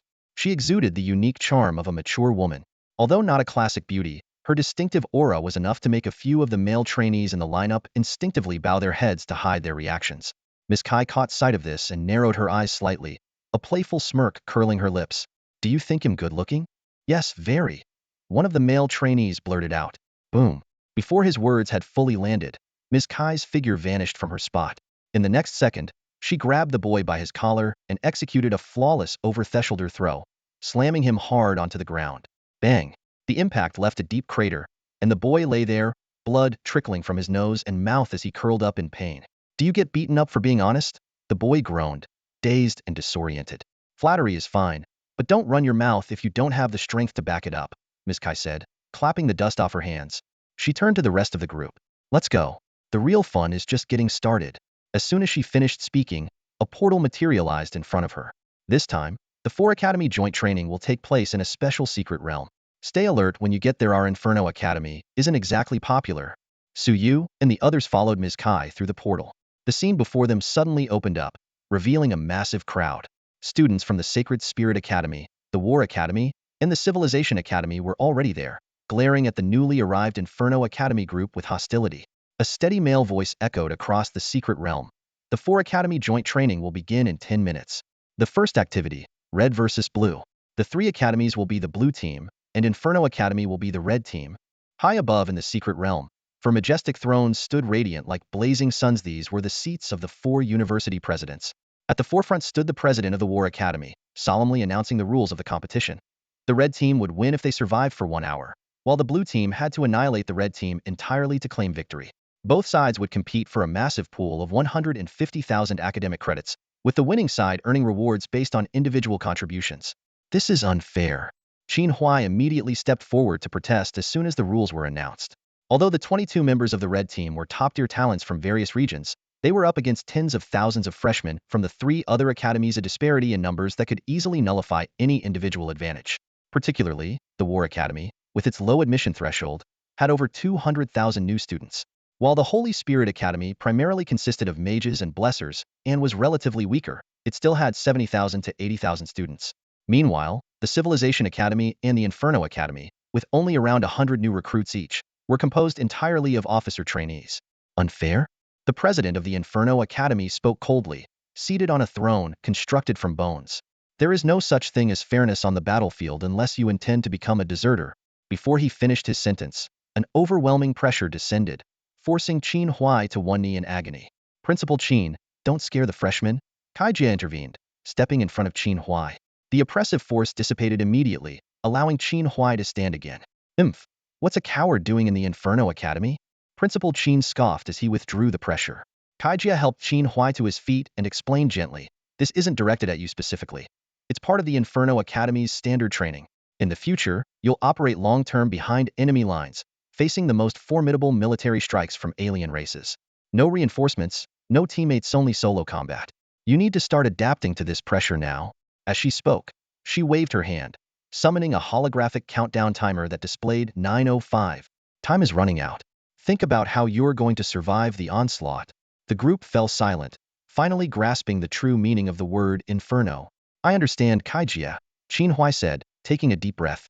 He looked around at the others and asked, so, do we choose to split up or stick together? Team up, right? With their massive numbers, if we don't work together, we'll lose immediately. I think splitting up is better. Since we'll be operating alone in the future, we should start getting used to it now. Debate broke out, but no consensus could be reached. Qin Huai turned to Su Yu and Lin Xianxue, hoping for their input. I don't like teaming up, Lin Xianxue said bluntly, shaking her head. Neither do I, Su Yu replied, his gaze wandering across the secret realm, scouting for terrain suitable for guerrilla tactics. Even with his extraordinary ability to alter fate, the thought of facing tens of thousands of mages simultaneously casting fireballs sent chills down his spine. It was the overwhelming combination of quality and quantity that concerned him most. Thousands of summaries of fate popping up all at once? His brain would fry before he could edit them all. Qin Huai sighed softly. Seeing the two insist on fighting solo, he had no choice but to focus on observing the terrain. His gaze quickly locked onto a mist-shrouded hill with treacherous terrain, perfect for guerrilla warfare. When the countdown hit 8:45, Qin Huai was about to take action but noticed Su Yu walking past him. To everyone's surprise, instead of heading toward the advantageous terrain as expected, Suyu stepped into the air and calmly landed right in front of the four thrones. The four principals simultaneously raised their heads, staring in astonishment at the young man who had suddenly appeared before them. If the red team wipes out the blue team, is there an extra reward? Suyu's voice was calm yet resolute. This statement was like a bomb detonating on the scene. The freshmen from the three academies erupted into a frenzy of discussion. Is this guy crazy? Does he really think he can take us all out? The biggest joke of the year has just been born. Even Qin Huai and Lin Qianxue froze in place, utterly shocked that Suyu would make such an audacious remark. The principal of the Civilization Academy laughed in exasperation, an overwhelming spiritual force bursting from his body and distorting the space around him. How arrogant! Do you have any idea what those words mean? Yet, under the suffocating spiritual pressure, Suyu's expression remained unchanged, as if he couldn't feel it at all. Good kid. The principal of the War Academy's eyes glimmered with admiration. What the human race lacks most right now is this kind of spirit. One after another, the four principals spoke up. Principal Qin, if you wipe out the blue team, I'll personally add 50,000 points. War Academy Principal, I'll add 30,000. Holy Spirit Academy Principal, I'll add 20,000. Civilization Academy Principal gritted his teeth. I'll add 40,000. But if you lose, I'll deduct 40,000. Deal. Suyu smiled and agreed but still didn't leave. The War Academy Principal burst into hearty laughter, his scarred, muscular torso on full display. Kid, I like you. If things don't work out at Purgatory Academy, the War Academy will always welcome you. All right, continue. Suyu's tone was calm and indifferent, instantly igniting the fighting spirit within everyone in the secret realm. Let's see. Suyu responded nonchalantly, completely unmoved by the other party's words. Old Liu, are you close to that breakthrough? Principal Qin asked, feeling the surge of heat within him as he glanced sideways. Principal Liu didn't seem bothered by Suyu's aloof attitude. He merely glanced at the shadow behind Principal Qin and chuckled. You're not far off yourself. The four principals, who had been lounging lazily on their thrones, suddenly straightened their backs, their drowsiness gone. They all understood clearly that even with Suyu and that little bear on his side, annihilating the blue army of 280,000 professionals was an almost impossible task. Yet, Suyu's unwavering confidence piqued their curiosity, especially the principal of the Civilization Academy, who could hardly wait to see this arrogant young man humbled. Suyu, 1 minute left, the principal of the Holy Spirit Academy reminded, her figure bathed in moonlight. Though her face was obscured, the graceful outline of her features hinted at her unparalleled beauty. No problem, Suyu replied calmly, nodding. He then raised his hand, forming his fingers into a blade, and carved the 11th scar into his arm. Rage Stack 1. On the battlefield, the Civilization Academy's commander had already begun the deployment. Freshmen from the War Academy and Holy Spirit Academy were reorganized into small squads. Each squad consisted of 20 melee fighters, 5 mages, 1 barrier specialist, 2 support healers, and 2 sensory specialists. 10 squads formed a company, with a freshman from the Civilization Academy serving as the company commander. This army of professionals, composed of 15 brigades and 3 independent regiments, though inexperienced, exhibited remarkable combat potential. 0-10. As the countdown reached the final 10 seconds, everyone's expressions turned serious. The freshmen from the Infernal Academy had already dispersed. Most followed Qin Huai into the mountains, while Lin Qianxue ventured alone into the lake, using her Ice Phoenix powers to shape the battlefield. Meanwhile, Suyu, who had been making bold claims, remained by the principal's side, showing no intention of leaving. When the Civilization Academy principal announced the start of the confrontation, Suyu suddenly took a step not downward, but directly toward the 4 principals. The 12th scar appeared on his arm. Rage Stack 1. Current combat rage stacks, 12. Pain perception eliminated. Self-healing ability increased by 500. Neural reflex speed increased by 800. Entering berserk state. Rationality 300. Suyu's eyes turned crimson as he whispered, "Let the show begin." Roar. Suyu let out a thunderous roar, his muscles bulging as a violent aura radiated from his body. Ignoring the vast army of professionals beneath his feet, he charged straight at the headmaster of the Academy of Civilization like a raging beast. Madman, how dare you attack me? The headmaster was furious.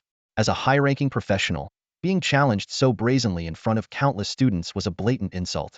What enraged him even more was that Suyu, under the watchful eyes of tens of thousands of professionals, launched his attack without hesitation. Boom! Suyu raised his sniper rifle single-handedly and decisively pulled the trigger. Although it wasn't the 4th bullet, the shot was still immensely powerful. The other 3 headmasters' expressions changed drastically as they witnessed this. Attacking the headmaster on his second day of enrollment? This kid. Principal Qin couldn't help but smirk. Interesting. Very interesting. You're courting death. The headmaster of the Academy of Civilization rose abruptly, and a crown of void materialized above his head. In an instant, countless soldiers emerged from the void. This was the Void Army Conjuration, a technique mastered only by spiritual ninth-tier marshals. Suyu's bullet tore through 20 void soldiers in an instant, and the explosion's shockwave engulfed dozens more.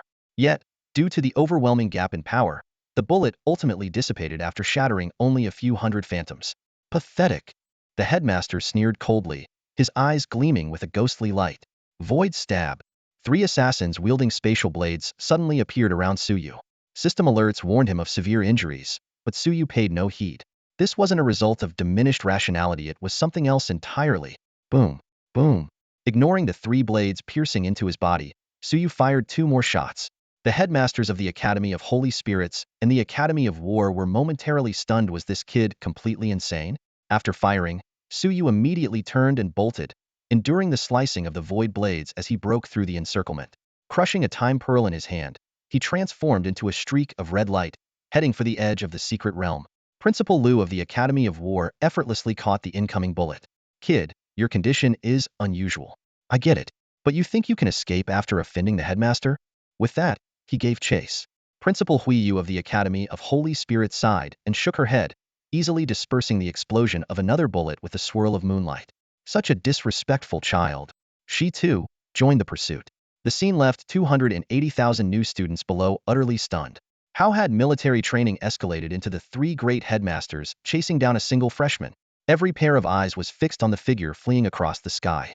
Even Qin Huai and Lin Qianxue were left dumbfounded. High above, Suyu's clothes were in tatters, and his body was riddled with wounds. Yet, thanks to his formidable physique, his injuries were healing rapidly. He noticed that the angrier he became, the stronger the boost from his battle fury. In his heavily injured state, his overall attributes had increased by over 400. Impressive. Are you walking that path? Principal Liu kept close behind, but refrained from attacking immediately. At that moment, Suyu came to a sudden stop and deactivated his battle fury state. He shook his head lightly. While unleashing his anger had been exhilarating, he no longer needed its effects now. The 3 headmasters surrounded him, cutting off all possible escape routes. The freshmen from the 3 academies looked on with sneers, assuming this arrogant troublemaker had finally met his end. However, Suyu remained calm. He casually changed into a clean set of clothes, stuffed his hands into his pockets, and spoke leisurely. Apologies, everyone. The red team has won. Huh. The 3 headmasters froze simultaneously, exchanging puzzled glances. Suyu's words left them completely baffled. Red team won? How was that possible? Clearly, their side held the upper hand, and Suyu, the key player, was on the verge of being eliminated. The new students present were equally bewildered, convinced Suyu must have lost his mind. Even Lin Qianxue and Qin Huai began quietly seeking hidden spots, no longer holding any hope for Suyu. Suddenly, a flash of cold light streaked through the air. Thud. A gleaming short sword pierced through the back of the Civilization Academy's headmaster, its blood-coated tip emerging from his chest. The spray of blood bloomed in the air, resembling a sinister, crimson flower. Qintian, have you gone mad too? The Civilization Academy's headmaster turned around in disbelief. Principal Qin shook his head slightly, a trace of helplessness in his tone. Principal Yi, think it through carefully. He then turned to Suyu, a glint of admiration in his eyes. Bold and cunning, your name is worth remembering. Thank you for the compliment, Principal. Suyu stood with his hands in his pockets, a composed smile playing on his lips. What does this mean? What are you even talking about? Principal Liu, known for his combat prowess, scratched his head in confusion. Principal Yi glanced at the wound on his chest before looking at Suyu, letting out a bitter laugh. Such a deep stratagem. The rules of the red-blue duel never specified that only freshmen could participate. You deliberately provoked us to trigger all of this. Now that Principal Qin has joined the red team, even if the 3 of us combine forces, we can't win within the time limit. As soon as he finished speaking, Principal Ye's form began to fade, reappearing moments later, unharmed, seated on his throne. How about it? Still want to try? Principal Qin asked, gripping the short sword, his eyes gleaming with anticipation as he looked at the other 2 headmasters. No thanks. I have no interest in being ambushed from behind, Principal Yu replied, a hint of wariness flashing in his eyes as he quickly returned to his throne. Principal Liu tossed a business card to Suyu. Remember my name. If you're ever on the battlefield, just mention me, no one will dare to mess with you. With that, he quietly returned to his seat. Hidden deep in the mountains, Qin Huai stared in shock. Is this even a strategy a human could come up with? He had envisioned countless scenarios, but never imagined Suyu would achieve victory in such a way. What was even more astonishing was that Suyu had turned the tide, and won in just a minute or two. In the lake, Lin Qianchua's expression darkened, clearly stunned by this unexpected turn of events. She had just frozen half the lake's surface, and now she was declaring the match over. This sudden turn of events caught everyone present completely off guard, especially the freshmen from the three academies. Their expressions instantly froze. Principal Qin, with a look of regret, slowly sheathed the short sword in his hand. After returning to his throne, he spoke calmly. The red-blue duel ends with the red side's victory. However, due to Su Yu's pre-match wager, the competition will proceed. His words were like a bombshell, detonating among the freshmen. The secret realm erupted into chaos as 280,000 students roared in collective outrage. What the hell? It's over just like that? My credits. No.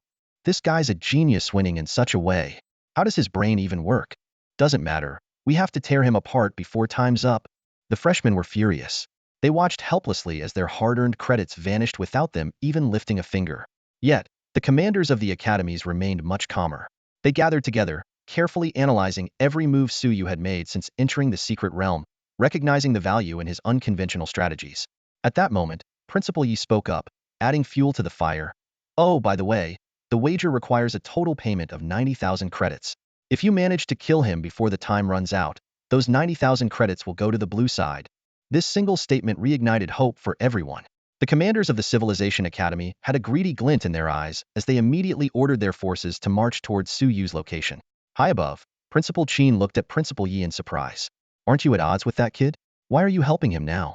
Leaning back on his throne, Principal Yi gave a self-deprecating smile. Do you really think I'd hold a grudge against a freshman? The fact that he managed to involve the four of us in his plans is a testament to his ability. Old Qin, you've struck gold this time. He not only crafted a flawless plan in under a minute, but also dared to challenge authority. Across all our joint training sessions, many have had bold ideas, but he's the only one who dared to act and succeeded. Ha, I never thought someone as proud as you would praise a freshman, Principal Qin chuckled. A wise man learns from others. Principal Yi shook his head, his gaze shifting to a corner of the secret realm. There, Suyu stood with a smile, watching them. With silent lip movements, he mouthed, "Enjoy the show, a grand fireworks display awaits. Charge, brothers. The credits are calling to us. Attack."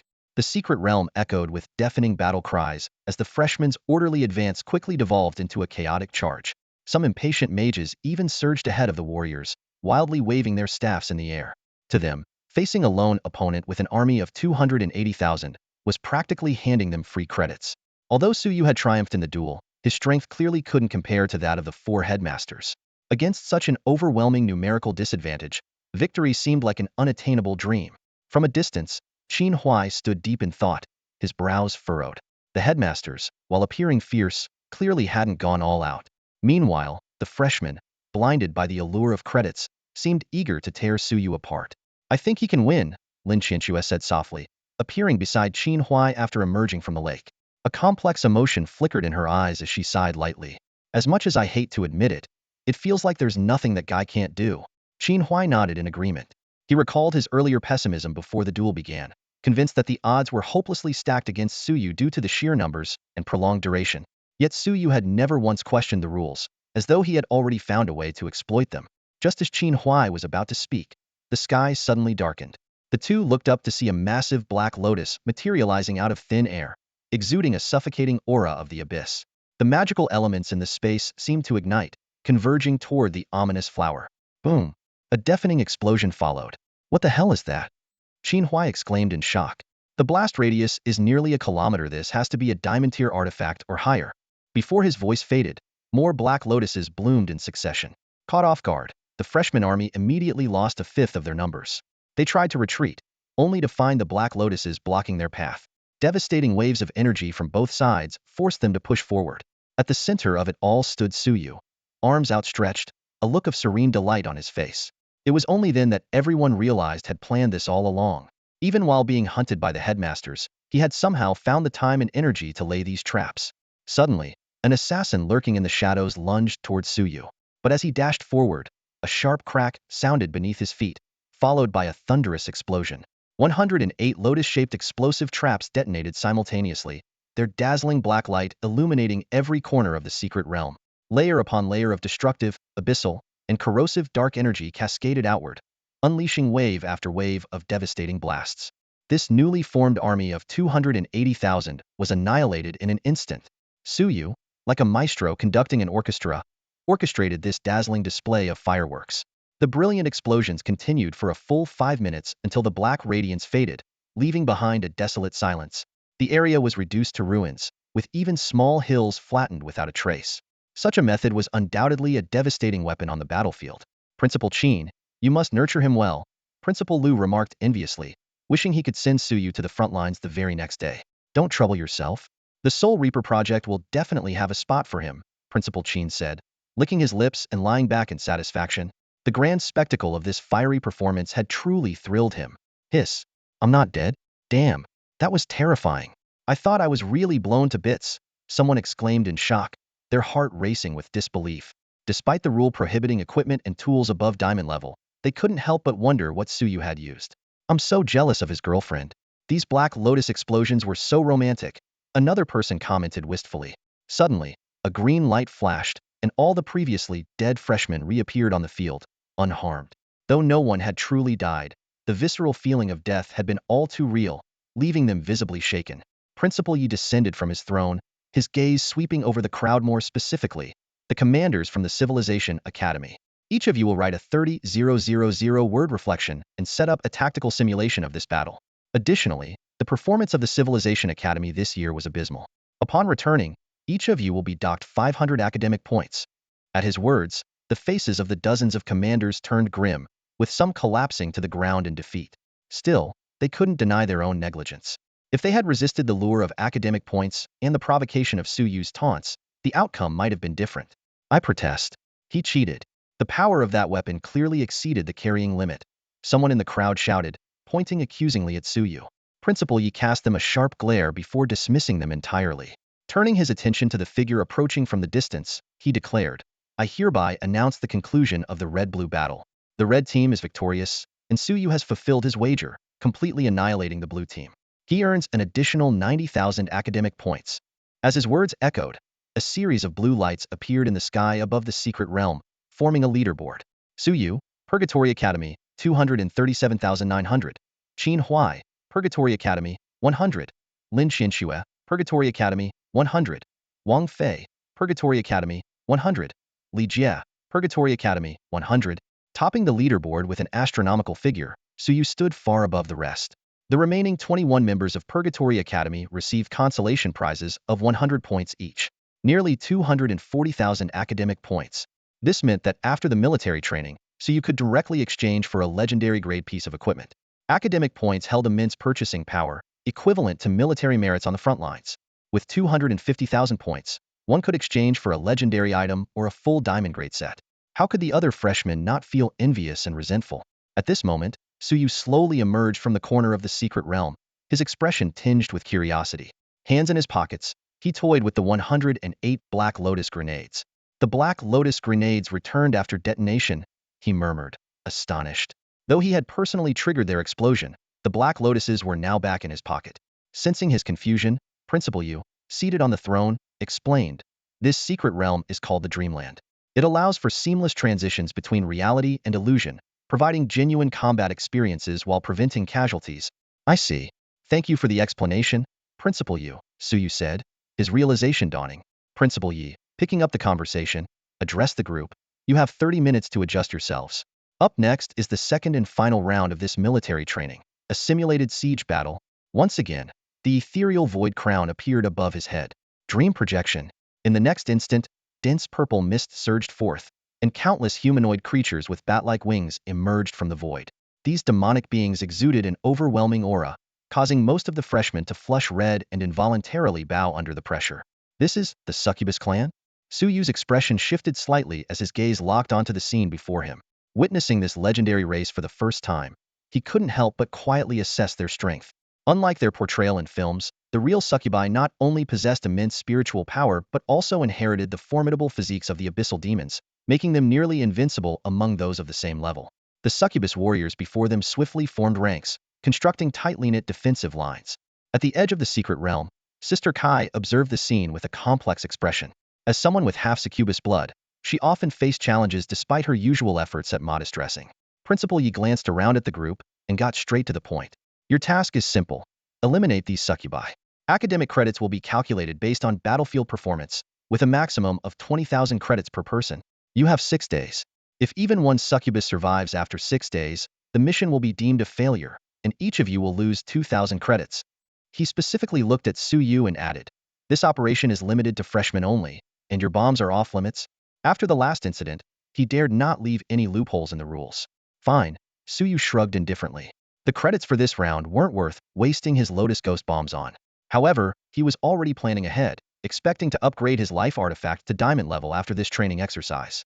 The freshmen were quite excited about the assault mission, especially knowing that Su Yu would be fighting alongside them. His presence gave them a strong sense of security. A stubbled boy Lin Min approached Su Yu proactively. I'm Lin Min, a third-year mental chess master. Nice to meet you. Follow my lead, and with your help, this will be a guaranteed victory. We'll see, Su Yu replied nonchalantly, his mind alert to Principal Ye's meaningful glance while harboring doubts about this commander, who had once led others into one of his traps. Seeing Lin Min awkwardly withdraw his extended hand, Lin Xinxue stepped forward to ease the situation. He's my younger brother. Before enrolling, he already commanded a few small-scale battles. You can trust him, your brother? Then he's even less trustworthy. Su Yu raised an eyebrow in response. You. Lin Xinxue gritted her teeth in frustration. What? Do you trust me, someone who nearly ate you? Su Yu shook his head, then walked to a large tree and sat down. I'll judge the timing of my actions myself. However, since we're on the same team, I'll consider your opinions. With that, he closed his eyes to rest, saying no more. Lin Min could only watch helplessly, sighing inwardly at how the Infernal Academy truly lived up to its reputation of producing rebellious troublemakers.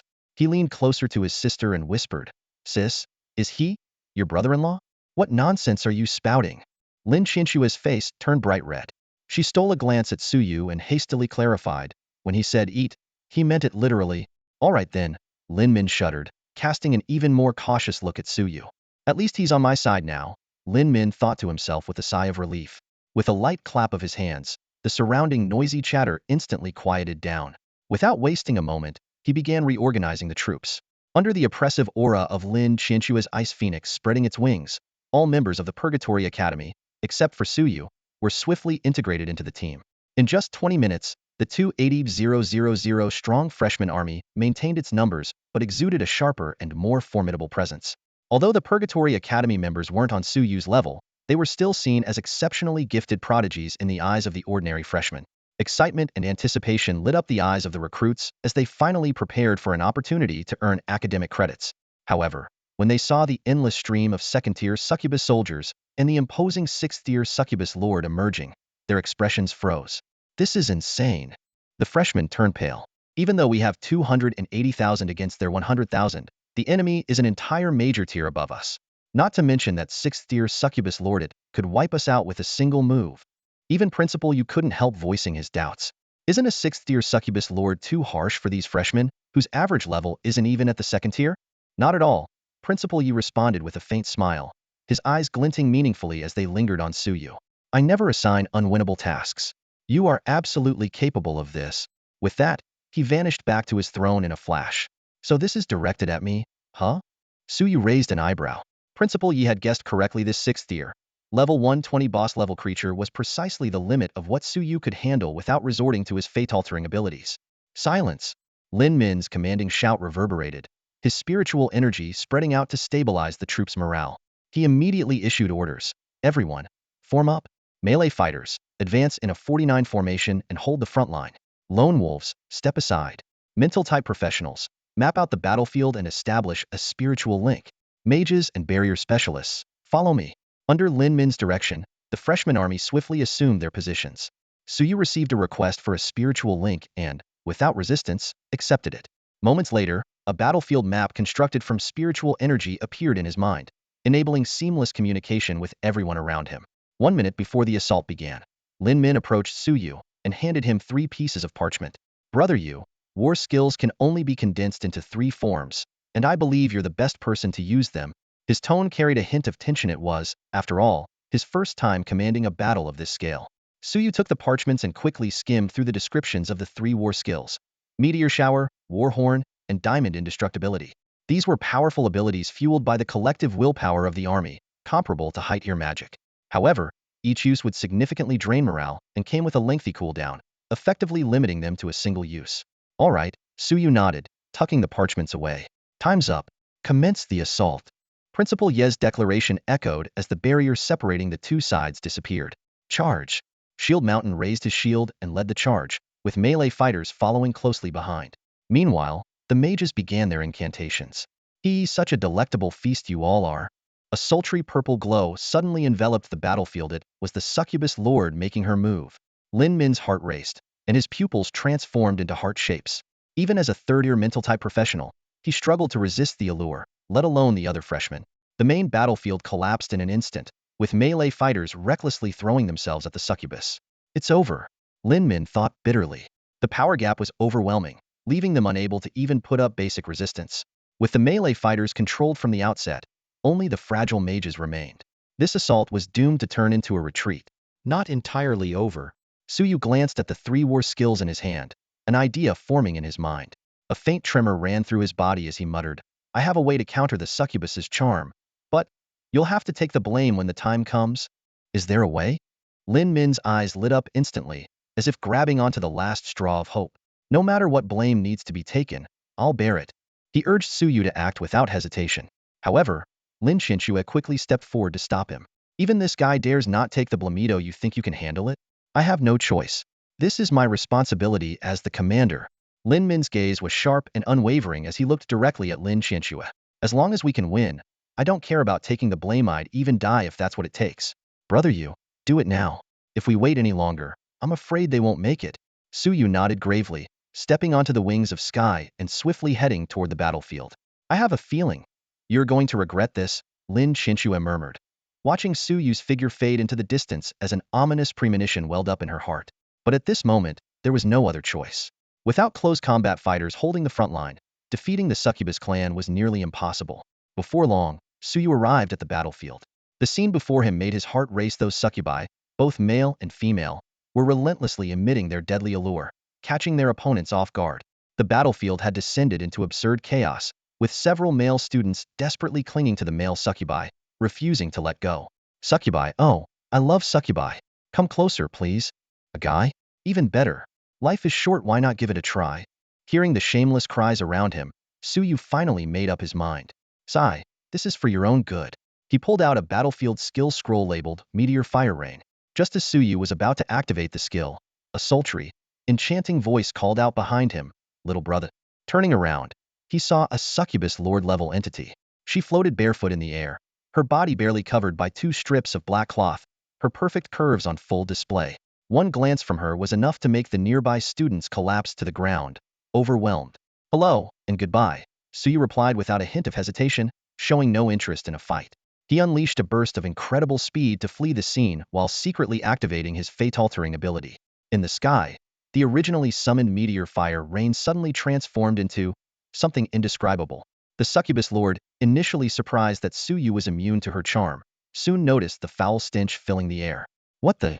She looked up to see countless disgusting projectiles raining down like meteors.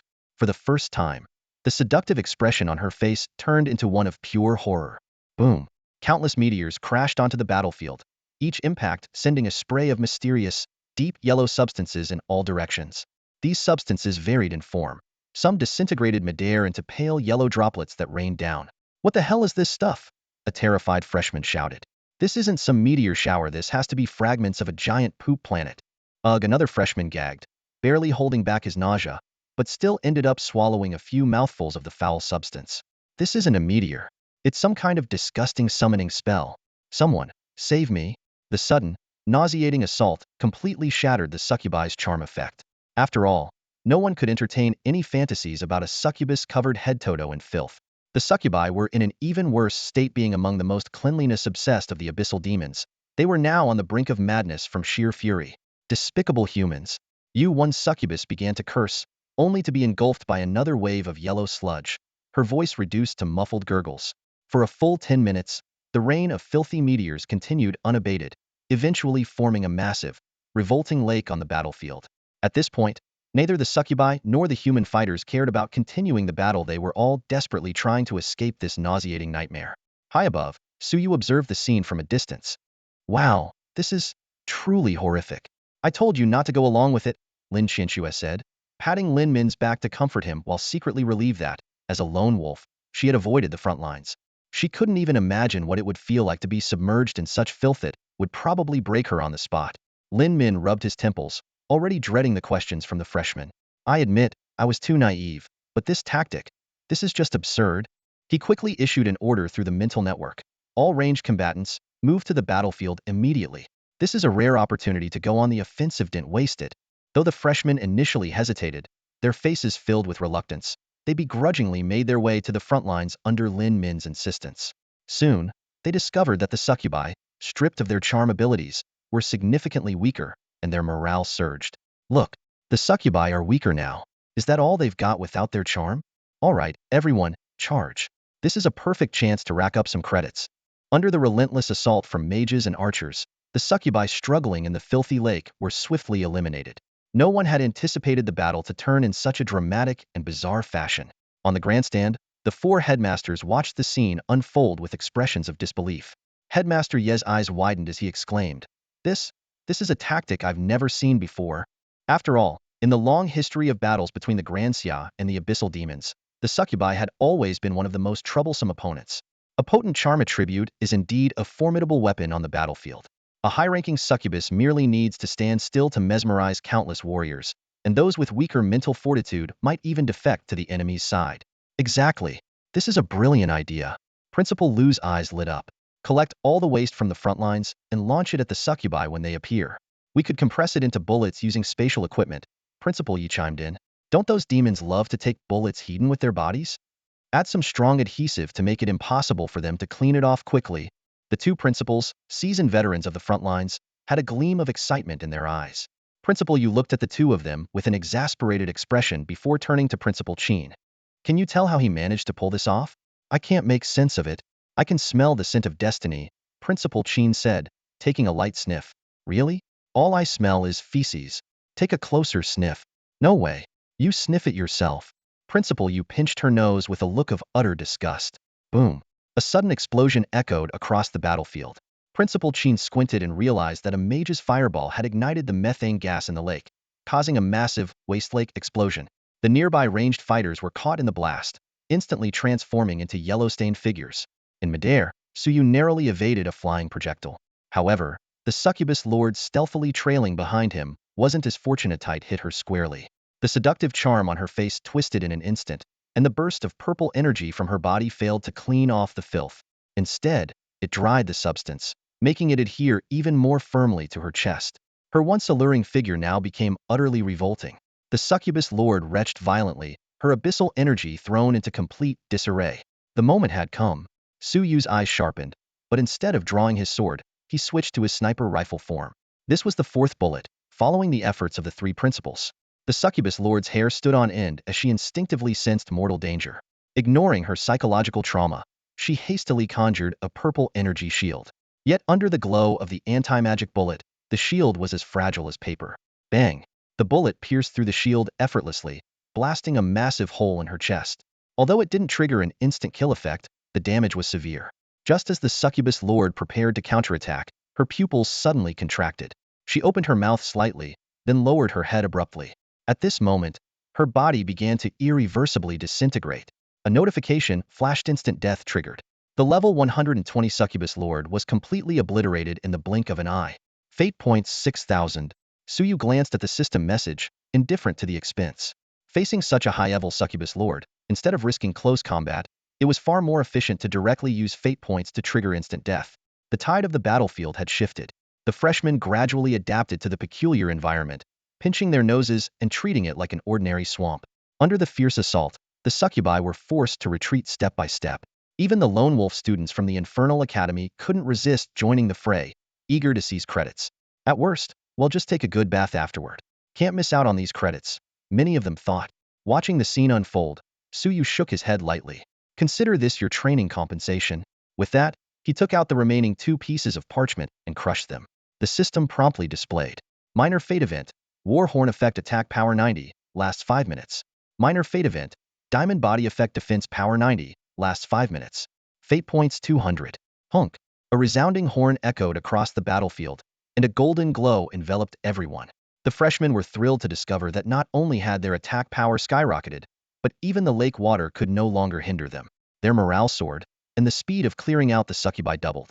Before long, the lake was completely purged of succubi. The remaining ones could only cower behind the defensive lines, staring in terror at the human army bathed in golden light, their eyes burning with determination. "Stay away from us," the succubi wailed in despair. Though their levels were generally higher, without their lord and unable to use their charm abilities, their defenses crumbled effortlessly. Under Lin Min's command, water mages even began utilizing the environment, launching a devastating flood attack.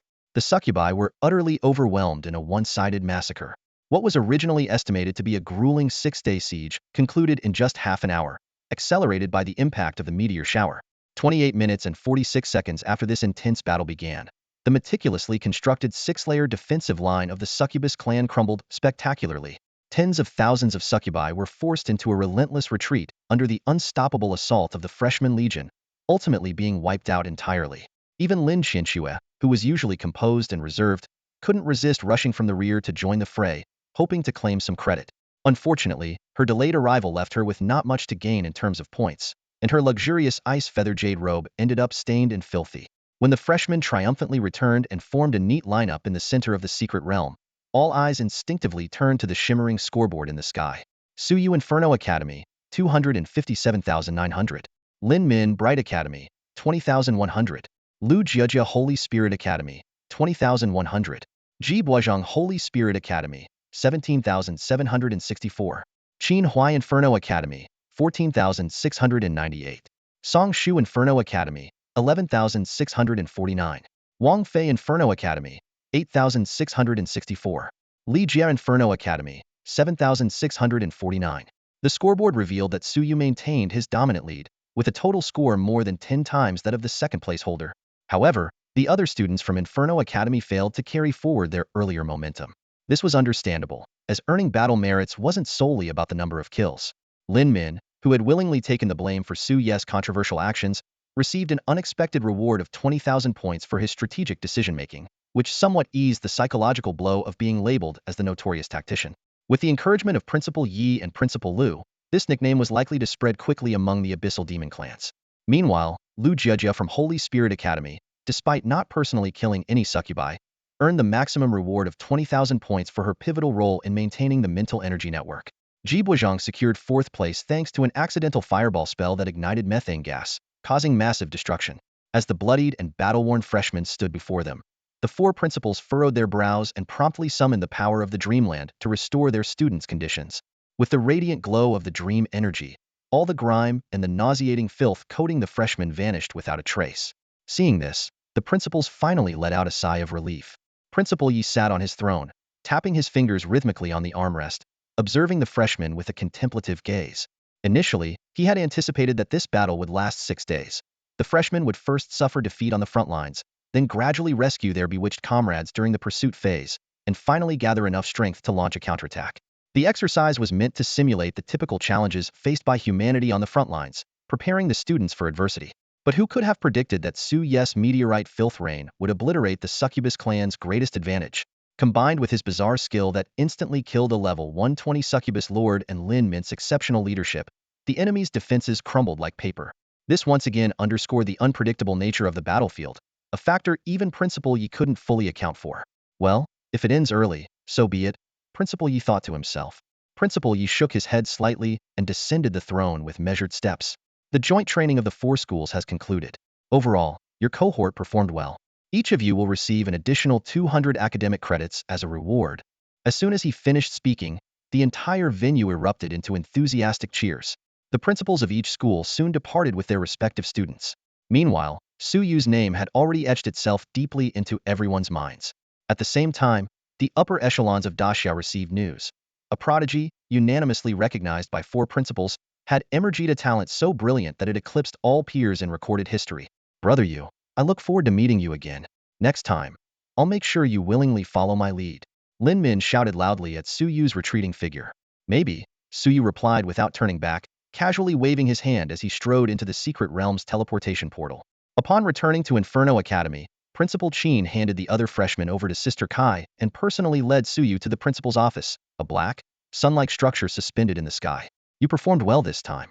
Because of you, Inferno Academy's resource allocation has increased by another 10% this year, Principal Chin said, reclining in his chair with legs crossed, a smirk on his face. Now, tell me what reward do you want? A reward? Suyu pondered briefly. Anything at all? As long as it's within 40,000 credits. Or, you can just take the credits, Principal Chin replied with a sly grin. Credits? No need. I only want one person's life, Suyu rejected outright. Principal Chin's expression darkened. Who dared to provoke you? Wang Hailong, the former lord of Qingqing. He colluded with the Dissension Society, allowing a fifth-tier necromancer to infiltrate the city, resulting in the deaths of tens of thousands. I wasn't aware of this. Wasn't he executed? Executed? Suyu sneered. He got promoted instead.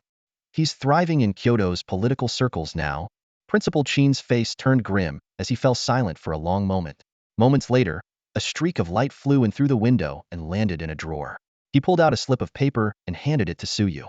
Written on it was, Wu Jiang, formerly Wang Hailong, current deputy director of the Kyoto Resource Department.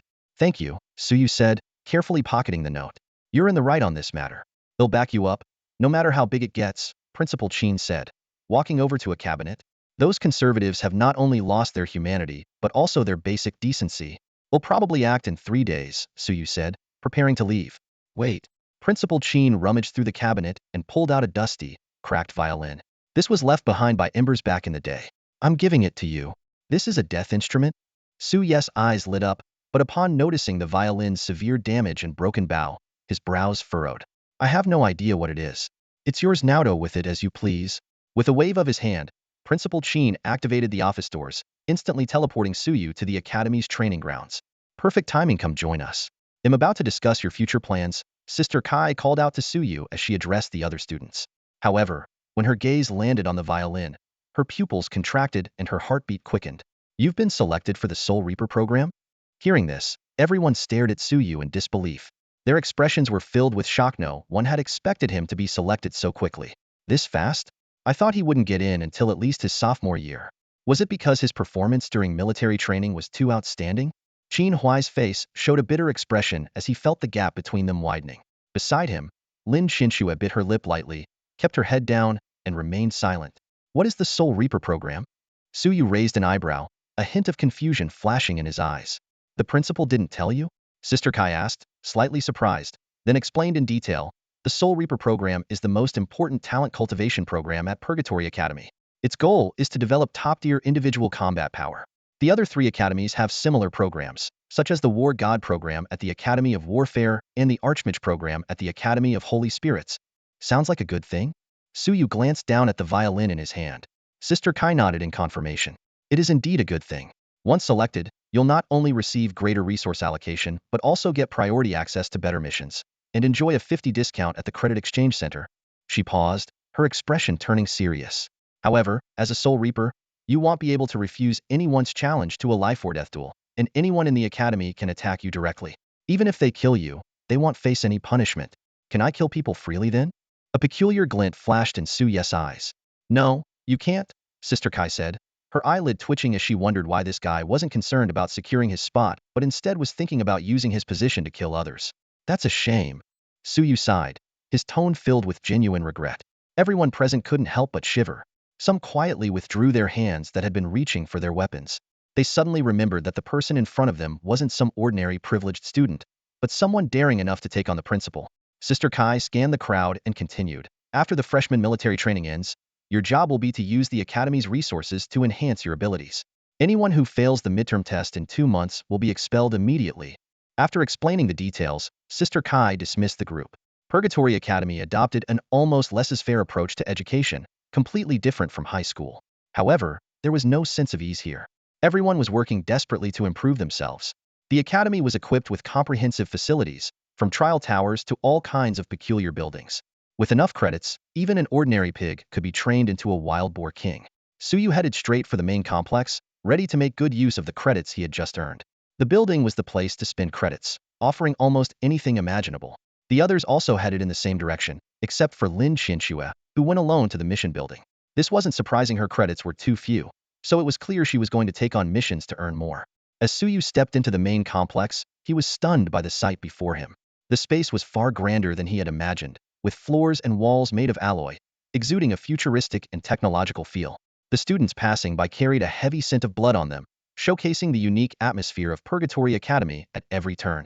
As soon as Suyu entered, the new students around him dispersed like a receding tide, deliberately keeping their distance from him, afraid of being associated with him. The selection token in his hand was particularly conspicuous, and he seemed entirely indifferent to the covetous glances it attracted. Noticing the probing gazes from all directions, Suyu's lips curled into a faint smile. Want this spot? Just send me a life and death duel invitation. The moment he spoke, most of the stares vanished. A third-year student dressed in the academy uniform, however, oblivious to the danger, approached him. Which year are you from? Why haven't I seen you before? Suyu maintained his radiant smile as a Tumterlong sniper rifle appeared in his hand out of thin air, its barrel pressed steadily against the other student's forehead. The student felt the icy chill against his skin, his face turning deathly pale. He bowed repeatedly. Sorry for disturbing you. With that, he turned and fled, not stopping until he had run 3 kilometers away from the main building. Phew, scared me to death. He clutched his chest, cold sweat streaming down his face. Could he be a senior from the 4th year, just back from the front lines? Back in the hall, Suyu glanced around. Anyone else curious? Before the words had fully left his mouth, the remaining onlookers, who had been under the barrel of his gun, had vanished without a trace. These seasoned campus dwellers wouldn't dare provoke someone exuding the aura of a true battlefield veteran. Stowing away his weapon, Suyu headed straight to the 3rd floor. The corridor was lined with all kinds of equipment, and he stopped in front of a forge shop. Inside, an old man in a white tank top and shorts was lazily reclining in a grand armchair, smoking a cigarette. I'd like to repair this piece of equipment. How many academic credits will it cost? Suyu handed over a damaged violin. The old man didn't even lift his eyelids. Can't fix it? Why not? It requires high-grade death element materials. Without 1,000,000 academic credits, you won't get anywhere. And the labor cost is astronomical too. The old man took a final drag of his cigarette before pulling out a silver flask and taking a swig. Why do you think Principal Chin, that stingy old man, used it as a table prop and later marked it as a selection token? High-grade death element materials? Suyu pondered for a moment, then pulled a diary out of his storage pouch and tossed it onto the counter in front of the old man. Is this high enough quality? The old man glanced at the diary, and his previously nonchalant demeanor instantly froze. His legs involuntarily weakened slightly, as the aura emanating from the seemingly ordinary notebook far exceeded his expectations. He cautiously pulled a pair of gloves from his coat and put them on, his fingertips lightly brushing over the cover of the diary. Hiss! He inhaled sharply. Epic-grade necro dragon hide? His voice trembled with shock, and his eyes sparkled with disbelief. Excitement quickly replaced his astonishment, and the old man's thoughts began racing. If combined with other materials, not only could it perfectly restore that violin, but it might even enhance its quality, perhaps even granting it special abilities. As long as it works, Suyu said with a smile. To him, the diary, which held no personal value, was perfectly suited for repairing the violin. He had a vague feeling that the violin's origins were anything but simple. Embers might have been just one of its many owners. No rush. Let me check the material of the pages first, the old man said, taking a deep breath to steady his trembling hands, which were quivering with excitement. It had been years since Head encountered such high-grade crafting material, and he could barely contain his elation. However, as he opened the first page, his face suddenly changed. Lilith? He exclaimed in shock. This is the diary of the goddess of death, Lilith? His entire body shook violently as he hastily slammed the diary shut. To erase the fleeting fragments of what he had glimpsed, he grabbed a nearby hammer and struck his own head with force. Only when he was certain those fragments of memory had vanished did he let out a sigh of relief. What's wrong? Is there a problem? Suyu asked, puzzled, as he noticed the large bump forming on the old man's head. You. The old man stared at Suyu's dark soul with growing astonishment. What's your connection to her? A follower? Or a slave? His mind swirled with questions. Why was a revenant here? Why hadn't he been guided into the death god's realm by the eye of death? Connection? Maybe she's trying to flirt with me, Suyu replied casually, briefly recounting his encounter with the projection of the goddess of death, though he left out the part about altering fate. Incredible. The old man gave him a thumbs up. You're lucky to have the goddess of fortune on your side. Just make sure not to provoke any high-ranking death entities, and you'll be fine. Internally, he marveled. A young fellow barely at level 60 not only survived an encounter with a god-level being, but also walked away unscathed. And unless you looked closely, you'd never even realize he bore the traits of a revenant. Isn't the body supposed to deteriorate once the soul falls? How is he as strong as a bear? Suyu thought to himself in astonishment. He let out a long breath. Luckily, the Academy's internal barriers can block the prying eyes of divine-level beings, or things might have gotten dangerous just now. The old man nodded thoughtfully. No wonder old Sheen made you a Soul Reaper candidate as soon as you enrolled.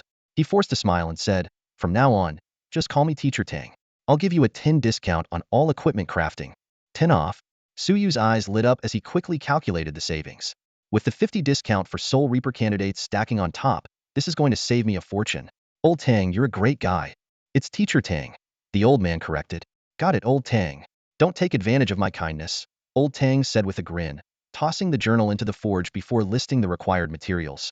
To repair this, you'll need legendary-grade Shurawood, an epic-grade adhesive, and bowstrings made from the tail hair of a level 140 or higher dragon horse. Plus, the labor fee is 200,000 Academy credits, bringing the total to 1.6 million. He tapped a few buttons on a calculator. With both discounts applied, it'll only cost you 720,000 credits. Quite the deal, huh? Suyu fell silent.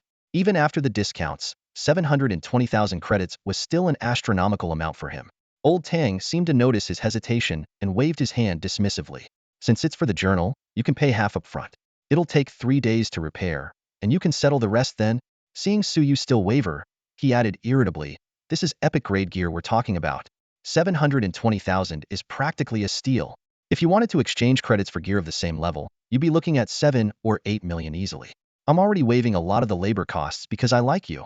Credits aren't an issue, Suyu said, removing the Chinkuan sword coffer from his back. Could you also enhance this item's quality while you're at it? We'll settle everything together later. Over the past few days, the sword coffer had accumulated nearly 100,000 strands of sword energy. If its grade could be enhanced to reach the level of a 4th turn swordmaster, and it amassed 1 billion strands of energy, its power might rival that of mythic-grade equipment.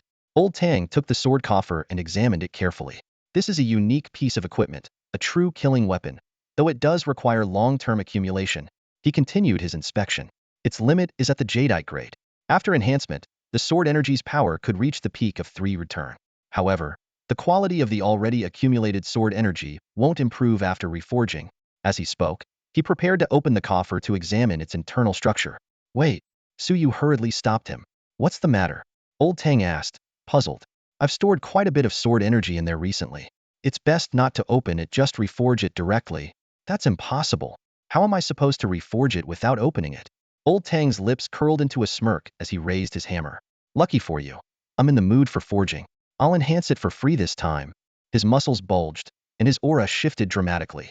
Kid, let me show you what an 8th turn pinnacle forge master is capable of. So you wanted to say more but decided against it when he saw how enthusiastic Old Tang was. Surely, as an 8th turn forge master, he'd noticed the 90,000 strands of sword energy inside, right? Bang! Old Tang swung the hammer down heavily onto the Chinkuan sword case once again. The hammer seemed ordinary, but each strike sent a deep, resonant shockwave through the case, enough to make even Suyu's spiritual energy tremble. Kid, once I crack open this sword case, don't waste the sword energy inside. Use it for the trial tower, it'll be worth it. Old Tang suddenly turned to Suyu and said, you've just enrolled, and the experience and rewards for climbing the tower the first time are the most generous. Don't let it go to waste. Got it, no problem. Suyu nodded in agreement, showing no concern for the sword energy he was about to lose. Old Tang's hammering grew faster, the muffled strikes intensifying until the sound became deafening, like rolling thunder. By this time, a crowd of onlookers had gathered outside the weapon shop, numbering over a dozen. Old Tang's actually working again? Didn't he say he was retiring his hammer for good? TSK. Looks like that freshman really has some strong connections. Not only did he make it into the Soul Harvesters in his first year, but he's even managed to get Old Tang to forge for him. Such arrogance, I'd better watch his back when walking alone at night. The murmurs spread among the crowd, their gazes darting between Suyu and the sword case. Get ready. Take the sword energy and start climbing. Old Tang's eyes flashed with determination as his hands moved at lightning speed. Boom. The sword case suddenly shattered. In an instant, countless silver-white streaks of chilling light shot skyward, scattering in all directions like a storm of arrows. Old Tang's eyes widened in astonishment. What's going on? A sword case of this level shouldn't be able to hold more than 100 strands of sword energy at most. Yet, more and more sword energy continued to surge out of the shattered case, flooding the entire hall in a dense, overwhelming wave. 10,000 strands of sword energy? Old Tang was utterly stunned. This is enough to rival a 7th-tier professional. How in the world did this thing store so much sword energy? Everyone in the comprehensive building was frozen in shock. A bone-chilling aura swept through the room, leaving no one daring to move. Even the shopkeepers who had been dozing off moments ago were now wide awake. If such an immense amount of sword energy went out of control, every student present would be in grave danger. Old Tang, I'll be on my way now. I'll settle the credits with you later. Su Ye's voice rang out as he swiftly commanded all the sword energy to follow him, sprinting toward the nearby trial tower. Damn it! Old Tang's face twitched. He had wanted to ask Su Yu how he managed such a feat. Even a divine-level forger couldn't cram over 90,000 strands of sword energy into a platinum-tier sword case. The others let out a collective sigh of relief. Those who had harbored thoughts of targeting Su Yu quietly abandoned any such plans. Are you kidding? How could there possibly be any privileged students in the Purgatory Academy? This comment sparked a wave of discussion outside the trial tower. Everyone was in awe of this freshman's terrifying strength, controlling over 90,000 sword auras simultaneously, showcasing a level of mental power that was utterly abnormal. To make matters worse, this individual was not only incredibly powerful but also strikingly handsome, which would undoubtedly make the Academy's already scarce female population even more sought after. At this moment, around 20 to 30 people had gathered around the trial tower. As a place where one could gain substantial experience points and practical combat skills, it had always been one of the Academy's most popular spots, particularly favored by sophomores and juniors. However, today, the crowd's attention was not on the climbers displayed on the screen, but rather on a different topic being discussed in hushed tones. Have you heard? A freshman has been chosen as a candidate for the Soul Reaper, a black-robed mage suddenly said. The assassin beside him nodded in agreement. That rookie barged straight into the main building with the tokenets all over the campus now. Should we take action? Someone muttered, itching for a fight. Before the words had fully settled, the sky suddenly lit up. Everyone looked up to see the pitch-black night illuminated by countless white sword auras, dazzling and brilliant. A figure stood atop a sword, surrounded by tens of thousands of sword auras, creating a breathtaking sight. Boom! A violent gale roared as the figure, enveloped in sword energy, charged straight toward the crowd. Holy crap! All we did was say a few bad things. Does it really warrant this? Someone whispered, their legs trembling in fear. What was even more shocking was that, under Su Yu's control, the 90,000 sword auras began to spin and converge wildly, eventually forming a massive white sword over 50 meters long in his hands. With the colossal sword in hand, Su Yu plummeted from the sky at an incredible speed. The crowd dropped to the ground in fear, begging for mercy, but he paid them no mind and dashed directly into the trial tower. Everyone heaved a sigh of relief before turning their attention to the external screen to monitor what was happening inside. Even the professors in the teaching buildings were drawn to the commotion, casting curious glances at the unfolding events. Inside the tower, Su Yu's climbing speed was astonishing.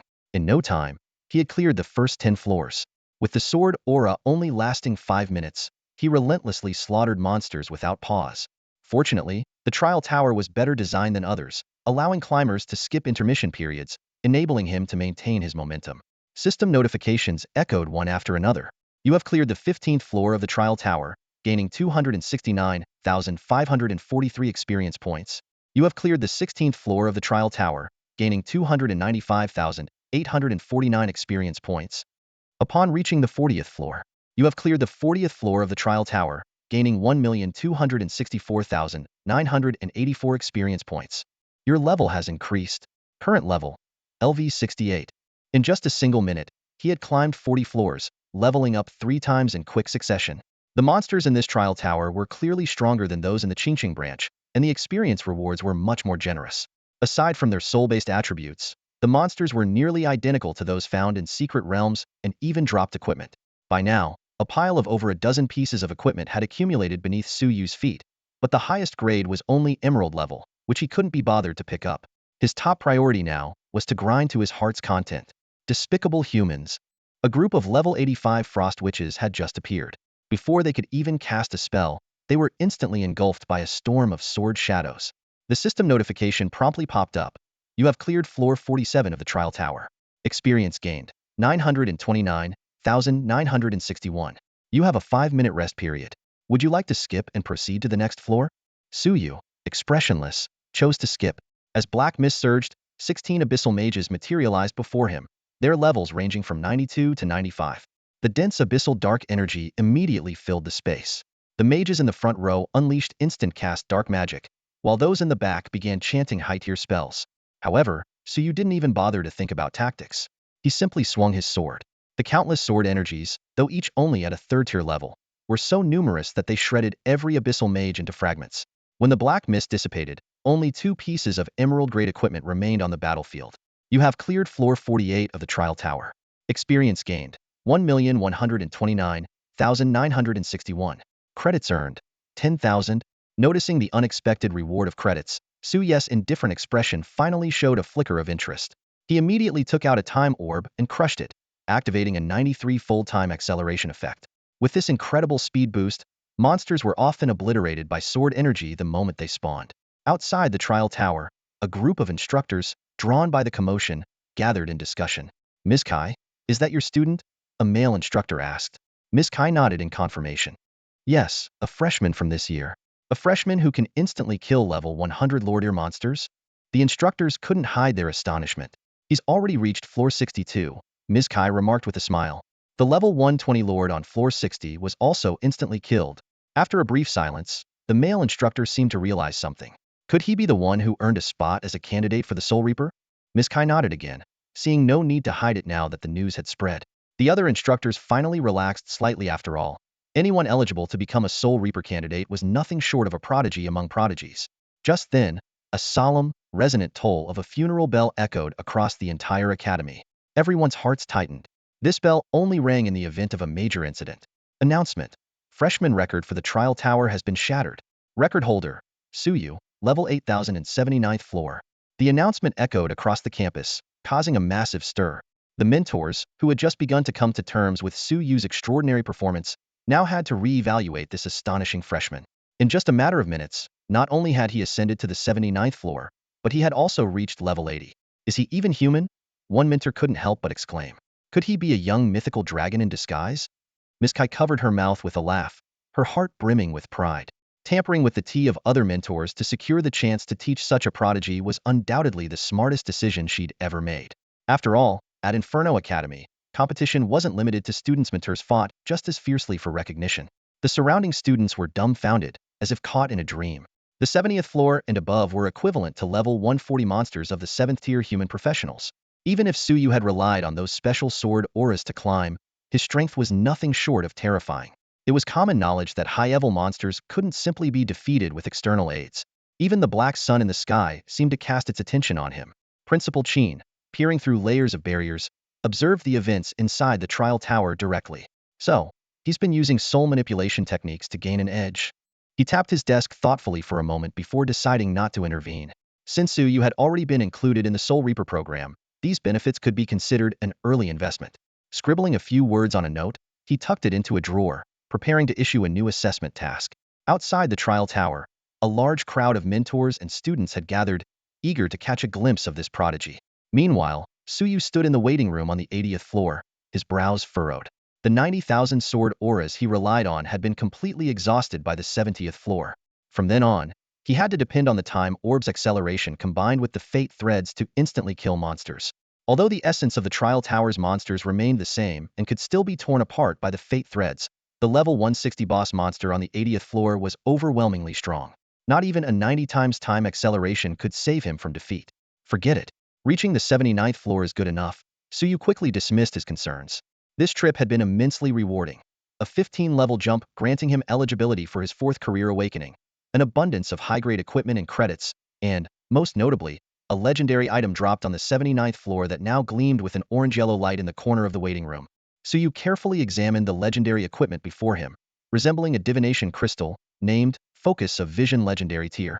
The equipment's attributes were displayed: level 0, special type, intelligence 300, with a perception talent at level 7. When used, it could enhance perception abilities by 100. Most intriguing was its skill, void tracking by using any medium. It allowed observation from the target's perspective for up to 5 minutes, with a cooldown of 1 day. Using a medium to observe perspectives, Suyu muttered thoughtfully, several bold ideas flashing through his mind. However, these ideas were not yet fully formed, so he decided to set the equipment aside for now.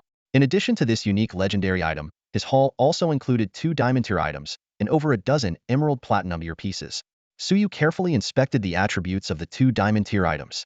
Freedom's Wings, level 80 diamond tier upper garment. offering a 30 boost to agility and a 10 boost to stamina, with a durability of 400,400. Its talent, Sky Sovereign, granted flight capability and increased flight speed by 50. The skill, Dive LV7, could boost speed by 300 for 5 seconds, with a cooldown of 10 minutes. Azure Guardian, level 80 Diamond Tier Boots, providing a 30 boost to stamina, with a durability of 300,300. Its talent, Azure Resistance, reduced magic damage by 25. The skill, Azure Barrier LV7, generated a protective enchantment, reducing physical damage by 50 for 10 minutes, with a cooldown of 3 hours. Pleased with these two items, Suyu immediately removed his current Sky Wings and replaced them with Freedom's Wings and Azure Guardian. The Freedom's Wings appeared as a pure white hoodie with a pattern of pristine wings on the back, which only manifested into real wings during flight. Looking in the mirror, he was satisfied to see that his overall demeanor had become even more graceful. Next, he fed all weapon-type equipment to his Destiny artifact, raising its level by 3, though its quality remained at Emerald tier. The remaining equipment was sold through the trading window in the waiting room, earning him over 30,000 academic credits. He then reviewed his attribute panel. Class, Fate Weaver. Level, 80. Strength, 5,818. Stamina, 5,152. Intelligence, 4,626. Agility, 4,185. Awakening, 3rd stage. Skills and talents, unchanged. Fate points, 133,550. Guild contribution, 650. Academic credits, 349,587. Still short by 400,000 credits. Suyu sighed and shook his head. Old Tang needed 3 days to repair the violin, which meant Suyu had to find a way to gather 400,000 academic credits within that time. Suddenly, he remembered something important. Oh right, the Watchers Guild still owes me a significant amount of contribution points. Liu Kaixian had once promised him a substantial reward in contribution points for assisting with the Qingqing crisis. These contribution points could be exchanged for academic credits or battlefield merits. It seems it's time for a trip to Kyoto, Suyu decided resolutely. Suyu narrowed his eyes slightly, contemplating his current situation. His level was sufficient for the 4th career awakening, but there was no awakening temple within the academy. This meant he would have to make a trip to Kyoto. As he stepped out of the trial tower, he immediately noticed a crowd gathering around him, their eyes filled with peculiar curiosity. Suyu simply gave Sister Kai and the crowd a calm nod before heading straight to the mission building. Since he needed to go to Kyoto, he planned to complete a few missions along the way to earn some extra credits. However, after browsing the mission list for a while, he found most of them either offered too few credits or required too much time, making them unsuitable. In the end, he selected a few bounty missions targeting wanted criminals near Kyoto. With his ability to focus his vision, these targets shouldn't be too difficult to locate, let alone deal with. Back at his dormitory, Suyu woke up the still sleeping baby bear and headed to the teleportation hall together. After paying 200 credits, he stepped onto the teleportation array bound for Kyoto. With a flash of white light, his figure vanished from the spot. Almost simultaneously, Wang Tong appeared in front of the teleportation array. The staff in charge of the teleportation visibly tensed upon seeing him. This senior, the top student of the 3rd year, and once the most promising candidate for the Soul Reaper position, now had a dangerous glint in his eyes. Heh, daring to steal my spot. He sneered coldly as he stepped into the teleportation array, disappearing immediately afterward. In Kyoto, Suyu emerged from the teleportation array, greeted by a bustling urban landscape. Unlike Qing City, there were no towering city walls here, a testament to the capital's unique confidence. Taking out his phone, he followed the navigation toward the Awakening Temple. Far behind him, Wang Tong's figure quietly appeared, his gaze fixed on Su Ye's departing silhouette. Moving fast? Huh? Hiding in the inner city. But do you think that will save you? Following the navigation, Suyu arrived at a towering building. The 30-story structure was adorned with a statue of a goddess, but he quickly realized he had come to the wrong place. This was the Red Romance Foot Massage Center. The real Awakening Temple was the unassuming, low-rise building next door, almost identical to the one in Qing City. Entering the temple, a familiar sense of oppression washed over him. To prevent any mishaps, Suyu first cast a misfortune curse on himself. The system prompt immediately chimed in. Fate event. You are affected by the misfortune curse. Luck 100. Radiating an intense aura of misfortune, he slowly approached the goddess statue. As the system prompt faded, a golden light flashed, and the detailed information of the awakening mission appeared. Puppet Master. Difficulty, 6-star. Mission description. As the manipulator of fate, even destiny itself will bow to your whims. Your goal is to collect others' anger and fear. When you push their emotions to the peak, you can transform them into puppets. Awakening conditions. Puppets 012, Fate points 400, 004, 00000. Special note. The more diverse the emotions of the puppets, the greater the enhancement after awakening. Time limit, 7 days. Only 6 stars? Suyu raised an eyebrow, a relaxed smile curling at the corners of his lips. This might be the easiest awakening mission he had ever encountered. Seems like his luck stat was finally paying off. As he left the awakening temple, Suyu hummed a cheerful tune. The 6 sparkling stars above his head drew countless gazes. Passing professionals cast him peculiar looks, some tinged with sympathy. After all, even 5-star missions were considered hellish, and this guy had taken on a 6-star mission. In the shadows of a street corner, Wang Tong coldly watched Suyu's arrogant figure fade into the distance. Still daring to take on an awakening mission? Do you not take me seriously? He sneered, pulling out a small fragment of black ceramic. Shadow Stealth Diamond Gray. Type, single-use item. Effect, upon use, transforms the user into pure shadow, rendering them undetectable and allowing them to merge into the target's shadow. Duration, 3 hours. With the sharp sound of shattering ceramic, Wang Teng's figure instantly dissolved into the shadows and silently slipped into Suyu's shadow. Suyu seemed to sense something, glancing back briefly, but found nothing out of the ordinary. The moment Suyu stepped into the Watchman headquarters with his bear cub companion, a series of system notifications rang out. Guild notification. You have earned 200,000 guild contribution points. Guild announcement. Congratulations to Dad for unlocking level 6 permissions and becoming a tier 3 night wanderer. The deafening announcement drew the attention of everyone in the hall. Suyu smiled and nodded politely, standing still as he felt the surge of attributes within him. The 10 boost to all stats from increased guild permissions was undeniably tempting. After a brief moment, he turned to leave, as his only purpose for coming was to claim the contribution points. What's wrong with this guy? Just showing off a title? The people in the hall exchanged glances, their thoughts filled with silent complaints. Yet, faced with a tier 3 night wanderer, none dared to provoke him. Just as Suyu was about to step out of the guild doors, a voice called out from behind him, "Suyu, wait." At that moment, the shadow beneath Suyu suddenly trembled. He turned around to see a middle-aged man in a flowing robe standing at the guild's entrance. "Hello," the man said with a polite smile, handing him an envelope. "Thank you for everything you've done in Qingqing. This is a medal awarded to you by the higher-ups, along with a note from your principal." Suyu was momentarily taken aback, his gaze shifting to the distinctive halo above the man's Hiata mark unique to a daywalker. "Thank you," he said, taking the envelope. "Would you be interested in attending a banquet? There's an important figure who wants to meet you." "No, I'm quite busy right now," Suyu replied, pointing to the 6 glowing stars above his head. "Ah, well, all right then," the daywalker coughed lightly. "If you change your mind, feel free to find me anytime." "Got it," Suyu responded before walking away. The daywalker watched Suyu's retreating figure with a wry smile and muttered to himself, "This kid clearly doesn't think much of the conservatives." He gave Suyu one last meaningful glance, but chose not to say anything. In his mind, if Suyu fully sided with the radicals, his demise wouldn't necessarily be a bad thing. After leaving the guild, Suyu opened the envelope. He glanced at the intricately crafted metal and promptly tossed it into the trash before pulling out the note. The note read, "Reaper's assessment task, severed R. Mission details. Travel to Kyoto and assassinate the following individuals." Below it was a list of 12 names, all of whom were 6th-tier professionals, including swordsmen, mages, and clerics, a well-rounded team. After the list, Old Sheen had added critical intelligence.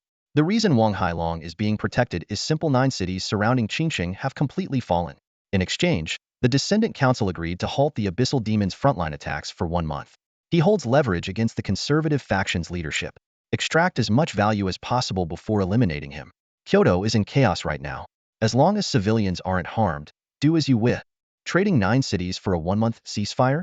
Suyu frowned, then retrieved another note from his pocket. It read, Wu Jiang. Real name Wang Hailong, current deputy director of Kyoto's resource department. After reading it, he crumpled both notes and tossed them into the trash. To carry out the severed arm mission, Suyu found a secluded spot and took out his vision focus. He also retrieved a medal from his pocket, this one awarded personally by Wang Hailong after Suyu resolved the Bear Plains uprising. It should serve as a suitable medium. Sure enough, as the medal gradually disintegrated, a vivid scene appeared, as if he were there in person. In the vision, Wang Hailong was laughing as he scolded a young woman. "Ha ha ha, Shaoli, I know you're eager to progress, but what's this supposed to mean?" He took the gift box from her hands, using the opportunity to grope her. "All right, off you go. I'll keep your matter in mind." The young woman lowered her head, murmured her thanks, and exited the room. Wang Hailong sat at his desk, opened the gift box, and nodded in satisfaction. Inside was a uniquely shaped jade spirit fruit, a small white jade bottle, and a bag of tea leaves, all glowing faintly green. Some habits never change, Suyu muttered with a frown, disgusted by how blatantly Wang Hailong continued accepting bribes even in Kyoto. Watching Wang Hailong pick up the jade bottle and pour its contents into his mouth, Suyu's eyes gleamed. He immediately activated Fate Perception. Fate Event. Your enemy Wang Hailong drinks the spirit liquid. Ding. Fate Event. Your enemy Wang Hailong drinks poison. Fate points 40. Hissa. Kyoto really is something else. It's true what they say. Better to be the tail of a phoenix than the head of a chicken. Wang Hailong exclaimed as he raised the small bottle in his hand to his lips, downing the emerald-grade spiritual liquid in one gulp. Satisfied, he licked his lips, leaned back comfortably in his office chair, and waited for the effects to kick in. However, the anticipated notification of gained experience points never appeared. Just as he began to suspect that Shaoli might have given him a fake product, a sharp, excruciating pain suddenly gripped his stomach. "Damn it, poison!" he cried out, falling off his chair and hitting the floor hard. The intense pain drenched him in cold sweat, his face turning pale as his lips gradually darkened. "Who dares mess with me?" Wang Hailong cursed as he struggled to stand up, using the wall for support. Step by agonizing step, he made his way to his desk, collapsing heavily into his chair. With trembling hands, he pulled open a drawer. "Phew, good thing I came prepared." He retrieved an emerald-grade purifying spirit pill, something he had spent a fortune on for emergencies like this. Just as he was about to swallow the pill, Suyu, standing nearby, smirked slightly, and his fate perception skill activated. System notifications rang out in succession. Fate Event. Your rival Wang Hailong has been poisoned and is taking a purifying spirit pill. Fate Event. Your rival Wang Hailong has been poisoned and is taking a laxative spirit pill. Fate points 90. Wang Hailong managed to swallow the pill, but instead of relief, his agony intensified. To make matters worse, his stomach began to churn violently, and an overwhelming urge to relieve himself surged through him. The office didn't have a private restroom, so he had to make it to the bathroom at the end of the hallway. Clenching his teeth and squeezing every muscle he could, Wang Hailong inched toward the door, using the wall for support. Just as he was about to reach his destination, a cool, clear female voice called out from behind him, "Director Wu? Miss Chi-Chi? Why are you all here?" Wang Hailong forced a strained smile, using a handkerchief to wipe the cold sweat from his forehead. Chu Chi-Chi stood there with 11 sixth-turn professionals, her expression grave as she asked, "You were poisoned? We just received intel that someone was planning to harm you. Is that so? No wonder I suddenly got poisoned," Wang Hailong muttered in realization. But at that moment, he could no longer spare a thought for anything else. His most urgent concern was solving the immediate crisis at hand. Hiss. No. Wang Hailong's muscles suddenly went limp, and the sound of excretion echoed through the corridor. The rapid pop-a-pop noises were like a machine gun firing, startling the 12 professionals into immediate combat readiness, thinking they were under attack. Chu Chi-Chi frowned, her nose twitching as her gaze fell to the floor beneath Wang Hailong. "Director Wu, what is this?" "I have a unique detoxification method," Wang Hailong explained, his face flushed with embarrassment as he forced himself to speak. Yet the sounds of excretion continued. His muscles were paralyzed by the toxins, leaving him too weak to even make it to the restroom. The commotion drew everyone on the floor out to investigate. "Huh, Director Wu, what are you doing?" "Whoa, the saying is true, holding your bladder can take you miles, but diarrhea stops you in your tracks. Director, please stop. This is terrifying." Under the scrutiny of dozens of eyes, Wang Hailong wished he could disappear into a hole in the ground. "Damn it, just wait till I find out who did this." "Director Wu has been poisoned." Chu Chi-Chi intervened to defuse the situation. She then began chanting an incantation, holy light emanating from her palms. "I'll use a blessing spell to detoxify you." Meanwhile, in a nearby alley, Suyu wore a sinister smile. He could sense the pain and anger being extracted from Wang Hailong, negative emotions that were key ingredients for crafting his puppet strings. However, his expression shifted slightly when he noticed Chu Chi-Chi's holy light spell. As his vision focus counted down to its final 30 seconds, Suyu quickly activated his third destiny perception. The system notification revealed that Wang Hailong had received the effects of a holy light purification spell, which then updated to holy light cleansing spell. Feeling the toxins being purged from his body, Wang Hailong sighed in relief. Grateful for the protection of the 12 professionals, he turned and headed to the restroom to clean up. But the next moment, a blood-curdling scream erupted from the restroom. "What the hell? Where is it? My thing is gone. My damn manhood is missing." After a while, several male professionals carried Wang Hailong out of the restroom. Their faces were filled with shock and confusion. It turned out that the kunba Wang Hailong had mentioned earlier wasn't just a filler word, it was literally gone. This unexpected discovery left everyone present gasping in astonishment. especially Chu Chi. She repeatedly confirmed in disbelief. Really gone? How is that even possible? Her holy light purification skill had never caused such an inexplicable side effect before. Chu Chi fell into deep thought, her brows furrowed. An opponent capable of reducing Wang Hailong to this state in front of so many witnesses must be a seventh-turn mysterious class professional with unfathomable strength. Help me back to my office. I need to speak with the minister, Wang Hailong said through gritted teeth, glaring fiercely at Chu Chi and the others. His heart burned with fury, feeling as though he had been played. Perhaps this was a ploy by higher-ups to discard him after his usefulness had ended. You haven't delivered what you promised. Don't think you can just cut me loose. After escorting him back to his office, Chu Chi and the others sensibly withdrew. Alone, Wang Hailong trembled as he dialed a number. The call was quickly answered by a steady male voice. So, the cheery squad has arrived, haven't they? The voice asked. They have, but they're only making things worse. Wang Hailong replied, his voice tinged with a sob. He exaggerated the events that had just transpired and then asked through clenched teeth, Ministerly, isn't it time to fulfill your promise of the blood feast? A mere sixth-turn squad couldn't even protect you. Ministerly cursed under his breath, calling him useless, and then sneered, the blood feast? Heh. After a brief pause, he continued, tomorrow night, in the eastern suburbs of Kyoto. Once this is over, you'd better disappear with everything. A glimmer of hope flashed in Wang Hailong's eyes as he repeatedly agreed. The population of the 9 border cities wasn't small, and he had borne this immense burden just for this blood feast.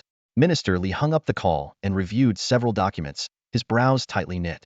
Sighing, he muttered to himself, those radicals? Why are they so impatient? Why couldn't they wait a little longer, just until I complete a few more blood feasts? That flesh and blood don't exactly keep well. After some thought, he picked up the phone and contacted the cheery squad. Tomorrow night, a small blood feast will be held in the eastern suburbs. If Wang Hailong becomes unsalvageable, handle him. Discreetly. Understood. Chu Chi responded enthusiastically, her eyes gleaming. Minister Li ended the call and gazed at his own fair, vibrant arm. Beneath his skin, faint crimson patterns flicker traits of the abyssal blood demon race. A trace of intoxication flashed in his eyes. Humans are so fragile, barely lasting 100 years. Why not merge with other races and enjoy eternal freedom? He raised a glass of crimson liquid and downed it in one gulp. The Descent Society might be maddening, but their idea of transforming humans into the abyssal blood demon race was undeniably ingenious. Through the blood feasts, he had successfully opened doors among many conservative high-ranking officials. However, their recent activities might have been too conspicuous, drawing the attention of the radicals. Soon, very soon, just a few more, and anyone who wants to stay in this damned Asya can have it. Meanwhile, in a narrow alley, Suyu withdrew his visual focus, a look of regret crossing his face. He had already formed some ideas on how to gather the 12 marionettes. Just as Suyu reached the entrance of the alley, he suddenly crouched down. Under the dim glow of the streetlight, he stared at his shadow and curled his lips into a cold smile. How long do you plan on hiding? As soon as his words fell, a figure slowly emerged from the shadows. It was Wang Teng, his face eerily pale in the darkness. He had been hiding within Suyu's shadow, observing everything that had just transpired. The strange and terrifying methods Suyu displayed were undetectable even by the renowned Crimson Sun squad methods, reminiscent of the abyssal curse demons. You're from the Infernal Academy too? Suyu narrowed his eyes.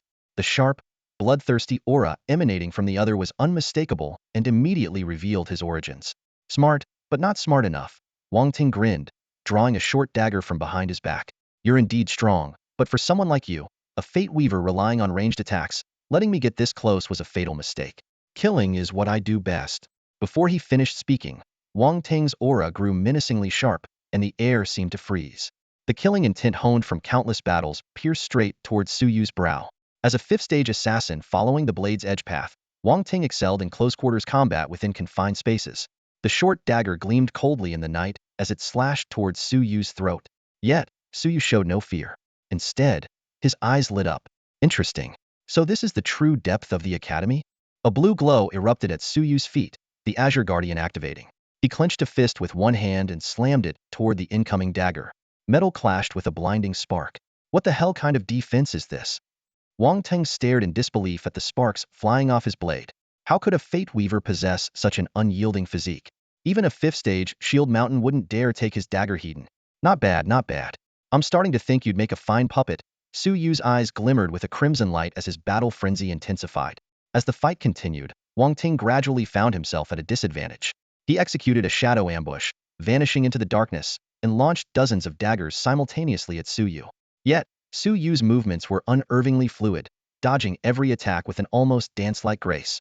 You know, Su Yu suddenly spoke. I'm also very good at killing. Shadow prison execution. Su Yu's figure vanished, and in the next instant, his hands were clasped around Wang Teng's neck. Wang Teng's heart sank in terror, his dagger slipping from his grasp. Not going to kill me? Then you'd better hope I don't get another chance in the future. Wang Teng forced a taunting grin. With a crackling sound, Wang Teng's face turned ashen. Su Yu lifted him with one hand and said seriously, "You like to smile, huh? I can make sure you keep smiling forever." Those words sent a chill down Wang Teng's spine, and he regretted provoking this opponent, who was far more terrifying than death itself. "Bring me something from those 12 people. Consider it the price for making a move," Su Yu said, tossing him to the ground. "You want me to die? I'm just a 5th stage, and that's the Crimson Sun Squad all 6th stage." Su Yu pulled a button he had ripped from Wang Teng's clothes. "Going or not?" Recalling Wang Hailong's fate, Wang Teng's face turned deathly pale. "Fine, you win." He spat before dissolving into a shadow and vanishing into the night. For him, facing the Crimson Sun Squad was preferable to falling into Su Yu's hands and enduring a fate worse than death. On the 336th floor of the Kyoto Tower, Su Yu's figure slowly emerged from the shadows. He raised his sniper rifle, his gaze locking onto the distant Ministry of Resources building through the scope. In the crosshairs, Wang Hailong was tightly surrounded by 12 members of the Crimson Sun Squad. Ever since Kuan was ambushed, this high-ranking official who had proven vulnerable even in the heart of Kyoto had been on edge, sacrificing even the most basic privacy for security. At the moment, he insisted that 12 sixth-tier professionals remain by his side at all times, at least until the following afternoon. "Let's see who dares touch me now." Wang Hailong's voice carried a trace of hysteria. The members of the Crimson Sun Squad exchanged glances, shaking their heads subtly. They had carried out countless protection missions, but never had they encountered such an overly cautious client, one who even demanded company during bathroom breaks. "Just hold on a little longer. By tomorrow night, we'll complete the blood feast," Chu Chi reassured. Her words instantly lifted the team's spirits. The blood feast was said to not only enhance strength but also extend life and even reverse aging. A few female members couldn't help but glance at Chu Kiki. The nearly 50-year-old woman looked no older than her early 20s. Suddenly, the face of the squad scout darkened. "Someone's coming. Stay alert." The psychic quickly formed several mental energy bombs and hurled them in the indicated direction. Amid the deafening explosions, a figure emerged from the darkness. "A 5th-tier assassin? Just you?" Chu Chi scoffed as she cast blessings on her teammates, her expression full of disdain. Wang Teng didn't respond. Gripping a short dagger, he charged forward. Just as the squad assumed it was a reckless attack, his figure split into 3, each one targeting Chu Chi, Song Haojia, and Luosen. The mage's fireball spell engulfed all 3 targets in an instant. Yet Wang Teng emerged unscathed, pressing on. As he closed the distance to within half a meter of Chu Chi, his dagger aimed straight for her throat. She stumbled backward in haste, but the blade sliced through her collar, severing her little finger. "He's alone. Everyone, attack and kill him." Chu Chi screamed, her eyes blazing with fury. An archer's silver arrow streaked through the air, but they only saw Wang Teng's figure vanish the moment it struck his throat. In his place, dozens of throwing knives clattered to the ground. "Shadow assault," someone shouted in alarm, but it was already too late. "Blade warrior, he's Wang Teng." Chu Kiki's face turned deathly pale, her voice trembling. Though he was merely a 5th-tier assassin, Wang Teng's fearsome reputation on the battlefield made him anything but ordinary. As a blesser, she knew all too well that close combat was tantamount to courting death for someone like her. A silver arrow whistled through the air, striking Wang Teng's shoulder, but it failed to halt his tiger-like charge. The archer hastily raised his bow to block, only to see a flash of cold light as his pinky finger was cleanly severed. Wang Teng moved with fluid precision, using the momentum of the attack to vanish into the shadows. Smoke screen now. With a low shout, a specially made smoke bomb hit the ground, erupting into a thick cloud that engulfed the clearing. Dozens of throwing knives danced around Wang Teng, moving as if guided by his will. The muffled sounds of blades piercing flesh mixed with cries and shouts of battle, creating a chillingly eerie scene within the smoke. Wang Teng, the 5th-tier assassin, was now drenched in blood and covered in wounds. Facing a seasoned team of 6th-tier professionals, his situation was precarious. Yet the bulging storage pouch on his chest indicated his mission was already complete. He had severed the pinky finger of all 12 opponents present. Boom! A fiery explosion lit up the air, scattering the smoke. The members of the Scarlet Sun Squad wore grim expressions. Though none of them had died, they had all paid the price of losing a pinky. Without a word, Wang Teng turned to flee. Stop him! Song Haojia bellowed, swinging his dual-handed sword. Wood element. Infinite forest. Luo Sen's charged-up spell finally unleashed, and thick vines burst from the ground, sealing off Wang Teng's escape routes. As Wang Teng prepared for a desperate counterattack, a deafening gunshot tore through the air. Luo Sen's right leg was obliterated in an instant, leaving a massive crater in the concrete behind him. The team gasped, "He has backup," and scrambled to regroup. Taking advantage of the chaos, Wang Teng melded into the shadows and escaped through the bullet's impact point. On the rooftop of the Kyoto Tower, Wang Teng tossed the storage pouch to Suyu before slumping against the railing.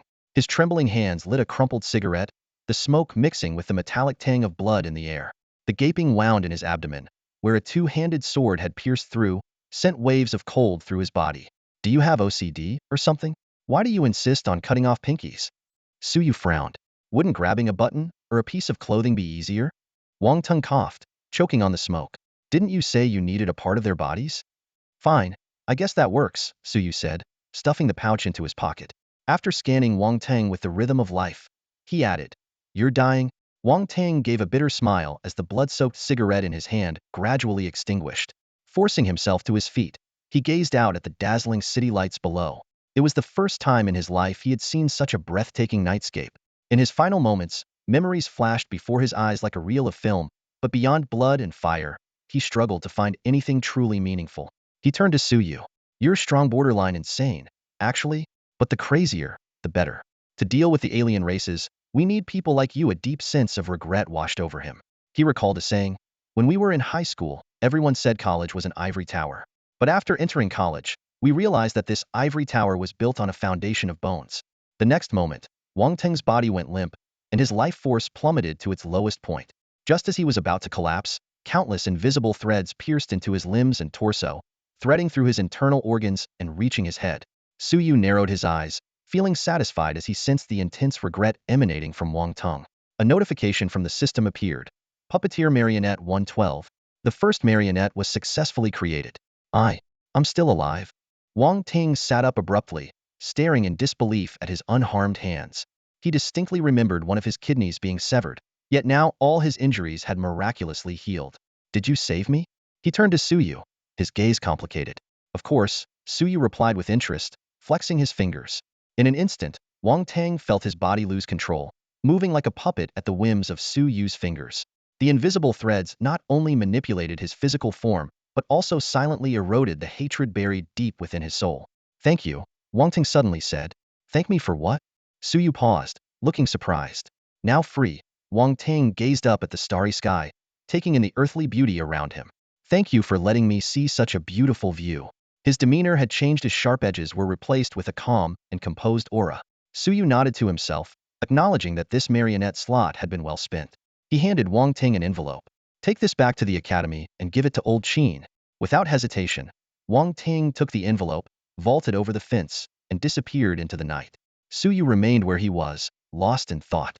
Once converted into a marionette, the subject would unconditionally obey orders while otherwise behaving normally. More importantly, they could also be transformed into Lotus Ghost Bombs. Combining this ability was essentially a stronger version of a self-destructing vehicle, with destructive power likely surpassing that of necromancers. He continued observing the Crimson Sun squad through his scope. From their lip movements, he caught the words "Blood Banquet." The name carried an unsettling undertone. Could there be a mole among the higher-ups in the Great Xia? Things were getting increasingly interesting. Meanwhile, beneath the Resource Department building, the 11 members of the Crimson Sun squad mourned around Rosen's corpse. After being struck by Suyu, Rosen had endured the torment of over 100 additional effects, ultimately dying in Chu Chi-Chi's arms. "We can't stay here. Head straight to the eastern outskirts," Chu Chi-Chi said, standing up and leaving Rosen's body behind. The group, with Wang Hailong in tow, quickly retreated toward the eastern outskirts of the capital. Seeing this, Suyu withdrew his life artifact and took out his vision focus. After a moment of contemplation, he merged it with his life artifact, adding void enemy detection as a third skill. The artifact immediately displayed a new attribute panel, showcasing various weapon forms and traits. Suyu transformed the artifact into a crystal ball and placed a severed finger inside. Soon, an image unfolded before his eyes. The setting sun, red as blood, cast a somber light on the group, deepening the heaviness in their hearts. Although the capital city spanned a vast area, Chu Chi-Chi and her companions moved swiftly, quickly crossing the 5th Ring Road. In the unprotected outskirts, where the absence of city walls left the area sparsely populated and occasionally prowled by monsters. The members of the Scarlet Sun squad remained on high alert. Almost there, Suyu muttered, his eyes narrowing as he retrieved the misfortune talisman from his belt. Utilizing his vision-enhancing ability, he transmitted bad luck across a distance of 600 kilometers. The system notification immediately chimed in. Fate event. You used the misfortune talisman on Chu Chi-Chi. She is now under the effect of misfortune affliction, luck 100 points. Fate event. You used the misfortune talisman on Chu Chi-Chi. She is now under the effect of misfortune affliction, luck 900 points. Fate points 60. At the back of the group, Chu Chi-Chi suddenly shuddered, a foreboding sense of impending disaster washing over her. Wait, she called out, halting the others. What is it? The rest of the team turned to face her in unison. Chu Chi-Chi's face was pale, her expression betraying a palpable sense of unease. Captain, is something wrong? Chen Xiao, the psychic, scanned the surroundings with a frown but found nothing unusual. Stop overthinking it and let's keep moving, Song Haojia urged impatiently. Despite her misgivings, Chu Chi-Chi followed the team as they pressed forward. Suddenly, a low humming sound shattered the silence, prompting everyone to draw their weapons and brace themselves. It's the Starsea Wyverns. Chen Xiao pointed toward the sky. The team looked up to see several 3-meter-long wyverns, their bodies shimmering with starlight, flying toward them. The sight of these ordinary level 60 monsters caused the group to relax slightly. Meanwhile, far away in the capital, Suyu smiled faintly as the system notifications continued. Fate event. Your enemy, the Scarlet Sun Squad, has encountered a Starsea Wyvern swarm. Fate event. Your enemy, the Scarlet Sun Squad, has encountered a Starsea Frenzy Dragon swarm. With a tinge of regret, Suyu upgraded the average level 40 Starsea Wyverns into level 90 Starsea Frenzy Dragons. What the? These are Starsea Frenzy Dragons? The Scarlet Sun Squad's faces turned ashen as the creatures before them suddenly grew from 3 meters to over 40 meters in length. Form up. Prepare for battle. The team quickly assumed a defensive formation as they faced the oncoming horde of more than 30 frenzy dragons. While the dragons' levels weren't overwhelmingly high, the squad remained vigilant. However, Chu Kiki's face betrayed her mounting anxiety. She could sense something far more ominous in the air. The holy light spell that Chu Chi-Chi could usually cast with ease was now failing repeatedly. Her brows furrowed deeply as she stared at the sudden appearance of the Starsea Frenzied Dragons. Their approach was highly suspicious, likely the handiwork of that mysterious figure once again. Activate the defensive barrier. Chu Chi-Chi decisively turned to the team's barrier master, Meng Yufan. As a 6th-tier barrier master, he immediately understood and unleashed a burst of radiant barrier energy from within, preparing to erect a standard barrier to fend off the Starsea Frenzied Dragons. At that moment, a glimpse of Fate's outline appeared before Suyu's eyes. Fate event. Your enemy, Meng Yufan, activates a barrier to protect the entire team within it. Well, you can only blame your bad luck, Suyu muttered with a chilling smile as he swiftly rewrote the threads of fate. The next instant, Meng Yufan's expression twisted in horror. He looked down at his abdomen, panic-stricken, as if something was about to tear its way out. No! His scream was cut short as his abdomen exploded violently, and his intestines unraveled in an M-shaped coil, ensnaring the entire team. This horrifying scene left the rest of the Blazing Sun squad utterly petrified. Meng Yufan's face contorted in agony, blood pouring from his eyes, ears, nose, and mouth as his internal organs splattered to the ground. His life force rapidly waned. Just as he was about to draw his last breath, several nearly invisible threads silently pierced into his body. Marionette 212. Kill those Starsea Frenzied Dragons now. Song Haojia roared desperately, trying to lead the team out of this nightmare. The mysterious figure's power was clearly above the 7th tier.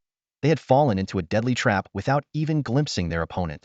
Spirit Master Chen Xiao stepped forward without hesitation, a powerful wave of mental energy surging from the back of his head as he locked onto the Starsea Frenzied Dragons in the distance. The mental pressure was so overwhelming that it momentarily halted the dragon's dive. Another thread of fate appeared before Suyu. Fate event. Your enemy, Chen Xiao, uses a psychic explosion on the Starsea Frenzied Dragons. Not much of a challenge. Suyu chuckled softly as he completed the modification. Psychic explosion. Chen Xiao bellowed, unleashing a glowing blue orb of energy that screamed through the air. It detonated among the Starsea Frenzied Dragons, obliterating 5 of them in an instant. However, Chen Xiao himself began convulsing uncontrollably, his eyes rolling back as foamy saliva dripped from his mouth.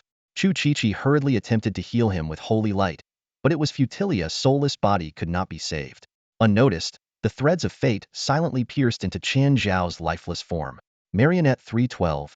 Damn it! Chu Chi-Chi gritted her teeth and quickly stopped Song Haojia, who was preparing to attack once more. Fall back. Have Shield Mountain hold the line. We're heading straight to the Blood Feast's activation point. Understood. Song Haojie suppressed his fury and sheathed his greatsword. Don't worry. Just stay behind me. Lu Yong, known as Shield Mountain, stepped forward. His massive frame and the thick chest hair peeking out from his deep V robe exuded an overwhelming sense of security. As the Starsea Frenzy dragons charged again, he summoned an enormous shield, 3 meters tall and 2 meters wide. Fate event. Your enemy, Lu Yong, raises his shield to block the Starsea Frenzy dragon's charge. Su Yu's lips curved into a sinister grin as he effortlessly rewrote the fate. Fate event. Your enemy, Lu Yong, raises his brain to block the Starsea Frenzy dragon's charge. Roar. The deafening cry of the Starsea wild dragons shook the heavens as they dove from above, their wings slicing through the air in fury, targeting the Crimson Sun squad below. The blood of their fallen kin ignited their rage, driving these colossal beasts into a frenzy. Lu Yong prepared to raise his massive shield to defend himself, but his arms suddenly went limp, out of his control.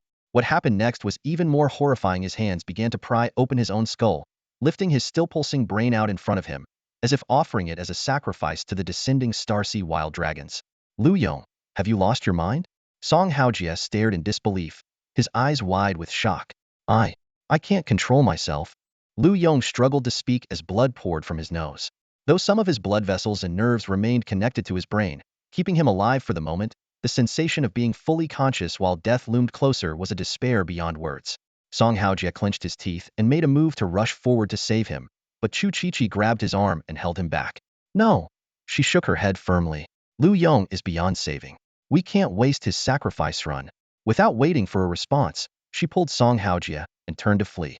The rest of the squad quickly followed suit. You cowards, stop right there. Song Haojie roared, struggling to break free, but Chu Chi's grip tightened. In the brief moment of hesitation, Lu Yong was already consumed by the Starsea wild dragons. One of the dragons even had half of a blood-soaked brain clamped in its jaws. Helpless, Song Haojie had no choice but to join the others in their desperate escape. But the Starsea wild dragons were far from finished. Abandoning Lu Yong's remains, they spread their wings and launched after the fleeing squad. On the ground, Lu Yong's mangled body rose eerily to its feet, his wounds healing at an unnatural speed. Yet the despair on his face lingered, his lifeless form moving like a puppet devoid of a soul. Marionette 412. High above on the 336th floor, Su Yu murmured to himself, abandoning a teammate just to save yourselves?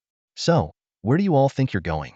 With that, he leapt into the air, a pair of radiant, holy wings unfurling behind him as he streaked downward like a gleaming white comet. It didn't take long for him to catch up to the fleeing squad.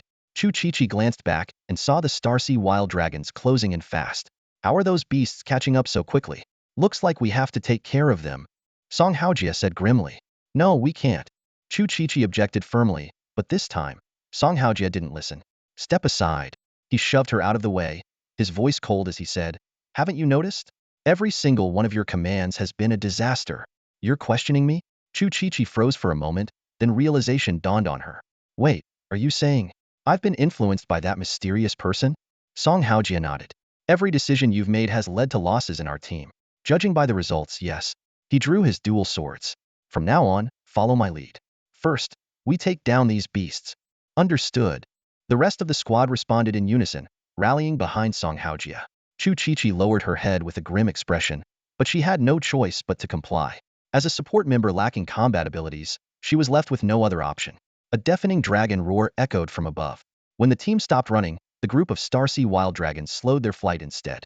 Although in terms of power, these level 90 monsters were no match for the human professionals before them, something strange was happening. Several teammates had already died inexplicably at the dragon's claws. After a fierce battle, the number of Starsea wild dragons had been reduced to just over a dozen, but no one dared to underestimate these seemingly low-level creatures anymore. If we're going to fight, let me bless you first, Chu Chi said, her hands glowing with holy light. To her surprise, she found that she could finally perform the holy light spell perfectly. No. Song Haojie's pupils constricted as he urgently shouted to stop her, but it was too late. Huosha gentle white light enveloped all the team members. High above, a notification appeared in front of Su Yu. Fate event. Your nemesis Chu Chi has used Holy Light Blessing to grant a buff to all team members. Still hasn't learned her lesson, Su Yu muttered with a slight shake of his head as he made a quick adjustment. The system notification chimed. Fate event. Your nemesis Chu Chi has used Holy Light Blessing to apply a debuff to all team members. The team members' faces instantly turned grim. The usual warm and comforting sensation was gone, replaced by a bone-chilling cold. Their status panel showed that all attributes had dropped by approximately 20. Foolish! Song Haojie roared in fury. I didn't mean to, Chu Chi stammered, her face pale and her voice trembling. Song Haojie let out a heavy snort, his anger barely contained. This woman usually performed decently, but in critical moments, she would always make fatal mistakes. This time, her blunder had cost 3 teammates their lives. Keep an eye on Wang Hailong. Leave the Starsea Wild Dragons to us. Song Haojie ordered coldly before leading the remaining team members to face the dragons. Chu Chi kept her head down, but a growing sense of resentment quietly took root in her heart. Attack! Song Haojie roared as he charged forward, determined to vent his pent-up rage. Above the clouds, Suyu remained hidden, holding a crystal ball as he silently observed everything unfolding below. Fate Minor Event. Your enemy, Song Haojie, charges at you with a massive two-handed sword. Reading this brief summary of fate, Suyu's lips curled into a subtle smile. The system notification immediately followed. Fate Minor Event. Your enemy, Song Haojie, charges into the factory with a massive two-handed sword. Die! Song Haojie roared, his face twisted in rage as he gripped the giant sword tightly with both hands, slashing it with a fierce gust of wind toward the Starsea dragon. Just as the deadly blow was about to strike its target, a bizarre scene unfolded. The massive sword froze mere inches away from the Starsea dragon's eyes. Arg! Song Haojie strained to force the sword downward, but no matter how much strength he exerted, the blade wouldn't budge. To his horror, his legs began moving uncontrollably, propelling him toward a specific direction at full speed. You coward! Come out and face me, Hedon. Hiding in the shadows, what kind of hero does that? Song Haojie bellowed, nostrils flaring, but his furious protests couldn't stop his legs. Even the Starsea dragon, who had been on the brink of death, stood frozen in place, staring in bewilderment at the strange turn of events. Under the stunned gaze of everyone present, Song Haojie cursed and raged as he sprinted straight into a nearby electronics factory. What happened next left everyone dumbfounded, began using his massive sword to fasten screws on the assembly line. What the hell? Damn it! He roared, his voice echoing through the factory as he mechanically swung the enormous sword, as if possessed. Buddy, take it easy. We're paid by the hour, not by the piece. One of the factory workers cautiously tried to intervene, but Song Haojie's frenzied actions continued unabated. Moments later, Song Haojie finally stopped. He stumbled out of the factory, sword in hand, his expression vacant, his limbs stiff, like a puppet on strings. The system promptly updated. Marionette progress, 512. Damn it, guys, we're out of options. Fight to the death. Despair gripped Song Haojie's team as they waited for his return in vain. The archer, Qianjiang, immediately knocked an arrow and fired an explosive shot that expertly blocked the Starsea dragon's path. The strike rekindled the group's hope and solidified their resolve to fight. The assassin, Niele, smirked coldly as he leaped into action. Taking out this trash will only take me a second. His figure blurred into a shadowy streak, vanishing from sight with astonishing speed. Fate Minor Event. Your enemy, Niele, vanishes into the shadows to launch an attack on the Starsea dragon. Suyu watched as Niele all but disappeared into the shadows, blinking slowly. A new system notification followed. Fate Minor Event. Your enemy, Niele, vanishes into the underworld to launch an attack on the Starsea dragon. Just as Niele's body was about to fully merge with the shadows, an ominous feeling surged through him like a chilling wave. However, a sudden change erupted. The world before Niele's eyes plunged into boundless darkness in an instant, and the suffocating aura of death surged from all directions like an unstoppable tide. His muscles tensed up, and his right hand gripped the short dagger tightly as he cautiously scanned the eerie space around him. Someone actually broke through the seal and made it to the underworld? A deep, thunderous voice boomed in his ears. Who's there? Niele spun around abruptly, only to freeze in place at the sight before him. A colossal creature, towering 1,000 meters high, loomed in the darkness. Its massive bull-like head glinted with a metallic sheen under the swirling deathly aura, and its entire body seemed to be forged from solid steel. Could this really be the underworld? Niele wondered, his mind racing. But isn't the legendary god of death, Anubis, supposed to have the head of a jackal? Why is it a bull? Before he could make sense of his thoughts, the bull-headed monster lunged at him with astonishing speed. Niele gritted his teeth and fought back with all his might, only to realize his attacks were utterly futile, as if he were merely scratching an itch. The monster effortlessly seized him in its massive hand, opening its blood-red maw to devour him. No! Niele's eyes widened in terror, fear escalating to its peak in that instant. But then, The bull-headed creature suddenly froze. Huh, where did it go again? It muttered in confusion, chewing aimlessly as if it felt nothing. It assumed it must have been a hallucination caused by its long slumber. Meanwhile, back on the desolate eastern outskirts, the crowd watched in shock as Nyele's figure first vanished into thin air, only to reappear moments later. However, this time, his body was shrouded in an intense aura of death, far more terrifying than that of even the highest-level undead creatures. His lifeless body crashed heavily onto the Starsea wild dragon before plummeting to the ground, motionless and devoid of life. Marionette 612. The chilling scene left everyone present in stunned silence. Wang Hailong, tied up like a prisoner, suddenly spoke up, offering a suggestion. Why don't you all attack together? It seems that mysterious person's ability can't be activated repeatedly in a short time. The group exchanged glances and nodded in agreement. All right, if we're going to die anyway, we might as well fight to the end. In the next moment, the remaining 5 combatants in the team launched their attack simultaneously. Flame burst great fireball technique. Sun Wu chanted rapidly, gripping his fiery red staff tightly as its tip flickered with a dangerous crimson glow. Earth-shaking divine bowl. Heed my call. Lu Qianqian waved her staff beside him, and a complex summoning circle instantly appeared on the ground. Lu Peijia, with a cigar in his mouth, swiftly pulled out a sniper rifle, his sharp eyes locking onto the target ahead. Meanwhile, Zhang Peng had already drawn his bow, the arrowhead gleaming with a chilling light. At the center of the team, Lu Qingyin stood with her eyes closed, concentrating deeply. Around her, countless sharp blades materialized and hovered densely in midair. The 5 exchanged a glance, nodded in sync, and launched a coordinated assault on the Starsea berserk dragons. Unfazed by the ferocious attack, the dragons roared defiantly and charged forward without hesitation. Boom, boom, boom. With a series of muffled explosions, a dozen Starsea berserk dragons collapsed instantly, even before the creature Lu Qianqian summoned could manifest. The unexpectedly easy victory left everyone momentarily stunned. Haha, didn't I tell you? Wang Hailong laughed smugly. As long as you all strike together, that person won't stand a chance. He turned to Chu Chichi. Well, aren't you going to untie me? Your 6-turn profession team isn't as clever as me, a mere 4-turn thief. Chu Chichi's face darkened, but she reluctantly untied his ropes. Freed at last, Wang Hailong grew even more self-satisfied. That person isn't as powerful as you think. If they were really a 7-turn professional, why resort to such underhanded tactics? The fact that they haven't made a move yet just proves they're out of tricks. As the team fell into contemplation, a leisurely clapping sound suddenly echoed above them. A man with angelic features slowly emerged from the clouds. TSK. Lord Wang, your analysis is truly remarkable. Wang Hailong's head snapped up, and upon seeing the man's face, his complexion turned deathly pale. He instinctively took a few steps back. Yuri Suyu? You know him? Chu Chichi asked warily. Of course I do. Wang Hailong nodded bitterly. Because of him, the 10 cities that were supposed to be destroyed ended up with only 9 in ruins. You're the Suyu who calls the Titan behemoth your mother? Chu Chichi asked with a frown. Suyu responded with nothing more than a radiant smile, but it only deepened Chu Chichi's unease. This man, who had obtained the mysterious Fate Weaver profession and shared a unique bond with the Titan behemoth, was far too extraordinary. Opinions among the high-ranking officials of Daxia were divided. Some believed the Deathsinger should be eliminated decisively and deemed untrustworthy, while others saw this as an opportunity to forge an alliance with the Titanic Bear. With no consensus reached, they ultimately decided to take no action and let things unfold on their own. Who would have thought this guy would become so strong?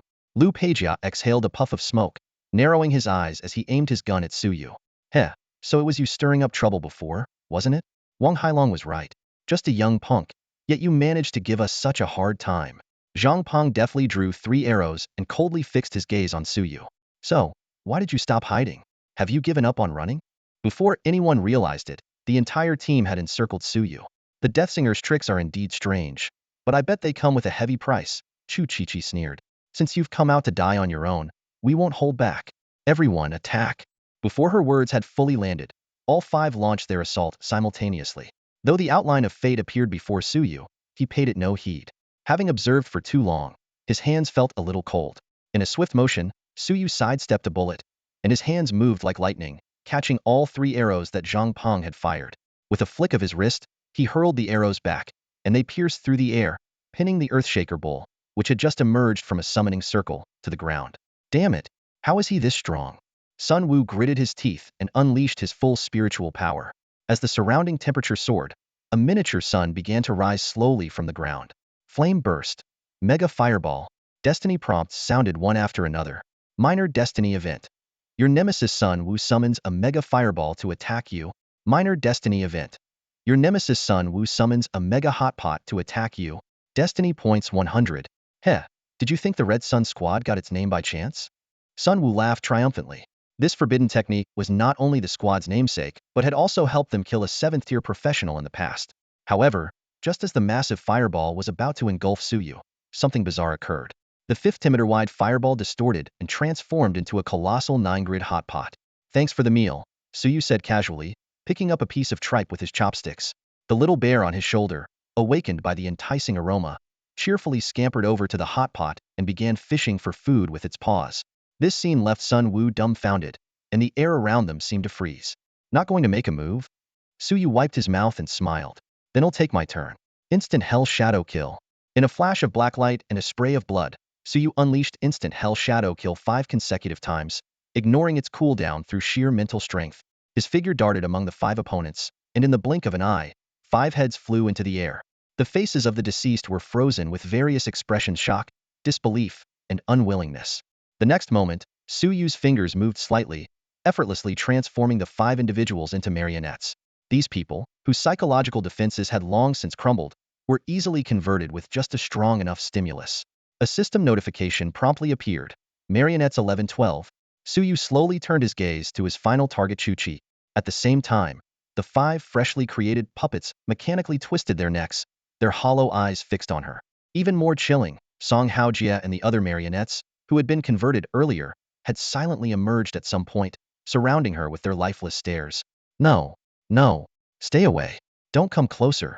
Chu Chi-Chi collapsed to the ground, trembling violently. Her disheveled hair obscured her terrified, distorted face. She babbled incoherently, her mind already shattered. Soon, her movements became rigid and mechanical, her arms swinging stiffly. Another system notification appeared. Marionettes 12-12. Witnessing all this, Wang Hailong's face was filled with horror as he instinctively stepped back. When did Suyu become so powerful? He wiped out the entire Crimson Sun squad. Suyu merely shook his head lightly, his figure flickering as he dove forward like a hawk. Wang Hailong didn't even have time to react before Suyu's hand clasped his neck with ease, as if handling a helpless chick. In that instant, Wang Hailong finally understood Suyu hadn't been unable to use his powers earlier. He had simply been too disinterested to play their game of cat and mouse. When faced with true strength, even a team of 6 advanced professionals was nothing more than a paper tiger. Let me go. I'll give you anything you want. Wealth, equipment, even lifespan. If you want immortality, I can find a way to grant it. Just don't kill me. Wang Hailong pleaded desperately, his voice cracking. Lifespan? That's one thing I happen to have plenty of, Suyu said with a faint smile. You shouldn't be begging me. You should be begging the people you've wronged when you see them down below. Before Wang Hailong could respond, the crisp sound of bones snapping echoed through the air. With a simple twist of his wrist, Suyu ended Wang Hailong's life and casually tossed the lifeless body aside. With the Crimson Sun squad under his control, Suyu no longer needed any information from Wang Hailong. Just as he was about to leave, Suyu paused. He turned back to the corpse, switched his weapon to a sniper rifle form, and fired 2 precise shots, one to the heart and one to the head. A system notification appeared. Fate points 250. Not very brave, but you sure had plenty of tricks to save your own skin, Suyu muttered, satisfied as he confirmed the points were added. He found a large rock nearby and sat down casually. Overhead, 6 stars descended slowly, merging into his body. Bathed in the moonlight, the 11 marionettes stood silently around him, as if enacting a chilling, wordless puppet show. As the system notifications echoed, Destiny points 40,000. 4th career awakening successful. Your level has increased. Current level, LV 81. A surge of warmth coursed through Suyu's body, accompanied by a refreshing coolness enveloping his mind. This career awakening, though not particularly challenging, brought a significant boost to his base attributes. The system messages continued to flash. You have acquired the Destiny Path skill, Fatal Radiance. You have acquired the Destiny Path skill, Puppet Master. You have acquired the Destiny Path skill, Twilight of the Gods. Suyu carefully reviewed the descriptions of each skill. Fatal Radiance LV1 allows him to consume mental energy to condense tracking bullets, dealing additional damage while immobilizing enemies for 3 seconds. Puppet Master LV1 grants the ability to control up to 12 corpses or living beings as puppets through mental power and convert the puppets into explosive lotus traps. Twilight of the Gods LV1 a passive skill that provides a 15 resistance to divine magic and deals 15 true damage to targets with divinity. Each skill had its unique strengths. Puppet Master was highly versatile, useful beyond combat scenarios. Fatal Radiance solved his dwindling ammo problem, saving him significant costs while packing more power than regular bullets. Twilight of the Gods, with its potential to counter divine beings, was undeniably formidable. Without hesitation, Suyu invested 100,000 destiny points to upgrade Twilight of the Gods to its maximum level. The system updated promptly. Twilight of the Gods Max. You have become the harbinger of the Gods' end, the nightmare of all deities. Divine magic resistance increased to 80, and true damage to targets with divinity raised to 115. At that moment, the shriek of the goddess of death echoed faintly in his mind. You can't escape me, yet her voice grew weaker and weaker. Escape you? Not at all. In fact, I look forward to our next encounter. Suyu chuckled, a dangerous glint in his eyes. He noticed that the 3 chains of deathly divinity binding his soul had vanished, though he still retained the essence of the dead. Any high-level death entity attempting to control him might be in for an unexpected surprise. With a casual gesture, he summoned the assassin Niele, who had infiltrated the underworld, and inhaled deeply the ancient, dense death energy emanating from Hymen aura even more potent than that of the goddess of death. Minor destiny event. Your body has been invaded by high-level death energy, causing a permanent decrease in your stamina attribute. Ding. Minor destiny event. Your body has been invaded by high-level death energy, causing a permanent increase in your stamina attribute. Destiny points 600. Suyu squinted his eyes, letting his body and mind relax as the aura of death invaded him. He could clearly feel his soul greedily absorbing every trace of the death energy. This dual boost to both his physical strength and intellect left him in an exceptionally good mood. Once the aura of death completely dissipated, Suyu smacked his lips in satisfaction and then checked his fate points balance. 40,000 points had been used for the 4th awakening, and another 100,000 to upgrade Ragnarok. Now, his account was left with a pitiful 3-digit number. If it weren't for the generous fate points provided by the Crimson Sun squad, maxing out Ragnarok would have been impossible. He sighed softly and turned his gaze to his attribute panel. Class, Fate Weaver. Level, 81. Strength, 6,818. Stamina, 6,752. Intelligence, 5,726. Agility, 4,985. Awakening, 4th stage. Skills, Fate Perception, Savage Growth, Life's Rhythm, Fate-Bound Relic, Adoration of the Masses Mac, Battle Frenzy Mac, Weapon Mastery Mac, Prelude to the End Mac, Ragnarok Mac, Puppet Strings LV1, Fatal Elegance LV1. Talent, Fate Revision, Fate Points, 614. Guild Contribution, 200,650. Credits, 349,587. These stats were nothing short of luxurious. Even though he had only just reached his 4th awakening, his overall attributes were already approaching the level of an average 6th-stage profession. Particularly noteworthy was his hidden mental attribute, which was nearing the caliber of a 7th-stage mage. Suyu glanced at the source of wisdom stone in his hand. There was still 1 day left until his mental strength would double again, and he was short over 100,000 credits. He stood up slowly, his gaze sweeping over the puppet-like figures around him. The secrets hidden within these individuals were worth far more than 200,000 credits. Chu Chi-Chi and the others, now fully conscious, could keenly sense Suyu's ever-growing aura. A surge of despair washed over them, as they realized they would never escape his grasp. Tell me your plan, Suyu said calmly. In an instant, the group regained control of their bodies. Song Haoji's face twisted with anger as he prepared to resist, but the modifications from the puppet strings quickly rendered him numb. All his hatred faded away, replaced by pure loyalty. We were planning to take Wang Hailong to the secret base in the eastern suburbs to attend the blood feast, Song Haojie replied. Blood feast? What is that? Suyu asked, intrigued. It's a ritual to enhance one's strength. By being bathed in the light of blood, it's possible to greatly improve all attributes and extend one's lifespan, Song Haojie explained, his expression tinged with intoxicated admiration. Take me there, Suyu commanded. As you wish, master, Song Haojie and the others responded immediately, leading the way. After taking a few steps, Suyu suddenly felt his shoulder grow lighter. Turning around, he saw Xiong Baobao sprawled by a gigantic hot pot, greedily gulping down the broth. Stop eating that. Suyu quickly walked over and smacked the bear's backside. Xiong Baobao turned around, its watery eyes filled with grievance as it looked at him. I'll buy you something tasty later, Suyu promised helplessly. Only then did Xiong Baobao reluctantly climb down from the hot pot. Shrinking its form, it returned to his shoulder and dozed off. Gently stroking its fluffy head, Suyu thought to himself that this little guy must be nearing its next life transformation. Meanwhile, inside the principal's office at the Purgatory Academy, Principal Chin leaned lazily against his leather chair, holding a yellowed slip of paper in his hand, his gaze intently scanning the contents.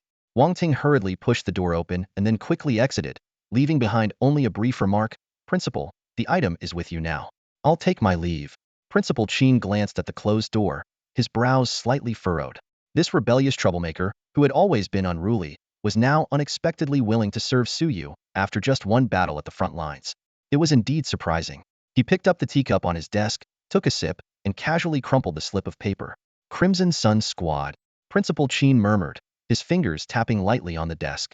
This elite team of professionals, known for taking down a 7-turn swordsman, had fought under Li Yanqing's command for years, mastering strategies to deal with professionals. Initially, he had only intended for Suyu to hold them off and create some pressure for Li Yanqing. But it seemed this first-year student might actually have the strength to annihilate the entire squad. At this thought, a glimmer of light flashed in Principal Chin's eyes. If that were the case, it might just stoke the flames further on the other side at the Holy Spirit Academy. The 4 academies had virtually no control over the internal affairs of the Xia Empire, and any action they took would instantly be detected. But Suyu, as a new student, was different. His identity made for the perfect cover.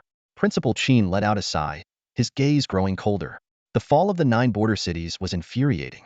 Those so-called forward-looking decisions and expertly crafted strategies were nothing more than a facade for betrayal. If not for Suyu's efforts to save one of the cities from the brink, the losses could have been far worse. The evidence they currently had was still insufficient to shake Li Yanqing's faction, even with the clues provided by Suyu. Unless they could manage to turn the Crimson Sun Squad against him, but that squad, molded by Li Yanqing since their youth and bound by soul restrictions, would not be so easy to sway.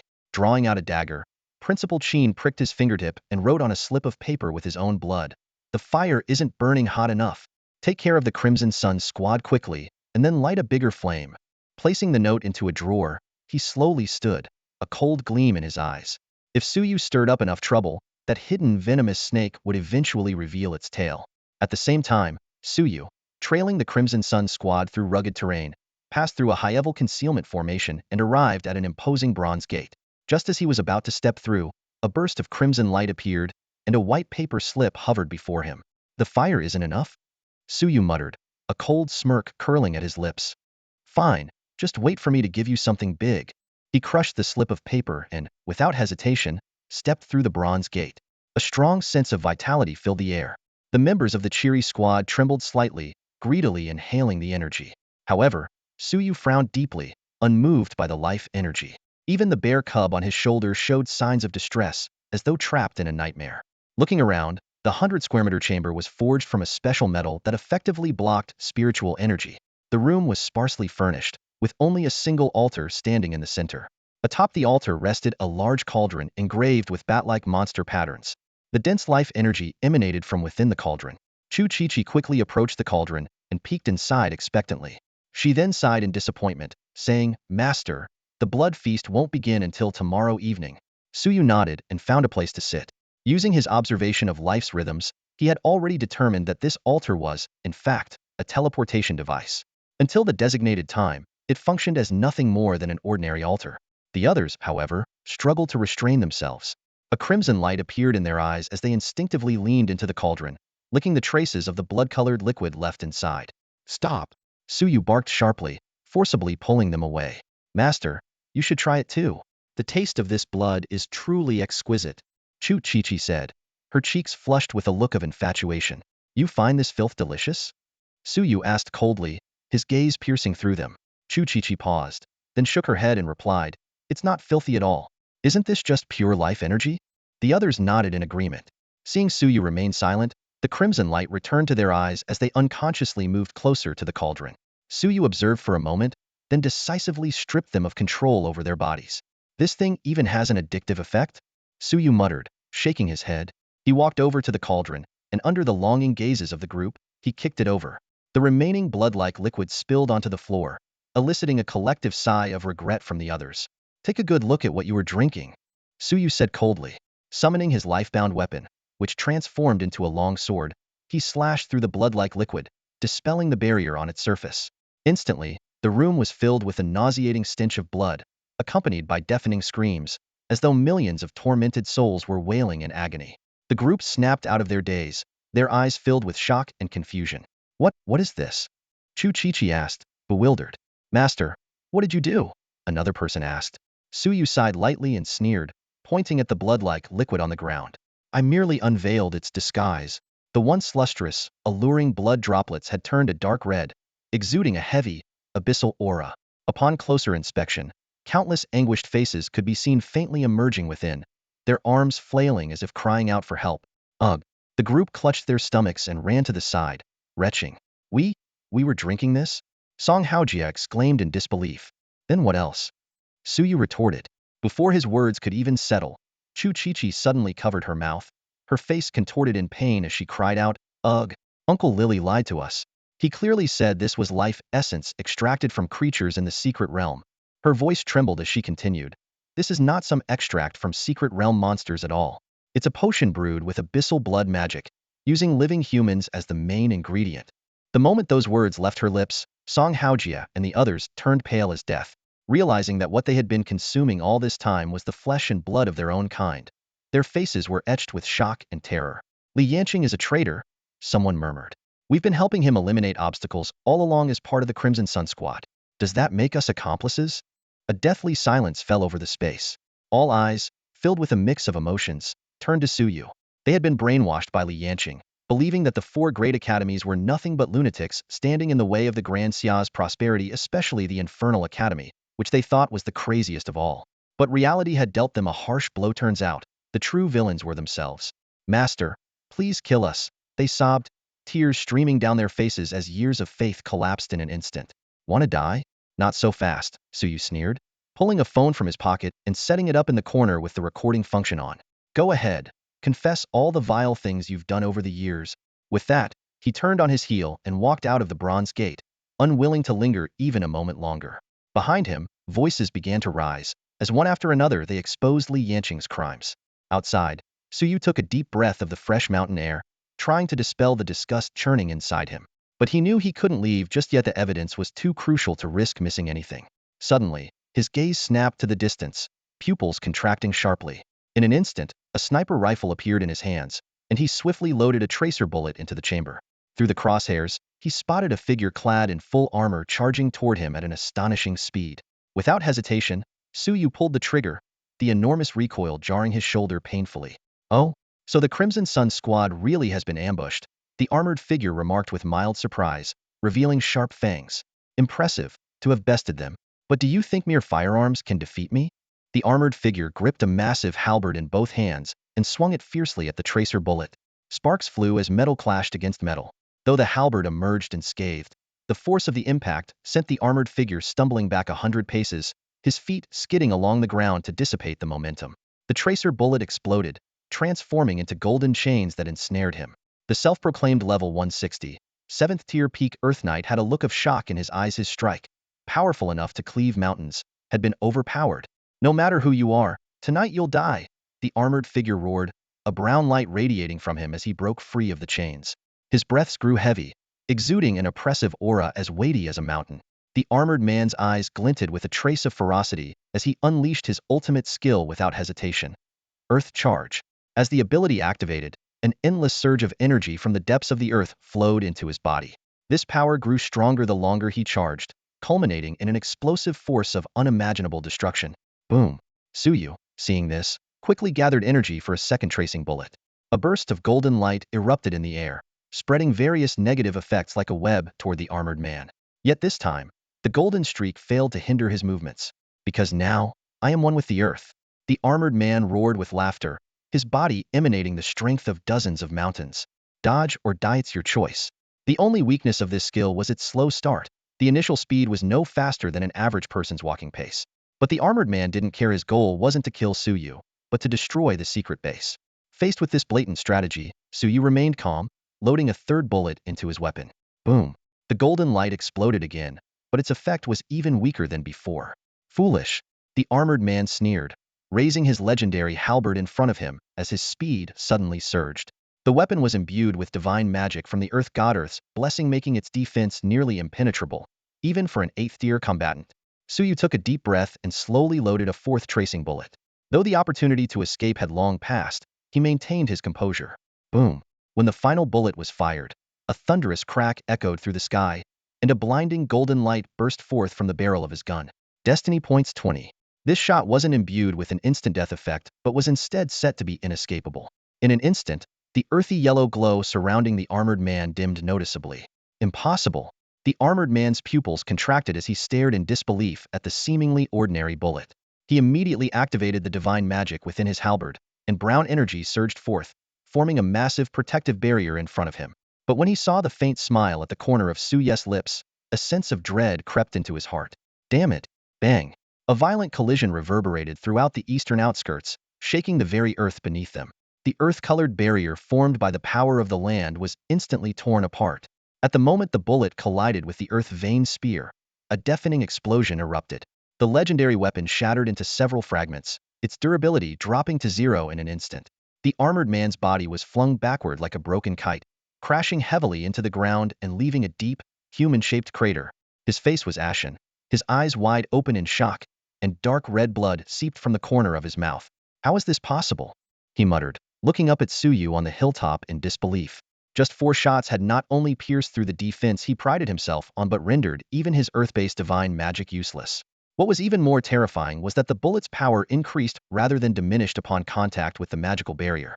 The strange force from the explosion penetrated his defenses directly, like the fabled true damage. The armored man struggled to his feet. This was the first time he had witnessed someone breaking through his earth charge Hedon. The surrounding earth vein energy slowly dispersed, causing the entire eastern outskirts to tremble. He glanced painfully at the fractured earth vein spear, then reached into his storage bag and pulled out a legendary greatsword. What a pity. That was quite the weapon, Suyu remarked, shaking his head slightly with regret as he eyed the shattered legendary spear. However, as Suyu approached, the armored man's body began to tremble uncontrollably. His gaze fixated on the small bear resting on Suye's shoulder, which had just awakened. Using the power of the earth in front of me? The bear cub leapt down. The moment its paws touched the ground, all the scattered earth vein energy seemed to find its home, surging wildly into its body. The ground shook violently. It wasn't so much that the armored man was gathering earth vein energy with his abilities, but rather that the energy was actively seeking out the bear cub to be absorbed. You have a titan bear, the armored man stammered, his voice trembling as the greatsword slipped from his grasp. He could feel it clearly. Not only was the earth's energy no longer obeying him, but all the earth vein power he had accumulated was now flowing entirely into the titan bear. Charge, bear cub! The bear cub let out a thunderous roar, its body expanding instantly as it charged at the armored man with unstoppable force. This scene stunned Wang Teng, who had just arrived via teleportation from the academy. He watched in shock as Suyu single-handedly sent the Earth Knight once, titled the god of warfleeing, with a single shot. He couldn't help but wonder, is this even human? Boom. Another explosive impact echoed as the Earth Knight was sent flying again, his ribs fracturing. Yet, a glimmer of hope appeared in his eyes. The Titan Bear's level wasn't very high. Perhaps there was still a chance. Roaring, he forced himself to gather strength and clashed fiercely with the bear cub. But it didn't take long for him to realize something was terribly wrong. The bear's power was continuously growing. This was the effect of Titan's wrath. The Titan Bear's attributes would gradually increase during battle, up to a maximum of 300. With the earth vein energy amplifying it and the attribute boost from Titan's wrath, the bear cub's strength had completely overwhelmed the level 160 Earth Knight. Bang! Another fierce collision. This time, the Earth Knight was sent flying, crashing heavily to the ground as a stream of blood spurted from his mouth. His face was etched with unwillingness and rage. This battle had left him utterly frustrated. Despite initially holding the upper hand and controlling the flow of the fight, he had been completely overturned by Suyu. What made him even more apprehensive was the man in the distance, holding a sniper rifle. That peculiar weapon, capable of piercing through earth-based divine magic, was constantly aimed at him. Anytime he managed to gain a slight advantage, a chilling sense of danger would course through his body, leaving him unable to fight at full strength. The bear cub gave him no chance to catch his breath. Seeing the Earth Knight hesitate, it immediately charged forward, launching another ferocious attack. Boom! Another thunderous impact sent the Earth Knight flying once more. This time, his injuries were even more severe. His chest caved in, his face contorted in pain, and blood continuously trickled from the corners of his mouth. Damn it! If this continues, I'm done for. The Earth Knight cursed inwardly. Nearby, Wang Ting watched the scene unfold, utterly shocked. Only now did he realize that when Suyu had subdued him earlier, he likely hadn't even used a fraction of his true strength. The coordination between Suyu and the bear was terrifyingly seamless, to the point that even a peak 7th-tier professional was being toyed with like a plaything. The Earth Knight's condition deteriorated rapidly, to the point where even standing became a struggle. Through the scope of his rifle, Suyu observed calmly, neither rushing to end the fight nor giving his opponent any chance to turn the tables. This battle had further solidified his understanding of his tactical edge, using the bear cub to engage directly while he waited for the perfect moment to snipe. Of course, if anyone dared to ambush him from behind, they would experience the full fury of his combat prowess. As time passed, the Earth Knight finally collapsed, unable to hold on any longer. The bear cub delivered a powerful punch, knocking him to the ground. His eyes widened in disbelief as he stared at the scene before him, a dignified 7th-tier professional, defeated by a bear not even at level 100? Bang! In the distance, Suyu pulled the trigger, bringing the battle to an end. 700 destiny points. Suyu stowed away his weapon and approached the Earth Knight's corpse, investing the newly earned destiny points into his Puppet Master skill. 800 destiny points. Your skill, Puppet Master, has leveled up from LV1 to LV4. Puppet Master LV4. By consuming mental energy, you can control corpses or living beings as puppets for combat. A maximum of 16 puppets can exist simultaneously, and they can be converted into lotus explosive traps at any time. Standing over the corpse, Suyu extended his hand, releasing threads of destiny to begin crafting a puppet. His gaze landed on the shattered earth vein lance nearby, and he signaled for Wang Teng to gather the fragments. Without hesitation, he tossed the pieces into his weapon storage. Then, he instructed Wang Teng to retrieve the Earth Knight storage pouch, adding its weapons to his collection as well. Suyu placed all the equipment into his lifebound artifact, including several legendary-grade items like the two-handed sword, which were absorbed completely. The remaining items were set aside for future use in exchanging for credits at the academy. As the lifebound artifact finished absorbing the essence, a soft pale yellow glow emanated from it. The artifact's attributes were then displayed before Suyu. Its level had risen to 70, and its quality had reached legendary grade. It now encompassed a wide range of weapon types, from swords, axes, and spears to modern sniper rifles, even divination crystal balls. Its traits included powerful properties such as indestructibility, sharpness, and bleeding effects. Skills like Shadow Kill Strike, Weak Point Assault, and Void Seeker were also added. The power of the 4th photon bullet should at least double now, Suyu thought with satisfaction as he put the artifact away. At that moment, the Earth Knight on the ground slowly got up, kneeling on one knee before Suyu like a soulless puppet. As a corpse-turned puppet, it was far more lifeless than someone like Wang Teng, but that didn't hinder Suyu's plans. This puppet would soon fulfill its purpose. After playing for a while, the little bear cub clambered onto Suyu's shoulder, yawning sleepily. Suyu gently ruffled its fluffy head, and then led the group to their secret base in the eastern outskirts. As they passed through the bronze gates, Wang Ting immediately noticed the altar and the giant cauldron. As a soldier just returned from the front lines, he instantly recognized them as tools of the abyssal blood demons. An altar used to transform prey into demon blood, typically found only deep within abyssal blood demon territory. Why would something like this appear on the outskirts of Kyoto? Wang Ting asked, his brows furrowed. Suyu didn't answer directly. Instead, he used his immense spiritual power to float a phone in front of Wang Teng.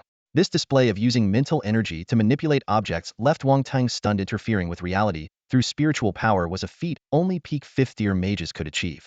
As the video began to play, Wang Teng's expression darkened. The footage revealed Chu Chi-Chi and her associates confessing to crimes committed over the past 2 decades within the borders of the Great Xia Empire. These included assassinations of officials, wealthy merchants, and gifted students. Even more infuriating were the details of Li Yanqing's collusion with the Descendants' order-selling intelligence that led to countless human deaths and the fall of 9 frontier cities. All of this was done in pursuit of his political ambitions. He had packaged the demon blood as an elixir of longevity, climbing the ranks through repeated blood banquets. These bastards! Wang Teng roared in fury. Anyone who consumes demon blood long-term turns into an abyssal blood demon themselves. Of course their lifespan would extend. He grabbed the phone, ready to confront the principal, but Suyu stopped him. No need to rush. Principal Qin is already aware of this. Wang Ting froze for a moment at Suyu's words, then fell silent. As night fell, the blood-red glow rising from the cauldron bathed the chamber in a crimson hue. The blood banquet was about to begin. Inside the Blood Demon Clan's altar, an unsettling scene unfolded as a large volume of vivid crimson blood emerged, visible to the naked eye. The blood was an alluring shade of red, radiating an intense vitality. Suyu struck precisely with his sword, shattering the barrier's disguise within the cauldron. In an instant, piercing screams erupted in the chamber, filling the air. Countless figures writhed in agony, struggling and roaring madly within the demonic blood. Wang Teng instinctively stepped back, his heart shaken to its core. Even though he had seen the truth of the blood banquet through video footage, witnessing it firsthand was overwhelming. Among the churning demonic blood, a particularly harrowing sight stood out: a pair of parents desperately shielding a young girl in their arms. Though they were long dead, their unyielding determination remained frozen in the blood. This smaller-scale blood banquet had consumed the flesh and blood of over 10,000 people. Chu-Chi-Chi and the others turned pale, an unbearable realization dawning upon them. The spiritual blood they had consumed before was derived from such heinous atrocities. Suyu summoned the Crimson Sun Squad and the Earth Knights, instructing them to provide detailed explanations of the entire process. Holding up his phone, he meticulously recorded the transformation of human flesh and blood into demonic blood at the altar. As the blood-red glow dimmed and the cauldron filled with dark red demonic blood, Suyu stopped recording and approached the cauldron. With a snap of his fingers, a thread of spiritual energy ignited into a brilliant flame, instantly setting the demonic blood within the cauldron ablaze. Thick black smoke billowed as the fire quickly spread across the entire altar. The system's notifications rang incessantly: Fate Points 5, Fate Points 3, Fate Points 2, but Suyu's expression remained stoic. When the altar was reduced to ashes, a cluster of indestructible ghostly blue flames lingered in midair. Suyu gazed at the flames, manipulating threads of fate at his fingertips to condense the purified essence into a ghostly blue lotus. He placed the lotus into the gaping wound in Chu-Chi-Chi's chest, then retrieved several black lotuses, distributing them to the Crimson Sun Squad and the Earth Knights to consume. "What are you planning?" Wang Ting asked, his gaze fixed on the black lotuses, an ominous feeling rising in his chest. At that moment, a sharp ringtone echoed from within one of the Earth Knights. With Suyu's nod of approval, the knight reached between his ribs and retrieved a small communication device. "How's the situation progressing? Why hasn't there been any news from the Crimson Sun Squad for so long?" Li Yanqing's voice came through the communicator. "Boss, the situation has been resolved. The Crimson Sun Squad encountered some obstacles, but I've taken care of it," the Earth Knight responded mechanically, his tone devoid of emotion. "Good to hear it's settled." Li Yanqing sighed in relief before asking, "What's wrong with your voice? Are you injured?" The Earth Knight glanced at Suyu before replying, "Yes, boss. The enemy this time was formidable. Even you were injured? It seems the 4 great academies are truly pulling out all the stops this time." Li Yanqing smiled faintly, as if suddenly recalling something important. "By the way, how's Wang Hailong now?" "Boss, Wang Hailong has been dealt with." Chu-Chi-Chi leaned closer to the communicator, her voice carrying a hint of heaviness. This time, the enemy was indeed tough. Even Luo-sun was unexpectedly lost in the operation. "All right, return as soon as you can," Li Yanqing sighed, his tone filled with sorrow. "I believe we can get through this tough time together."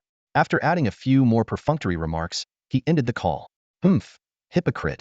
Cold smirks appeared on Chu-Chi-Chi and the others' faces. In the past, they might have been moved by Li Yanqing's words and continued to serve him loyally.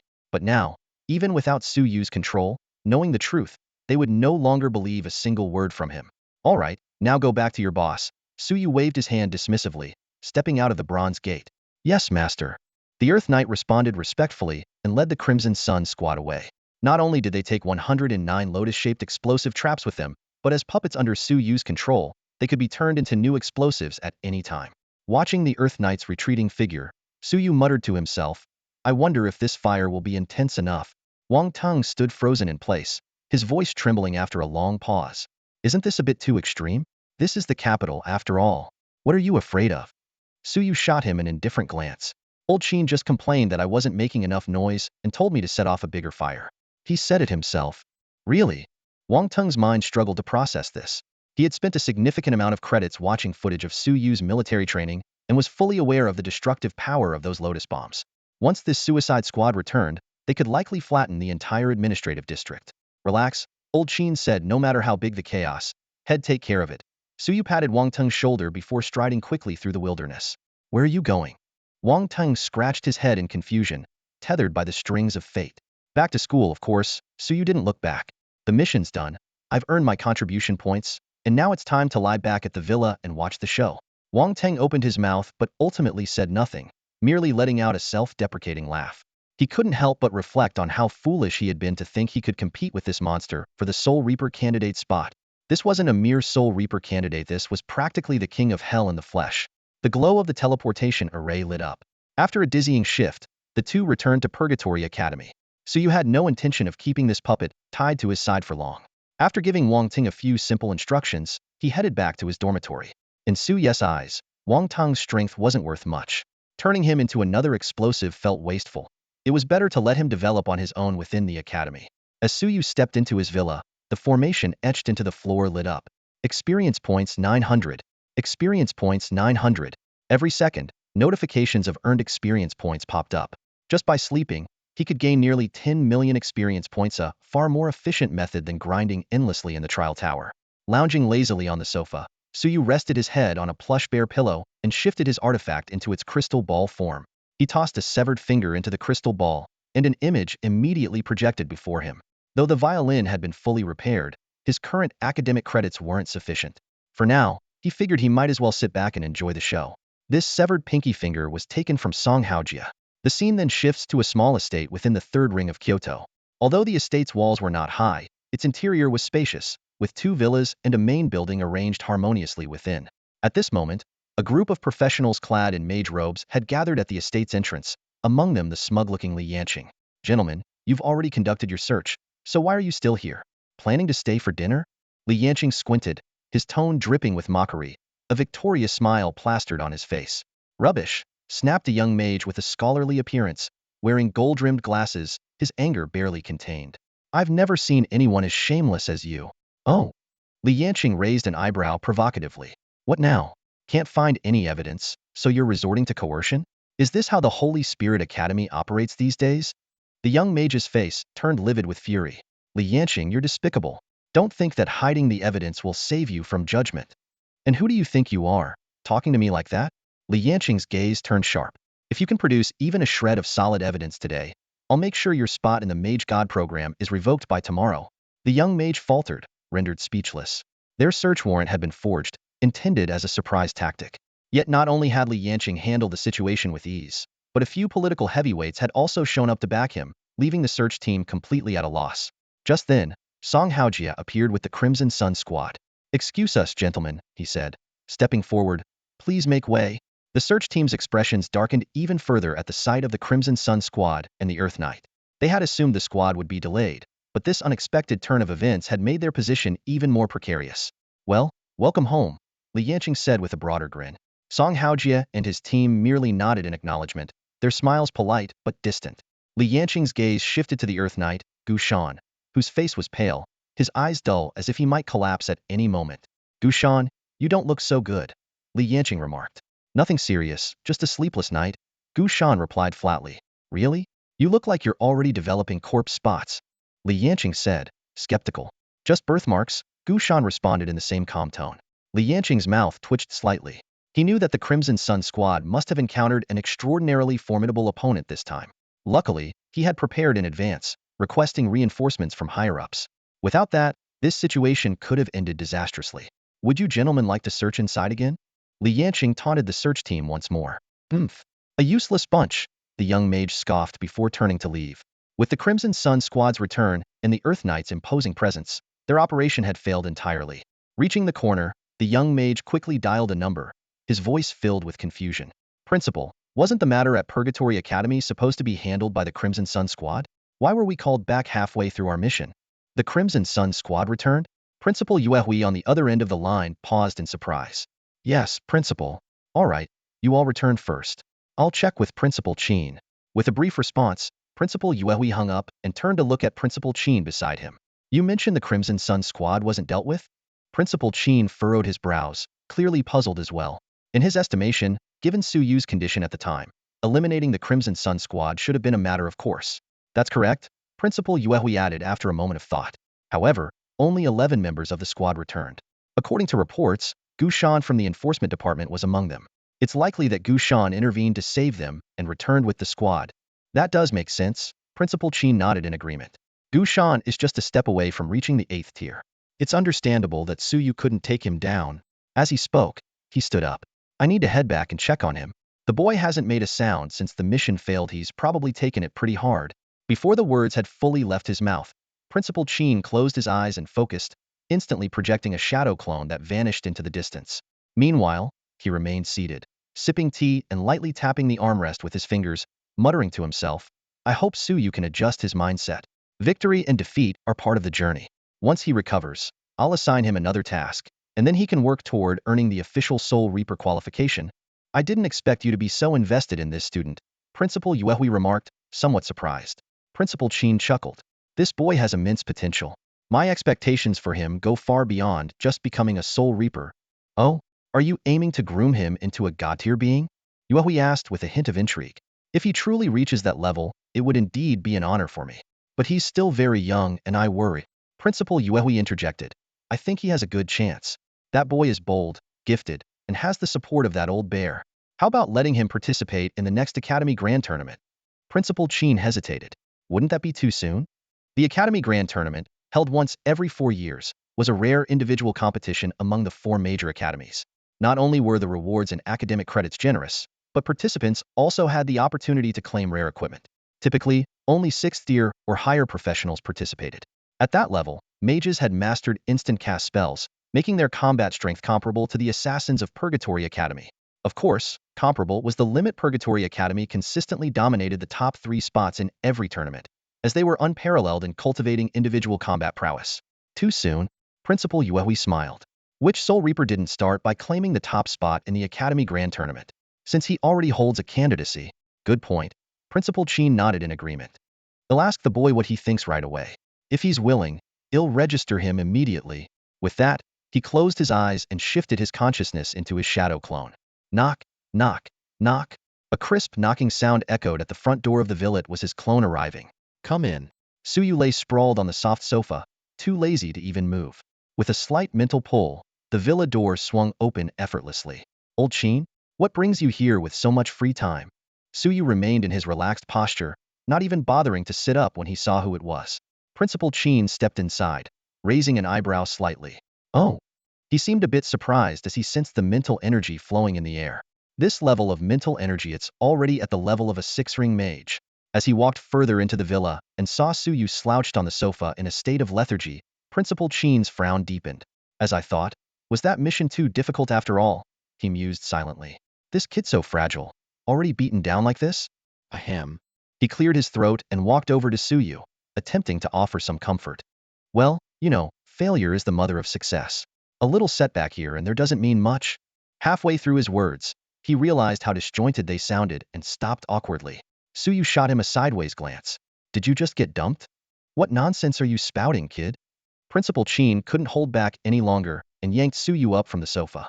With a mix of exasperation and concern, he said, what I mean is, even though your mission failed, it's no big deal. For a freshman, your performance was already impressive. Suyu's frown deepened. What mission failed? When did I say the mission failed? Look, old Chin, you'd better not be scheming to embezzle my credits. He stared suspiciously at Principal Chin. This old man must have lost his mind today. Seeing Suyu's expression, Principal Chin was equally dumbfounded. Is this kid in denial from being hit too hard? After a brief hesitation, he changed the topic. Anyway, are you interested in participating in the Academy's grand competition? Whatever. Let's not worry about that for now. Sit down. I've got something good to show you. Suyu cut him off and pushed Principal Chin down onto the sofa. Huh. This doesn't seem appropriate. Principal Chin's face flushed slightly, mumbling his protests while his body obediently complied. He grabbed 2 tissues from the coffee table, adjusted himself into a comfortable position, and couldn't help but remark, I must say, using a Titan giant bear as a cushion is ridiculously cozy. However, as his gaze fell on the familiar scene before him, his expression instantly grew serious. This is Li Yanqing's manor? That's right, Suyu confirmed with a nod. Huh, you have a backup plan? Principal Chin froze for a moment, then a flash of realization crossed his eyes. I noticed the cheery squad had returned and thought your mission failed. So this was a case of luring the enemy into a trap? Sort of, but I'd call it setting a long line to catch a big fish. Suyu replied with a faint smile, gesturing for Principal Chin to keep watching the screen. On the surveillance footage, Li Yanqing was seen leading the members of the cheery squad, shaking hands with several imposing elderly figures. Behind each of these elders stood bodyguards whose presence was no less intimidating than that of the Earth Knight Gu Shan. Chen Xiaodian, Minister of the Kyoto Enforcement Department, Ma Lifan, Commander-in-Chief of Yan'an Province, and Shan He, Supreme Commander of the Northern Military District. Principal Chin's voice grew colder. I can't believe these people are colluding with Li Yanqing. The Li family has truly gained power. These 3 are among the highest-ranking figures in Daxia's political scene. Is that so? Suyu shrugged, his tone nonchalant. Well, I suppose Daxia's political scene will soon have 3 fewer top figures. What do you mean? Principal Chin was taken aback. Suyu snapped his fingers, a cryptic smile playing on his lips. Suddenly, the scene in the footage changed. The entire cheery squad, along with Gu Shan, froze in place, completely motionless. What are you doing? Keep up. Li Yanqing barked in irritation. But the 12 remained rooted, their eerie gazes fixed on him. Only then did Li Yanqing notice something chilling except for Gu Shan. The other 11 were all missing their pinky fingers, and Gu Shan's body was covered in corpse-like spots, resembling a lifeless husk. This isn't good, Run. Li Yanqing finally realized something was wrong, but it was too late. Gu Shan let out a sinister grin and slammed his hands onto the ground. With a rumbling sound, earthen walls rose from all sides, sealing off the entire estate. Li Yanqing was thrown several meters away, landing awkwardly on the lawn. When he looked up, he saw the 12 figures twisting their bodies in bizarre, unsettling movements under the cover of night. Black lotuses began pouring out of their mouths, spreading across the area in an instant. Lotus bombs. Li Yanqing's pupils contracted sharply. This is the work of the Fate Weaver. Yujin had clearly left Daxiacal to be the one who just acquired the Fate Weaver class. Before he could finish, an even more horrifying scene unfolded. Gu Shan and the other 11's bodies began collapsing, transforming entirely into sinister lotus mines. The simultaneous detonation of over 100 bombs crafted by a Tier 5 Abyss Mage was unimaginable in its devastation. Even the bodyguards of the 3 prominent figures began to panic. Gu Shan was of a similar level to them, though he hadn't fully reached the 8th tier. He was not far off. Yet, when even such a formidable figure was turned into a lotus bomb, everyone present was left utterly stunned. Sensing the dire turn of events, the 3 8th-tier professionals immediately prepared to retreat with their respective bosses. However, Suyu had anticipated this and wasn't about to let them escape. Boom.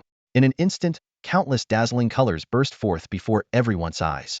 Lotus flowers emerged from the filth and mud, their beauty and lethality perfectly intertwined.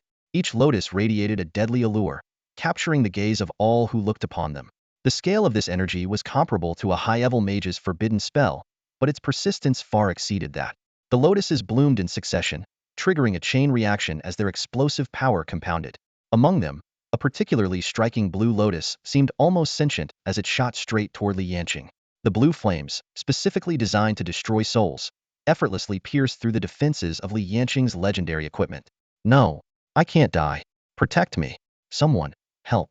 Li Yanqing's desperate cries echoed, but no one could save him from the consuming flames. In the end, he was engulfed in the endless inferno. Despair flickered in the eyes of the 3 powerful figures. They had come seeking a way to extend their lives, only to find this journey marked their demise. The explosions roared, boiling the air. Within a 20-kilometer radius, trees and buildings were reduced to ash as a massive mushroom cloud rose into the sky. When the smoke and dust finally settled, the 3 surviving 8th-tier professionals realized the area around them had been leveled.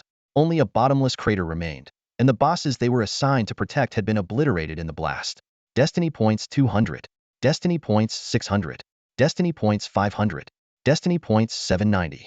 Following the spectacular display of destruction, notifications of earned destiny points kept popping up before Suyu. This single event had brought him at least 50,000 destiny points, greatly improving his condition and lifting his spirits. Well, old Qin, how was this grand performance? Suyu turned to Principal Qin. Huh, why do you look so pale? I told you to start a fire, not to blow up an entire district. Principal Qin stared at the ruins before him, rubbing his temples hard. Though he'd been tempted to do this himself for some time, the current scene still gave him a pounding headache. Fortunately, the area surrounding Li Yanqing's manor had long been regarded as forbidden territory, with only the core members of his lineage residing nearby. This made handling the aftermath much simpler. Every hidden threat was uprooted in one fell swoop. You stay in the academy for now. Focus on preparing for the academy tournament in half a month, Principal Qin said sternly. The final task to become a Soul Reaper is to claim first place in the tournament. Before his words fully settled, his figure had already dissolved into a shadow and disappeared. Wait, I have something for you. Suyu had only half raised his hand when old Qin vanished without a trace. He sighed helplessly. I completed the mission so flawlessly, and I don't even get a little acknowledgement. He had hoped this perfect conclusion would earn him more academic credits, but he hadn't even had the chance to hand over the evidence he'd gathered. Never mind. With old Qin's level of power, he probably doesn't care about the evidence anyway. Suyu glanced over at the bear cub snoring soundly, stood up, and began tidying the gear he had confiscated from the Crimson Sun squad. Without hesitation, he headed straight for the weapon shop in the main building. Well, look who's here. Suyu, come on in. Old Tang greeted him with a wide grin, clearly in high spirits. The dense death energy in that diary Suyu had brought him while crafting the violin had helped Old Tang make progress on a bottleneck he'd been stuck at for years. As a result, He now looked at Suyu with much softer eyes. Suyu, however, seemed a bit uneasy. As soon as he stepped inside, he began pulling out equipment, quickly piling it into a small mountain in the shop's front room. Old Tang, I'm still short by about 100,000 credits. Do you think this gear will cover it? He asked nervously, regretting not keeping at least one legendary item for himself. Old Tang paused for a moment, then burst into laughter. What's with the formalities between us? No need to keep tabs like that. Lowering his voice, he leaned in and winked at Suyu. Just make sure that if you come across top-notch materials in the future, you think of your old pal here. Don't go running upstairs to that other guy. Upstairs? There's another master craftsman upstairs? Suyu asked, puzzled. No, of course not. Realizing his slip, Old Tang quickly changed the subject, leading Suyu to the forge room. Hey, come check out your violin. It took me quite a bit of effort to get this done. Suyu's attention was instantly captured by the violin in its case. After Old Tang's handiwork, the instrument seemed completely reborn. Its body was as black as ink, radiating a faint, flowing blue glow. Intricate, mysterious patterns adorned its surface, appearing and disappearing as if breathing. The accompanying bow was equally exquisite, its horsehair crafted from the tail of a dragon horse gleaming like a cascade of cream. Suyu gently ran his fingers over the violin, then began examining its attribute panel. The attributes of the Eternal Elegy unfolded before Suyu's eyes. An epic-grade piece of equipment, categorized as a weapon, with 60 intelligence and a durability of 1200-1200. It boasted two powerful abilities, Requiem of Death at level 7, which could drain one of the health of surrounding creatures per second while in performance mode, and Catastrophic Chapter at level 8, capable of reducing 2 points of luck per second. Most astonishing was its skill, Eternal Descent, which could plunge those with weaker mental strength into an unending slumber. Old Tang looked at Suyu with eager anticipation, waiting for his assessment. After carefully examining the instrument, Suyu gave a brief but affirmative remark. Great violin. This brought a wide smile to Old Tang's face. He immediately suggested, why don't you give it a try? Play a little tune for me? Are you sure? Of course, no problem. A minute or two should be fine, Old Tang assured him, thumping his chest confidently. Suyu hesitated slightly. He suddenly remembered that he had never formally learned to play an instrument before. In his previous life, his violin and piano skills were merely at a beginner's level. However, with the weapon master ability, perhaps he could manage? Reality, however, quickly delivered a harsh lesson. The moment Suyu picked up the violin, an ear-piercing cacophony, akin to the screeching of 1,000 crows, erupted around him. He immediately set the violin down and admitted with a wry smile, I can't play a single note properly. As he had placed the violin on his shoulder, all that flooded his mind were images of using the bow to slit throats and smashing skulls with the violin body. It seemed that mastering the art of elegant performance would require secluded practice, otherwise, he might accidentally cause casualties among those nearby. Your tune certainly lives up to the name of death, Old Tang quipped, nearly knocked out by the horrifying sound. Suyu put the violin away and turned his attention to the Chinkuan sword case. This level 75 Jade-grade mysterious equipment, with a durability of 2000-2000, featured the unyielding level 6 ability and the remarkable skill Boundless Chinkuan. The skill allowed it to generate a sword energy equivalent to the full force strike of a 4th-tier swordsman every hour, with a maximum storage of 1 billion strikes. Oh, the sword energy is now equivalent to a 4th-tier attack? Suyu's eyes lit up. Old Tang proudly placed his hands on his hips and declared, Heh, what else do you expect from my craftsmanship? Impressive. Suyu gave him a thumbs up and slung the sword case onto his back. Although it didn't match the Eternal Elegy in grade, its practical value was in no way inferior. Back at the villa, Suyu immediately activated the Wisdom Source Stone. 2 notifications sounded in quick succession. His mental strength first increased by 1 point, then surged exponentially. The intense mental shock nearly knocked him over. He quickly began channeling the overflowing mental energy into the Chinkuan sword case. Within just a few hours, over 4,000 sword energies had accumulated in the case. Once he regained his composure, Suyu realized that his perception now extended clearly over a radius of 1 kilometer. The enhancement of his mental strength not only eliminated his need for sleep, but also left him in a state of constant vitality. At that moment, a knock came from the villa's front door. Come in. Suyu skillfully used his spiritual power to open the villa's door. Lin Chinchua stood at the entrance, her hand frozen midair. Her expression turned unusually complex. You've reached the 4th transformation? She had just advanced to level 80 and completed her 4th transformation using her family's resources. She came to assert some dominance, only to find that Suyu had already broken through as well. Do you need something? Suyu raised an eyebrow and asked. Lin Chinchua's face flushed bright red. The challenge she had prepared to throw at him got stuck in her throat. Though they were both in the same stage, the pressure Suyu exuded was far greater than before. Biting her lip, she managed to squeeze out a few words. I heard you're participating in the academy competition? Academy competition? What's that? Suyu asked with genuine confusion. You don't know? The principal already signed you up. Lin Qianxue was stunned, staring at Suyu's completely clueless expression. After a moment of contemplation, Suyu nodded. Oh, I think I remember something about that. Vaguely, he recalled agreeing to join the academy competition. It seemed to be tied to the final task for his Soul Reaper qualification, winning first place in the competition. Lin Qianxue sighed and stepped into the villa. She paused by the sofa, hesitating to pet the bear cub, but ultimately not daring to.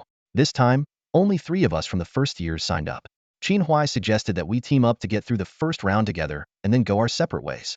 After all, our opponents include not just upperclassmen from the 3 academies, but also from our own, and Suyu frowned. So we have to stick together. Otherwise, we won't even make it past the first round. Most of the contestants are at least 6th transformation or above. Teaming up isn't necessary. Suyu shook his head. But you can use academy points to buy your way to the next round from me. What? Lin Qianxue stared at him as if he were crazy. Confidence is great, but don't let it turn into arrogance. Believe it or not, 100,000 points, and it'll guarantee you make it to the second round. Suyu shrugged, already considering how to make up for the favor he owed old Tang. 100,000. That's daylight robbery. Lin Qianxue scoffed, thinking Suyu had let his success during military training go to his head. So there's no deal then? Suyu gestured toward the door, signaling her to leave. Humph. As if I'm the one unwilling to negotiate. You're the one spouting nonsense. Lin Qianxue fumed. Making it to the second round as a team would already be a miracle. Do you think you can carry 2 people all by yourself? Suyu couldn't be bothered to argue further. He simply used his spiritual power to form a foot and kicked Lin Qianxue out of the villa before shutting the door. Lin Qianxue sat on the ground, utterly dumbfounded. This was the second time in her life she had been treated like this and by the same person. As she rubbed the sore spot and stood up, she silently vowed to crush him one day. Just as she was about to leave, she noticed Sister Kai hurrying into Suyu's villa. Lin Qianxue narrowed her eyes, sharply noticing something unusual. Why was Ms. Kai in Suyu's villa? As a counselor who typically ignored even students who sought her out, her showing up uninvited today was highly suspicious. Could it be?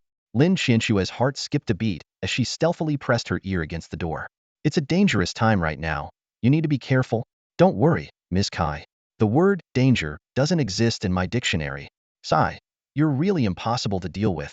Hearing this ambiguous exchange, Lin Qianxue's cheeks flushed red.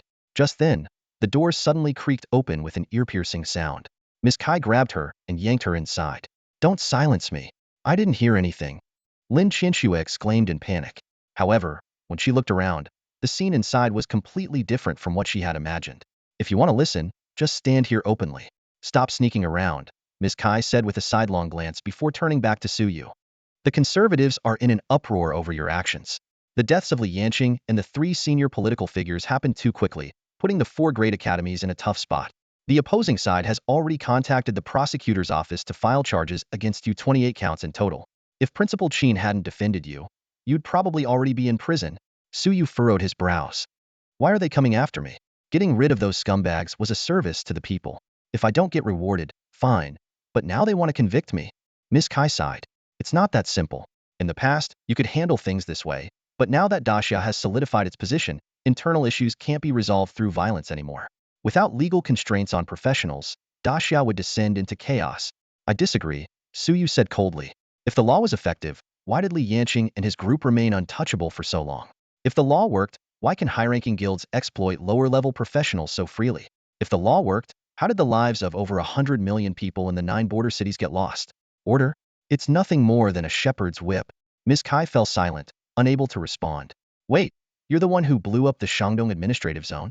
Lin Qianxue covered her mouth in shock. The incident had shaken the capital that very day, though some unseen force had since turned online discourse into a storm of criticism. Terrorist? That's harsh. I simply lit a fire, Suyu said nonchalantly before turning to Ms. Kai. Can you tell me who wants to prosecute me? I'd like to ask them in person how they came up with those 28 charges. Don't act recklessly. Principal Qin will handle it, Ms. Kai said, massaging her temples.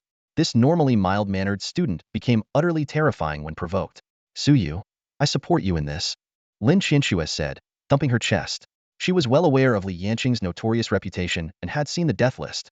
Almost all of Suyu's targets were the scum of Daxia, and it was rumored that even the current leader had secretly expressed approval. Regardless, you need to keep a low profile for now, Ms. Kai advised.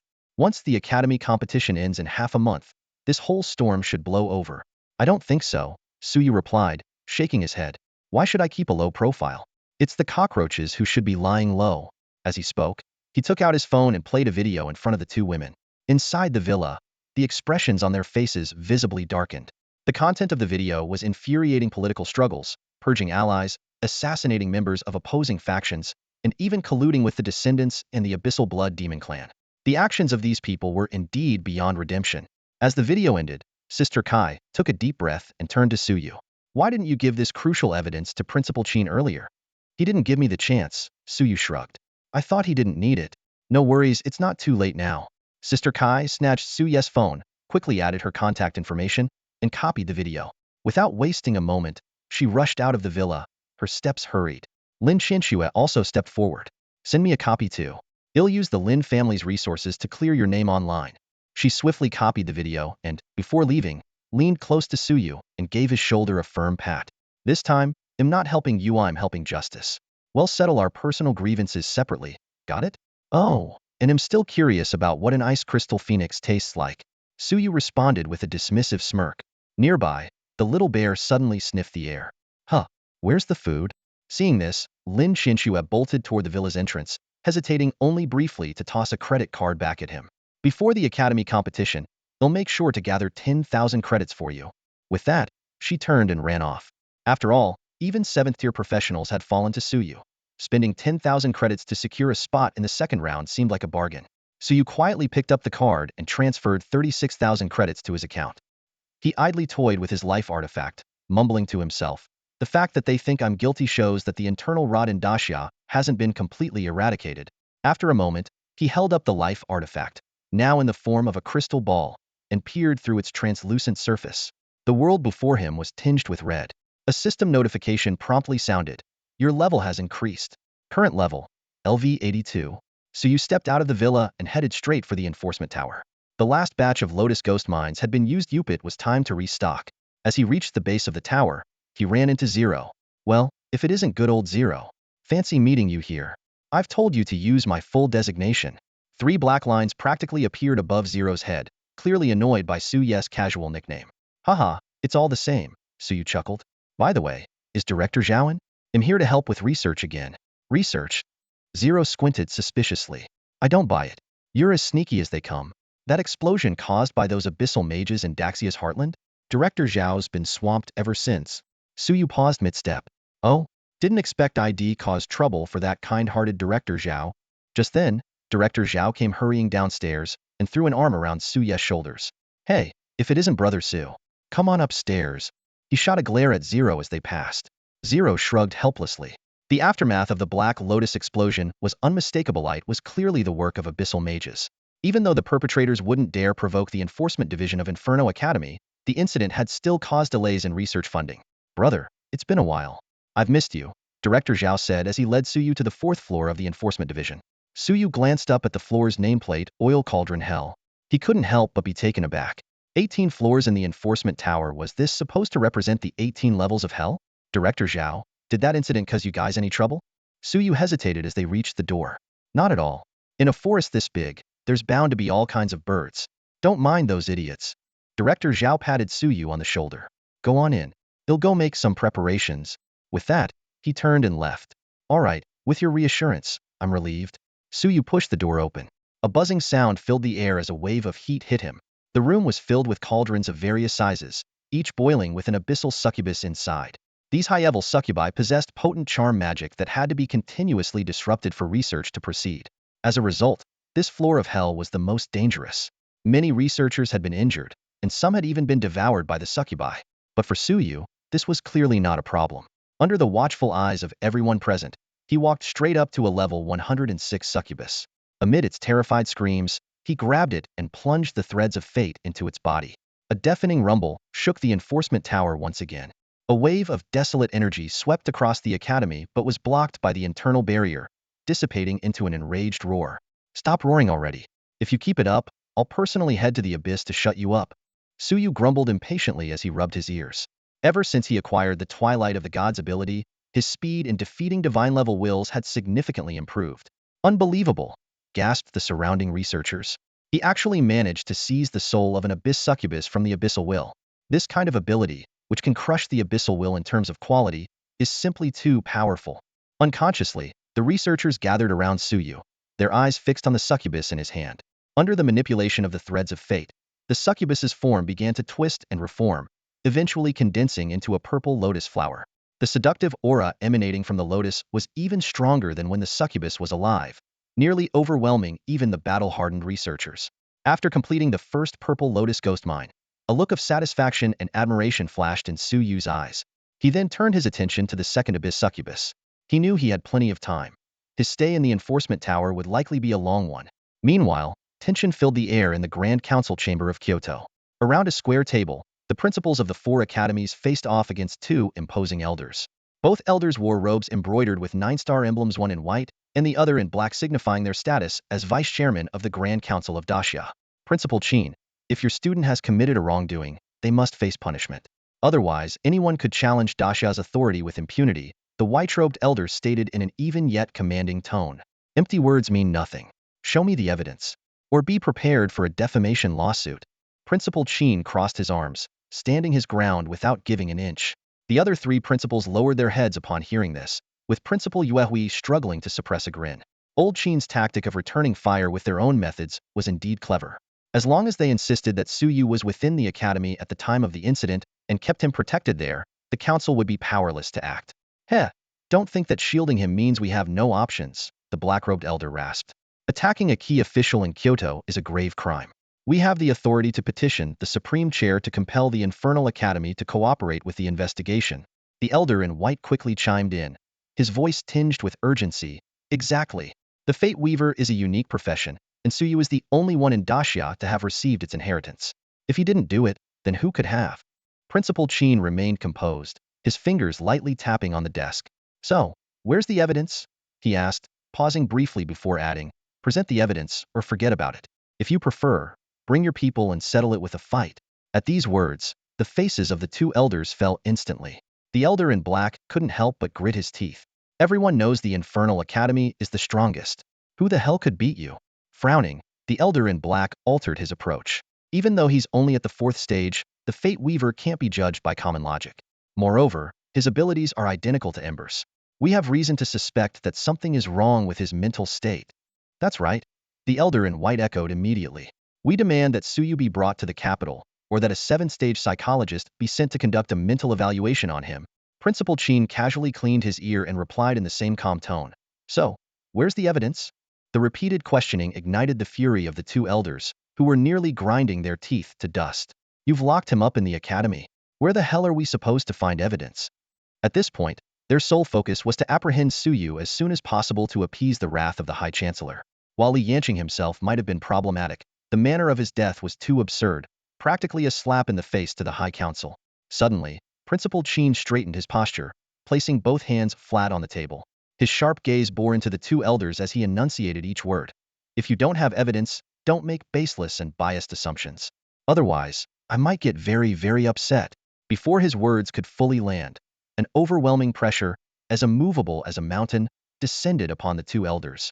The immense aura of a 9th-stage peak expert rendered the 7th-stage counselors pale and barely able to endure it.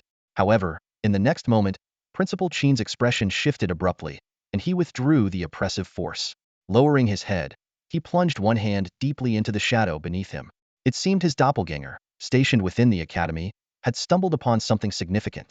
A chilling smile gradually spread across his face. Oh, so you don't have any evidence, do you? Principal Chin said, pulling a pink phone out of the shadow. Well, excuse me, but I do. As the video played on the phone, the atmosphere in the conference room shifted dramatically. Subtle changes appeared on everyone's faces, while Principal Chin's lips curved into a faint, confident smile. Kid, why didn't you bring out this bombshell earlier? I wasted 4 hours here with these 2 idiots. Principal Yuehui immediately remarked. I believe Suyu has done an excellent job. I propose the council withdraw all charges against him and award him additional honors. Seconded, Principals Yi and Lu spoke in unison. The 3 exchanged relieved smiles, the tension in the room finally dissipating. With this decisive evidence, not only was Suyu proven innocent, but he had also made a significant contribution. The elder in white, however, scowled and hastily questioned, "I doubt the authenticity of this video." But the elder in black placed a hand on his shoulder and gently shook his head. "We admit defeat. Withdraw the charges against Su Yu immediately." The black-robed elder was well aware of the severity of Li Yanqing's crimes, and with Li already dead, opposing the four great academies was pointless. The elder in white trembled as realization struck him. Colluding with foreign races was a grave crime, and self-preservation was the wisest choice at this moment. "Fine, we'll do as Black Elder says," he said, striding quickly toward the door. "Wait."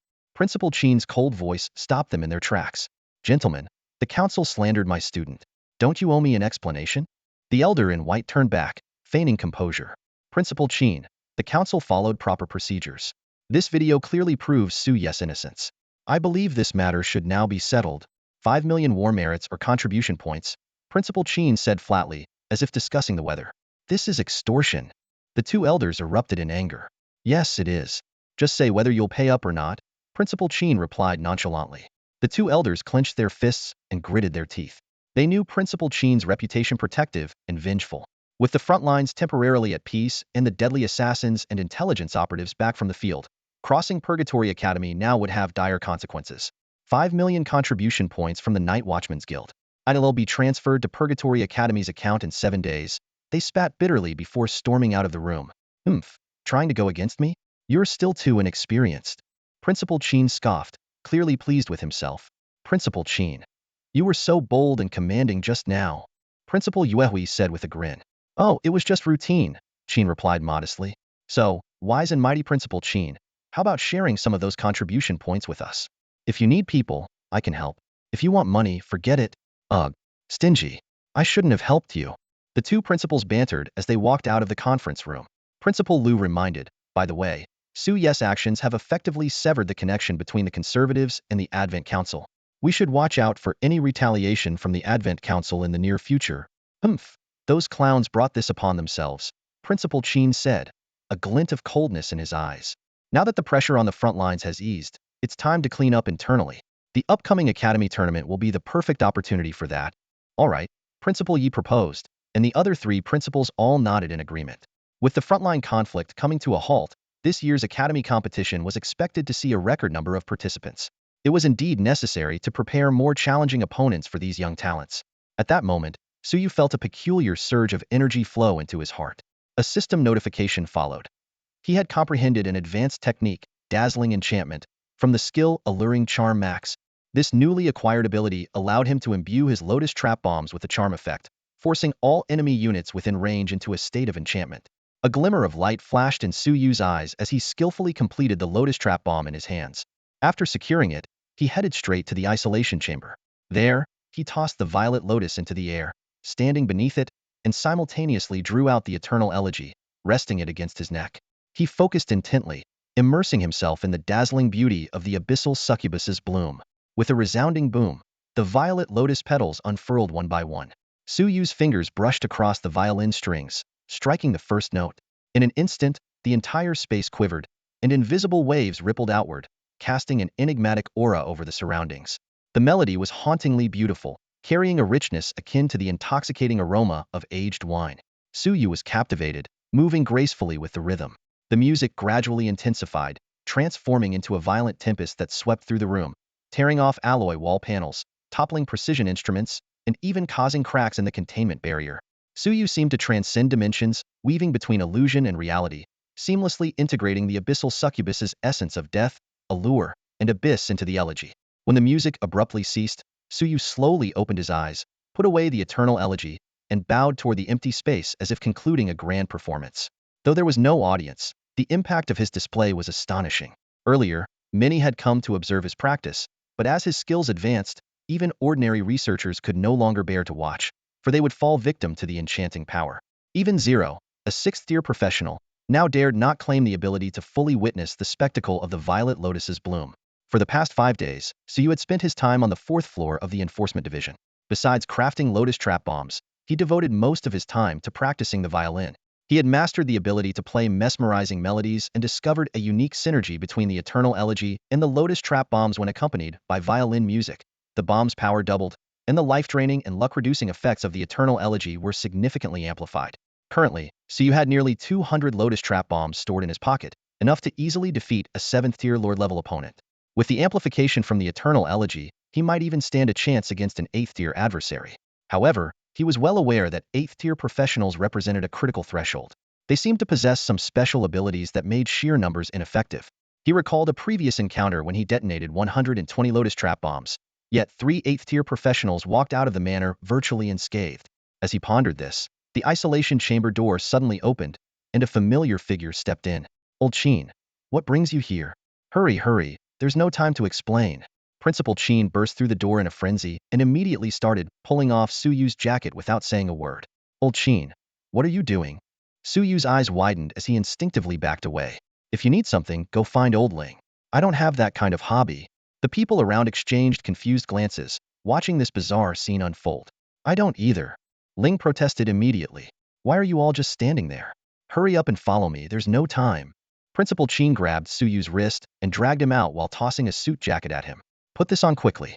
The first seat is going to personally award you a medal today. A medal? Suyu froze, the image of that dignified face often seen on TV flashing through his mind. As they walked, Principal Qin explained, yes, after your previous situation was resolved, the higher-ups decided to reward you with 1 million guild contribution points, bestow you with a top-level honor, and grant you additional operational privileges. As he spoke, he waved his hand to open a shadowy portal and pulled Suyu inside. That person holds you in high regard and specifically requested to present the medal personally. 1 million? That's insane, Suyu said, glancing at the anxious principal. He squinted slightly. So, you forgot to notify me, didn't you? Aha! Principal Qin's face turned red as he awkwardly changed the subject. The abyssal demons have been acting up lately. You should be cautious. Cautious, my foot. This is Kyoto. What are they going to invade here? Suyu muttered as he slipped on what was clearly Principal Qin's wedding suit. The combination with his Freedom Wings outfit underneath looked odd, but there was no time to worry about that. Soon, the shadowy portal dissipated, revealing a grand platinum door ahead. Without a second thought, Principal Qin kicked it open. Bang! The banquet hall fell silent instantly, and all eyes turned toward the entrance. Once they saw who it was, the tension eased. Ow! My back! It's broken! A pained groan came from the corner, where Elder Hay was being helped up, his clothes stained with spilled wine. He pointed angrily at the door. Qin Tian, what the hell are you doing? Phew, just in time. Principal Qin wiped imaginary sweat from his forehead, pushed Suyu forward, and hurriedly turned to leave. Hey, you're just going to leave me here like this? Suyu called out, dumbfounded, watching the principal's retreating figure. At that moment, a tall, broad-shouldered man with a square face approached Suyu and extended his hand. Ning Chuan, Minister of Defense. It's a pleasure to meet you, Suyu. Suyu politely shook his hand. A true hero at such a young age. Ning Chuan remarked with admiration before leading Suyu further into the banquet hall. In that moment, Suyu became the center of attention for the entire gathering. Everyone paused what they were doing and turned their attention to Suyu's face. The banquet hall buzzed with murmurs, as the crowd openly commented on the young Fate Weaver. Is he the young Fate Weaver everyone's talking about? He certainly looks capable staying so composed in a situation like this, but showing up right at the last moment? Isn't that a bit too dramatic? Still, the Fate Weaver profession is so unstable. Too costly to recruit someone like him. Suyu's expression remained calm, unfazed by the remarks. However, as he passed by one particular seat, he suddenly sensed an intense wave of hostility. He stopped in his tracks, then took a few steps back, halting in front of a middle-aged man with a large belly. The man was Wang Suhui, who was holding a wine glass and whispering to the woman beside him. If you ask me, people like him shouldn't even be allowed into the capital. The best outcome would be for him to die on the front lines, don't you think? Well, you do have a point, Suyu said, a faint, enigmatic smirk playing on his lips. Hearing this, Wang Suhui turned around. The moment their eyes met, his entire body trembled, and the wine spilled all over his expensive suit. A system notification popped up, indicating that this adversary had been startled. Suyu gracefully handed him a handkerchief. My apologies if I startled you. Wang Suhui forced a smile as he accepted it, but his expression quickly twisted in pain. A sharp, searing ache gripped his abdomen, and his stomach began to swell visibly. Suyu, what have you done to me? He bellowed. His voice filled with rage as he glared at Suyu, who was already walking away. The hall descended into chaos. A 7th-tier healer stepped forward to examine Wang Suhui, only to announce with a complicated expression, Director Wang, it seems there's a foreign life form inside your abdomen. The diagnosis sent Wang Suhui into a frenzy. He slammed his fist into the floor, shattering the tiles, and let out a furious roar. The other guests instinctively backed away, silently vowing to steer clear of the enigmatic and dangerous Fate Weaver. Yet, amidst the retreating crowd, a few elegant women lingered, their gazes lingering thoughtfully on Su Ye's retreating figure. Hearing the commotion from behind, Su Yu's lips curled slightly.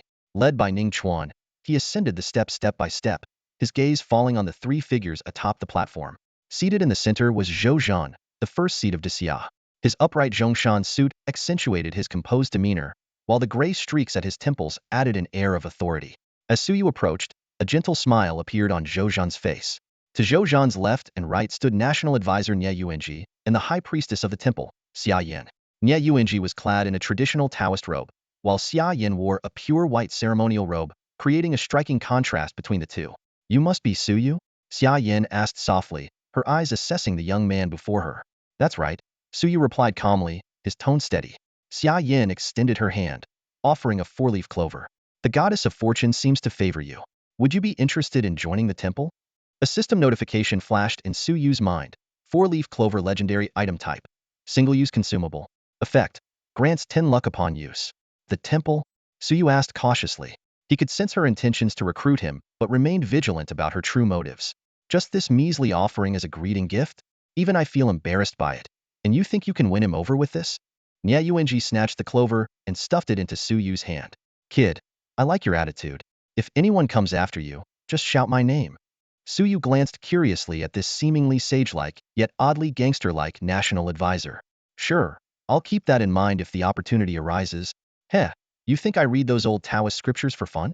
It's all to suppress this fiery temper of mine." Nie Yuanji slung an arm around Su Yu's shoulder.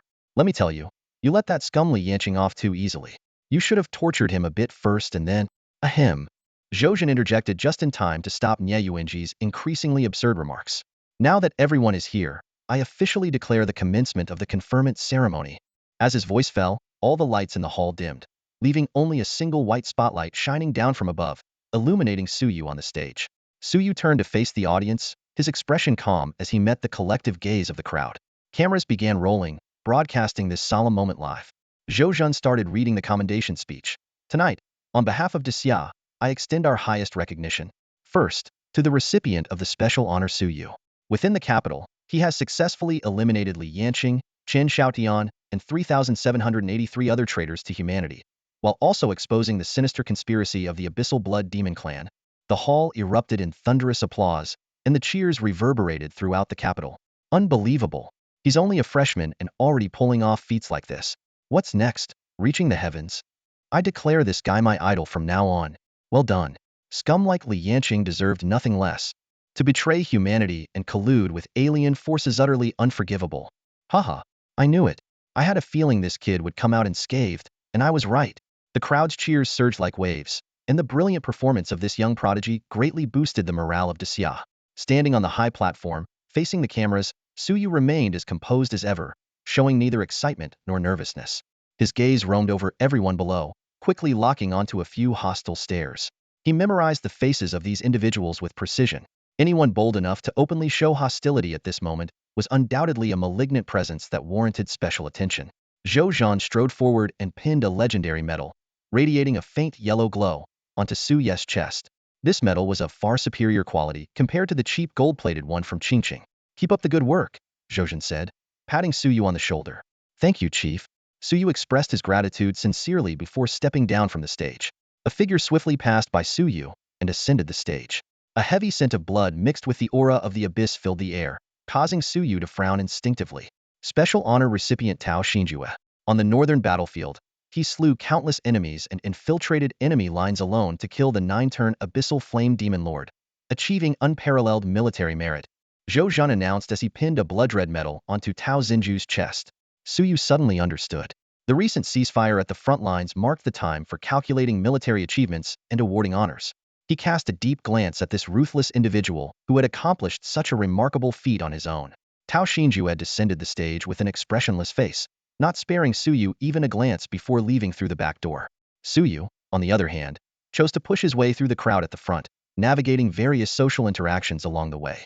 His pockets were stuffed with business cards, and an unknown 8th-rank professional had left a lipstick mark on his face. While wiping his cheek, he also pocketed 3 buttons he had acquired and quickly exited the banquet hall. Mr. Su, this is the car Minister Ning arranged for you. A butler-like man said respectfully. Please thank Minister Ning for me.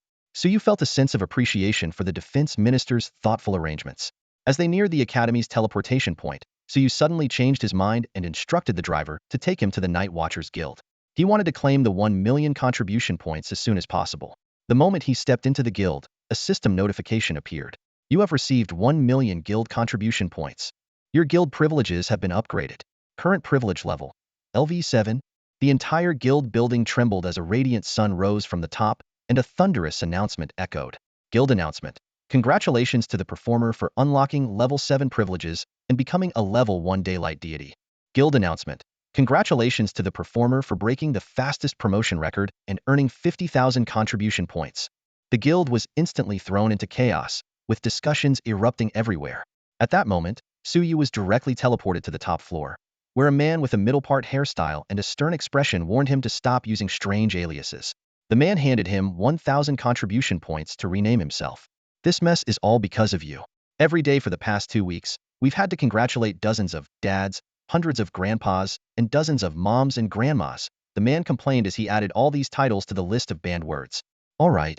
Suyu pursed his lips, deciding after a moment of thought not to dwell on the issue of the codename. After all, he rarely participated in guild activities, so it didn't really matter. You can modify my codename. Does that mean you're the leader of the Night Watchers Guild? No, I'm just a low-ranking executive with some authority, not even close to being a vice president. The executive chuckled self-deprecatingly. Seeing this troublesome individual finally settle down, his expression relaxed as well. By the way, I heard the explosion incident in the Shandong district was your doing? Suyu raised an eyebrow and looked at him. What about it? Nothing, just curious. The executive squinted slightly, scrutinizing the man in front of him, the so-called executioner. Although he didn't seem as dangerous as his predecessor, Ember, his reckless approach to things was still evident. I have some bounty missions here. Interested? Suyu shook his head with a smile. Not at the moment. He still had tasks from the academy to complete and couldn't spare the time. Are you sure? The rewards for these missions are quite substantial, the executive said, feigning mystery in an attempt to lure him, but Suyu remained unfazed. Tisk, so frustrating. The executive sighed and then pulled a few documents from his drawer. Du Xinghe, one of the 12 executives of the Descendants Council, an 8th-tier spirit summoner. Bounty. 1.5 million contribution points, plus his bracelet as a bonus. He continued, Yang Kai, an 8th-tier gravity manipulator, former director of the Kyoto Security Department, responsible for over 700 wrongful convictions. Bounty. 800,000, with a drop of his blood as a bonus. Park Jin-san, a bloodline descendant of the island nation, attempting to alter the Great Xia legal code to incite rebellion, a 7th-tier strategist. Bounty. 900,000. Suyu's gaze gradually sharpened. You know I have long-range tracking abilities? He asked, staring directly at the executive. The Shandong explosion incident has been thoroughly analyzed. Your methods are impressive, leaving no evidence. But I'd advise you to avoid using such tactics against certain targets in the future. As he spoke, the executive pulled out another stack of documents from the drawer, piling them into a small mountain. Here, take all of these. Suyu's eyelid twitched, his body stiffening slightly. How many are there? Huh, are you scared already? The executive laughed smugly. Why do you seem so proud of this? Suyu frowned. The executive replied enthusiastically. Of course, Great Xia is vast, with countless professionals. Do you have any idea how many crimes occur on this land every single day? An average of 73 cases per day, totaling over 30,000 a year. The director squinted at Suyu, his tone carrying a hint of intrigue. Put yourself in their shoes. If you started committing indiscriminate acts, with your abilities, how many people would you need to eliminate before being discovered? Suyu fell silent. The director's argument was valid. The abilities of professionals were diverse and unpredictable, making it difficult for ordinary investigative methods to identify culprits. Moreover, the existence of various secret realms within Xia made solving cases even more challenging. So you're taking a shot in the dark, huh? Those 800+ files don't seem like too much, right? The director skillfully shifted the topic. This shows trust in your abilities, doesn't it? You're a fate manipulator, capable of toying with destiny itself. Controlling the fates of these individuals should be well within your grasp. All right, I understand. Suyu pondered for a moment before storing all the files into his storage pouch. Since Xia's laws can't judge these people, I'll be the one to pass judgment. After exchanging contact information with the director, so you headed straight for the teleportation point to return to the academy. A system notification immediately followed. Experience 900 3 times in succession. Back at the villa, so you cleared out a room specifically to store the 800+ files. A faint smile played on his lips, earning a substantial amount of experience while casually accumulating fate points through modifying destinies seemed like an ideal arrangement. His attribute panel displayed. Class: Fate Manipulator. Level: 82. Strength: 7,649. Stamina: 6,248. Intelligence: 6,457. Agility: 5,564. Awakening: 4th transition. Skill list: Fate Perception, Savage Growth, Life Rhythm, Fate Tool, Allure Max, Battle Frenzy Max, Weapon Master Max, Final Prelude Max, Twilight of the Gods Max, Marionette LV4, Fatal Elegance LV1. Talent: Fate Modification. Fate Points: 66,497. Guild Contribution: 1,001,000. Credits: 35,000. As a Sunlight Wanderer, his guild's attribute bonuses increased by another 10, pushing his strength attribute beyond that of a 6th transition warrior, leaving him only a step away from the 7th transition threshold. So you didn't rush to complete the bounty tasks. Instead, he retrieved 4 buttons he had collected earlier from the banquet hall. His fate tool manifested in his hand, taking the form of a crystal sphere. He placed one of the buttons into it, activating void tracking. The scene revealed Wang Suhui's figure. At that moment, he was in a concealed private clinic, removing his wine-stained suit jacket and hanging it on a rack, completely oblivious to the missing button. Such bad luck! He cursed as he climbed onto the operating table. Dr. Tong, let's get started when you're ready. Under the bright lights, Dr. Tong's expression was unusually grave. As an experienced obstetrician, this was her first time performing a procedure like this on a man. Facing this high-ranking official from the capital, she forced herself to remain calm. Don't worry, Director Wang. It's just a minor procedure. She reassured him while injecting a high-grade anesthetic into his body. Her hands began to glow green as she prepared to perform the highly refined alien life form removal technique. All right, I'll leave it to you, Wang Suhui replied with a nod. Although his eyelids grew heavier, his heartbeat quickened, and unease began to creep in. He could only comfort himself internally. Dr. Tong is experienced. Nothing should go wrong, right? At the precise moment Dr. Tong's hands penetrated Wang Suhui's body, a brief outline of fate appeared before Su Yu. Fate event. Your adversary, Wang Suhui, undergoes alien life form removal. That's all for today. Thank you so much for watching. I hope you guys enjoyed. If you wish to have another part of this recap, please give us at least 1,000 likes. Please don't forget to comment and subscribe to our channel for more content like this. Until next time.